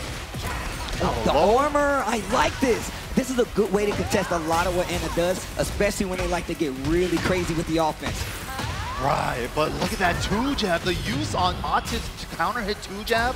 We saw it from his Dragunov in Season 1. He's using that 2-jab exactly the same way with the Anna. Going in the stance, looking like it's crushing the high. Tried to go for a jab, but still got clipped. Oh, Round 1. Speaking of G-Clef from Dragunov here. No launch after ducking the high. Hammer chance 2-1-2, knocked a big call out on the forward 4-2. You saw a couple of people teasing, ducking on that string. He's the first one to get the punish. Oh, unbreakable throw. Let me get the grade. Uh-oh, wait a minute. Go straight for the raw launcher. He did something because it was a counter hit. Nice burst activation to get a little more carry, and we make it there. Ow, my gosh. Ooh. Okay. The pressure. Oh. That is a punish, but you gotta be in range. That is a punish, but the range was not right. Look, a lot of people I've not seen start doing it, but a lot of times when you block these lows and they recover crouching, you do get a free crouch grab in a lot of instances. I love that JDCR is aware of it. Definitely something Atif's going to pay attention to. Definitely. But back 4-3 finds the wall splat and the running 4 for the follow-up. Ugh. Big damage. Ooh, do it again. Blatant. The low parry. Steps into the wall to fix the axis. Steps again into the wall to fix the axis. Lovely time. Yo, right hand sweep, heat his hands, but the tornado at the wall messes it up. Counter hit 10 frame. Oh my gosh, not gonna be able to kill, but the damage is gonna be big. Man, you got those? Yo, Atif with the back turn combos. Good catches him crouching. from JD. Catches him crouching, and of course that defense the entire line. Looking amazing. Counter hit 10 frame again. He's so good at using that. He gets like 2 or 3 around, it feels like. What a sidestep. Gets the heat engager of his own. Running 2. Pressure City finishes the string. Nice sidestep with punish with the down forward 1-2. The stance pressure is adding up. JD getting smothered off the wall, fights out of it with the smash and the unbreakable tackle into the 2 follow-up. Okay.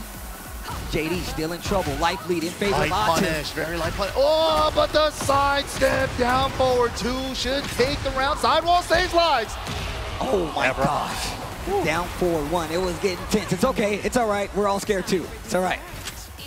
Tense, man. As soon as that sidewall comes in, it's like, are they gonna live? Are they not? It's terrifying, bro. You like in some of those situations when you're not paying attention, it's really easy to be like, where's the wall on this stage? What combo do I have to do to switch it up? That's another adjustment piece of Tekken 8 because we have these crazy stages now with wall blasts, etc. But JD going to the edge of the stage to get some coaching from who I believe was that John Ding? Is that John? Yeah, Johnny D coming up for some advice here. I can tell by his arms from all the way over here. They're Tekken players. They're reenacting the moves like we were talking about. Look, he's like, you gotta hit him with the. You gotta hit him with one of these, bro. You gotta hit him with one of these. You gotta hit him with the slide, you know? Bro, stop flexing, bro. Look at the traps. Oh my God, right now. Yo, can I get a dumbbell? He's about to tell the cameraman now. He's about to tell the cameraman, get my good side. He's like, my right arm is bigger. He's like, if you ever take pictures with me, make sure you stand on my left. Oh my gosh. Yo, shout outs to John Ding, man. My man was playing amazing this entire year. Just was recently playing in the tournament and was playing amazing. Was in Evo shape for sure, but that should just tell you it's a testament to how crazy this tournament is. Yeah, you know how much these players, how much this means to a lot of these players, man. They're taking it really seriously. Here we go, though. Oh, man. The music still playing in the background is getting me hyped. This is crazy, man. JD, hopefully, after that advice from John Ding, maybe he can make the adjustment. Hydration, though. Yo, drink the water, though. There you go. Got it. You got it. That includes everybody here. Make sure you're drinking water. Probably, you see this? There you go. There you go. Drink some water. There you go. They gave you water bottles for a reason. Drink the water. And it's hot as hell outside. So make sure. It's a desert. It actually is a desert. I don't know if you guys know it's a desert outside. Drink water. All right, here we go. For a good time. All right, JD, let's see. Secret training ground, sticking to the Dragunov. Once again, one of these guys going home. Damn, did he even show the screen yet? Steve just heard the song. He's like, I already know what stage. Dude, that's how he did it right there. That's actually true. I know these songs way too well. Running 2. Counter hit, 10 frame, 2 jab again. The Hammer Chance 1, that link, nasty work. Engage the ignition switch. Full crouch low, nice block, optimal punish. Makes that out with the low. Okay, going for the mid, still mixing in the lows. Heat dash, no resources left on either side outside of heat.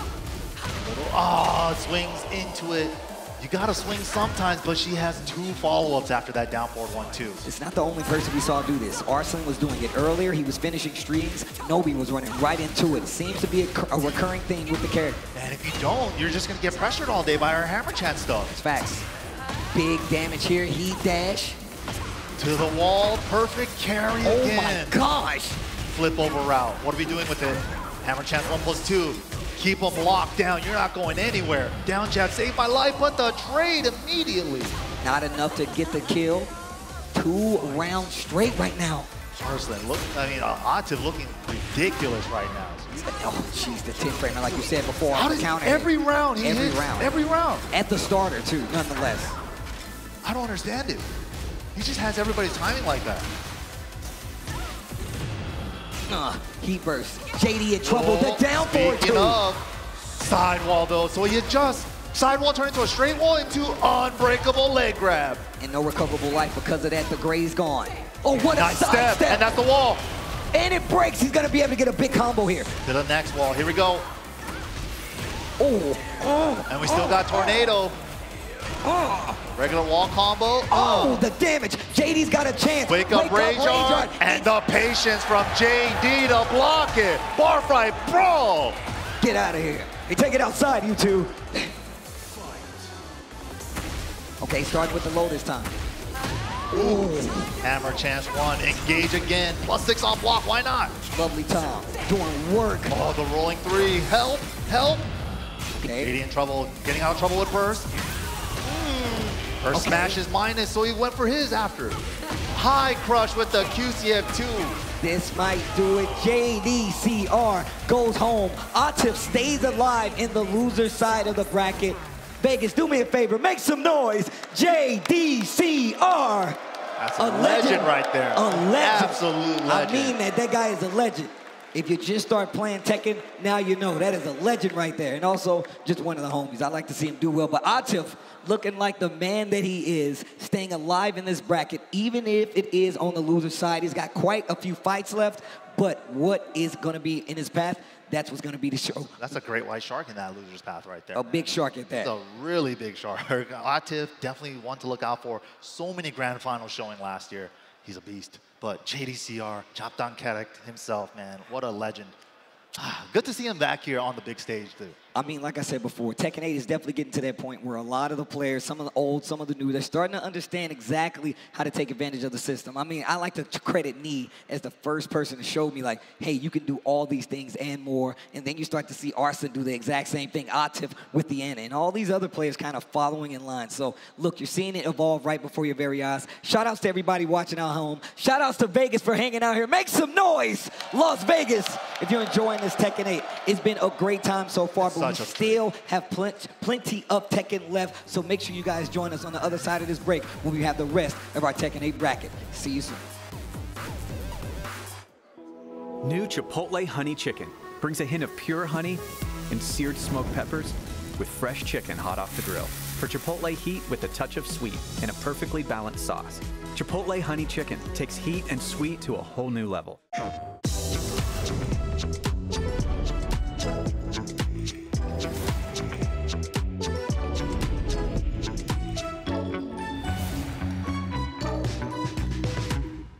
PlayStation.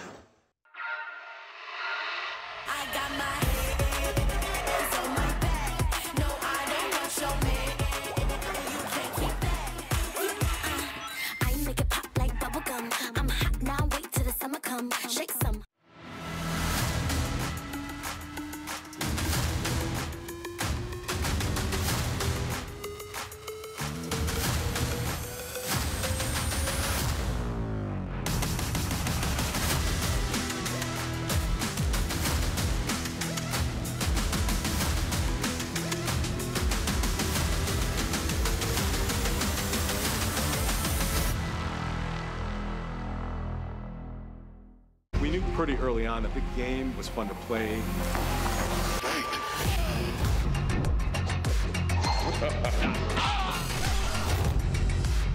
It became something that added to the mystique of Mortal Kombat.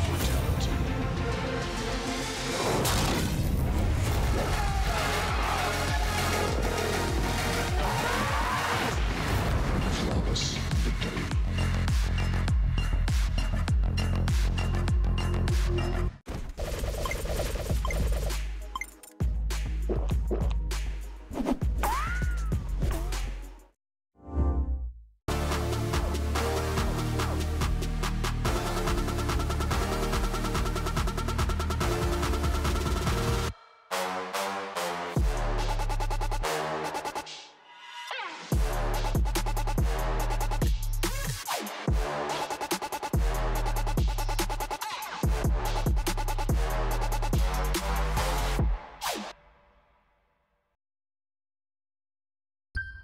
I started playing fighting games when I was 7 years old. I used to play Mortal Kombat with my twin brother. He was picking like Sub-Zero and I was picking Scorpion as a character. And this was the start of our fighting game journey.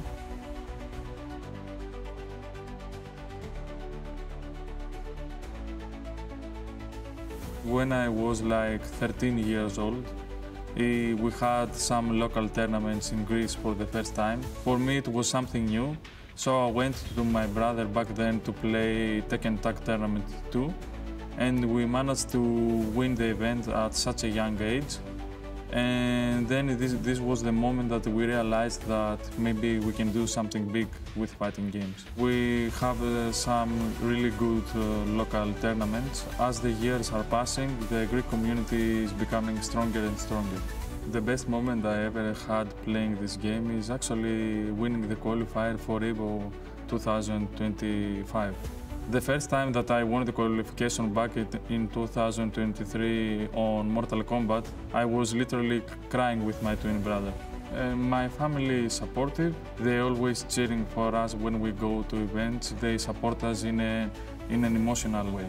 So having here my twin brother, it just gives me energy and motivation to continue the journey.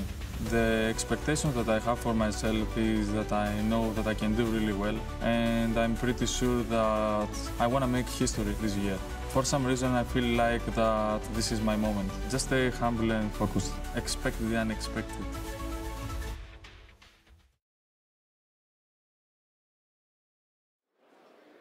EVO 2025 Tekken 8 Top 8 Wits continues right now. And of course, we just saw that road to EVO. Look, once again, man, shout outs to PlayStation for actually giving us ways to get to EVO right from your very own home, from the comfort of your own home, where you can sign up for tournaments and possibly get your way to EVO. I love hearing those stories because it sounds like me. Yeah, sounds like me sitting in my mom's house. Can come true, right? Just from playing video games from your comfort of your own home, you too can make it to EVO, maybe become a champion one day. Well, look, first and foremost, man, I remember playing on the PlayStation back in the day. And of course, we're playing on PlayStation here, man. It's always good. Now I can do it from my house. I wouldn't ask for anything more. But we're going to get back into this Tekken 8 Top 8. Vegas, are you guys still enjoying this Tekken 8? Make some noise. Let's take a look at the bracket right now. Arslan, Ash, and Chikarin are set up for winners finals. But of course, Lowhigh versus Woolgold will be that losers quarterfinal match. And then we have Nobi versus Atif setting up three of these four to go home before we get back to that losers finals. It's not going to be easy, but I think we're going to go to Lowhigh versus Woolgold as our next match. This is the one we were talking about, right? Another team kill between these guys, Korea versus Korea. One of them has to go. But Lowhigh, I feel like he was so strong in Tekken 7, right? And he has so many big successes, EVO champion himself as well. But he hasn't had that real breakthrough moment yet in 8. And I believe he's trying to do that here this weekend with this top 8. But he's got to go through Woolgold. It's not gonna be the easiest thing to do. I mean, look, Moon Gold, we just saw him playing multiple characters at a super high level. But the same thing can be said for Lohan, man. He still has multiple characters. I know we see the Brian, but the Shaheen is still there. I haven't seen the Steve in a while, but I'm pretty sure it's still there. I feel like he's brought out the Steve more recently than the Shaheen, but we'll see. Moon Gold, of course, like Steve was saying, has a couple of characters himself. He's been bringing out Fang a lot more this season as well.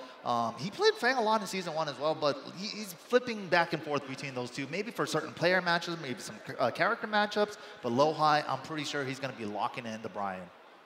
Let's see what happens. Mool Gold versus Low-High. Once again, this is losers quarterfinals. Somebody is going home. Another legend will be sitting by the wayside at the end of this set, and I wonder who it's going to be. Like you said, you think the Brian's going to come from Low-High? I think we might actually see. Oh, wow. So it's going to be Claudio, Brian, going head-to-head, Mool Gold versus Low-High. This is going to be good. I think we're going to see a lot more back one this time around. Maybe, yeah. Like, Low-High definitely likes to move, and he's great at it. But Blue Moon Burst, back one, all of these things kind of play into each other. How is he going to navigate these landmines? Okay. Big stage here, too. But we know Low-High's got those combos. He'll take you to any wall. Oh, the whole string. All right. I like what we're seeing. A lot of the players here in this top 8 are just finishing strings. Test them out. Yeah, see if they know. See if they're going to react. Wow, just got up at the last second. Sidestep more is good. Took his frames with the jabs. Playing the jab game right now. Just a little standing 3 right there to kind of keep the distance between himself and Low-High. Nice punish right there. Second burst wins. Double heat burst. Ooh. Wow, Blue Moon Burst, like I was talking about, getting under the jab control from Low-High. Just short of the wall, though. Finger guns, fakes it out. Not full level 3. Hatchet. Takes the frames with the down forward 1. He tried a hop kick. Get off of me. Breaks the throw. Incinerator. Let me get that. Okay. I like to imagine that Brian's grabbing grenades off his belt as he's punching. He just chucks it at you. The shotgun shell off his ankle. Yeah, dude. Go down 4. Wow, there's the back one. Where are you stepping? Okay. Little back 3. Proficient. Left knee. Give me that counter. Give me that counter. Cannonball. Hop kick. Okay. Still has heat. To the wall. Just a bit shy. Touches it, but not going to be able to convert. Goes for pressure after. Big counter hit shades. Both side. Back 3 unblocked. Tech roll doesn't tech. Fakes it out. I like him staying on the ground to get away from it. Second time he's finished that back 3 stream. Yeah, 1+2 is a mix of you tech roll or not. He just guessed right. But the Blue Moon Burst under the jabs. That's so scary to try to jab a Claudio when he has install. Look at the spacing we're seeing from Mool Gold. He's playing back so far. Yeah, he's like, I got more range than you.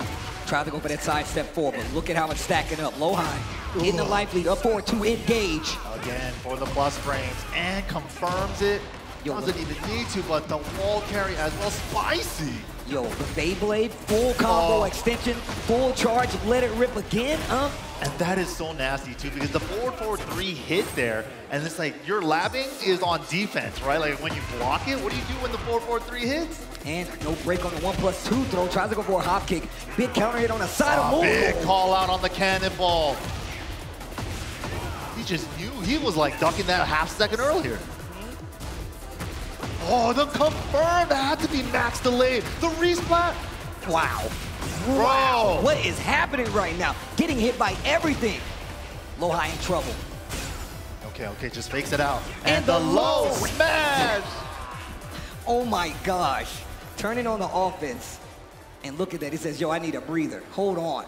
Low heat smash. It's so scary, especially on a character like Claudio. I remember when this game first came out, a lot of people were saying like, he doesn't have Starburst down 2-2 anymore, but my good low. And then low heat smash. It's right there. Smash. And on top of that, it makes it so these characters' moves lists are super deep because they can pull this out when their chips are down and like, hey, look, I want to sneak this in. These lows have been really successful. Now I'm going to hit you with the low smash. And sometimes it really does surprise you. Personally, I think that's the scariest thing about some of these heat smashes now, the low heat smash variations. Especially Claudio, because he's such a big mid dispenser. Yeah, exactly. We've been seeing him use so much just back 3, couple of back 1s. Back 3, back 1, Blue Moon Burst. Yeah. You're really going to duck for Blue Moon Burst. You know?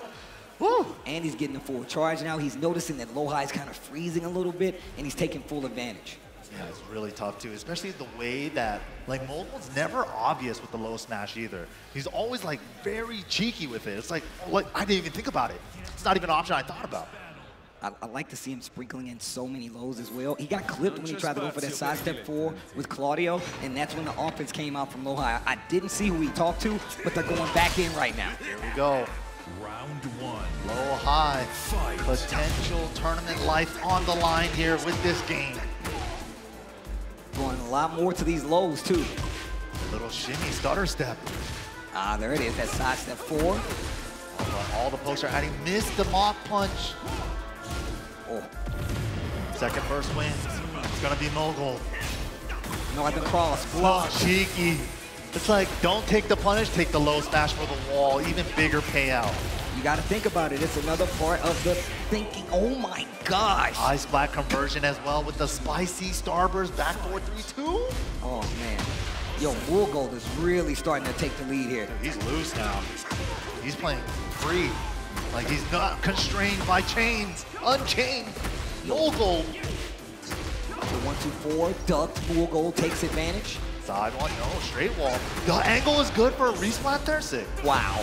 Oh my God, just winning out on timing. Dude, his timing on Lowhigh is so good right now. Whether it be the low heat smashes, whether it be just some of these counter hits he's finding, it's all working out, and Lowhigh is in dire situation right now. Mogold 1 round away from going on in this tournament from the loser side, so that means Lowhigh would go home. Gets the hop kick punish there. Switching up his timing himself. Okay, he burst on the wall. Big damage here too. Yeah, goes for the damage route. Gets the Oki as well for not tech rolling. Yo, then trying to get up. The body still smoking. Hatchet. Oh, but the miracle hop kick. Okay. Off the balcony we go.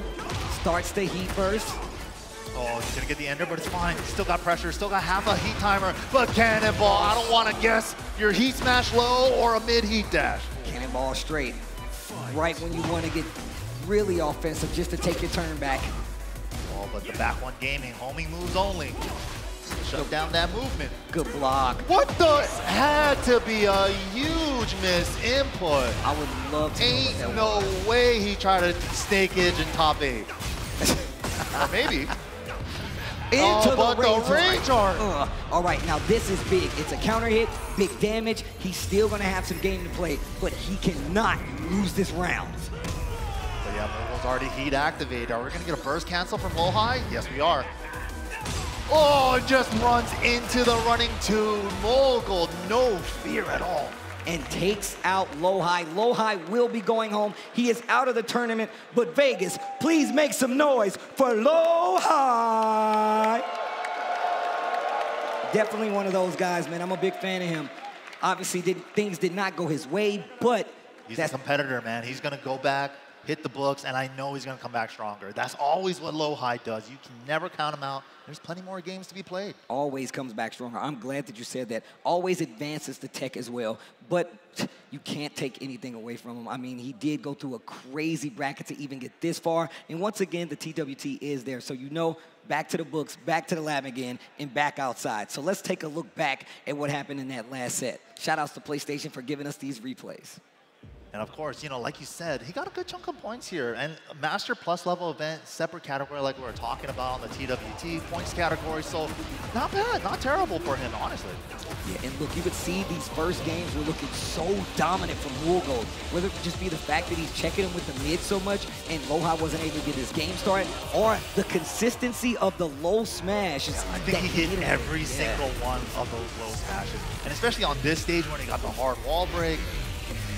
Yeah, that last ditch effort right there, the raw rage art to try to get his turn back. So much life to make up still. He got the raw cancel as well, but Mogold was like, oh, okay, you're gonna cancel to activate? Let me just go in then. No fear. And that's gonna be that. Mogold gonna go on. And once again, shout outs to PlayStation Tournaments for supplying us with those replays. That sets up Mogold to go to the loser semifinal. But now we have Nobi going up against Atif in this losers quarterfinal to see who goes on. And once again, Nobi is on the chopping block, just with Atif as well. Right, of course, Nobu, we just saw him go up against Arslan's Ana. Maybe he could take away something from that. Maybe he reviewed like maybe some of the things that happened. But of course, different player, different play styles, different options, different timing. There's like so many things he's got to adjust for. I mean, look, and also we have to talk about the fact that Arslan, Atif, obviously they game together quite a bit. You know the Ana tech bag goes really deep between these two, but Nobi gonna be using a different kind of Ana. Atif, I mean, look, Atif gonna be using a different kind of Ana. Nobi, I would love to see what character he brings to the table. Will it be the Lars? Will it be the Dragunov? Just because I feel like the contention in that up-close game is gonna be a little better, a little more consistent going up against a character like Ana. I would, you know, personally, I'm sure a lot of people would love to see the Nobi Dragunov. I think he's kind of the one that put the character on the map, the down twos. I remember you, No Respect You, when you go to Japan, it's like, why is Nobi so strong? He just tapped the stick 3 times forward and hit the 2 button.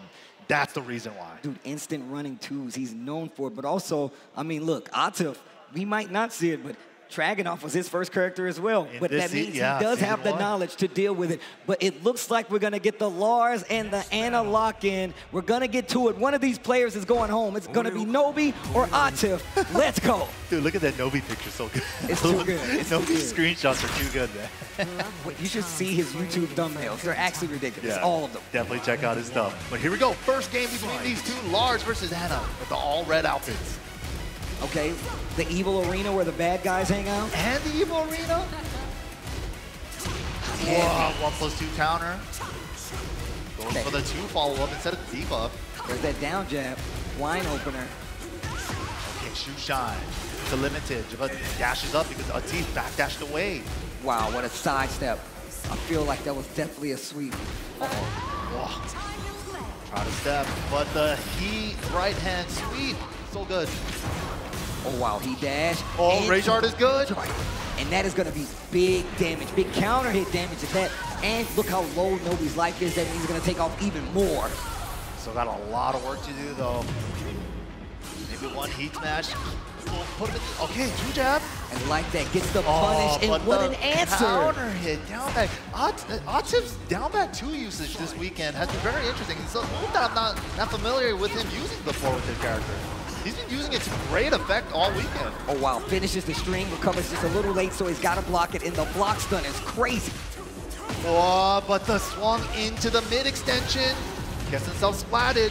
Talk about finishing strings. Nobi taking a page out of Atif's book. Oh, overcommitted on the sidewall combo. To the wall. Perfectly carried from Atif.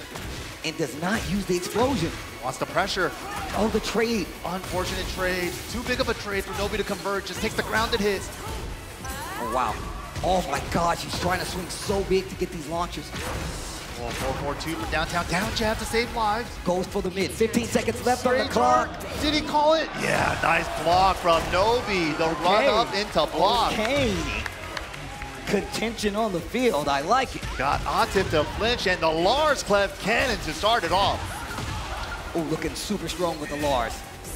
Oh, backswing second hit. Saved Atif there. Wow. The pressure. Help, help, help. Oh my gosh. What in the... Yo, lovely Tom doing work. Oh, that was a disgusting sequence. All that chip into a safe move into power crush for the wall break. Knows that he was going to try to swing back, takes advantage, and Nobi's just running into so much, tries to interrupt, finishes the string again. Atif just stealing the win from the boat sail of my guy Nobi right now. That new Tekken 8 extension, man, down 4-1-4. Ugh. So responsive. Yo, so responsive. Counter a 2 jab again. Such a good tool. What an interrupt before the armor even kicked in. We're definitely going to get to the wall. 100. Oh no, slightly miscalculated the formula, but doesn't matter. Gets the sidestep too. Nobi ties it up in rounds. And there was a late sidestep there by Atif in that situation. That's why he got clipped.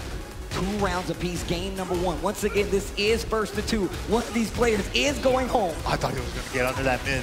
I also thought he was going to get under that mid. He was dipping under that. Down 4-1 to start the string. Hammer chance 1+2, big overhead. That down back 2 again, not counter, so he tags him with the low. My man is going crazy with the wine opener. Oh, trade counter hit. Wasn't able to get anything off of it, though. Quick sidestep. Goes for the low to start it up again. 4-4-3-2 for days. Oh, backswing, heat dash. This is the launch. Can we structure this combo right? Beautiful. Okay, big damage on the wall here. Yeah. However, 18 seconds left on the clock. Heat burst. Nobi with rage. Atif just outside of rage, but the block into heat smash punish. Man, Nobi was playing so well right there. They were going neck and neck for a second there. Yeah, they were playing so good. I love that he was actually not letting Anna and Atif just run away on the offensive side. He was interrupting a lot of the strings, lots of down jabs. That's what I want to call out too. The down jabs have been like saving the offense from saving himself from the offense against Anna. Well, we're gonna see something, but like now, look who he's over there talking to. You can see he's talking to right now. Another fellow team member on the Yamasa. Lord Take. Okay. Yamasa boys. Man, everybody started using the box. Yeah, to cover their hands. Box. Oh yeah, the cover as well. Looks like they're trying to steal something out of a crane game. It's like they're trying to it looks like a school project. Trying to get extra snacks out of the machine. Lovely Tom's craving for a good Here we time. go. Round one. Locked in. My man says oh wow. He says he doesn't shave till after the tournament. So yeah. The mustache, the facial hair just keeps growing all weekend until after the tournament. Might be a good luck charm. Hey, wow, the walk on the shoe shine. Counter hit, confirmation. Oh, the low. Sidewall. Oh, good sidewall. Come wait.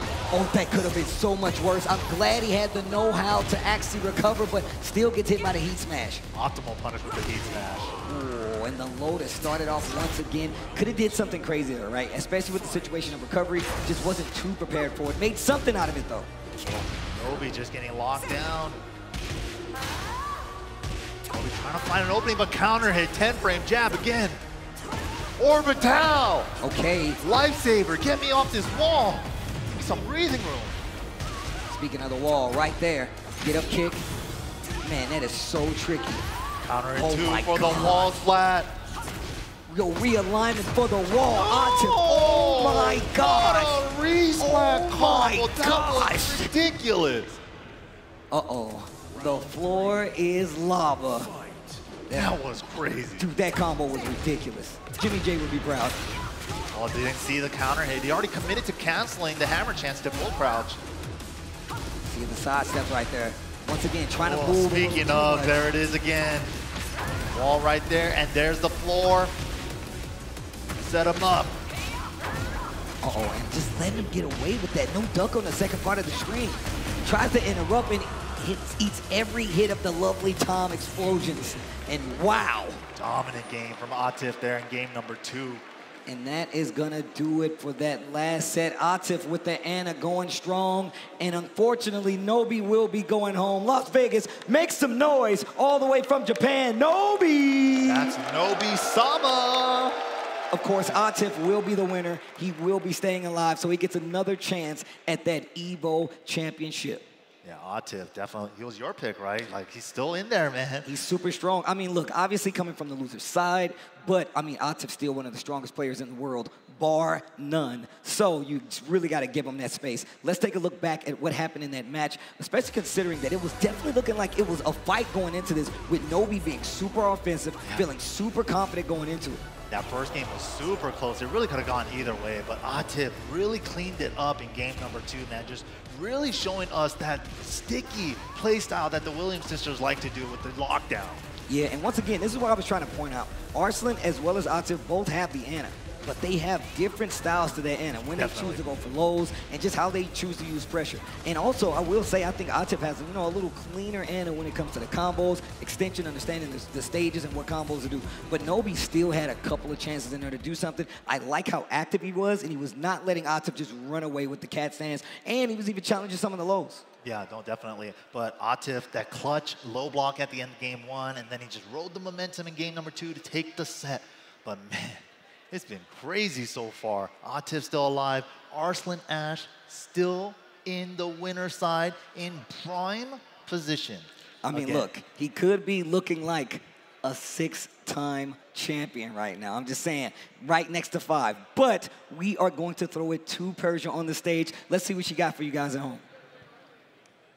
Thank you so much, guys. It is actually time for the Evo Connections Trivia Challenge presented by AT&T. And you'll have a chance to win some cool prizes if your FGC knowledge is up to par. So you might be able to snag a gift card to the Evo online merch store or some cool products from Nacon like the Deja Fight Stick or the Rig headset. So for those at home, make sure you use the displayed chat commands, get your answer locked in before the timer runs out, and if you guessed right, make sure you check out the pinned page in the chat, because that's where you'll be able to get your prizes. So let's go ahead and hop right into it. Hello everybody, welcome back to Evo Connections Trivia presented by AT&T. I am here with Jalen. We're going to see how much she knows about fighting games. We're going to ask you a few questions and you got 30 seconds to answer them. We're going right into it too. Okay. With my favorite question. Here's a tough one. All right. We all know Evo Moment 37 happened in 2004, Justin Daigo parry, okay? Right. But who won Third Strike that year in 2004? Ooh, he's really trying. Yeah, I feel it. I mean, in our hearts it was Daigo, right? Like, in our hearts it was Daigo. Does it even matter who won in that moment? Yes, it does. I know at the very least that it wasn't Justin or Daigo. The chest is locked. Open it. Open it. 5 seconds. 5 seconds. I love this. I love that they got this guy doing this too. This is a classic mix-up question. Kuro? Is it Kuro? Is it Daigo? MLB. I'm gonna say Nuki as a guess. I can't remember. I'm gonna go with the boy, Master of Vampires, MOV. It's KO. KO. Off the top of his dome, it is in fact KO. My man knows his lord. But that is going to wrap it up for the Evo Connections Trivia presented by AT&T. Thank you guys so much for playing, and we'll see you in the next one. Look, who's hungry? We're going to Chipotle. I need people on the bus now. Come on. Chipotle on the way. Let's get it. Deal. If you can guess how many beads I have, I'll commentate your Chipotle order. I'm guessing around 1,000. Now that's meaty. Of course you go with queso. That way your burrito will match your play style. You can tell he's been labbing that burrito technique. Now that's top tier. If you guys love Chipotle, make some noise! Well, Vaya is laughing right now. Look at Vaya laughing right now. Oh, he's doing a dance. What is he doing? Man, he's too ready, you know. Not today, man. Oh my God!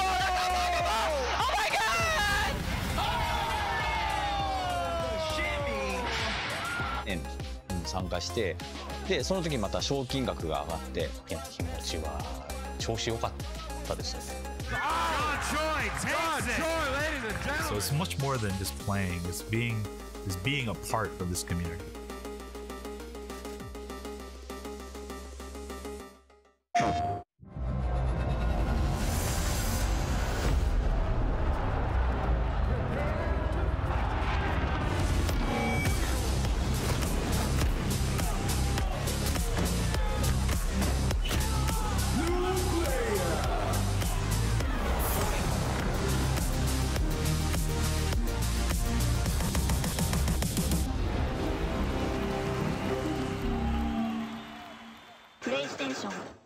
All right, Jay, you ready for this block? You already know. I feel like we've been killing it lately, and everyone's been loving it, but we gotta let the people know where we're gonna be at. Let's just do the meme real fast. You know, my heart meme, get the engagements and everything like that.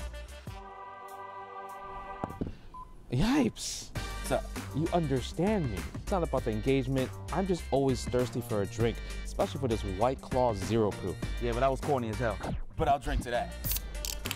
Cheers. Cheers. Yeah, I'm thirsty.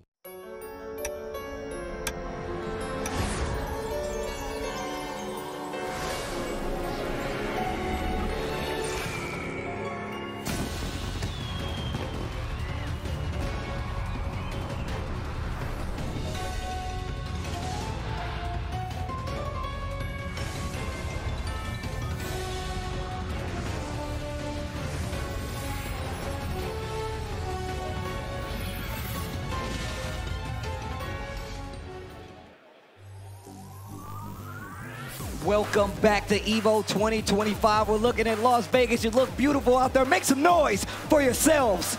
Top 8 Tekken 8 action going down right now. Arslan Ash versus Chikarin. Winners finals. This is crazy. We've made it here, man. Arslan Ash, 5-time EVO champ. You guys are going to hear it a million times. Chikarin, last year's EVO Japan champion. But Arslan Ash, of course, coming back up on stage, trying to make him trying to get his 6th EVO title here. Look, man, I love when the EVO winners come up and they play on the golden stick. Right. It's such a flex. It's added intimidation to let you know I've been here before. I've won the big dance. But he has also won the big dance, and I don't think they have a smaller, controller with gold on it just yet. But Chikarin is definitely one of the strongest players out there, always evolving his game. We talked about the fact that he is an EVO champion. I mean, we saw how he played in the TWT in years past, always in the position to be one of the best players out there. And now he's in the position to take out one of the best players out there with Arslan Ash. Yeah, Chikarin definitely has his accolades as well. He got TWT finals over on that one year. Of course, EVO Japan finalist as well, champion as well. But yeah, Chikarin, I wonder what he's going to bring to the table against Arslan Ash. I'm curious too, like how much Lily experience does he have, right? Especially against like a high-level Lily like Chikarin. I think that's one of the strengths of Chikarin. I talked about how back in the past games, he's had the Geese, he had the Akuma, he had the Leroy. He always plays those characters, like I said, that has a small advantage when it comes to knowledge. Lily is the same. She's got this great sidestep. We've seen how effective that is. And if you don't have experience versus a high-level Lily, you can definitely get blown up because she's one of those characters. Yeah, she's just be moving, running laps around you. It's like, I can't hit her. I can't hit her. But Arslan Ash, of course, we've been seeing a lot more of the Ana coming out of him this weekend. He's been saying a lot on X that he has been training up the Ana for this event. So it looks like it's in tournament form now. And he also got the Nina if he ever needs it. I mean, just to rewind back a little bit, he's one of the people that was talking about how strong Lars was. And of course, we just saw that matchup just last with Atif versus Nobi Lars. And I feel like there's a little knowledge that comes from these guys playing together and being able to fight. Yeah, of course. Arslan also tried out Lars a little bit at the beginning. He liked him for a little bit, and then he was kind of like, protecting him on exit and stuff. Just like, don't nerf Lars, please. But now, kind of locking it into the Ana. Chikarin locked it into the Clive, like we saw earlier. All right, Evo, we're about to get into it. If you would like Arslan Ash to take the set, make some noise. That's almost a 6-time champion, baby. And if you guys want Chikarin to take it, let's hear you. Oh, wow. Okay. All right, we got some Chikarin fans in here. They like some Clive. Of course, Clive comes from Final Fantasy. He's used to the status and limit specs, bro. He knows. Oh, sick parry. Nice. Oh, the strip ball. Hold on. Plus frames into the down forward. Too raw like that. The read. Whoa, tricky. I don't think he wanted to be on that side. I think he wants to stay on the same side. The angle, though, messed it up. Lockdown, not letting him use his heat. Oh, wow. And then instantly goes for attack right after. He knows that he's going to try to take his turn back. Big nice. block on the slide. Arslan paying for it. I like that from Chikarin. Perfect combo for that situation. And then a down back 4 right there as well. Oh, wow. Goes for the low. And another one on top of it. Double it up. Let me get one more. And we know he's been going to it so much, going to those lows, and now I think Arslan's going to second guess just standing there. Look at the side steps once again. But it was a little late on pulling the trigger on that down forward too, but he's looking for it. He's trying to kill Arslan for any little poke right now. Counter hit fishing with that 2 jab into hammer chance 1. I love the defense coming from Chikarin. I mean, obviously he's still down half-life, but I like him playing this active defense of staying in front of him and just getting in a position to try to get these big launches. Wow. Smart heat dash there because the angle was going to mess up with the sidewall. Great adjustment from Arslan to secure the round. The last hit from Lovely Tom, bro. That was actually really good heat dash. Wow, whoa, big step, but wasn't close enough for the down forward 1. Oh, we're trying out new transitions. Getting tricky with the Clive stuff. I do like that, man. Use that Phoenix shift to try to take advantage, to see how much they know about the Clive matchup. Oh, big down back 4. Counters the armor. Huge. Back 2 gets the full extension on the combo. Heat burst to the wall. Perfect carry. He's building up that meter, too. Oh, what a quick duck. Didn't do anything with it, but he still takes his turn back. Sidewalk, but he's still going to get hit by the heat burst. Just chip. Whoa, clean step. 180 step. Final poke to extra delay full crouch low. He did that rounds. several times, but the timing switch up that time. All right, here we go. Throw move. Vision. Oh, wow. Had the hit, didn't see it. And that is such a good move. You could basically confirm that move. Nice punish. He even got the blue spark. Phoenix Shift once again. He's not challenging the stance. Sneaky. I like that from Arslan. Snuck a right hand sweep in there. Big damage. I like that. Standing strong. What a jab. Step left to keep him at the wall. Chikrin trying to step right away from the wall. Finishes the string with Thorgal. Oh, heat burst. What a breaks the trade. glass. Oh my God. And the he slides right up in there. Chikrin takes the first game over Arslan. Interesting. Interesting. Once again, this is champion versus champion. Both of these guys have seen the bright lights of the stage before. Chikrin is definitely known for somebody always in contention. Like I said before, Arslan Ash is the man to beat with 5 EVO championships under his belt. And I'm telling you right now, anybody able to get a win over Arslan in any tournament, that is a big accomplishment. Definitely look out for Chikrin, man. He's doing his thing right now. Arslan, though, sticking with the Ana. No Nina yet. Okay, and look, once again, that was pretty decisive. Down 1 game, and we're going into the second one. He really has to make a note with this. I'm really liking the placements on Arslan's sweeps right there. He just does something slightly safe, slightly unsafe, and then goes into crouch when you want to take your turn back from the jab. Okay. Ooh, okay. Plus frames, goes low. Phoenix Shift going for the 3 extension. I like it. Chikrin getting really loose with the Phoenix Shift stuff too. And I like him using 4-3, just, you know, give you a little fake orbital just in case they try to swing. Sidestep 2 finishes it. Back 2. Didn't get to use his heat. Oh my gosh, and he did commit to the down counter hit too. Confirmation. Oh, good interrupt. That was smart stuff. And the lead is on Chikrin's side. 4 rounds straight right now. Momentum building. The sidestep duck. The coverage. But he didn't get the down forward too. Oh, wow, baits out the parry. What are you snapping your fingers for? Oh, and this is not close enough. Interesting carry choice. Wasn't quite the combo. And big call out on the hammer chance. 2-1. I've had enough. Down back 4 gets the counter hit. Chikrin is looking unstoppable right now. Dangerous with the burst. Little extra carry. Sidewall doesn't matter. He's building up the Zanny meter. Oh my God, Phoenix Shift 3, heat burst. Arslan's got a chance right now, goes for the low. He's definitely not out of this. -5 on her heat smash. Look at the defense, the down jab once again. Chikrin not trying to give Arslan any chance to breathe. Dude, 5 rounds straight. What is going on? Maybe the Ana isn't working. Maybe it might be time. And it might be too late. Nice block from Arslan. Still fighting, though, with the Ana. Wide open to try to mix it up quite a little bit, and obviously turning on the offense.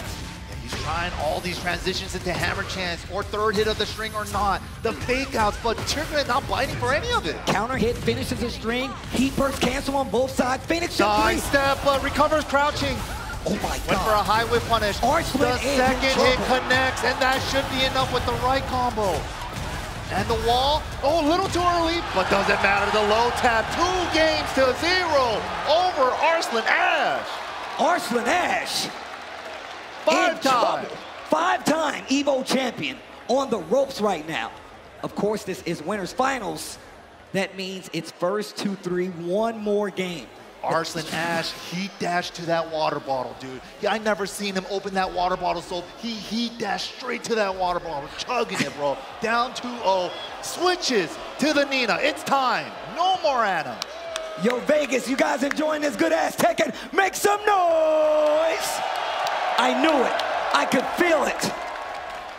Here we go.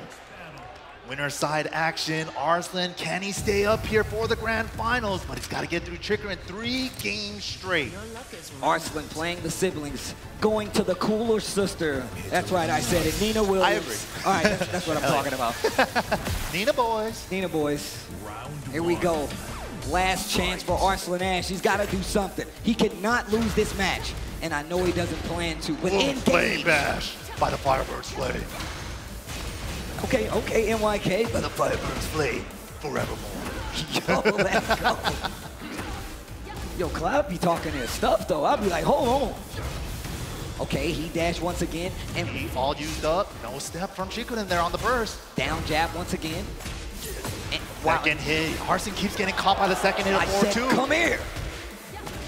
Wow, the tracking to her left on that down back 3. That is the way it goes. I will say when it comes to tracking, you can call out a little blatantly with Nina. Gets the big launcher on the wall. This isn't going to kill, especially with no damage heat. though. But it's 17 seconds left on the clock and not even going to be an issue for Arslan Ash. Stops the round count lead and now has one on the board. Gotta stop the bleeding, man. Gotta stop the bleeding somehow. Uh-oh, works out this time where he finishes the string, but he holds his ground, tries to sidestep, and now we're engaged. Chikurin really testing a lot of these players. How many Clive 2-2, forward 2-2 strings do you actually know? Oh, sidestep. Big sidestep, down forward 2, and this is gonna hurt. Is he gonna go for the wall? Yeah, the angle's so... What the? How did he poop out the other side? I have no idea. This is getting way too hype. Oh, duck under it. Look at this offense. Spit again. That's gross, dude. She's not a quitter. Nice launcher. Going in. Down forward 2. Big extension time, and he's wasting the time too. This is gonna make it so hard for Chikurin. And nice whip punish. Just backed up right away before the get-up kick. 2 rounds straight right now for Arslan Ash after the switch. Ivory, multi-throw, sexy time. The full multi-throw. Oh no, and you're great. We didn't even have any yet. Play back. Okay, forward 2. Oh, huge. Didn't stick to the wall though, too far. Wow, tries to move on the ground, gets hit for it. Down jab interrupt. Wow. Phoenix. Has the link. Nice confirmation. Picks up off the side. Yep, back 2. Keeps the combo going. Back 2 again. Heat dash. Picks up the angle. Next wall, please. My God. Torgo, break the wall. Oh my God, the damage, 78. Trying to stop this momentum that Arslan Ash has. He could have ducked the guns. The guns are high there. Flame bash, and then it was back on the board. Stops the round count from Arslan Ash. Chikurin trying to close this out now. He's like, I don't want it to go to a next game. I'm trying to get to grand finals now. I'm trying to clock out now. We don't want extra innings. We're trying to clock out right now. Oh, sidestep. Step. Had burst on the mind though. Great punish. Down back 4, sprinkling in the lows. Little down mid checks, man. Finish the mid checks. Mid checks. Keep it mid. And right now, Chikurin is 1 round away from going to grand finals. Arslan isn't gonna give it to him. He's gonna have to earn it. Definitely gonna have to fight for his life right now. Chikurin not making it easy. Parry on the final hit. Going in, got a counter hit Phoenix too. That's gonna be a launcher because of it. And look at the carry. The crowd behind him. How did he confirm that though, to go for the 1? Great punch block from Arslan. Okay, gets the wall. Arslan wants to close out this round, of course. The pressure, he needs to keep him on the wall. He can't let up. Oh, the down jab to stop it. The full crouch down. Nice dog. Side wall in play though. Nice adjustment from Arslan. Beautiful, all in control. Still gotta close out the round. 18 seconds. Did he wait? And he does. The clutch from Arslan. 2-1, not going out yet. Oh, it is not over just yet. That was ridiculous. The awareness to hit the brakes right then. Wow. Wow. Oh, this is too good. Me and Majin Obama said this at Combo Breaker. EVO 2025 for Tekken 8 was gonna be a movie, and this bad boy is delivering right now. Yes, Arslan is going for the Cinderella finish right now. I was down first 2 games. He's trying to bring it back to full 3 though. All right, here we go. Arslan still got the Lily in the pocket too. And Arslan still has games to play, well, rounds to play. The thing is though, he's locked into the Nina. The lockdown from the Nina, down forward 2.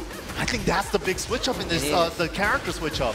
Having that safe down forward 2 is saving his life right now. Definitely stops the approach of anybody trying to get into that range, and no break on the throw. Side switch throw at that. Super fortunate for Chikurin. And now Arslan getting crouch low. Oh, wait a minute. Phoenix shift 3. Block on the down back floor. And to wipe the floor, and now Arslan with the round lead in this game. All right, let's see. He's building back his momentum with the character switch. And I think it's just these punch strings and the down 4-2s, like you said before. Having a, oh my gosh. Dude, he's finding all the side step 2s as well. No break on the balcony, keep still the there. wall for the pressure. Flame bash not gonna work. He's locked down, back 2-2-2, counter hit, fresh break. Let me get that fresh break. And the jabs. Right out of the oven, wall break. Yo, look at this combo. Oh, not quite enough with the scaling, but the side step 1. Oh my gosh. Okay, wait a minute. Thorgo's like, don't forget about me, bro, I'm here. Yo, recovers crouching? I didn't know. What? Back 2, gets the extension on the flame stance, on that Phoenix stance, excuse me.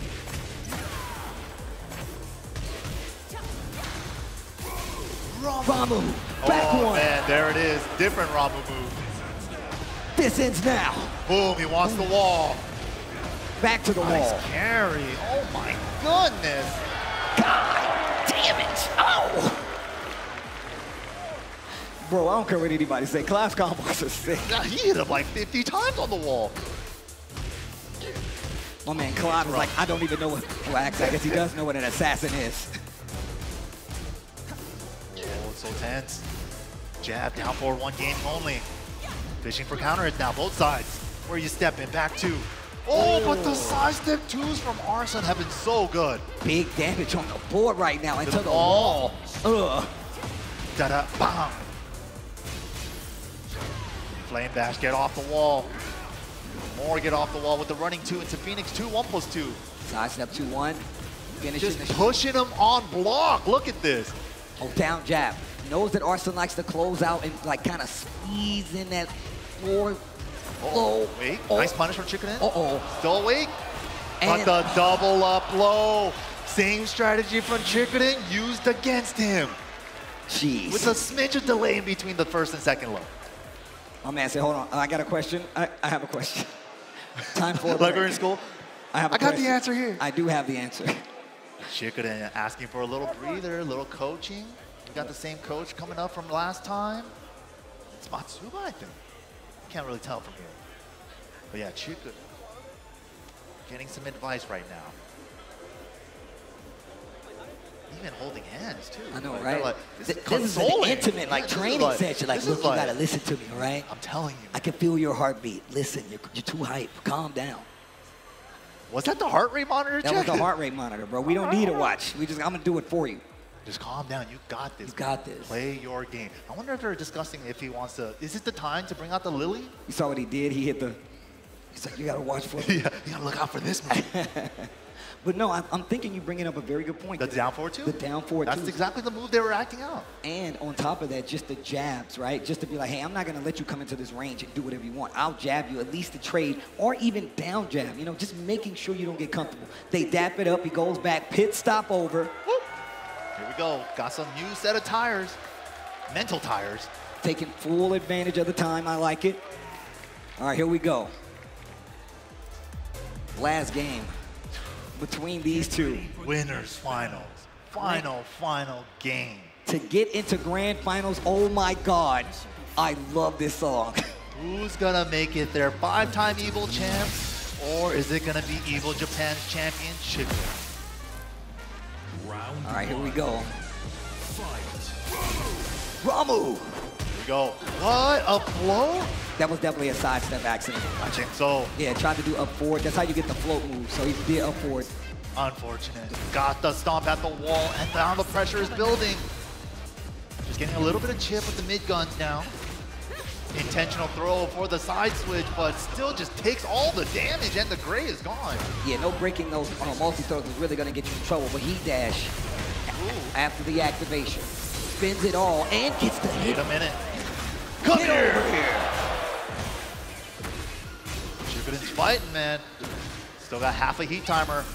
Arslan not gonna let him use it though. Nice block, good punish. Big damage too. Wipe the floor, so smart. Get under the jab. Chicken, what's he gonna do? Brown start down forward 2, and that's exactly, look out.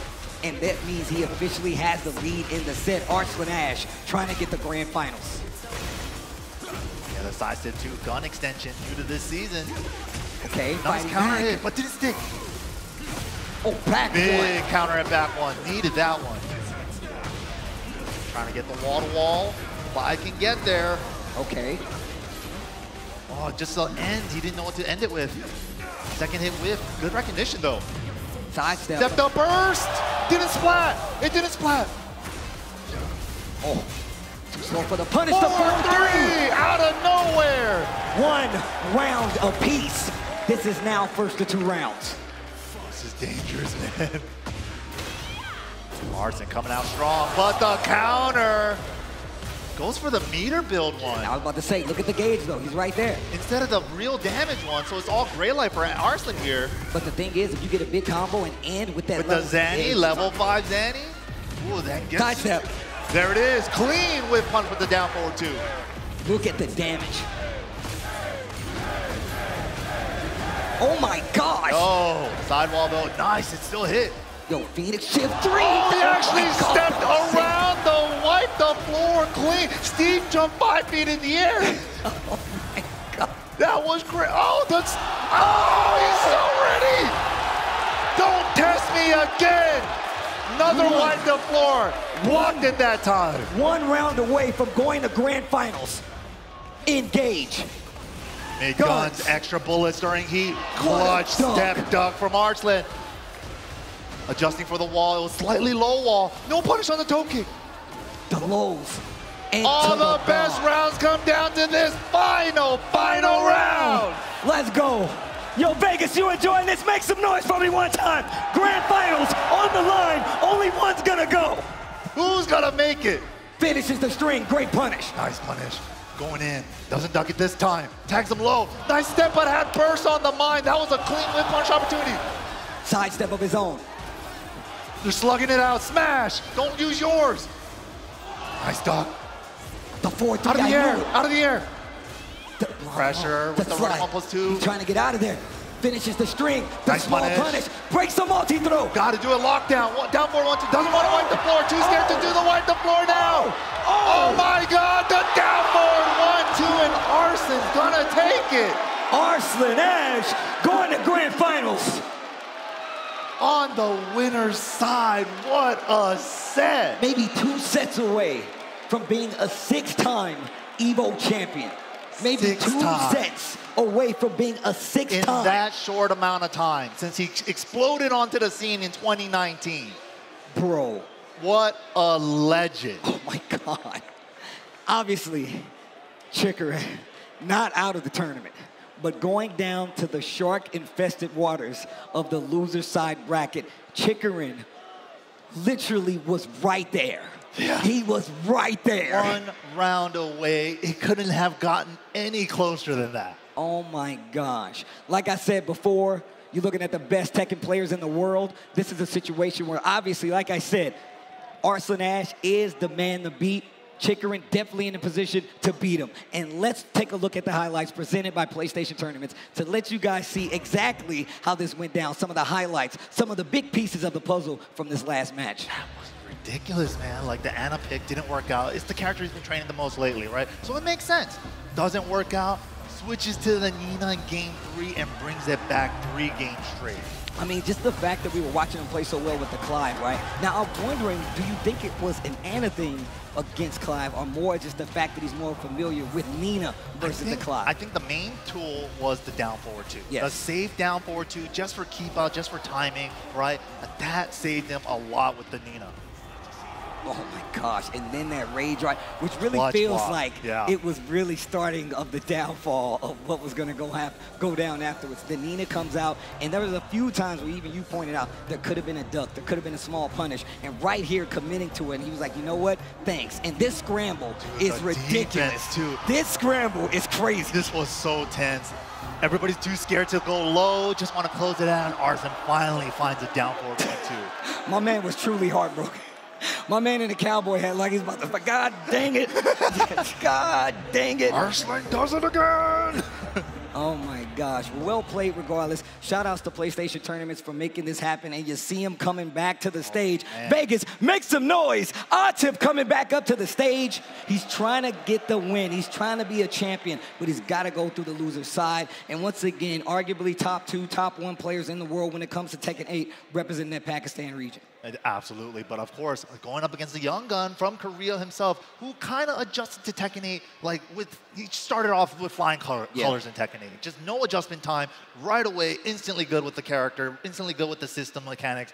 Going up against Atif though, Atif is kind of a beast, man, and that Ana from Atif, different style from Arslan, right? I'm really interested to see, you talked about earlier, both were kind of touching on the fact that Moolgold does have another character. He does pull out the Fang every now and then. Do you think that's what we're going to see? I don't think so. No, I think he's going to stick with the Claudio all the way through. I think it's going to be Claudio versus Ana in the matchup. I don't particularly see a reason unless, but then one thing I do want to point out about his Fang, if he does pull it out, he has a lot of the strings labbed out more than any other Fang I've seen. Uses single hit shifting clouds to blow through certain strings that a lot of other Fangs aren't using. So if there is some matchup specific stuff that he wants to look for because of that, maybe the Fang, but I don't see it against Ana. I mean, but even so, wasn't Atif kind of dabbling with a Tekken 8 Fang for a little bit, or am I mistaken? Okay, yeah, all right. Atif pulled it out last year in Grand Final. All right, just saying. So even if he did go to the Fang, he would probably be a lot more prepared. So I agree that we might be likely seeing the Claudio instead of the Fang, but of course, I think we're going to get the Ana from Atif in this position. All right, here we go. It's going to be scary, man. Moolgold looking to prove himself here, been really strong, but man, right here in the top 4, top 5 placings, it's like at the biggest world stage, can he go all the way? Well, I got to talk to the people at home. I got to talk to the people in Vegas right now. If you guys would like Moolgold to take it, make some noise. Shout outs to the Red Bull hype meter as well. You guys see your own hype meter right there. So let me hear you guys. Make some noise if you want Atif to win the tournament. Oh, snap. I like that we have a hype meter. Guys, those are rookie numbers. I didn't even know that. Those are rookie numbers. We got to get those numbers up. We'll try again in the next set. We're going to get these numbers up, all right? But there it is, the Red Bull hype meter. I can't wait to see more. That doesn't do anything for the hype. You're running by, it doesn't do anything. Maybe if you dribble the basketball or something. I don't know. We need more than that.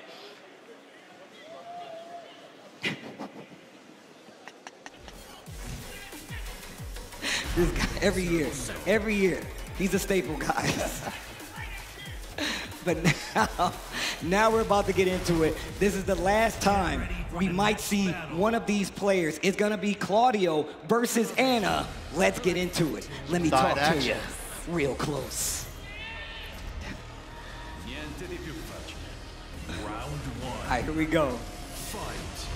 Ooh. Right away, raw, no install, blue moon, no burst.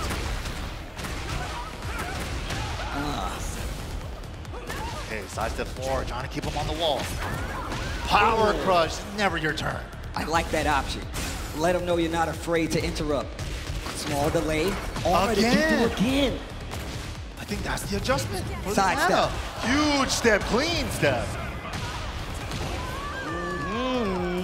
Long first round for Moolgold, but can he keep it up? Here we go. Bringing it to him. Back one. Definitely coming into play right now. I like the way Moolgold's playing right now.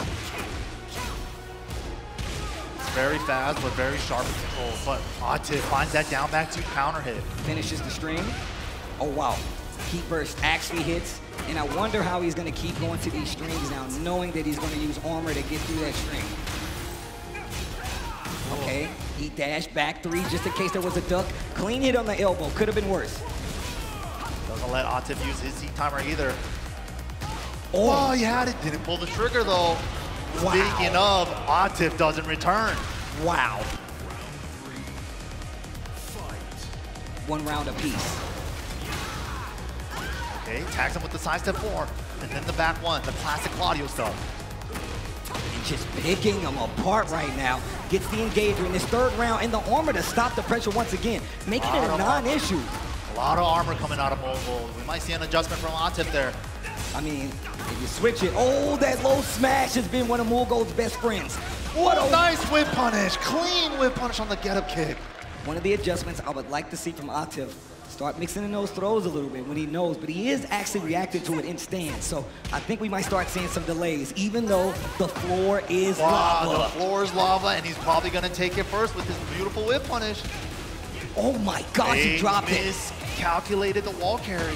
Oh no. Go ahead, getting the floor for Atif. It's getting hot. Set him up. Oh, the fake out, the Oh, lows. nasty work. Flip over. What are we doing with it? The low. Again, the blender. Help. Tries to sidestep, and my man is right there. Atif tying up the first game. 2 rounds apiece. Final round, first game. That Oki was nasty for Atif. No more floor blast available. Low parry to start it off. Atif. Can we reach the wall? Nice. Oh, wow, get up. Airborne, though, cut the roll. Hob kick out of the Clean. stance. Remember, in this instance, it is first to 2. Oh. Booty bump. Heat dash, spins the rest of it, finishes the string. At the wall now. That low heat smash. Mike's been talking about it all Counter day. it, he had it, he didn't pull the trigger though. The third hit of the down forward 1-2 string. Minus 11, nice punish. Turns the punny. On the wall. Just the jabs. 10 seconds. One more poke, and there it is. Atif takes game number 1. Wow, down to the wire. The low just to inch it out. I wonder what Moolgold is thinking right now. Whew, close first game, but man, the jab lockdown and the Oki lockdown that Atif had in the second to the last round was nasty. Ogo sticking it out with the Claudio. Round 1. Let's see what the adjustment is. Ooh, Round start running engage. 2, okay, keep it fast. What a duck and no proper punish, but right back to the lows, and the life lead instantly goes back to Atif. Third hit of the string with the mid one, down forward 1, 2, 3. Hob kick under the string. Yo, more gold. Wall carry with the heat dash, nice choice. Wow, the He was side. so far off axis too. Those lows, we've seen this corner situation play out quite a few times in Atif's favor. Moolgold's fighting out of there. He was taking out the waifu punish, finds the forward 1+2 though. Okay, okay. But we've seen these rounds going back and forth. Let's see what the adjustment is for Atif, because he's making them really fast. Going back and forth in rounds and not getting all 3 is a heartbreaker, man. Here we go though. Counter hit, 2 jab again off tip. So good at that.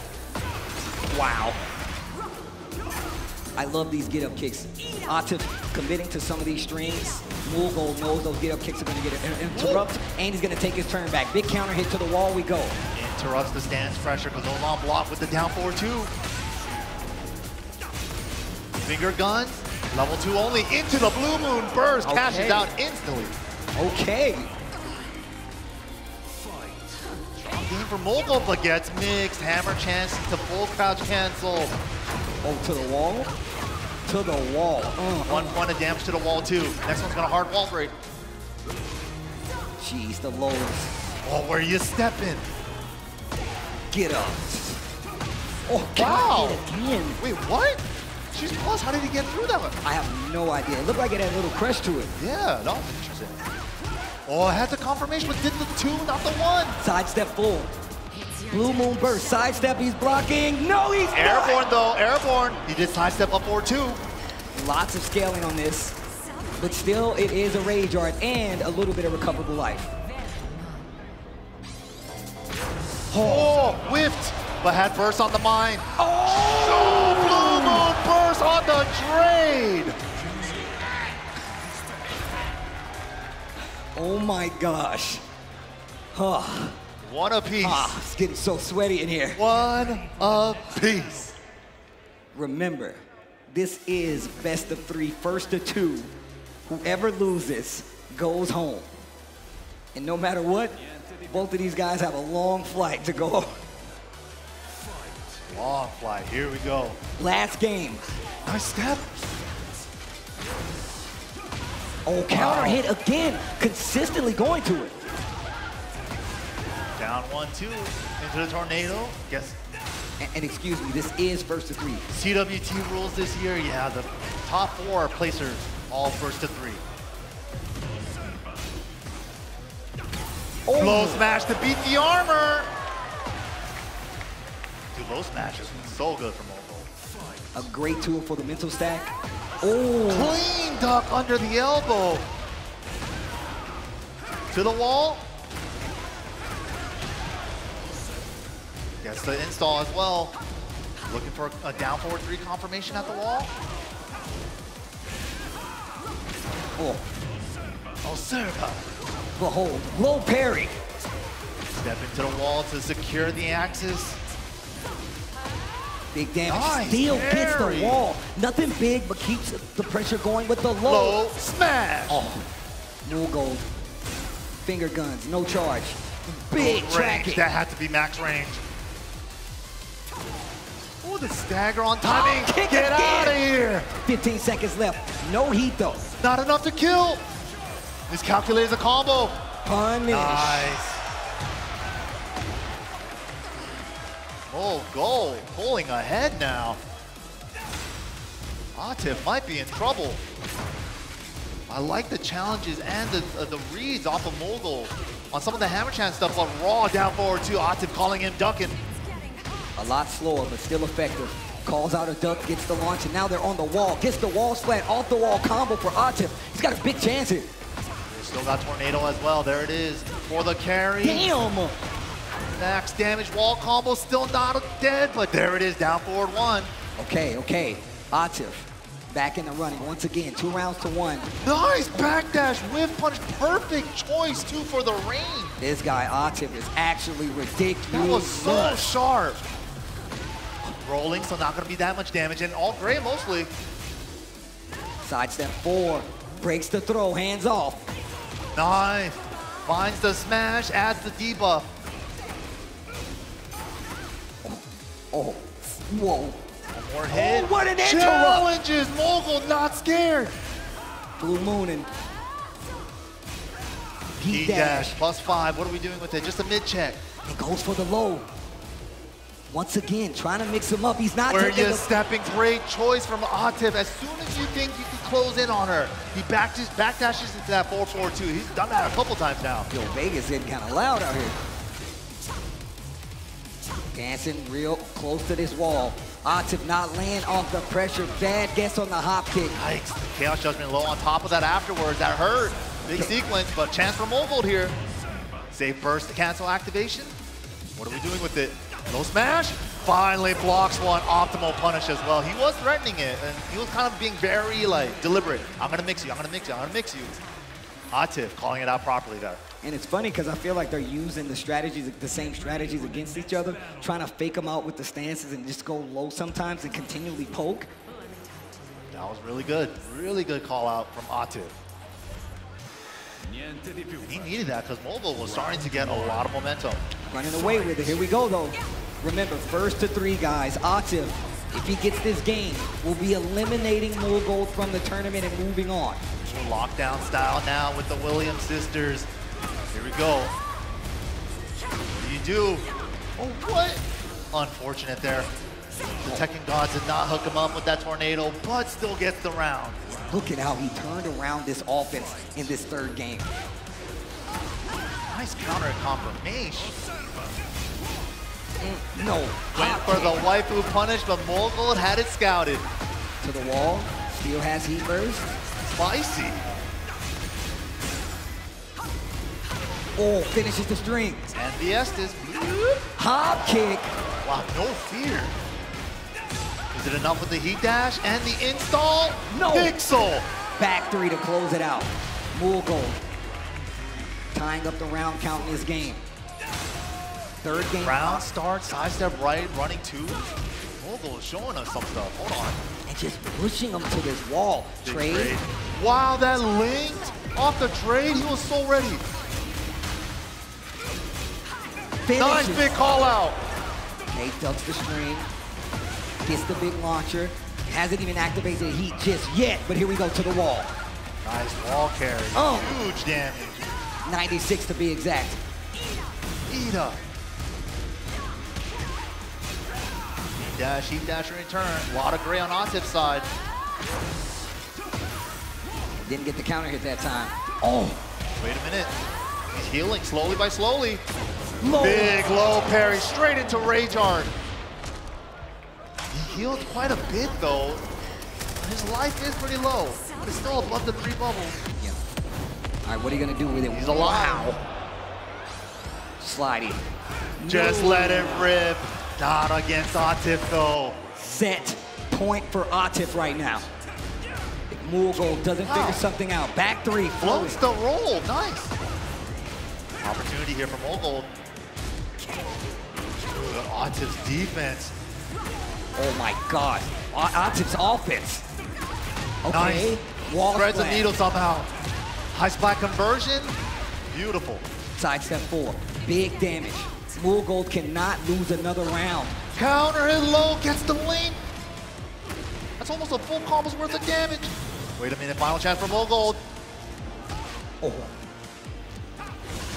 Oh, trying to be safe about it. Gets another install. Too scary to go for level 3. No! And lets it rip again. Trying to thread the needle is not gonna work this time. Moolgold goes home. Atif goes on, and he is still alive in this tournament. Las Vegas, please make some noise for Korea's very own Moolgold. Moolgold, man, he had that one earlier down forward 1-2 in the tournament that really saved his life. Went for it twice against Atif, but Atif just looks like he's running straight at him and hits the brakes on the dime. And you saw how dire it was. Like, he literally was like, you're gonna run in, you're gonna do something. I'm gonna commit to this big launcher because if I get it, I win. But if you block it, I lose. He went for it twice, and it cost him his tournament life. Moolgold going home. Atif, of course, is still alive. Let's take a look back at the highlights from that last set that sent Moolgold home. Man, good run to Moolgold here. Of course, one of the most consistent players here in Tekken 8. Just been absolutely a monster, but Atif, he just met a bigger fish in the sea right now today. I mean, we got to talk about this. I mean, both of these players, Atif and Arslan, coming back from these big deficits with their characters to get it back. The only difference is Arslan switched and Atif stuck it out. Yeah, that's true. Just changed up the strategy, just slugged it out with him, and especially these clutch blocks on the keep out down forward 1-2s, like final chance, if it hits, I win, if not, I lose. Yeah, great blocks from Atif there. Well, once again, shout outs to PlayStation Tournaments for giving us those replays. I like taking a look back at what we just saw, especially because there's so much action happening here, but we're getting down to the thick of it. We're getting very close to the tail end of this tournament. Yo, Vegas, you enjoying this good-ass Tekken? Make some noise! Beautiful, beautiful. It's been an honor up here calling it with you, Mike. Hopefully you've been enjoying, Steve. bro. Hopefully you've been enjoying, It's an absolute honor to be up here, of course, as well. But yeah, man, look at the crowd. You guys all make this all possible. This is it, man. These guys are playing their hearts out for you guys, and we're just here along for the ride. Shout outs to everybody who is here in person, who turned up to EVO. I met a lot of people for the first time. I met a lot of people for the second and third time. I'm just happy you guys are here. So one more time, make some noise for yourselves. And I gotta tell you guys, for the first time, some of my homies came with me. They're here for the first time. They're enjoying it. So I hope whoever you brought with you is also enjoying it. And they join us again next year. Now, back to some Tekken 8 action. That's right. But man, Chikuren is now gonna be going up against Atif, though. After this short little break. Hopefully you guys have been enjoying the action. Don't go anywhere, guys. More Tekken 8 action here. Top 8 at Evolution 2025. That sizzle, that's the soundtrack of Chipotle. Literally melt in your mouth tender. Let's see our chicken glistening, our fajita sizzling. It's magic happening. And this is gonna be in your bowl. This is it. I got my hands on my back. No, I don't know, show me. You can't keep that. I make it pop like bubblegum. I'm hot now, wait till the summer come. Shake some. I won PlayStation's Road to EVO and went head-to-head with Arslan Ash. I want PlayStation go to Evo and battle against Sony Fox. I have never seen that in my life. To compete on PS5, choose your game, find PlayStation tournaments, and register. It's that easy. Sign up for PlayStation tournaments for opportunities to win unique prizes and much more. PlayStation. Whether it's sunglasses outside, blue light glasses inside, or night driving lenses in the dark, Zenni has affordable eyewear for everyone. Get 10% off at Zenni.com.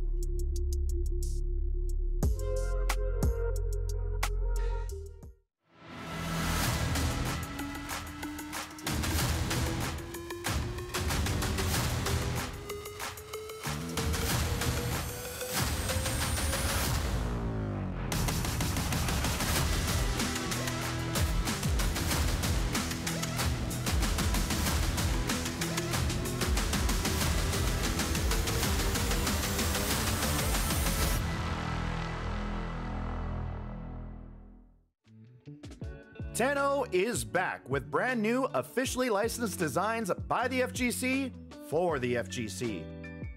Our vendor booth will be open across all 3 event days, and if you won't be at EVO in person, the full range of products will be available online at merch.10-o.gg.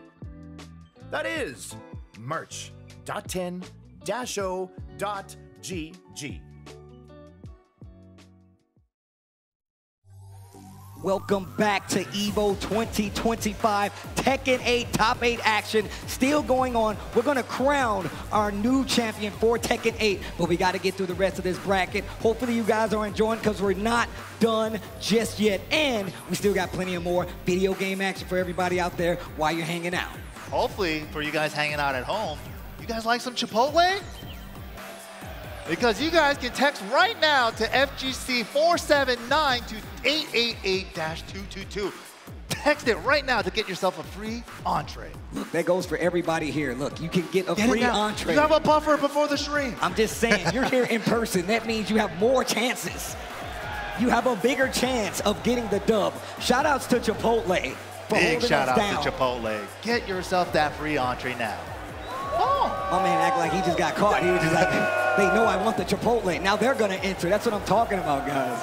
There it is, FGC 479-888-222. Get in there. Well, hopefully somebody out there, hopefully everybody out there got as much Chipotle as they wanted. Chipotle has definitely been hooking us up these past few years, so I just want to say thanks to those guys. But also, even more so, I'm glad you guys are participating because it's like the perfect breakdown of a fighting game break lunch. Right? Chipotle, Just get a little bowl, all the little mix in there, you're in there. Well, we still have to crown a winner, and it begins here as we're about to get to our next match. It's going to be Chikarin going up against Atif, and this is about to be crazy. This is losers finals that we're about to see. This is the run back. The run back. Ah, yes, of course. Run back. Who sent Atif to losers? None other than this man himself. Yes, the sir. last year's EVO Japan champ, Chikurin. Well, we've seen how he's dealt with the Annas before. I want to see what he does now. What do you change up in this position? At first, it was the Arslan Ash one, and now you got to fight Atif. Like I said before, a clash of styles, but still, both of them really good.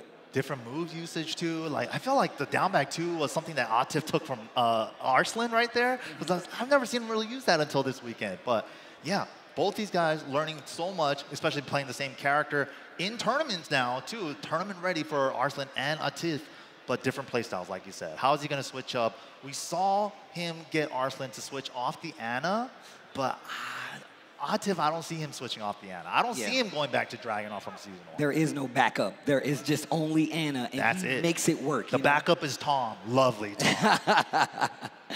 But here we go. Once again, one of these players on the chopping block. Chikarin could be going home. Atif could be going home. But either one of them could be going to grand finals to face Arslan Ash. Think about that, bro. That's a Cinderella finish. It I wouldn't is. have wanted the story any other way. Arslan, prime position, grand finals. Who's going to meet him there? Well, like you said, man, it's funny because you have Arslan, I have Atif, It's gonna Our picks are still in the mix. Still in the mix, still in the mix. Bars. Oh, man. I need to see Lovely crowd out here, though, enjoying some good Tekken. This is wild. Man, Wow. I'm just happy We had a successful Evo. Everybody's been hanging out. Been a crazy Evo. Lots of cool things, lots of cool announcements. We got to see Armor King, brand new character announced. Right. It's actually sick. And of course, we got the Lily locked in, not the Clyde from Chikurin, and Atif, none other than with Anna. All right, Las Vegas, here we go. One of these guys is going home. Let's make some noise for these two, because it's not going to be easy.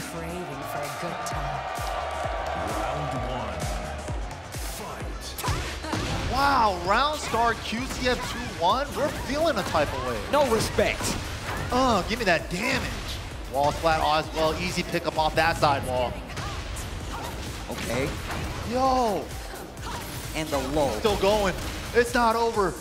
Man's is just free. Counter hit guaranteed. Oh my gosh. Yeah, free front's a good way to put it. He's more freestyling, I feel like, than Arslan. Oh, of course. Back one, counter hit confirmation. Shaky screen. You gotta remember, this character has a crazy sidestep ability, but I feel like you can already see Atif actually taking advantage of it. He's like, I know you're gonna sidestep. Let me throw some more tracking moves in the mix. Wow, that up 3+4 went nowhere. Hammer chance into sweet, cheeky. To burst activate, should be the wall. Sidewall though, luckily. But oh my gosh. Gets clipped. Ow. Chicken in trouble. 2 rounds straight already. Okay, running attack. Fishing for the counter. Good adjustment. Recognize it wasn't on hit. One for Chip on that one. Tries to sidestep, and speaking of, big sidestep on the side of Chikurin. See adjustment here. Wall's in a weird spot. Tornado early goes for the spike on skill. Nice. Gets the Feisty as well. Feisty 3. Double it up. Okay. One more time. Oh, breaks the 1+2. Oh my gosh. Just goes straight to the launcher. Didn't even think Heal about off it. the side. Look at this. To get more damage. Low wall so he couldn't overcommit and gets the heat dab. The thing about when you see her go for that mid, it looks like the low startup. So you're like, what's she doing? And then a lot of times she has the mid heat dash on top of it. And if she is in heat, she gets an extension off the sweep low. So you really got to be careful. Yeah, there's so many options here that she's never had before in Tekken 7. She's got 2 more stances, a lot more options out of them, a lot of ways to flow in and out of them that she's never had before. She's kind of been like a hit-and-run Pokey-style character with heavy mix-ups, right, in the past. But now she has all those strengths with the pressure, stance pressure, into stance, into stance. Very scary character. Well, here we go. That first game was kind of a wash. Let's see what Chikurin does to switch it up. Once again, losers final. Best of 5, first to 3. Somebody's going to grand finals. Good confirmation from Chikurin. Engage. Atif fishing for the counter at 2 jab. But Chikurin's movement making it really hard to pin him down. Wow, counter hit gets the pickup. Oh my gosh, heat dash wants it all, and that's gonna be the first round of game 2. Great stuff to Chikurin there.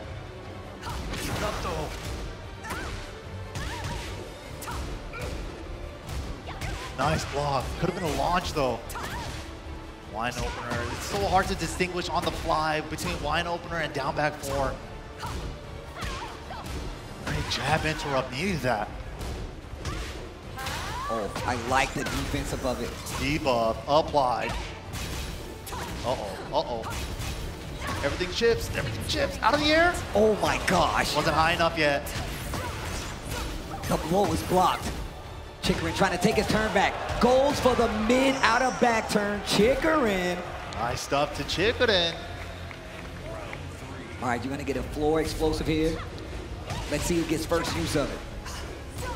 Nice punish. Here we go. Go down 4-3. There it is, and that's the floor. Huge throw. Combo starter on top of it. You know we're gonna see a sick combo here, and still has heat. God. Wow, trying to get as much carry as possible. Going back for that mid option out of back turn. This time Atif just holding his ground. Nice confirmation on the 1-1-3. Okay, spins the rest of it.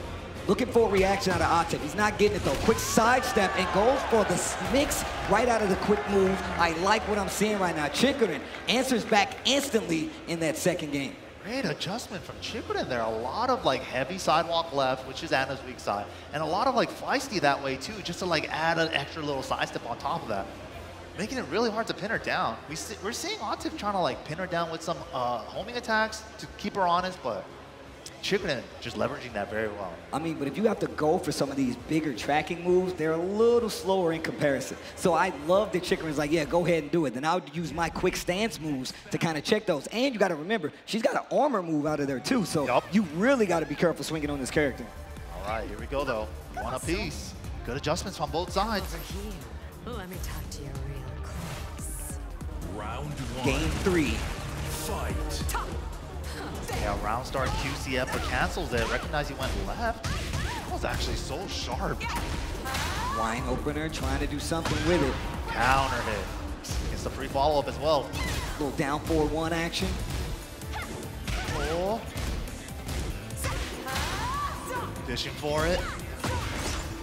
Oh, the low blocked. And we've seen Chicoden use this to take his momentum and his turn. And it's turned into stuff like this. Back 1, engage. Yeah, and keeping him honest when he wants to overreach with that counter at back 1 has been so good for him too. Wait a minute. Man. I think he put the pieces together. Oh, and then down forward 2. Good, clean whip punish down forward 2. Off the wall, back to it.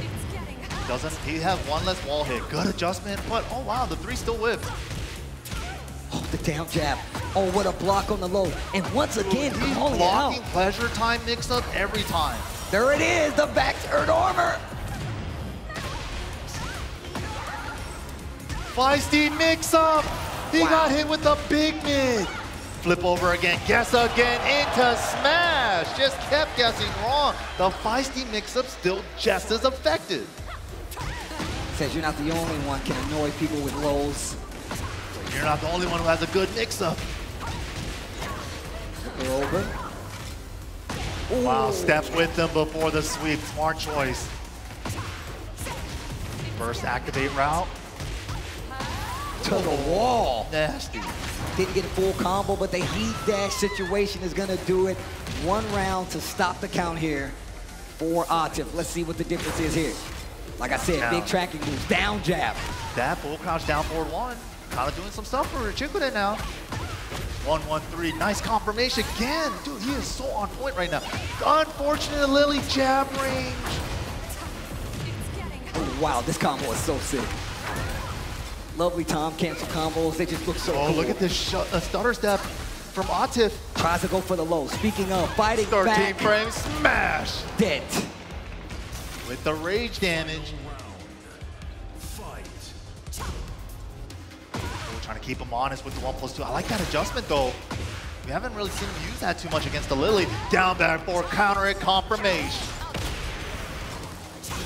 Debuff applied, where are you jumping? Okay. Oh, I had the counter, but already committed to the low. And Atif's trying to run away with this last game. Okay. Chance for Chicoden, still got heat. Is he trying to find an engager? Oh, wow. Finishes the string, counter hit. He's just fighting it old school style. Oh, missed the follow-up, did it too slow. That is guaranteed. Doesn't have enough life for the armor. Unfortunate. Wow. And look at the adjustment from Atif instantly. I mentioned the back turn option with the armor, uses it to close out 1 round. Right after that, tries to use it again, Atif ready for it. But you know what was super unfortunate? He had the back turn low on counter hit, right? He gets the voila guaranteed grounded hit, and that was supposed to heal him a little more life, and he missed out on that. Unfortunately. Yeah. That situation would have been a lot different if he got that guaranteed hit. Man, I feel like that's one thing we always forget to talk about is the life disparity and what you get back on some of those combos. Gray life is a big thing. Taking it off the board is also a big thing. That means when it's there, you always have to pay attention to it. Facts. Nice pickup. Oh my God. A little too far though. What a duck pick launcher here. And let's see what Chicoden does with it. Obviously gonna activate the heat if I'm not mistaken. There nice it carry, is. A little low though, recognized it. Also, I do love what we saw in that last set where Chicoden was not, oh my gosh. Finally got a good up 3+4. That's kind of like Shades of Akuma, the 2D jump. My gosh, the back turn hop kick. Wasn't even able to finish my thought. Oh, sad Matterhorn. Matterhorn stocks went up. First time this entire day. Nice carry. Nice block. Optimal punish. Once again, the consistency on blocking him. The low. The down jab, the sidestep gets her out of danger though, on the wall splat situation here for Atif. Atif, every time he went to pleasure time, he always only went for the low. He hasn't like really mixed it up yet. The jab actually stuffs the armor, gets it out quick enough. Smash, so fast. The debuff, down 4-3. Chikurin jockeying for positioning, but whiffs his own attack himself. I like that spacing. Atif trying to fish for that counter hit. With that 2 jab. Oh, flash duck, but nothing. Down forward 1, starting to become real annoying. Goes for the mid, oh Where my you God. Stepping? What the? That should have hit. 3D game, Tekken it sometimes doesn't work out for you. Gets the counter hit on top of it, tries to finish the string again. Clean punish with the launch, but right here on the wall, so that means you're gonna need a big combo.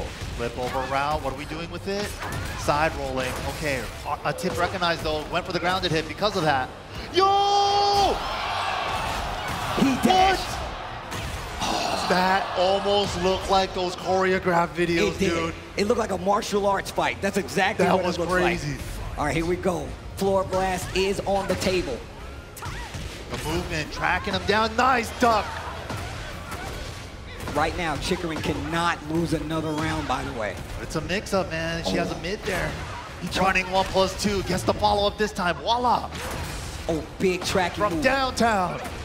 Wine opener, the lows. Once again, he's not The afraid. lockdown, and that's enough. Atif eliminates Chikurin, cashes his ticket to Grand Finals, and that is gonna be the end of the road for Chikurin. But once again, Atif goes on, he looks like he's out of it. Guys, He Vegas, couldn't believe it himself. make some noise for Chikurin. That is an Evo Chikurin. Japan champion, one of the best to do it. And when I tell you he's gonna be back too, just you wait and see. He made it very far in this tournament, and you can see that Lily is part of it. But now, Grand Finals is on the docket. Atif, one half. The other half also from Pakistan. It's gonna be Arslan Ash, Atif, Grand Finals. This is crazy. This is the run back from last year. It is. Slightly different characters, right? We might see an Anna mirror. I'm thinking we might see a Nina Anna matchup, though. I think that's what we're all hoping for. But this is different. This is definitely different, but also poetic. I mean, look, if we get Anna versus Nina, it'll be sister versus sister, and these guys are definitely like brothers, if you ask me. So this is actually kind of poetic, ironic, if you will, and I actually think this is gonna be really good. You can only imagine what's about to happen, but let's take a look back at that last set. Shout outs to PlayStation Tournaments for giving us these replays. All right, here we go. But yeah, Atif, man, with the Anna just looking so strong. There was like definitely moments of brilliance coming out of Chikurin, but right here, not getting the wall up fast enough there. And if he had a little bit more, he might have been able to blow through that with that armor. And once again, we got to talk about how in these both, oh God, this sequence was crazy. Oh my gosh, it just goes for the heat smash right after it. Man, that move started getting numbers when it came to these later rounds. Big tracking mids, actually catching them just standing there, and now. Dude, big sigh of relief. We only caught the end of that reaction there from Atif, but man, huge weight off his shoulders, but still got one more set to go. And now you're looking at the tail of the tape, the bracket from the beginning to the end, and you guys have stuck with us. Now, we have our grand final double Pakistan showing. Arslan Ash versus Atif. The run back from last year, like Mike said before, will it be different or will we have a 6-time Evo champion in Arslan Ash? Crazy. It's so wild to think about. Arslan just exploded onto the scene. Evo Japan 2019 barely makes it there 20 minutes before DQ, and he's already claimed 5 Evo titles since then. I mean, look, I always think about that interview I saw when he literally got off the plane, came to the Evo Japan venue, and he was like, I literally just came from the airport, and Kenny Omega gave him the interview. He was like, look, I'm really tired, but we're still about to go in here and go off. That's the kind of dedication that Arslan Ash has exhibited throughout this entire career playing Tekken on the world stage. But now we have Atif right on his coattails, not at the same amount of number as Evo titles, of course, but he is definitely one of the strongest forces out there in the Tekken world to date, and which lets you know just how strong Pakistan is on the world map. Yeah, they trained together. They worked so hard to get here together. Now, only one can move on, but Atif Can't count him out. TWT champion himself. He actually got the TWT championship before Arslan. Yep, that's actually facts. So you know he's hungry to get the Evo win, even well. if it is over the brother, you know? Gotta do it. Well, we're about to get to grand finals here for Tekken 8 Evo 2025. And we're almost out of here. But, Vegas, I have a question. Would you like a 6-time Evo championship for Arslan Ash? Make some noise! Oh, man, they're holding up the 6s in front of me. That's they crazy. already got the number up, but if you guys want Atif to take it over Arslan here, make some noise! Oh, my gosh. Oh, Not my bad. gosh. Okay, that's actually pretty even. That's actually I like closer this. than I expected. I like this. I like that. Yeah. The hype meter, look at that. The hype way meter. all the way up. All right. What characters are we going to get from these two? This whole time, you know how like Atif plays on a golden stick? I thought Arslan was just letting him use his, but they both got golden sticks. Yeah, they both got golden sticks. Both champions, man. My man's rocking the Fantastic Four? Four shirt. Sick. Oh, man. Arslan took his cover off. All right, all right. Yo, these guys play with each other all the time, but right now they requested a blind pick. And a mirror sister battle? We don't know. Who's it gonna be? Is it gonna be Water? Water's the character, H2O? Water, H2O. That's a good ass character. That's cute. That's cute. We should all probably name that. Actually, you're right, bro. Let me pop this water one time. Evo, pop that water one time. You guys reminder. know. Or, you know, you can just take a White Claw Zero Proof. You can do one of those too. Yeah, also good. Well, we're here, man. Grand finals. Who's it gonna be? Ooh. Wait, they locked in for the mirror? Yeah. They locked in for the Anna mirror? That's crazy. The mirror, bro. All right, they're still picking. Don't do that to me, bro. What? It was a blind pick. They have to lock in. Yo, the double Anna. Who switches first? Who puts the pressure on first? But of course, Arslan has a little cushion. He is coming from the winner sides into this grand final, so he has an extra set to play with. Maybe he's willing to try out the Anna in the first set. Well, Vegas, here we go. Grand finals is about to hit. Let's make it loud in here for these guys. Make some noise! Here we go, Arslan Ash already starting it off with a small lead. A couple of pokes. Jab punish from Atif. The 2-jab counter hit fishing, the down forward 1-2 lockdown, and a couple of low pokes here and there. What we're looking for. Counter hit 2-jab. Oh my God, what a turnaround. Real quick round right there. Once again, like you said, Arslan's got a game of few to play, but Atif has to come and go straight to business. Clean sidestep launch from Atif. Gets the activation with the heat. Oh, brave get up kick. Nicely done. Going for the lows. Heat first actually finds its mark. Okay, a lot of chip. Oh, he was stuck in stance. Couldn't block. Oh, and for the mid in the mix-up, full crouch mix. Little down forward, wanting to stop the approach. Dang, Atif is just willing to let the down forward twos rip right now. Man, you can really see that these guys train with each other quite a lot. These guys have definitely played a lot of games. Right? The layers, they're already on like layer 4, 5, 6. Yeah, you can definitely they're not on 1 and 2 anymore. You can definitely tell there's a lot of experience between these two. Wow, called it out, the high extension. She also has a mid extension she can go for. So great call out for Arslan there. Stomp ender, can't tech roll. Little down forward one string, checks the toes, gets the launcher, drops the combo. I think he just brain farted a little bit. It happens, man. Oh no. Especially when you're switching between so many characters. Wow. It was so far away, still got the extension, and the toe kick punished. Oh my God. Eat sweep. Oh. Now the wall. Oh. Eat up. Wow. Woo. Triple booty bump combo, all right. That was a lot, yeah. Counter hit 2-jab from Arslan's side. Oh, wow. Dude, the 2 into hammer chance cancel is so good. Oof. Committing to the stance, committing to the string. So much block stuff makes you second guess it. Wow. Off the side, step into the wall to get a better access. Atif, first game. Okay, that was quick. That was quick. Atif just always looks so confident in his play, right? Just like no hesitation, no fear. This guy's poker face is too good. I mean, it makes a lot of sense considering how well this guy's been playing for the last few years. No matter who has been on the other side, right? No matter who he fights, he's always shown this kind of prowess as a technical. Yeah, I don't know what it is. The amount of confidence he exudes in his play style is ridiculous. I've never seen another player like it. You're right. I'm serious, bro. It's crazy.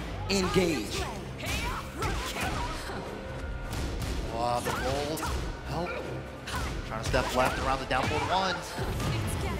It's getting hot. Wow, holds him out. Hold on. Combo conversion, nicely done. Down back to shoot hook. Ooh. They're both playing patty cake. Yeah. The trade. Oh, it goes right back to it. This dude, Atif's like, no, you gotta show me. You gotta show me you're playing this character. Like, I wrote the script on this character. I wrote the book. Wow. Okay, wait a minute, Arslan. Wait a minute, Arslan. Nice combo conversion with that wall spacing. Second hit of the 4-2. Oh my full God. crouch sweep, help! Still a large hill to climb here for Atif. Gets the heat burst to extend the combo, trying to get to the wall. Just short. Oh, I thought that was gonna whip. It was so far away and goes straight for the heat smash. High crush, such a reliable high crush too on that heat smash. For how fast it is, counter hit too.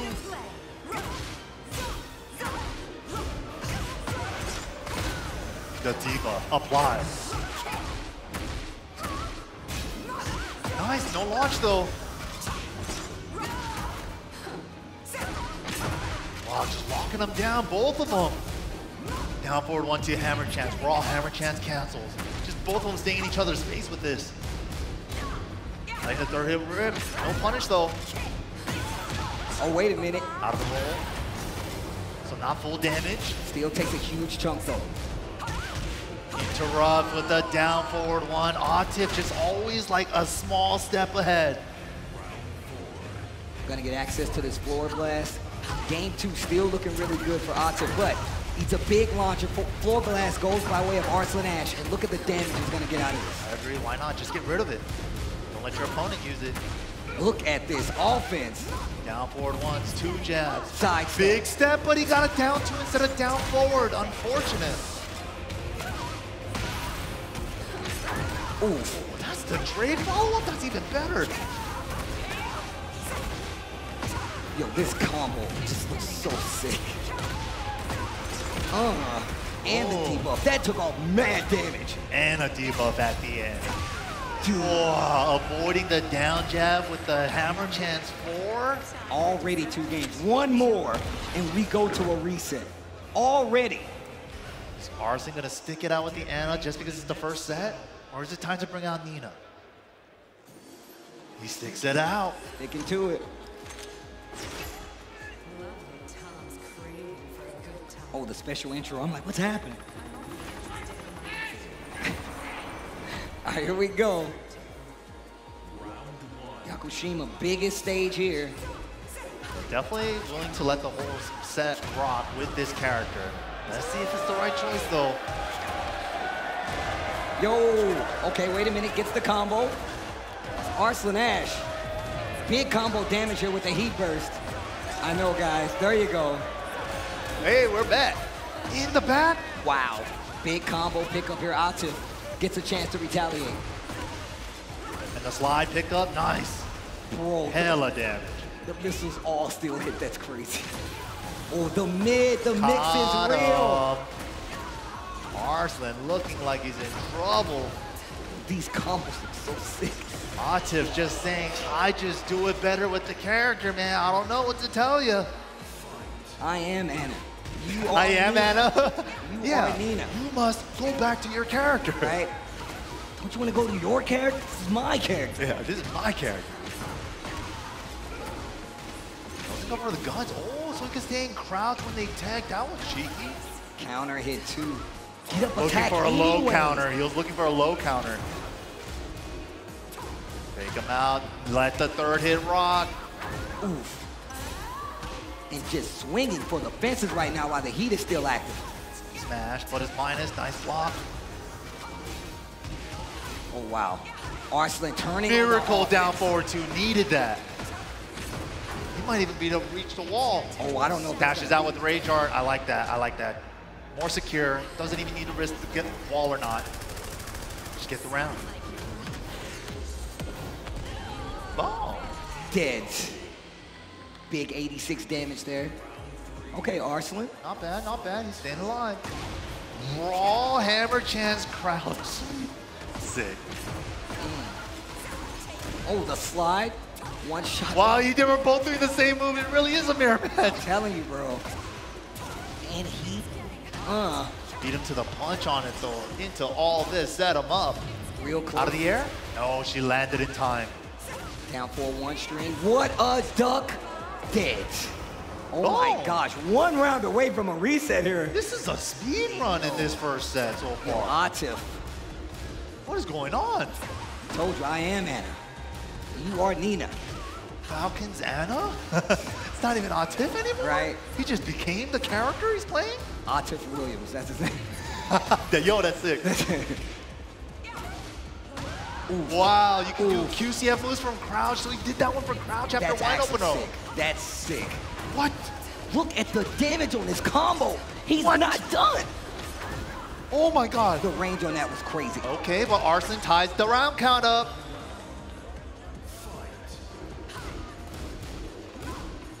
Tries to find him with that down forward two. Wasn't there.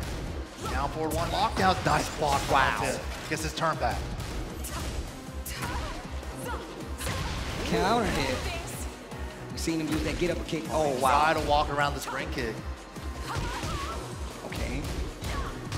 Finish. Nice punish. Great punish. That roll kick is completely safe now. Used to be minus 10.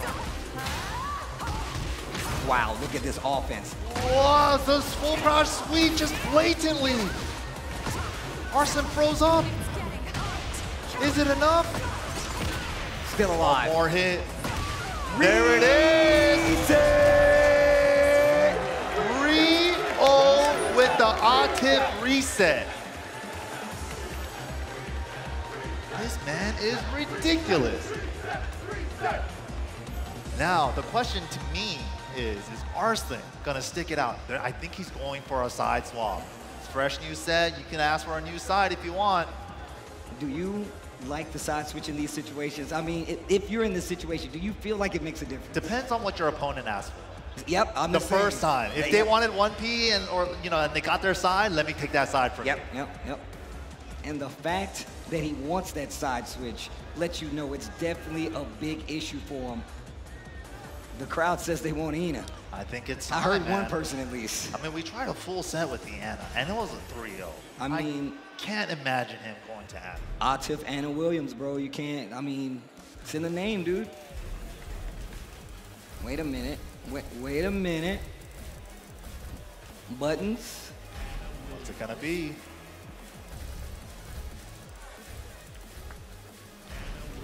I'm curious to see the character. He sticks it out. It's to the character. He sticks it out with Anna after that first set. That's crazy. What does he see that we don't? I don't know. He is a 5-time Evo champion. He knows better than us. You're right. All right. Let's see what's going on. Why the Anna pick here? I'm right there with you. I wonder what he sees that we don't. But once again, that's why we're here. He's over there. Right? So here we go. Atif on 1P side now. With the red. They switched colors too. Low parry. Oh, drop the combo. Had to get the up forward too. Nice side step. Eat up. Gets the booty bump. Heat dash. Bro, look at the damage, dude. Reset. Yo, and he confirmed that just in case? A little small delay. Yeah, you saw that? Ridiculous, bro. Ooh, down back two. Nice counter. Goes for the damage ender. Ooh. Just off of timing. Wanna be in crouch in my face? Check out this down forward too.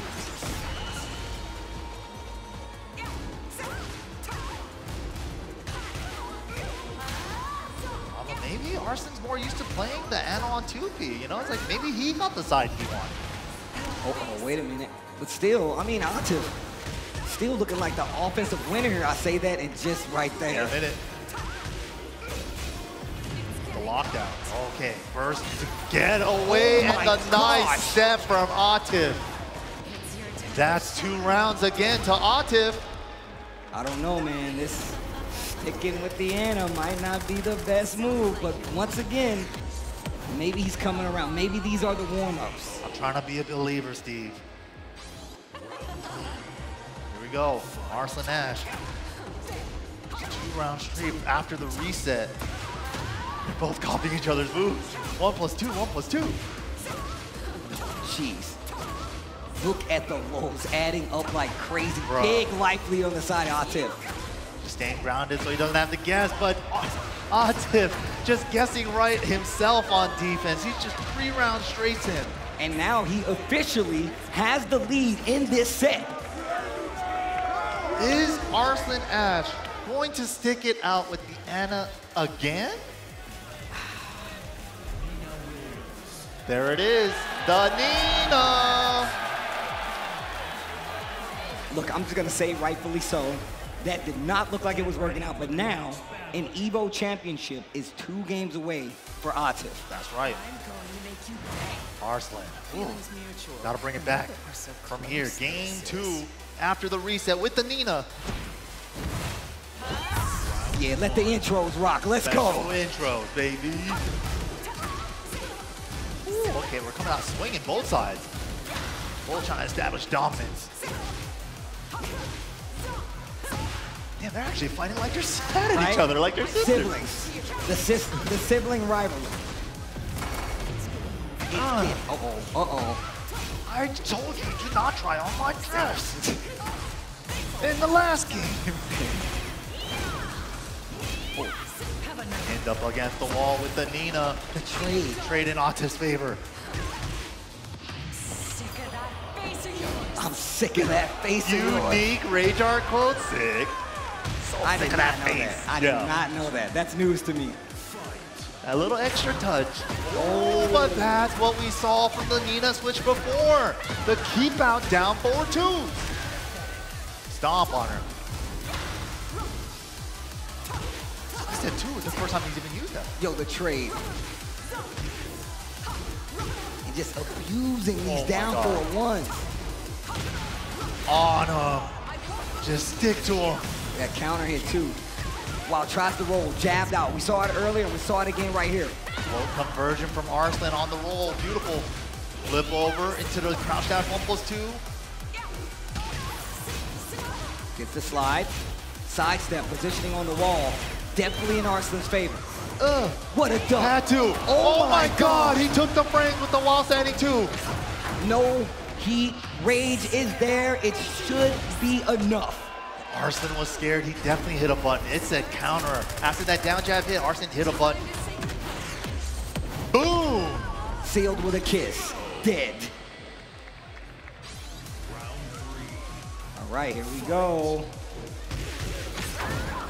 One apiece in rounds. Still life lead in favor of Atif. Okay, the side step ones are coming out. Arslan getting loosened up with the Nina. Atif just on him though, just pushing him all the way to the wall. Oh my gosh. No combos, just pokes. Nice call out. What a dunk, and that's gonna be another round for Atif. Arslan really needs to put something together right now because Atif is really doing a great job. But here we go, nice launch here. This is looking way different from last year, man. Atif just has so much momentum right now. Ivory. Oh. Lockdown, engaged. Yo, Arslan is going crazy. Gotta keep him in this corner. Gotta keep him in this corner. Smother him. And the perfect. Isn't that the first perfect of this entire set? That's the win condition right there. Get him at the wall and keep him there. Ooh, right under the high with the hammer chance 4. Breaks the throw. With a stutter step in each other's face. Nice optimal punish. That's sick. Big punishable blows. Definitely a thing that's more current in Tekken 8 than anything. The knowledge to do it, that's another thing. Yeah, especially single hits so fast. He dashes immediately after the engage. Wanted to give up no turns. Oh, the low crush at the wall though. 2 rounds apiece, the down. Good mid check. That was a wipe the 4 coming. But speaking of sweeps, mine's a launcher. Yo, big life lead on the side of Arslan right now. No heat on either the side. The mid follow-up. Now the question is this dead? Straight wall splat into Rage Art? No. Oh. The step! Huge step clutch! Arslan gets one on the board. Oh my God. That was such a confident step too. What a turn! What a turnaround!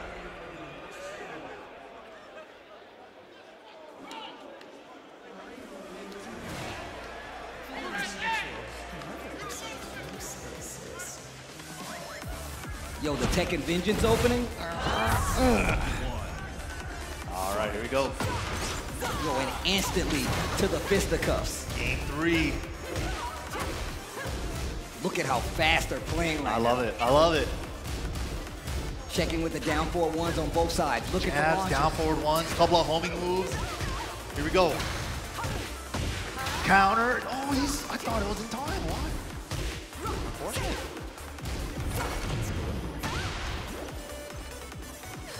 Yeah, a little Hayashida doesn't create space. Small lead for Atif. Already ties it back up. And those little down jabs on both sides, those are those preemptive checks to make sure they're not going for these big lows. Smash near the breakable floor. It would have been a launcher. Wow, the white boot punish, no good, sir.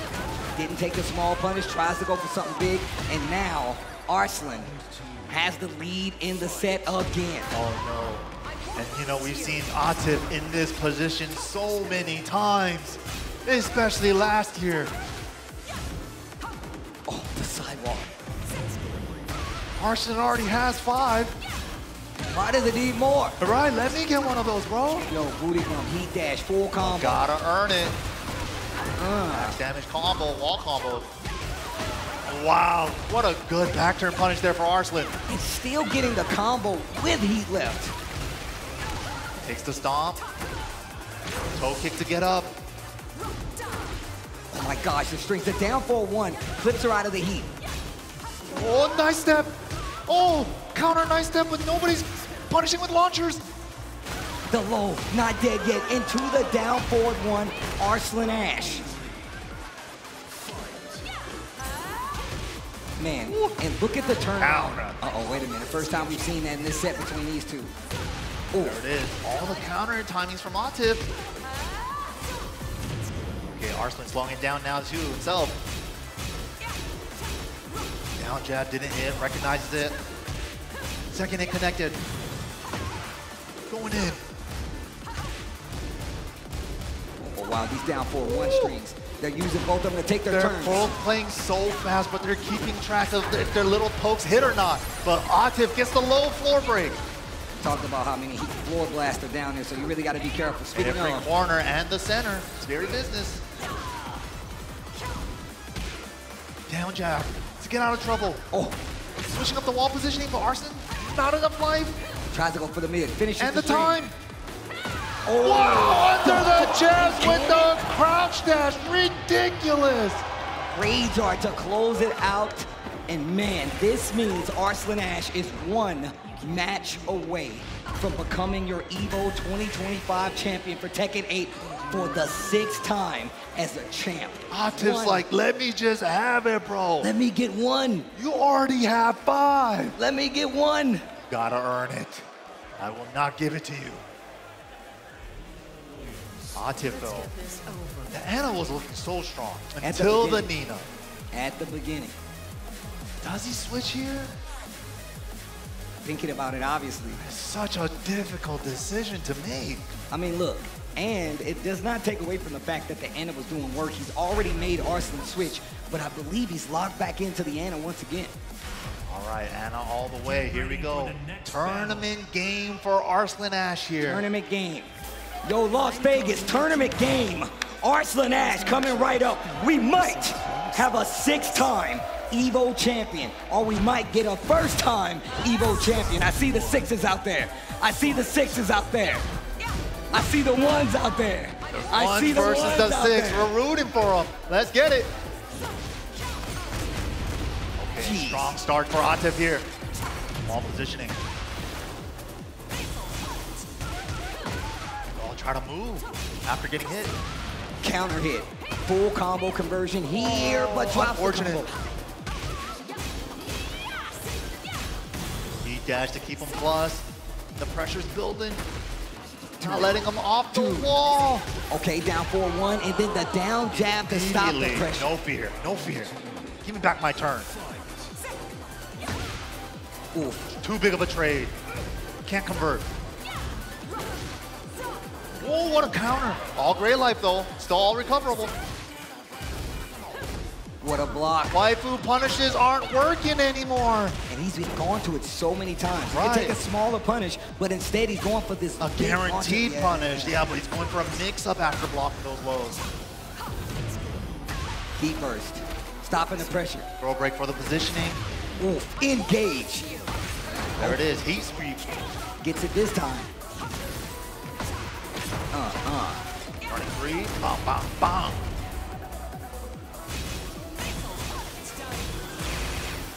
Smash and smash, Arslan healing, hit some life. Oh wow, down 4 to close. Okay, all right. Atif still getting bubbles up there. He's not going out.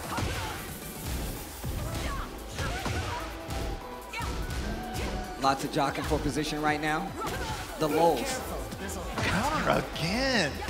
Arslan just throwing another wrench in his gear with that counter at 4 string. Takes a little bit of Oki right there, fakes the low. Preemptive elbow right there, did not work out. Yo, die already. Right? The unique voice lines are sick. Yes. Low big parry. Low parry after the burst meta. To the wall, sick carry. Oh my gosh, the damage. The smash. Oh, and the 4-4-2, he just believed, and he was right. 1 round away from taking the tournament. Arslan Ash, 1 round away. Going for the 6. Oh, the armor. Gets through. Heat burst, block, stops the pressure just in time. Counter hit, 1+2. Opportunity here for Atif. Nice spring kick to low crush. Still alive. Counter hit. This is big news. Gonna recover back that life and still has heat. Rage on the table. Keeps the heat. Oh! Runs it to the string. Counter hit launcher on the second one. Atif called that round out perfectly because he knew he was going to want to try to spend the heat. Oh my God, the counter hit. First launch for Arslan at tournament point. Short, on the wall. Nice punish. The lockdown. He's in prime position. Heat burst. He's trying to make something happen. Lots of gray life. Might not be enough. Booty heat dash. Okay. Big damage. He's going to get some life back. 33 seconds left on the clock. What are you going to do with the time you have remaining left? Atif, the mix, the defense, the check with the down forward 1, the down jab. Challenge again. Double down forward 1s all over the place. Sultan, what a down jab, and Arslan Ash takes another evolution. And he is now your 6-time Evo champion, Arslan Ash, for Tekken 8 nonetheless. He is on a hot streak, ladies and gentlemen. Atif not able to stop him, but man, what a play, staying alive in his winner's side the whole time, and then getting the reset. After that, Atif did not have a shot, and it just looked like full control. My man said, I want him off. Yo, 2 hands. Dang. Two hands, like Wolverine. Dang. Two hands. Two hands. Oh my gosh. And of course, Arslan Ash, always so respectful, man. Yes, yes. Completely came out here, did his thing, and in such a short amount of time, exploding onto the scene since 2019, putting the whole country of Pakistan on his back. Twisted Minds, Red Bull, Arslan Ash, gonna be your Tekken 8 2025 EVO champion. But I can tell you something right now, these guys are training partners. They play against each other all the time. They know that they're gonna go back to the lab. Once again, a top 2 placement for 2 training partners from the same region is big news. Let you know who owns the prowess when it comes to Tekken, and it is definitely Pakistan. But your champion, your EVO champion, is gonna be none other than Arslan Ash. Woo! Got another one in the books, man. Congratulations to Arslan Ash.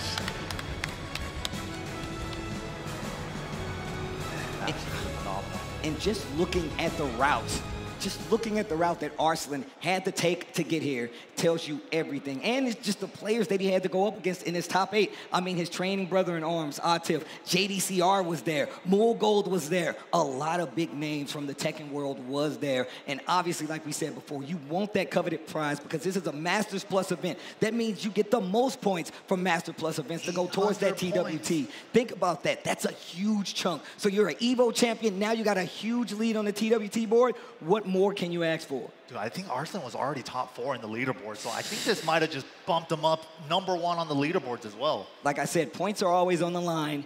EVO gives you the biggest chunk of points because it's Masters Plus. But Arslan Ash, now our 6th-time EVO champion here for Tekken. And look, we know Justin Wong got 9. I mean, Sonic He's coming Fox for the greatest. I mean, yo, he's going for the record. Just saying, there's a lot of EVO champions out there. Not many have more than one. You have to count Arslan Ash among the greats at this point. I mean, 6, and like you said, in this short amount of time, crazy. Absolutely ridiculous. And we're going to have another EVO coming up later this year. I mean, look, that's very interesting because then now we go to EVO Nice. Who's going to be there? We saw Neat get knocked out pretty early in this tournament. So that means we do have another shot by an EU player nonetheless, man. Shout outs to EU. I see you guys out there. You know what I'm saying? But what happens at EVO Nice, we're going to save that for later. We need to talk about right now. And look, Atif definitely was somebody. I had him on the books. Yeah, you had him on the books. You went with Arslan Ash. Yeah. And look, I can't blame you for that at all. But now I want to see what the next goal is because now you're definitely the largest man on the Tekken totem pole. Yeah. People are going to be coming for your head, Arslan. But then, you know, that's the thing. He's already been the largest target, right, since 2019. And he's just been so consistent. Even from the change from Tekken 7 to Tekken 8 now with all the drastic system changes and a lot of changes that they made overall to the characters. The consistency, the practice, the hard work, it definitely pays off. Well, look, with that being said, I believe we have the amazing Persia on the stage for our top 8 ceremony. Take it away. Thank you so much, Steve and Mike. And one more time for our Tekken top 8 right here before we hand out these medals. Amazing work from everyone, but let's go ahead and get into it.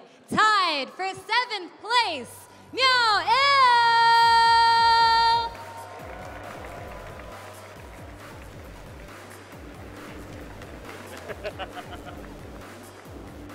Also tied for 7th place is gonna be JDCR!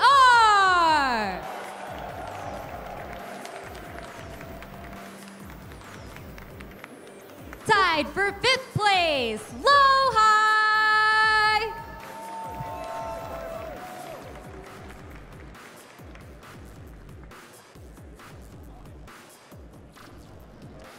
And also tied for 5th place is gonna be Nobi.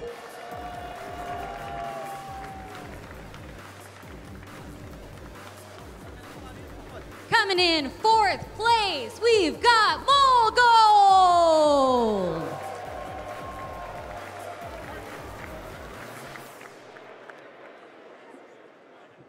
And in 3rd place, we've got Chikurin.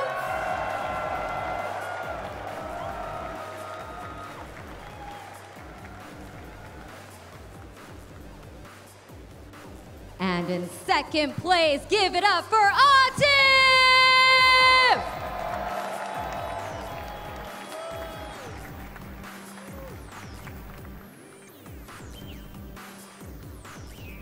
And your Evolution Championship Series 2025 champion for Tekken 8 is Arslan Ash!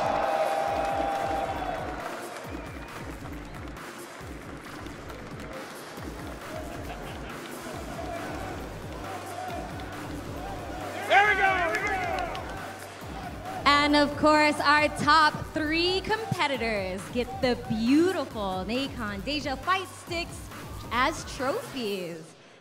Ooh. Ah.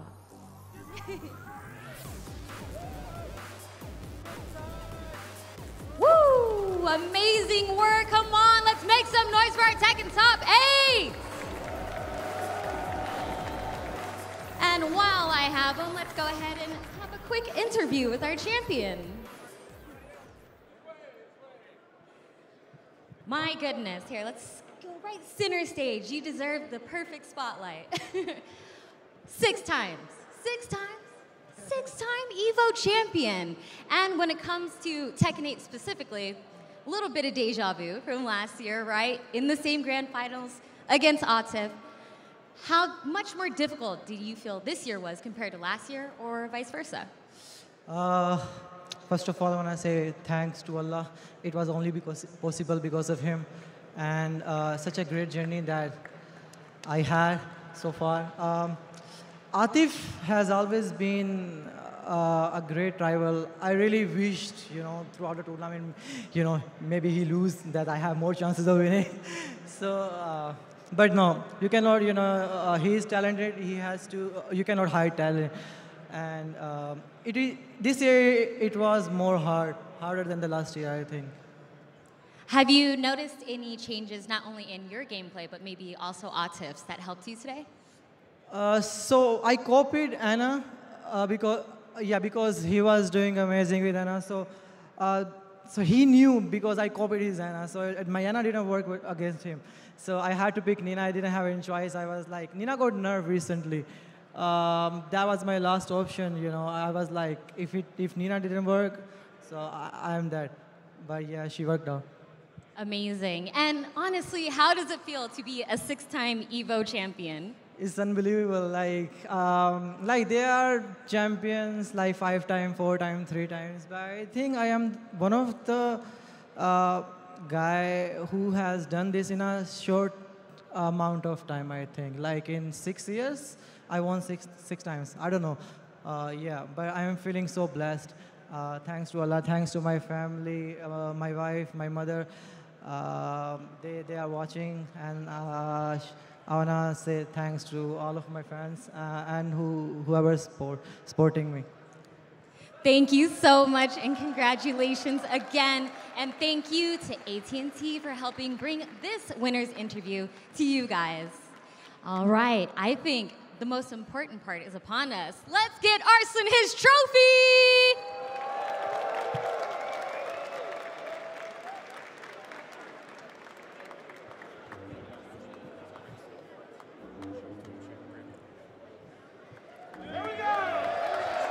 Congratulations, Arslan Ash, 6-time EVO champion, EVO 2025 Tekken 8 champion.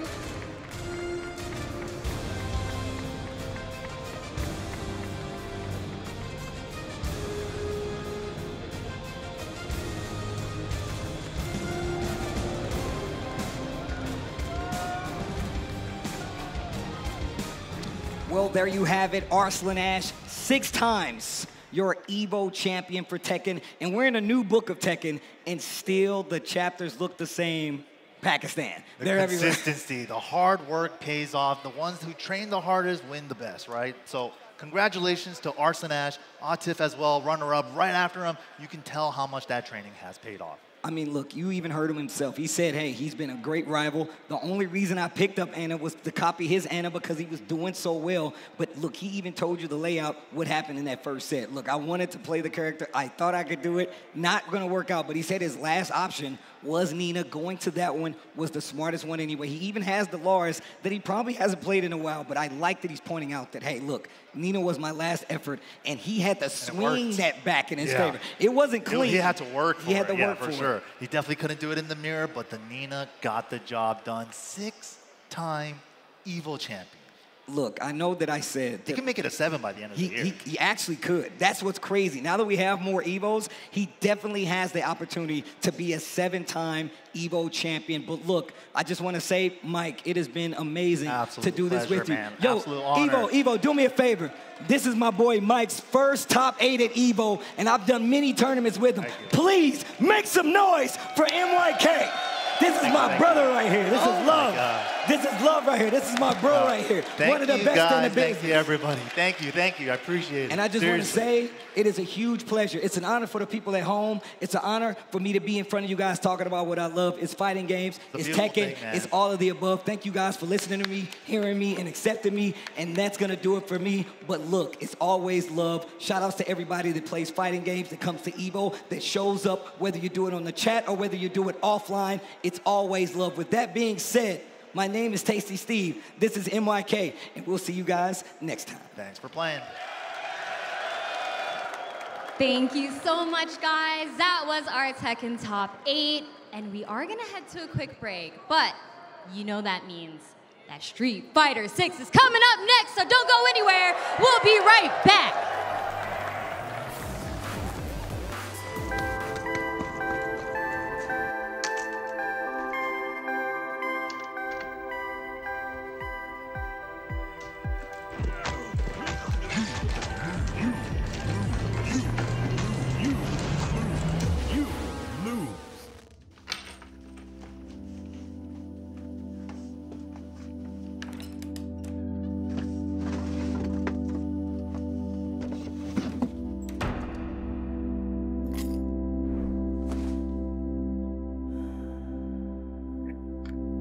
Arrive soon. However, they are arriving now.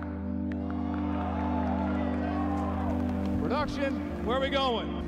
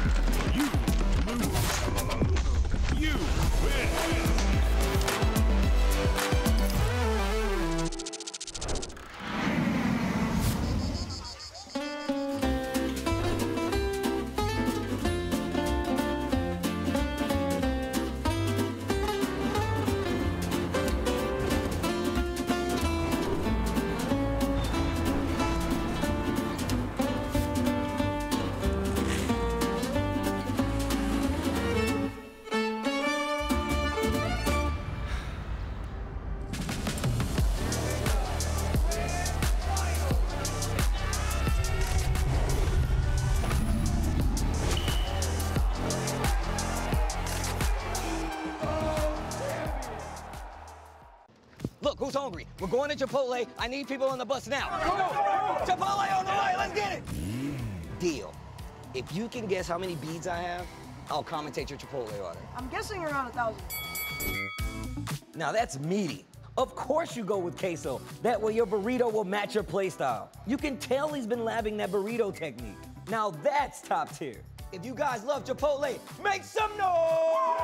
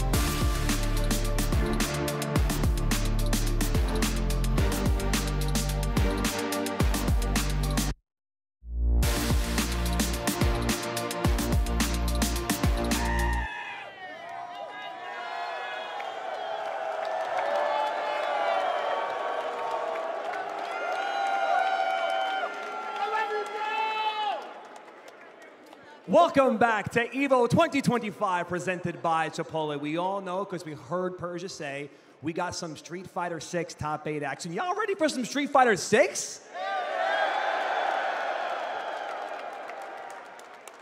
All right. Before that, I would like everybody in this entire stadium to do me a favor. Please make some noise for a lot of the reason we are all sitting in this room today. Stand up, cheer, yell. We got Rick the Hotto coming out here to give you some information, baby. This is his home. Make him feel good.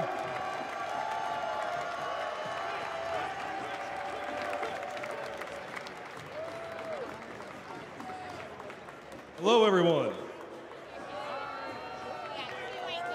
We're going to do something that's become a bit of a tradition over the last few years. I'm going to lose my voice after cheering for fighting games for 3 days and then have to come out here and talk to you about what EVO's up to for the next year or so. We got Street Fighter 6 Top 8 coming up shortly, so I'm going to try to make this quick and sweet for everybody. In a few short months, we're going to head over to the first EVO in Europe for EVO France in Nice. That event today already, with registration still open, has eclipsed the attendance of every other fighting game event in the history of Europe. It is the biggest thing that has happened for fighting games in the region. It has multiple record-setting brackets for the region. And every one of you could still come if you want. You can head over to evo.gg today and register. Flight prices weren't even that bad this morning, I checked. That's going to be October 10th to 12th in Nice. One other important thing about that show over at EVO France, the enthusiasm we've received has been so strong that I'm happy to confirm today that show will return in 2026 before this one even kicks off.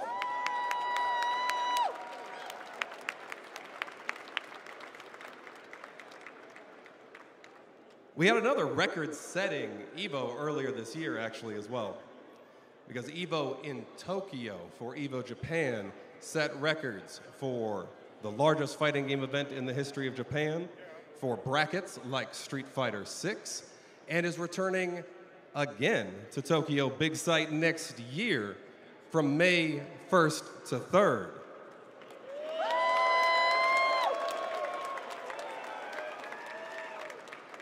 It's always great visiting the birthplace of fighting games, so I hope all of you can join me. Many of you are already here right now in Las Vegas, though. So before this Las Vegas show ends, I want to let you know when to save the date for next year, because that date is changing. I've been promised that it's a few degrees cooler in June than August. So June 26th to 28th at the Las Vegas Convention Center will be EVO 2026. We are going to have a spring of fighting games. After that, we do have one more event that we talked about last year, and it's about time we get to moving it forward. So when we get done with that cycle of events next year, we're finally going to go to the Lion City in early 2027 and get that fourth EVO event up and running.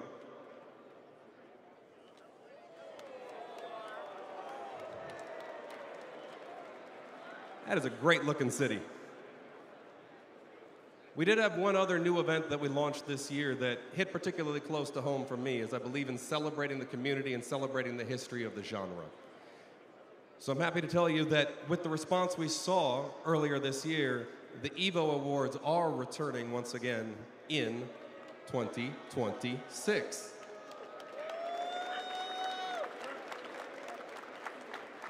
I think we even have a hype video for that, if I'm not mistaken.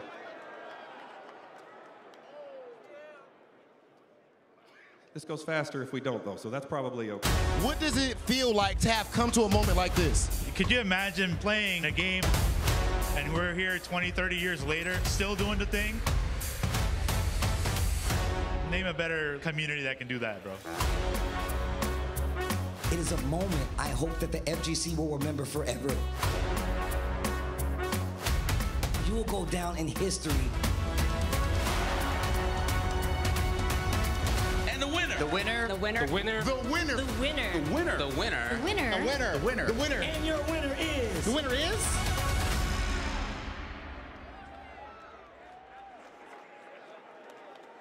I'm still impressed by that jump. How many of you think you can jump that high? I am so impressed that any of you raised your hands. You know, I just realized something when we were talking about that new June 26 to 28 date for Las Vegas next year. Bailey, are you in this crowd anywhere? How are we feeling about that date?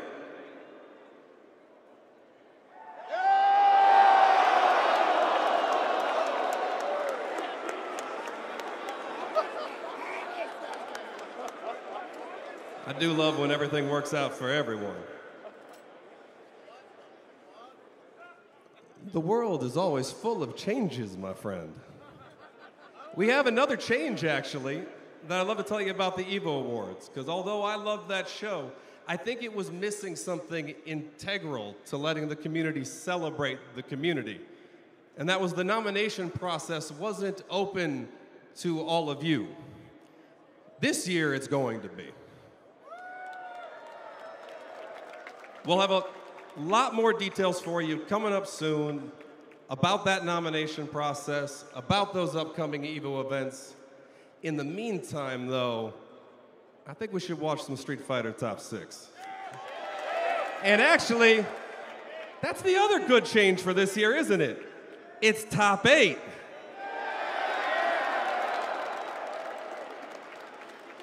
Hey, Joe, Rob TV, you want to get this moving for me? There we go.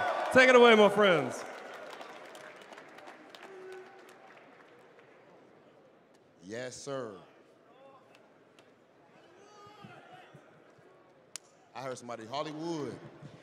Ladies and gentlemen. Are you ready for some Street Fighter 6 Top 8? Chill out. That's not enough. That's not enough. That man just asked you, are you ready for some Street Fighter 6?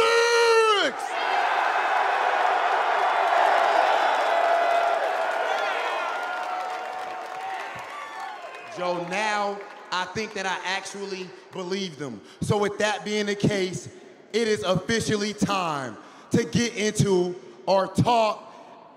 Hold on. No. We got a video before Top 8, everybody. My bad, Rob. Can we run the video before Top 8, please?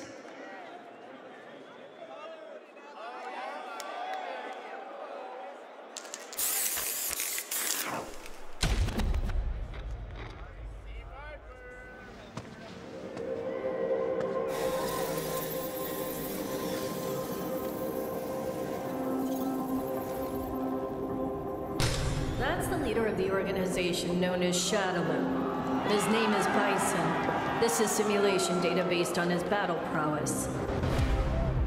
But, as a research director, I'll have to test what this thing is capable of. Out of all the data obtained by Siren, this one's the most dangerous. We should be able to fight against it. Let's boot it up. Begin test.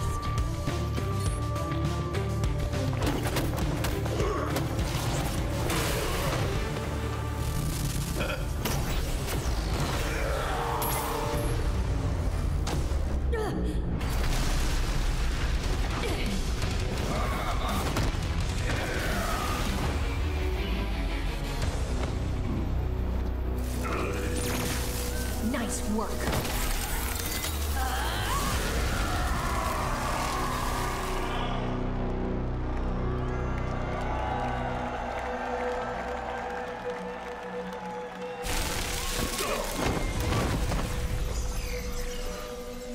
Ugh.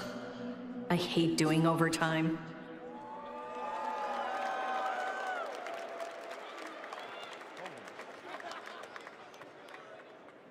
Oh my goodness. Ladies and gentlemen, are we ready for some Sea Vipers? trailer! Are we really ready for some Crimson Viper?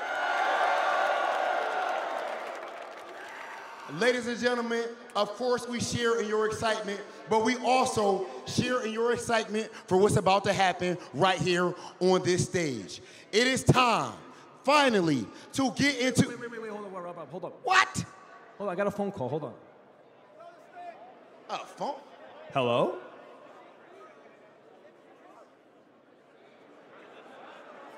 Absolutely. Joe, what the hell? Ladies and gentlemen, I'm too excited, I gotta say it. Capcom called Joe, and we got another trailer. Do you want another trailer? We got one more trailer for you. Make some noise if you want it!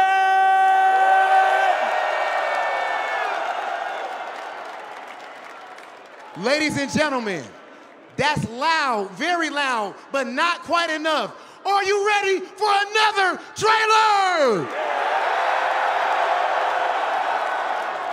Roll it.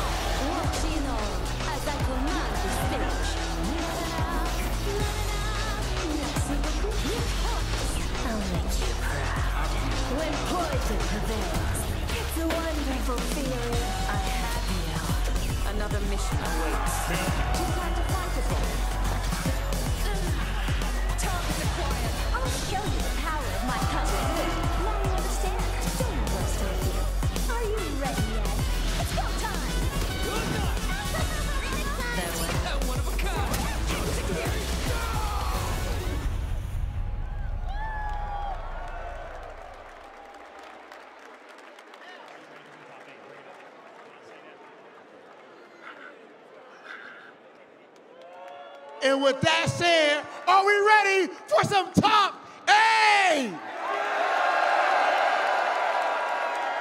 One more time, you gotta make it count. Are we ready for some Street Fighter 6 top 8? Let's get into it.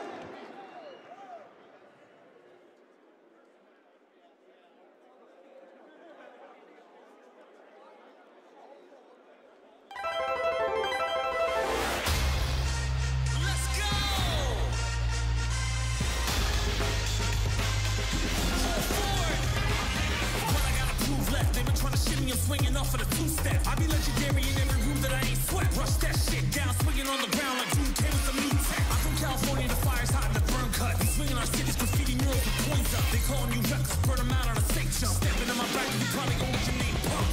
I pull up with the fam around me, pack the crowd in the stadium, get bodied on stream.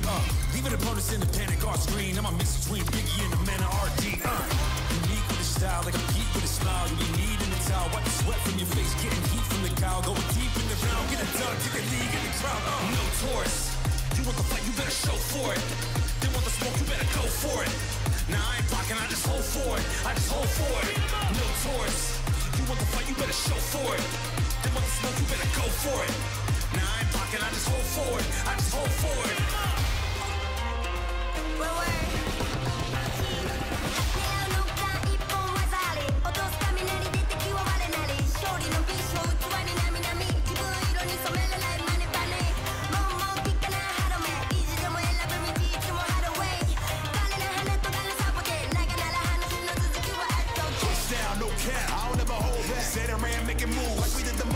Twins on the smokestack. Oh, where your folks at? Neck cold, flawless. I find I'm like a low jack.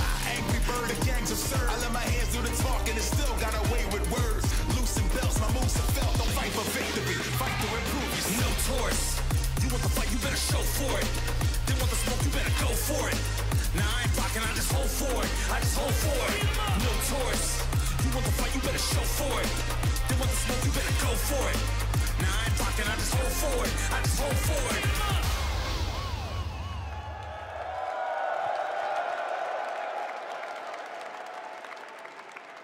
This is the moment that we have all been waiting for, and there is no time like showtime. Introducing our first player, the reigning Capcom Cup champion, Kakeru! And now, your Blink 2025 Respawn champion, Fudo! Your Evo Japan champion, Mena RD!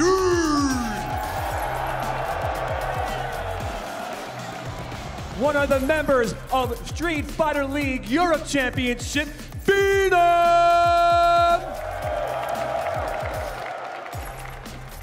The EWC champion, Xiao Hard! Both your CEO 25 champion and Combo Breaker champion, LaShawn! And the young prodigy at his first offline event, ladies and gentlemen, Mickey!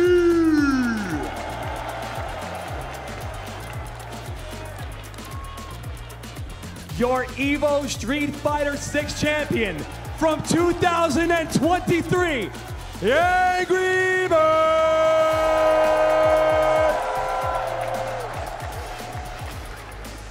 Before we get into this top 8, I only request one thing from everybody in this audience to show the world what our scene is all about. So right now, I need this chant. FGC! FGC! FGC! FGC! FGC!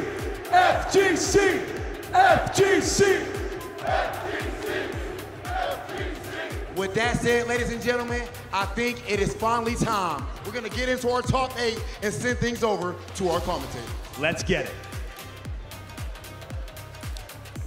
it. Welcome, everybody. Of course, we are here for the final game of the weekend. It is the Street Fighter 6 top 8 here at Evolution. I'm joined by Vicious. His first time up here. This is the 3rd year for the game. And of course, we have some familiar faces, all of you up there. Obviously, Angry Bird 3 years in a row here in this top 8 fighting for it, of course. And it's lovely to see all of you once again from some Street Fighter 6 here at EVO. And you've heard the entire intro. If you guys have been following along with the Capcom Pro Tour, each and every one of these guys have championship caliber in them. So in terms of who's going to take it over, who is absolutely unpredictable. And honestly, I've been mad excited since I found out that top 8 was established. And I know guaranteed you guys will not be disappointed. Yeah, and our winner side of the bracket is freakish. There are so many incredibly talented players there, obviously. And the loser side gets even scarier, of course. We have Kakeru versus Fudo, our first match. Scary one between those two. Obviously, veteran players from Japan. One from the older generation, one much newer. Kakeru in his mid-20s, of course.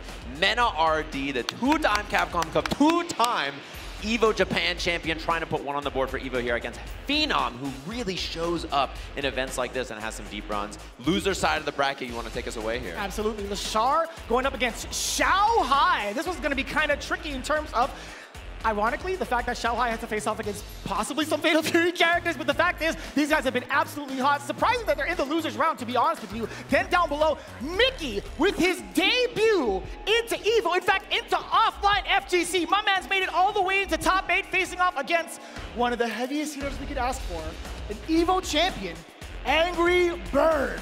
3 times in a row has been in this top 8 for Street Fighter 6. The only one so far to carry that tradition, which is obviously a very big deal. And we'll have to see how that shakes out in our winners and losers side of the bracket. It's going to be some explosive matches, particularly that Fudo versus Kakeru match. That might determine who wins the tournament. To me, those are 2 players who are on fire. Obviously, Kakeru has looked really, really strong as well. Maybe not his strongest performance in Topanga League, where we saw Fudo just show up and win. Blink Respawn, obviously, back-to-back with those 2. Same thing with LaShawn. he went to CEO, he went to CB, and then he vanished for a little bit. And so I'm very curious to see how he looks here on this top 8 stage. Yeah, we talked about a lot of the familiar players that we've seen on the screen, actually up on the stage and also in the top 8. But I actually want to know what you guys think at home. I want to know your picks because Sajam had kind of picked his a little bit. I also was kind of leaning towards Fudo, but honestly, I think Mena RD, when it comes to like the top end of like any competitive stage, he rises up to the occasion. Rob TV has said it himself. He is the definition of clutch, just alongside a Punk, just alongside an Angry Bird. Also another contender in here, so it's actually going to be rather tricky to pick this one. Yeah, and you can vote in the chat, obviously, if you're in the audience right now, jump in the chat and get that vote. For me, the man that I've shared many a meal with, I'm going to have to say Fudo is right on for EVO champion. I'm honestly, with the current pathways, I have to lean heavily towards Mena RD, genuinely. That makes sense. I think Mena obviously is a big favorite on that other side there, and hard to prep for him. I think Phenom's going to be struggling to find Blanca practice right before that, obviously, for Cammy. And Mena, I was in the elevator at noon today, and he was scooping Akira out of the lobby, the best player from Japan, the best Cammy from Japan, and he was like, yo, up in my room right now, we're practicing. So get your votes in, obviously, there. And thanks, of course, to PlayStation, who is bringing you this top 8 prediction. You can have your voice heard. Our votes are down below, and of course, it's going to be Mena RD, the people's favorite. Slight edge there over Fudo in that second place. So your pick, it looks like it's going to be the favorite. I just hope my commentary curse powers doesn't come into effect because I just want a banger of a match all the way across the board. I'm sure you guys do as well at home. And I'm really, really excited to just see if these predictions actually play out. We'll have to see. That's always the question with this, right? The favorite is never someone you can always count on in these kinds of things. You know, even if they are expected to make it far, this is an open bracket. Anybody can enter. Someone like Mickey, who was born when Street Fighter 4 came out, can be in this top 8 for this bracket. Yeah, it's I think 2008 or 2009, if I remember correctly, which is a young man in this top 8 compared to some of the other competitors. So cool to see. It's going to be so wild to see it. Yeah, I was actually talking to a lot of folks here in regards to like the competitors, the players, actually the ones that have been really kind of like tuning into the CPT. A lot of us have talked about like Mickey. Like, dude, this might just be the dark horse that surprises everybody. I had the luxury of being able to watch one of his stream matches earlier, playing that Cammy, but he also has a couple of secret characters just in case that we actually haven't publicly seen. But I just want to know how he fares up against somebody so well-versed against this type of stage at EVO. Yeah, and the reason I'm familiar with Mickey is actually the World Warrior system. That's right. So, he's gotten like really impressive results, both first and second the first 2 weeks. Yeah, which is really cool. And of course, thanks to PlayStation not only for the vote for making a brand new fight stick. A lot of you probably saw it. It had the Tokon footage, which everybody was very excited about. And of course, it's wired or wireless on PS5 and PC, thanks to their low latency from PlayStation Link. So you can check it out now at PlayStation.com/FlexStrike, and maybe one of the players in this top 8 next year will be using it.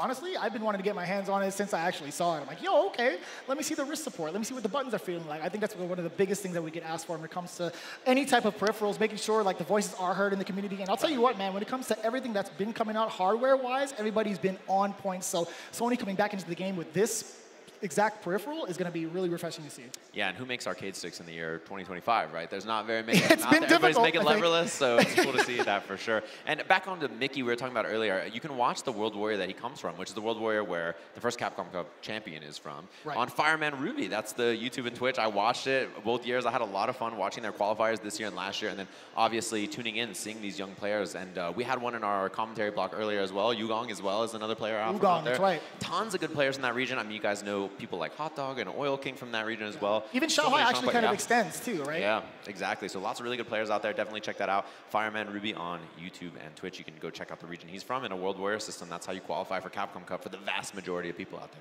Yeah, so looking at the first matchup we have at hand, Kakaru versus Fudo, we got to talk about the path to victory here presented by White Claw. It's going to be so sick to see it, right? 2-1 is going to be, 2-1 against Itobashi Zangief. That was actually mad impressive. That's honestly really, really difficult to check. Again, White Claw 0 proof coming up with all of the stats that we needed. 2 all-over shine as well. That was a wild one. His match versus Goichi, I mean, he clutched victory from the jaws of defeat. Goichi had him. Like, it was, he baited a throw and walked back on wake up. Kakaru got the back throw, and that was all she wrote. He really clutched it out there, but it was almost a loser's bracket run from him because of that Goichi set. So very, very close. Recommend checking that one out after the tournament, of course. And we'll be taking a look at his competitor here, Fudo. Oh my God, look at all those zeros up there. Bodies. Jesus. That's actually the definition of zero proof, I'll tell you what. But against Punk, 2-0 in the top 24 to make it?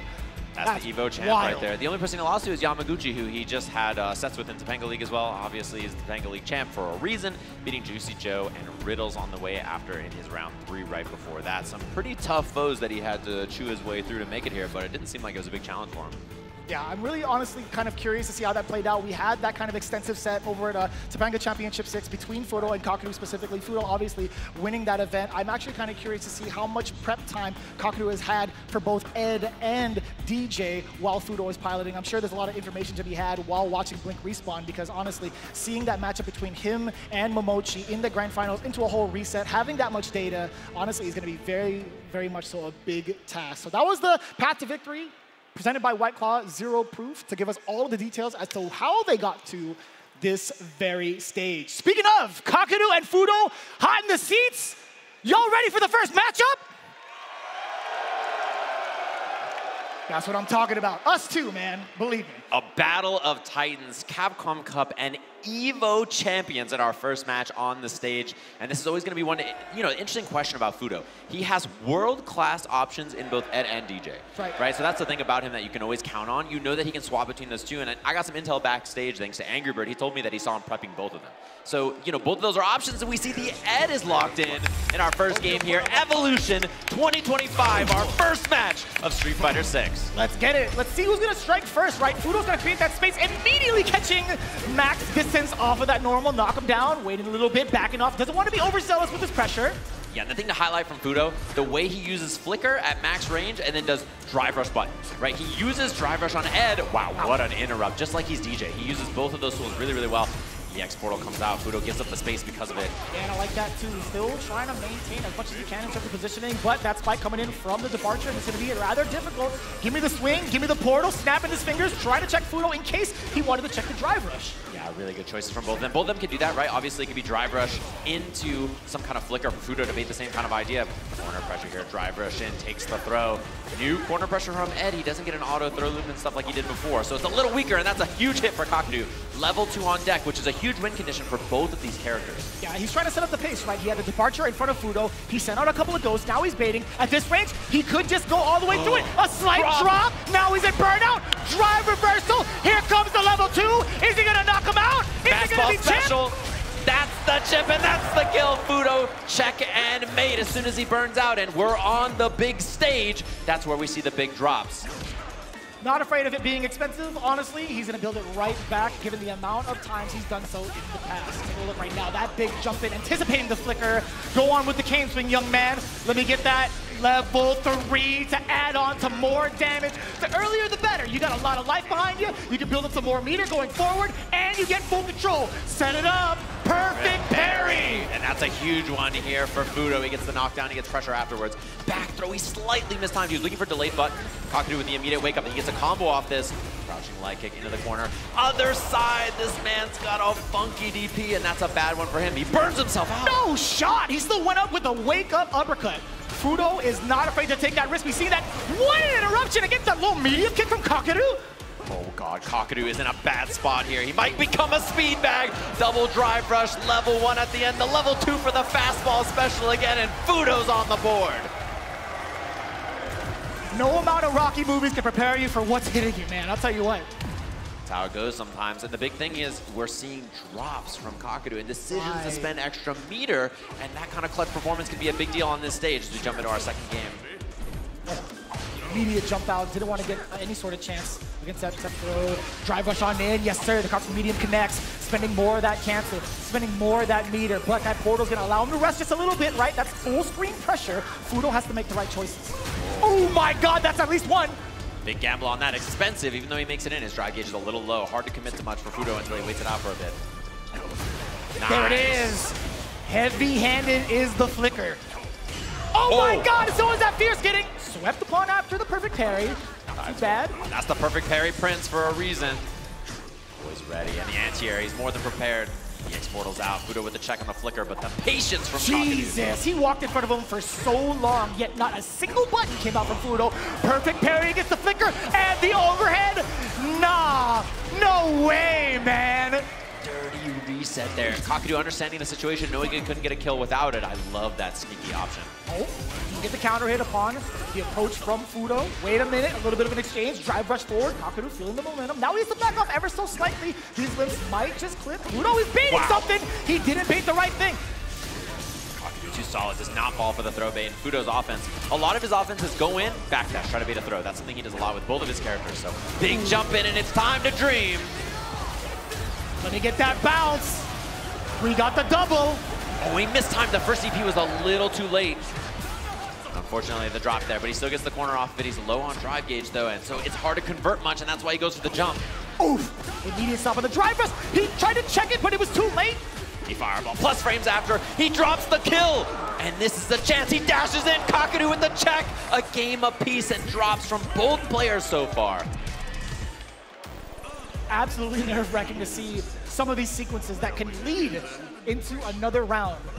Just getting dropped. Fudo, Kaku. Little shaky on both ends, but tied 1-1. You'll love to see it. Again, this is 1st to 3 after all. The maracas are coming out. It sounds like to me we got DJ on the stage for Fudo now with the character swap. A little bit more mobility, a little bit more trickery, slightly less stability in the mid-range, but he gets more explosive offensive options. Yeah, explosivity is definitely the characteristic to describe DJ. What?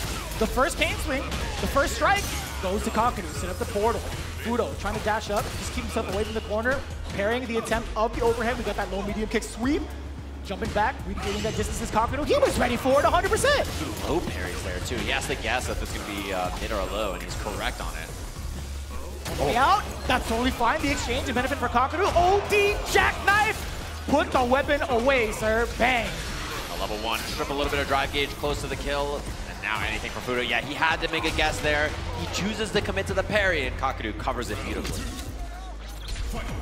Off to a fantastic start, but Fudo only getting warmed up. That was actually one risk he took with the OD jackknife. Sure, it was a lesson to be learned, but he's done that plenty of times over. Over in Topanga, he's done it over in Blink Respawn to actually win. That is a very impressive check to Matters. Man, it is incredible. His checks on these moments have been so perfect so far. Fudo cannot make an approach happen. Every angle just perfectly stopped, and that's why Fudo has to get extra wild. He's definitely got the rhythm. Give me the spring kicks and that beautiful smile. Plus frames here, goes for the pressure. Safe and sound, but the check from Kakadu, and he has level 2 here as well for the extension.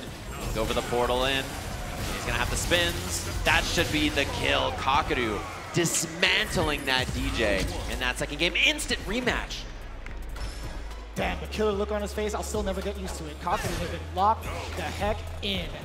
Since he's found his current performance, where he's playing, he's in his zone right now. That perfect parry, I mean, it's unreasonable. Like, what's going on here? This guy's just ready for every approach, every normal. Somebody check his pulse. How are you supposed to make it in? Oh my god. Yeah, I mean, Fudo is not playing the video game right now. Wait a minute, yeah, that spike was still gonna be able to clip. Fudo was anticipating Kakadu, trying to check that drive rush, but that is a very important tech, trying to push him back even further. Fudo, you cannot whip in front of this man. Bro, he's trying to get wild. He needs to make anything happen. I mean, Kakadu is a wall. He's got to get tricky, and it misses. That's too far? Too much pushback? I mean, something fortunate finally happening, and he doesn't get much off of it. It's a huge missed opportunity for Fudo, and he can't get anything started. Drive rush forward, the medium kick does land, he does get a Sobot, a little bit of a fake out, a trade now, Kakadu immediately drive rushing, give me your soul. And I think that soul might be his. After this, Fudo is not able to play the game. He's trying to get extra wily because of it, and Kakadu stuffing every angle an opportunity. The sturdiest sandals known to man. Dashing up, checking with the jab as well, creating that space for Fudo. He wants to look for a whiff punish. He's setting it up with the fireballs as well. Kakadu, he's being so patient. All of his normals being placed the way that they've been placed, all been counter hit against Fudo. He's not gonna go out there on a limb to get himself whiff punish, right? I mean, Fudo's done a lot in the last 20 seconds and not really got a ton of damage, to be honest. So, yeah, and there's the crouching medium punch interruption there. Kakadu ready for the drive rush after, still has tons of meter here. Yeah, it's so tough too. DJ, what can you do, right? Throwing a fireball safely? Sure, perhaps, but when the portal's about to explode, you kind of have to kick back. Oh, dear God, what a standstill. Didn't quite make it in time. 6-frame check with that crouching medium punch after in the whip punish. Looking good. Anti-air back heavy kick. Not quite the trade combo, but Fudo in a very excellent position here. It's about a touch and a half. It could be all drive rush, it could be all drive gates that does the talking, or it could be throwing. It does so. You saw a counter hit. You saw a slight response with the button press from Kakadu. It just happened to be not the tech. No fear on the amnesia. He does not respect that option at all. Which is a big sign to send, and now Kakadu's got to be thinking it in the back of his mind next time he gets knocked down. Yeah, we haven't seen it thus far, right? It's only a matter of time, especially in this part of the set. You're looking at match point for yourself, fully loaded on level 3. Damn! That was mad far! And And the level 1 here, knockdown. Is Amnesia coming out or not? He goes for meaty fireball to defeat it. I love the pressure now. Fudo getting active, making things happen. Makes Kakadu look mortal. Still so stuck in this corner. Mediums can happen for Fudo. Roundhouse can happen, but no, the drive rush nullified yet again. Yeah, he can threaten with drive rush into EX Sobot again or something like that too if he gets pushed away to try to, beat those checks. Let's see if it happens. Just a little bit too close. Checking with the far. Sweet low medium kick just at the tip. Oh, perfect parry, but he didn't believe in the drive rush, and he tries it right there to beat the check. And the reversal. He's going to take the side swap here. Fudo's in trouble. Burnt out. Not a lot of options. Uh-oh, he's going to have to guess with this level 2 situation afterwards for sure. Oh, he just spends the level 3 to get the knockdown into the corner, and Fudo in a bad spot. Chip is a big problem now. Trades the spike are a big problem. Yeah, and Kakadu could just hang back if need be, right? He's not going to drive rush forward in this type of a situation. He doesn't need to. He's letting all of the projectiles do the talking, figuring out the goes. The double departure, jump back, medium. He absolutely tracked Fudo upon his movement and rebutted correctly. Kakadu sending Fudo into losers right out the gate.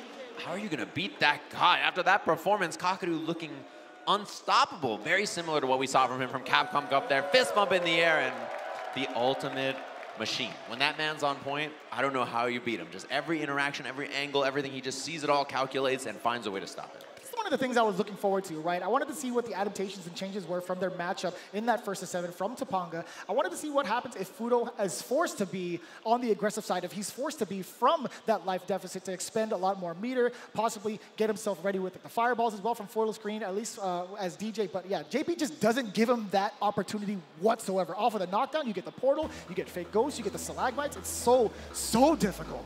Yeah, it puts him down in loser's bracket, which obviously he won Blink from that position, so we'll have to see if that comes up again. Kakadu in winner side grand finals, and when he's winning, this game looks solved. It looks like there's no way to play offense in Street Fighter 6. There's no way to approach. Just he is an absolute machine who just makes the game look complete.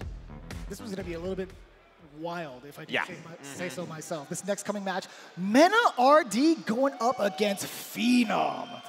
And I know a lot of people, big Mena fans in the crowd here. You heard a big pop for him earlier. People love him all over the world. And I think he's a tough one to solve for. His character choices are a little unconventional, and then also his style, too. I don't think anybody else really plays the way he does, and Blanca's a hard character to find, matchup experience against. Yeah, I did get to talk about, Phenom's journey here as well, right? All the characters he's prepped for, every single character, every single player, etc. It's been rather difficult. In fact, we could take an even closer look at that. Let's start with Mena RD with our victory path presented by White Claw Zero Proof. Going into it, Torimeshi 2-1 over him. Also, Dual Kevin. How many times does he have to face off against Dual Kevin in a CPT stage? That's what I'm saying. Yeah, they have to play back-to-back, and Dual Kevin had a deep run in this bracket, too, against a lot of really strong players. He was one of those ones waiting for Xiao Hai, who's obviously in our losers bracket. We're going to talk about that later, but Torimeshi set was very close. The Kevin set was really close. The Moke set 2-1 as well, and that's a lot of really strong players for him to beat back-to-back-to-back. And, I think as absurd as this path is,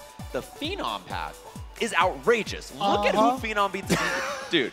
He's fighting Eli, then he fights John Takuchi, Haitani, Ryusei, Lashar, Momochi, back-to-back-to-back, and gets here on winner side of the bracket. There's something about him, man. There are certain years where his performance just goes over the top. Right now, he's like the main representative for EU, at least in his World Warrior region. He's currently at the top of the leaderboards. He had a first and second placement for those last couple of weeks. And honestly, he's as sharp as ever. This is the Phenom that we've been used to over in his path over in Street Fighter V, and now looking as strong as ever. I think the strongest thus far this year in Street Fighter 6. Yeah, exactly. So that's the victory path, of course, presented by White Claw Zero Proof. Nice to see how everybody makes it here in their matches, and excited to see this between the two of them. There is something different about this guy Mena on this EVO stage. He's a little different with this crowd and energy and feeling. Other tournaments in the year, he always does well, but EVO is definitely one where he overperforms, and he's just an impossible opponent to beat. Yeah, I think a lot of players have hailed him as also one of the most clutch players that we could ask for alongside Punk as well. But again, in this very moment, can he take down another top-end player via Phenom and that Cammy?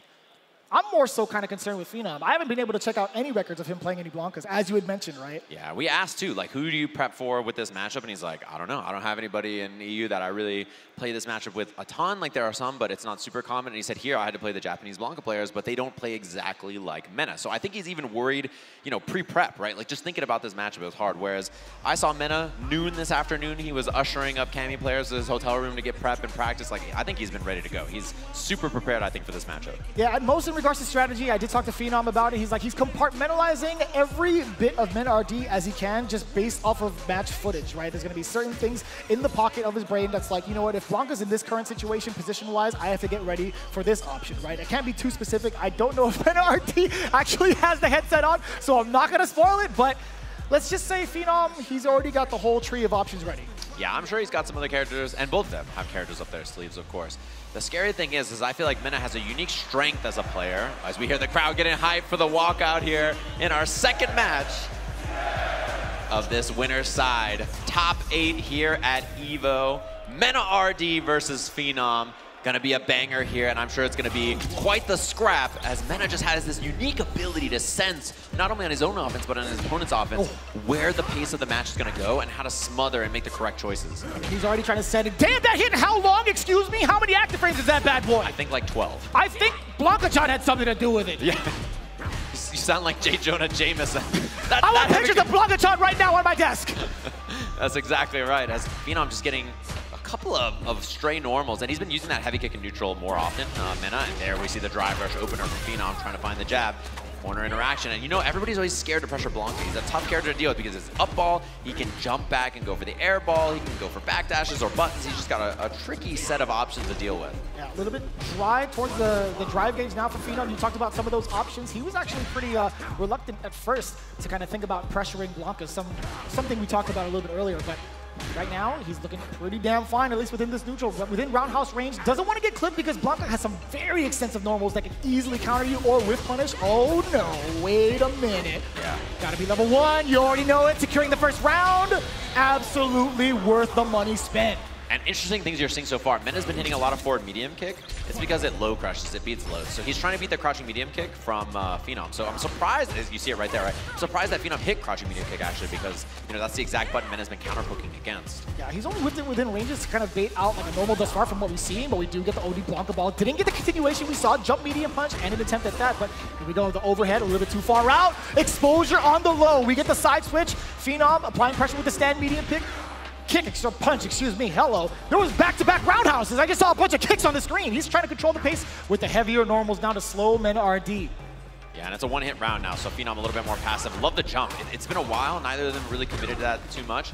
And Mena now playing slow. He's one hit away, so doesn't have to be too active. Just blocks it out, eats the throw. Phenom down a lot of drive gauge now, which makes the next interaction a little bit scarier. Just about one hit, one touch is all that's needed into a drive rush cancel. They're playing a game of normals, playing a game of chicken a little bit, roundhouse to check a little bit too. The throw comes in from Mena RD. This is the first significant opening. We got the Lightning Beast. We don't need the level 3. Let's play a little game. How long can you play defense against the Blanka ball? Burnout is in effect. An attempt at the overhead. Phenom snipes it out immediately with a crouching jab to secure game 1. Yeah, and once he secured the burnout, I think Phenom was basically like, okay, now it's time for you to go for some new option here as we jump into this second game. Right back into it. Phenom getting that opener. The counter hit on the forward medium kick. Yeah, he's been doing that quite a bit. Try to counter poke against that medium ball in, get the pressure afterwards. Got the back medium kick. And Phenom aggressive again with buttons. There's been a lot of delay timing in Mena's pressure so far, and I think Phenom's getting a little active because of it. Now the timing exposing the low yet again from the low medium kick. A little delay from the Fierce as well. Looking rather dry for Phenom. Mena RD, he knows the objective. There was an attempt at a parry. You saw it, hence the burnout on Phenom's behalf. Yeah, and Mena went for a delayed button, so that parry would lose there. He gets the combo off this as well, and he's not going to spend too much, I would imagine. Just the doll into pressure, into chip being an option. Plus frames on that, and it's going to be all she wrote in a second here. Love the containment with the jump back ball. Air to air, not an option. Round 1 goes there to Mena. Damn, that was a smooth punish counter. Phenom's been doing that all weekend long. Oh boy, OD up ball, you had to do it. And now we see Mena. I love that he's using these heavy kicks. And look at that, the spaced out forward medium kick. It checks Phenom's reactions. He can get the corner carry here with level 2. And now Phenom in a bad spot, gonna have to deal with the doll at the end of this pressure. Gonna set up a little fella. Not too much pressure off of that. What a whiff punish on that walk back. And you're actually taking hella damage out of that. The quick 2-round rebuttal from Mena RD. Yeah, I love the forward medium kicks. Keeping it up in neutral, recognizing that not only is Phenom poking with lows, but he's reacting and trying to whip punish. If you're trying to whip punish, a slow move like forward medium kick is very good to catch people off guard. Double drive rush, a round start, both trying to take initiative. I like that. Fast and furious. Drive on in there. No medium kick yet again, this time via counter hit against Mena RD. What's the pressure looking like from Phenom? Damn, he woke up with no medium?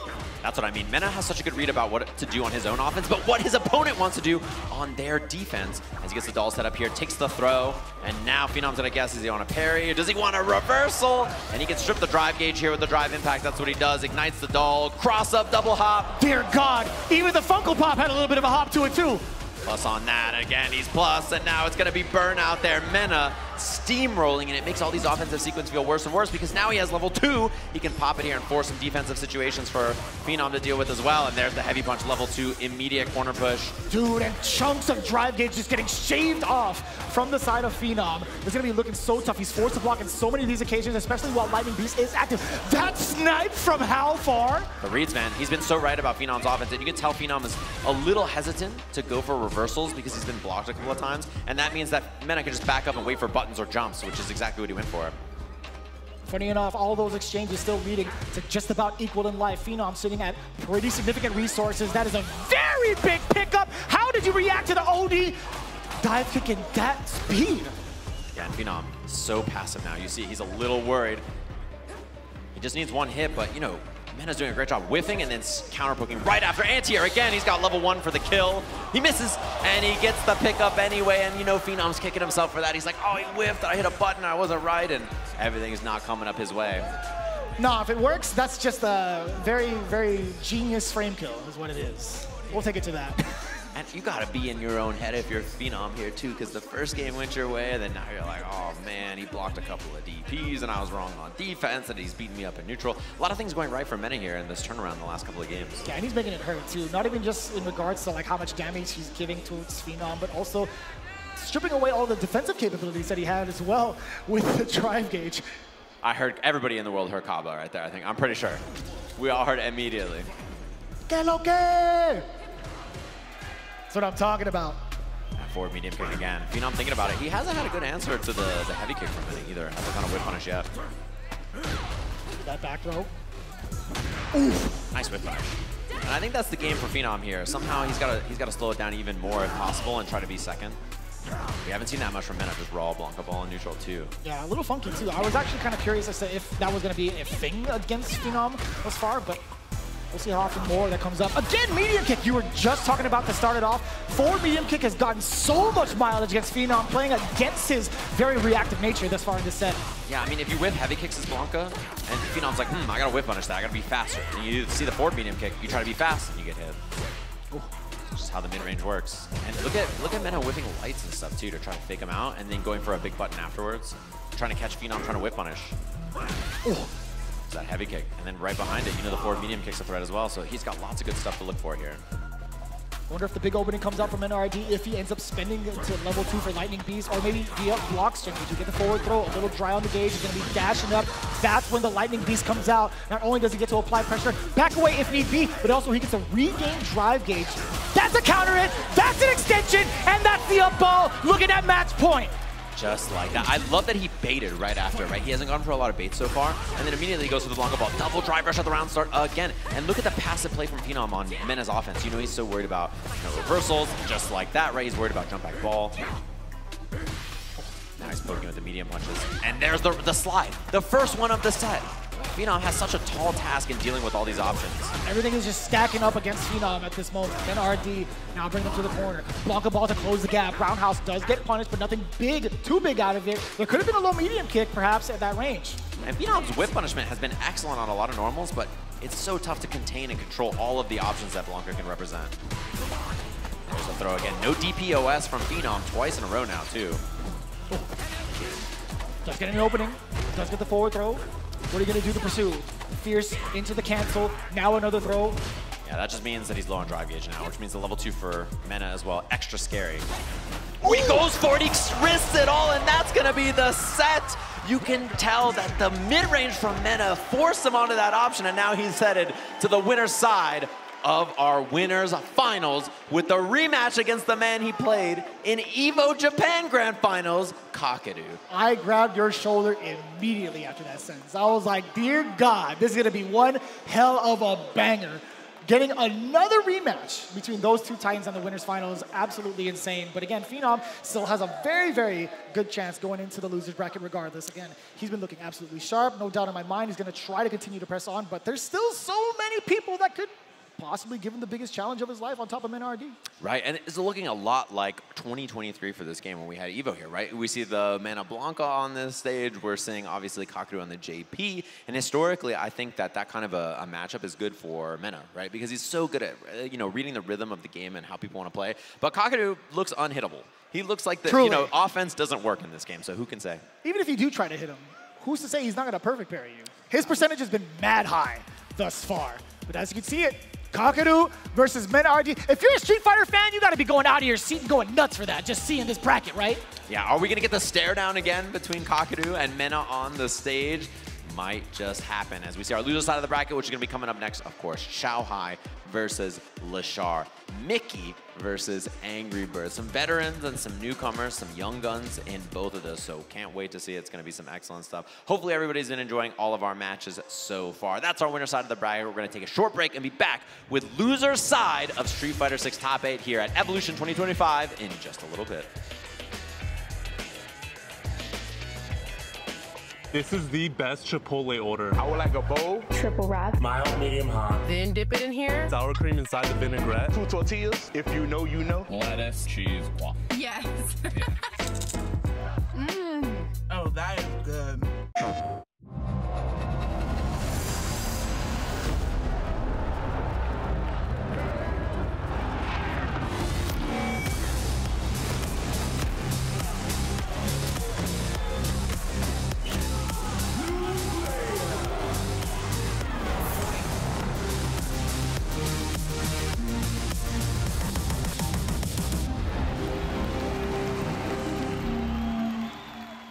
PlayStation. I got my hands on my back. No, I don't want your man. You can't keep that.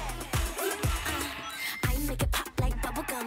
I'm hot now, wait till the summer come. Shake some. Those who have lost their lives will never return. Nothing can bring them back. So where we going, old man? A hotbed for demons, the entertainment district. We've killed off anyone who's ever crossed us. Anyone who's ever slighted us.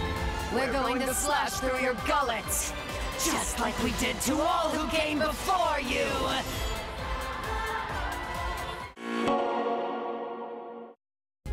Sunglasses in the day, blue light glasses for the gaming at night.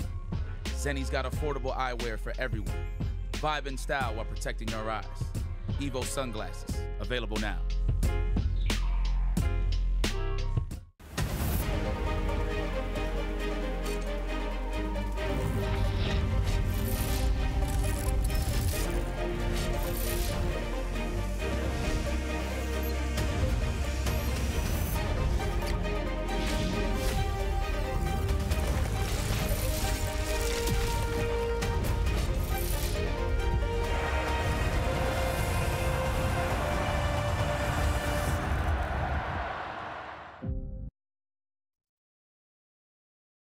Right back into it, the top 8 of Street Fighter 6 here at EVO 2025, Las Vegas, Nevada. Make some noise!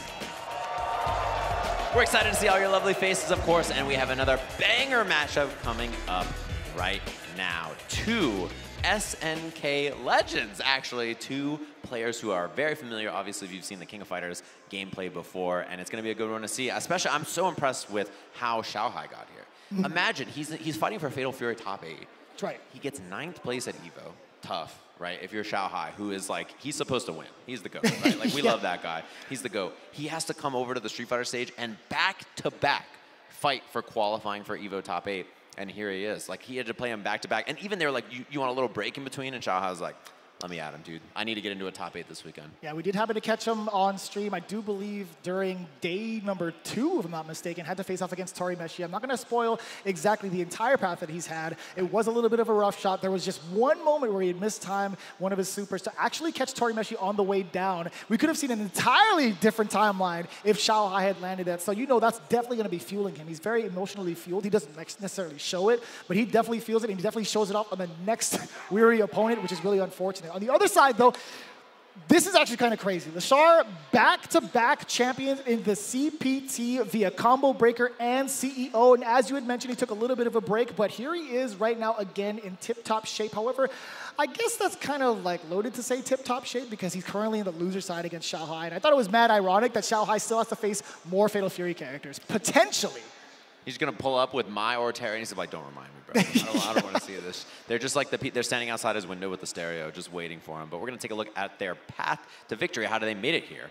Presented by White Claw Zero Proof, of course. And we see Xiaohai going to loser side to Tori Meshi. Afterwards, he goes and fights for his life in Fatal Fury, comes back and beats Shudo, Duel Kevin, and Itabashi Zangief to qualify for this top 8. And he has got some tough opponents right before that, right? Dogra and Noah back-to-back in that round 3.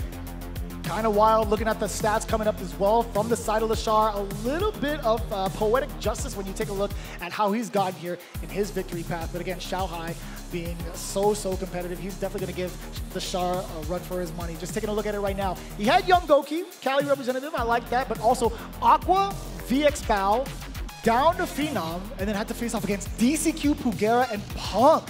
Close back to back to back. Yeah, these are all close sets too, scrappy ones. I mean, that's why our EVO champion, Punk, 9th place this EVO after really good runs in the last 2 years, obviously top 8 and then winning, barely going down to Lashar in a banger of a match. If you didn't see that one definitely recommend checking it out. And Lashar, I think for a lot of people's mind, one of the best, if not the best Street Fighter 6 players, but it's weird to say given that he won CEO and CB, but he kind of underperforms at tournaments, which is weird because you're like, didn't he just win 2 big majors? But things like Capcom Cup and EVO and stuff, I sort of expect him to get the big ones, and he's just not quite there. I think his perfect playstyle is very hard to do at a high level for so long, so I always love to see success from him. He's such a fun player to watch, and I'm curious which of his 3 characters he's going to lock in against Xiaohai, and Xiaohai's 3 characters that he could lock in, you know? I'm very scared to see who they actually pick up next, to be honest with you. They are locked and loaded on the stage. Everybody waiting to see the big throwdown. Again, in top 8, there's definitely going to be no slouching. Xiaohai versus Lashar on the screen, on the stage right now. It's just a matter of what character is chosen. Taking a look at from Xiaohai and his current record, he's been mad consistent with the Bison all throughout the weekend thus far. It's at least what I've seen. Yeah, and I've seen him play some Mai as well. It's another character that I saw him lock in. And his whip punishment, particularly in the Itabashi set, was next level. You see the crowd out there. What's up, everybody here at EVO? Hopefully you've been enjoying your time so far in this crowd. We have Street Fighter action, narrowing it down all the way from 4,000 plus players to our top 8. That's crazy. Ed was on the screen. You see Terry in the back. He's just like, nah, man. He was just shaking his head. He's like, what are you doing, man? He's like, I don't need that. I got to get out of here, of course. It's going to be a good one. A banger of a match. Curious about what characters they both lock in. And I have no spoiler. I don't know who they're playing on the stage yet. We'll have to see when we swap over to it. But it should be a good one. Thanks to all of you for sticking with us here on this late night for some Street Fighter action. Our 3rd year at EVO. And this crowd is packed. How's everybody doing out there? You guys feeling good? All the seats right here on the floor, absolutely packed, absolutely insane. I'm kind of curious, for all of you out there, how many of you guys just been to EVO for the very first time? Let me know, let me hear that real quick. Hold up. Let me see, is your first EVO? Welcome to the family, y'all. That is a lot of people out there. Every year, I'm so surprised how many people it is their first year. Hopefully, we catch you back here next year. And every year for some EVO action. He's got the Quam box. The Quan? Everybody's the Quan box? The Quam box, yeah. Jesus. Quamba was making the Quam box. Oh, this is a gamer box, it looks like, instead. But everybody's been using this lately. The theory is people stare at your hands, and you get knocked down, you see them mashing, you know they're going to wake up super or DP or whatever it's going to be, right? So people try to hide their inputs so that when you're playing side by side like this, people don't know what you're up to. Damn, he's got maximum coverage. Look at the flaps on that bad boy, dude. He's covering the elbows, too. You can't even see his elbows, brother. you don't even know what's going on under the hood. That's the idea. That's you the don't want to know. funniest thing, actually. For someone just tuning in right at that moment, they're like, is his hands connected to the stick? What is this peripheral? That's what I'm saying, of course. What up, everybody in the crowd out there? Hopefully you're feeling well. We're going to see between these two who is the true king of fighters. Yo, Snapple?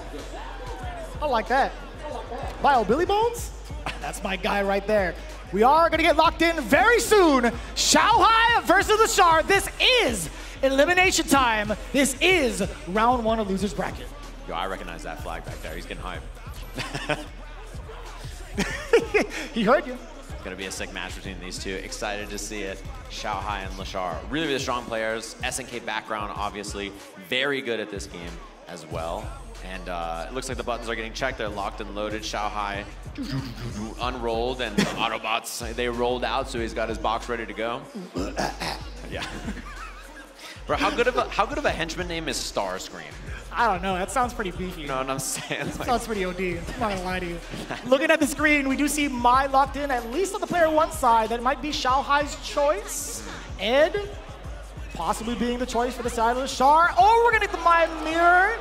The fans seem pretty happy about it, no pun intended. You see Xiaohai lean in like you're going to play that against me? He's like, you're going to dare pick a King of Fighters character against me, a Fatal Fury character against me.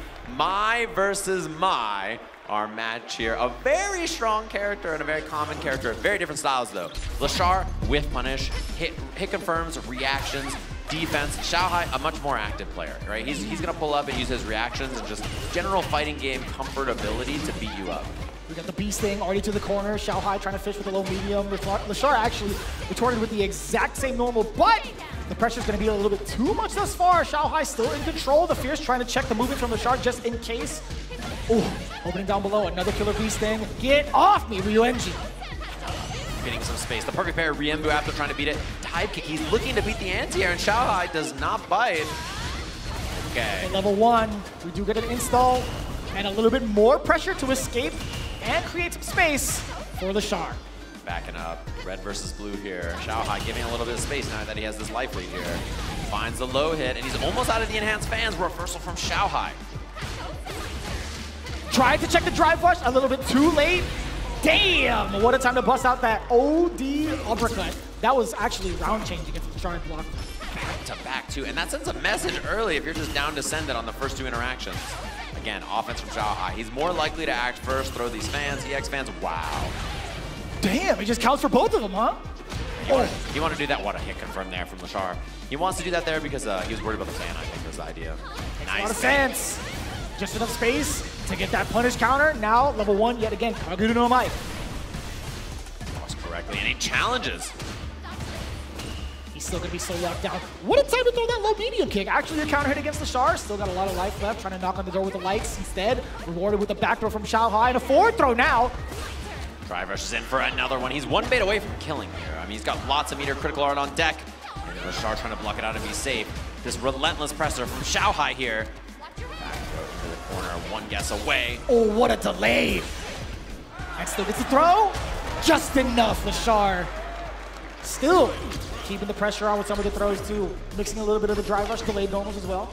Look at that round star charge fan. Xiaohai, no fear. Lashar playing so passive by comparison. Another one. Checking the lows a little bit, knocking on the door. Whiff That's a punish. perfect whiff punish within that range. To be fair, medium punch goes mad far. Yeah. Oh, what a throw bait. This is going to be huge damage. Level 2 at the end of this should be enough. Look at that, the 2-tap from Xiaohai in our game 1. He gave him a fair warning. He looked right at him right before the game started. He's like, are you sure you want to lock this in, buddy boy? Where I come from, no one beats me in this. Back to character select. Lashar having to think. Buttons correct. Ed? Oh. The old flame? He might have to, specifically for this matchup. With how passive he's been playing, I think the flickers actually might be able to check Xiaohai at certain ranges, kind of keep him at bay, at least slow down the pace to prevent him from getting cornered so easily. Yeah, that's one thing about this matchup is that Ed's fireballs, his projectiles and flickers mean that you can't throw fans for free, but he just pulls up and catches them low. Normally, Lashar is the king of getting a lot from a little, but so far, he hasn't really been able to make that a factor. Xiaohai just kind of being aggressive and picking him apart. But I think Ed does a pretty good job of that, at least trying to tone down the pace, at least for the mid-screen. But under pressure, a little bit difficult, right? His defense options just slightly lackluster, only being able to do ODDP, but it's not active until like double digits, right? So it's not going to be a real, instant escape option. Yeah, Xiaohai, he's doing a lot, and Lashar is not having a good time slowing him down so far. Just look at this, like he's getting perfect parries, but Xiaohai just pulls up, too ready, too prepared, too offensive. Lashar not being able to match this pace and slow the game down. Right, and I love the pace that Xiaohai is setting, absolutely, right? This is the first time we've actually seen, okay, Lashar locked down a little bit, but up until this point, we do find success with the flicker for the first time. Check the chin. Rush pressure looking in, and that semi to punch not plus, so Lashar just blocks after, which means Xiaohai takes his turn to get out of the corner. Beautiful. DP Ender, he did not go for the X Blitz into a level 2 combo or anything. Didn't need to spend it, he felt like it. Now instead, we got to deal with fan pressure in the corner. He's given plus on block, cancels into projectiles, and he jabs out. He does not bite. Oh, expensive. That was very expensive from Lashar. Shin Dream. We get the single bounce. We're going corner to corner. Look at the damage on that. Trade on that, and he gets the counter hit pickup stand like crouching leg kick, medium DP as Lashar. He may have been gone for a bit, but he didn't forget how to dream. That's bars, man. It's pretty good. It's pretty neat. That's what he does. Level 3 early, and that's going to be a bad one for Lashar. He's not going to have access to a lot of drive gauge here, so he's going to have to make a tough decision about how to get out of this spot. Goes to burnout immediately with the Fierce. A little delay on that, actually, on the held down button. Tech throw. He built so much meter. He has so much bar. Look at that. Lashar now, all kinds of offense. He's got drive gauge to work with. Xiaohai, not a lot. Misses the whip punish. Oh, that could have been punish counter. It would have been way worse. Instead, now Lashar on the prowl. He's got meter to work with. Drive gauge advantage. The life bar is going to be tough. He escapes. Kill rushes away. 1-2, drive rush on in there. A little bit of an earlier Fierce than intended, or at least than expected, I should say. He's going to keep holding these flickers because he has level 3 to cancel into, so he's waiting for Xiaohai to go for a drive impact. Just about the range where he can't really throw these fans. It's so difficult. Lashar, you know he's on the prowl. OD version, that's a lot safer. Oh, the delayed front throw from Lashar. You saw him block real quick right before him. Flickers and flickers, the DP's ready in time. One guess away. Drive rushes in. He can make this happen. Lashar's more than capable. He went for the big read, and Xiaohai blocks it out correctly. So long on that, he doesn't bite. And this is what I mean, the instant rematch from Lashar doesn't even take a second to think. It's like PTSD from Street Fighter V, man. Yeah, the ending walker. Yeah, dude. The very last second trying to catch a button with the OD uppercut from Lashar. High risk, very, very high risk. Yeah, and it could have been the round. Instead, Xiaohai now all kinds of advantage. And you could just feel that this entire set, he has too much kind of presence on the screen. You can tell Lashar just not matching the way he's controlling space. Carry on the fans, Lashar mistiming his own jump in anticipation for the fan. Xiaohai swinging it just a little bit longer. Forward throw. Nothing there from Lashar on defense, just blocking it out. To the side from Lashar. Damn, the fan's still putting in work even in the corner at that range. Okay, chance now. Lashar on all kinds of offense. He's got drive gauge and meter to work with. Oh There's my the whip God! The big duff to the chin, off of the Fierce. Let the ball rock. Give me that. Kill rush forward, delayed upper. Still had another chance to do an uppercut, but either way, luckily enough for Lashar, that's one round on the board. He's trying to stay alive. DI, not in time. Oh, and Xiaohai, no rebuttal. That's going to be big. Can go for another drive rush for the extension. DP at the end. Good starter from Lashar. Here's he baits the throw. Damn, look at the damage.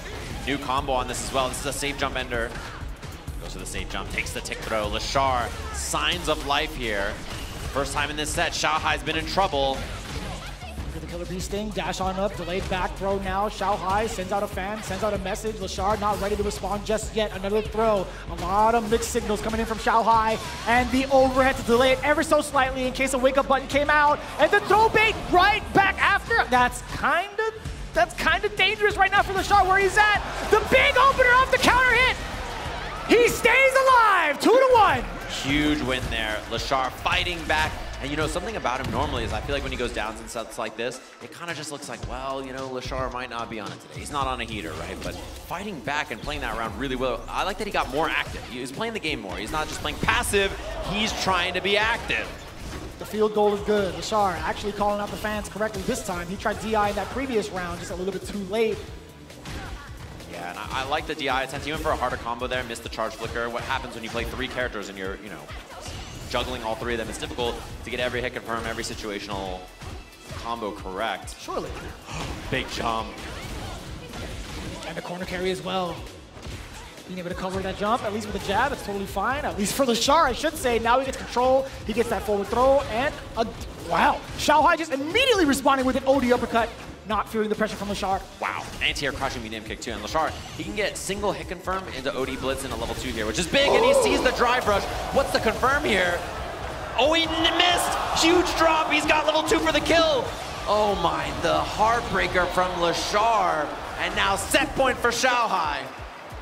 This might be a little bit of a problem. All that meter gone too. That was the winner from LaChar, but again, his head's not as sharp. He hasn't been playing this character as much. Just a couple of the lights. Ryu Wenbu can get a punish counter, bring her back down to earth for the side switch, the big exchange. No. Doesn't get a trade combo there either. Has the corner, no whip punish. He's having trouble here. There's the EX fan, backs it up. Passive play. Charge flicker doesn't reach the hurt box of Mai there though. Trying to figure it out. Xiaohai now trying to get antsy with that jump. LaChar still ready with the anti-air. Xiaohai trying to that approach again. What a combo there. The situational awareness from LaChar. Jump back jab for the anti-air just in case there's a dive kick. We're seeing a lot more of the spark fireball option coming in from LaChar, right? To suppress Xiaohai from even trying to go for the fans more often in that range. Damn! Superman punch to the grill! The force burnout here as well. Instead takes the throw. Xiaohai in a bad spot. Oh, what was that? Missed there from LaChar. And now a chance. He backdashed and he gets the punish. Staying alive. Was that an attempt at a spark for a meaty spark? Not sure. Oh, I thought it was a flicker, so it was a light kick. Possibly, possibly. Man, oh, and the punish! Xiaohai gets the corner here. He just takes the level 1. Getting the resources here. And what a sweep, too! Oh, yes. You must definitely take that in for Xiaohai. Wow, the whip punish. EX Riembu hit confirmed. Didn't go for anything after, though. Now putting himself into the corner of Xiaohai with that jump. LaChar, how do you keep Xiaohai contained? You got buffed fans, too, to worry about. Bro, he double perfect parried that, too. Oh, and the hit confirmed. The delay cancel. He's trying to Shin Dream on the Evo stage, and he hits it. Dash forward, heavy punch. Pulls up, double dash for the ender. One guess away, and LaChar is correct. He ties up the set 2 apiece. The crowd absolutely involved, absolutely erupting for that finish coming in from LaChar. I love everybody coming together to see the Shin Dream bounces. You guys are doing a phenomenal job. Huge improvement from last year. You guys are doing great. I like that. We all seen it so many times now. We're used to this Ed combo. We're like, all right, another day in the office. We're back into our final game between these two here. Loser side of Evolution. Loser's gonna be going home in 7th place. There's a reversal. LaChar getting active. I love that. You could call out punish counter, trying to get the flicker to nullify that fan, but not in time. Actually, a little bit too close for comfort. Xiaohai overhead successfully blocked from LaChar. How do you get out? Fears to check the movement. He's fighting out with the whip punish. Xiaohai spacing excellent there, and he's gonna get the level 1. Low drive gauge for LaChar as well, and now he's gonna be on burnout on the next hit. And there's the EXDP. Just anything to keep himself alive. Oh no! So tough. In there. Yeah, how do you see that one? There's just colors everywhere. Tough to see. Xiaohai once again on set point. Very deep uppercut. LaChar, killer rushing through, does get the forward throw. A lot of corner push and knockdown on this. Doesn't go for the drive rush, but Xiaohai, excellent position here in the corner, and it's not in time. What's the combo opportunity here? Double dash. He's going to strip some drive gauge here with the level 1. LaChar's got to make some tough decisions on defense, and he's wrong, but he's apparently alive. Xiaohai with the mistake, but tough spot. How does he survive? Chip is imminent. If LaChar continues to back away, he does get an opportunity for the flicker counter hit. Nothing behind it that's super big just yet. But that's the one we were looking for, baby. We were talking about the big conversion. This is the critical art, but more importantly, he's out of burnout and he's in control. And he steals a burnout from Xiaohai, who's got to deal with Ed with no drive gauge. The reaction of the young man himself, Xiaohai, eliminating LaChar in a 3-2 nail biter, just like that. You can't be upset at that. You genuinely cannot be upset at that to try it in that exact moment. Xiaohai, he was just too ready. He's too prepared. He's a young man in nickname and in reaction time. Ladies and gentlemen, can we all make some noise for our first eliminated player here, Lashar? 7th place here at Evolution, and Xiaohai starting the march. A long journey through this loser's bracket for him, even before this top 8 began. Can he do it again through the loser's side? All the way through these killers. That is quite the task at hand, I'll tell you what, when we take a look at the bracket later, but now it sets us up nicely for what's to come on the loser side. Even further, we got Mickey versus Angry Bird. That's gonna be kind of wild, only because I will say, I feel like not a lot of people have been introduced to Mickey just yet, right? Yeah, really young player, obviously from Hong Kong. First time here out at EVO and in the top 8 of this bracket. Incredible stuff, and he's a young player who plays very defensive, very footsie-oriented, slow play, which is really surprising, I think, generally, right, for a player of that age. But what a banger set between these two, Lashar and Xiaohai. SNK Legends fighting here to see who's the real king of fighters. And it's Xiaohai in the end with an incredibly impressive performance, 3-2 over Lashar, 6 set between those two. And you weren't kidding either. In regards to what you would preface it with, you were talking about the amount of control that Lashar was trying to look for, a reactionary play style, which is why he kind of picked Ed after the Mai hadn't worked out. Xiaohai's activity on offense was just too much to handle in the mirror match. But I guess the objective right now, or at least the objective at that point, Lashar wasn't able to get it fully through up until way later. So when you think about it, it's like, what would have happened if Ed was the initial pick? That's what you gotta guess, right? That's the thing in this combo all the way through. Lovely to see it, of course. And thanks to the replay, which is presented by PlayStation Tournaments, of course. Awesome to see that we get some extra stuff. And, it's cool to see even in these moments, you know, the clutch plays from players like that. Like Xiaohai is he's just dead if he's not right. And he's reaction time, excellent stuff, of course. So hopefully everybody enjoyed that. And we're ready for our other loser side of the bracket to see who's going to be our next eliminated player and narrow down that top 8 to the 6 players who will be in our top 6 of here at EVO. So again, if this is your first time seeing either of these players, we talked a little bit about Mick and his character choices, right? Cammy has been on the screen a handful of times on the stream as well. At least Mai also has been the choice for him, if I'm not mistaken, right? Yeah, I've seen a couple of characters from him, of course. We have our White Claw Zero Proof Path to Victory, how they made it here. And Mickey, the young man, beat a lot of really strong players here, as you can see earlier on. Took a loss to Shine right outside of pools, and Shine had that deep run. He was in winner side top 24, where he lost to Kakadu for the first time. Beats JP King, Smooth King, and then 2 Kings back-to-back. Adrian Riven, Challenger League of Legends player, 2200 MR Ken, very strong player. Damn. Hope, VX Bow, Taco, Shine in a revenge match, ending Walker, and then Tori Meshi, the GOAT Dawson. That is quite impressive. I did happen to catch that on day 1. I feel like between Mickey and Shine, that was actually very, very impressive to see the kind of stop that Shine had with that Kimberly. But let's move on over to Angry Bird just a little bit, right?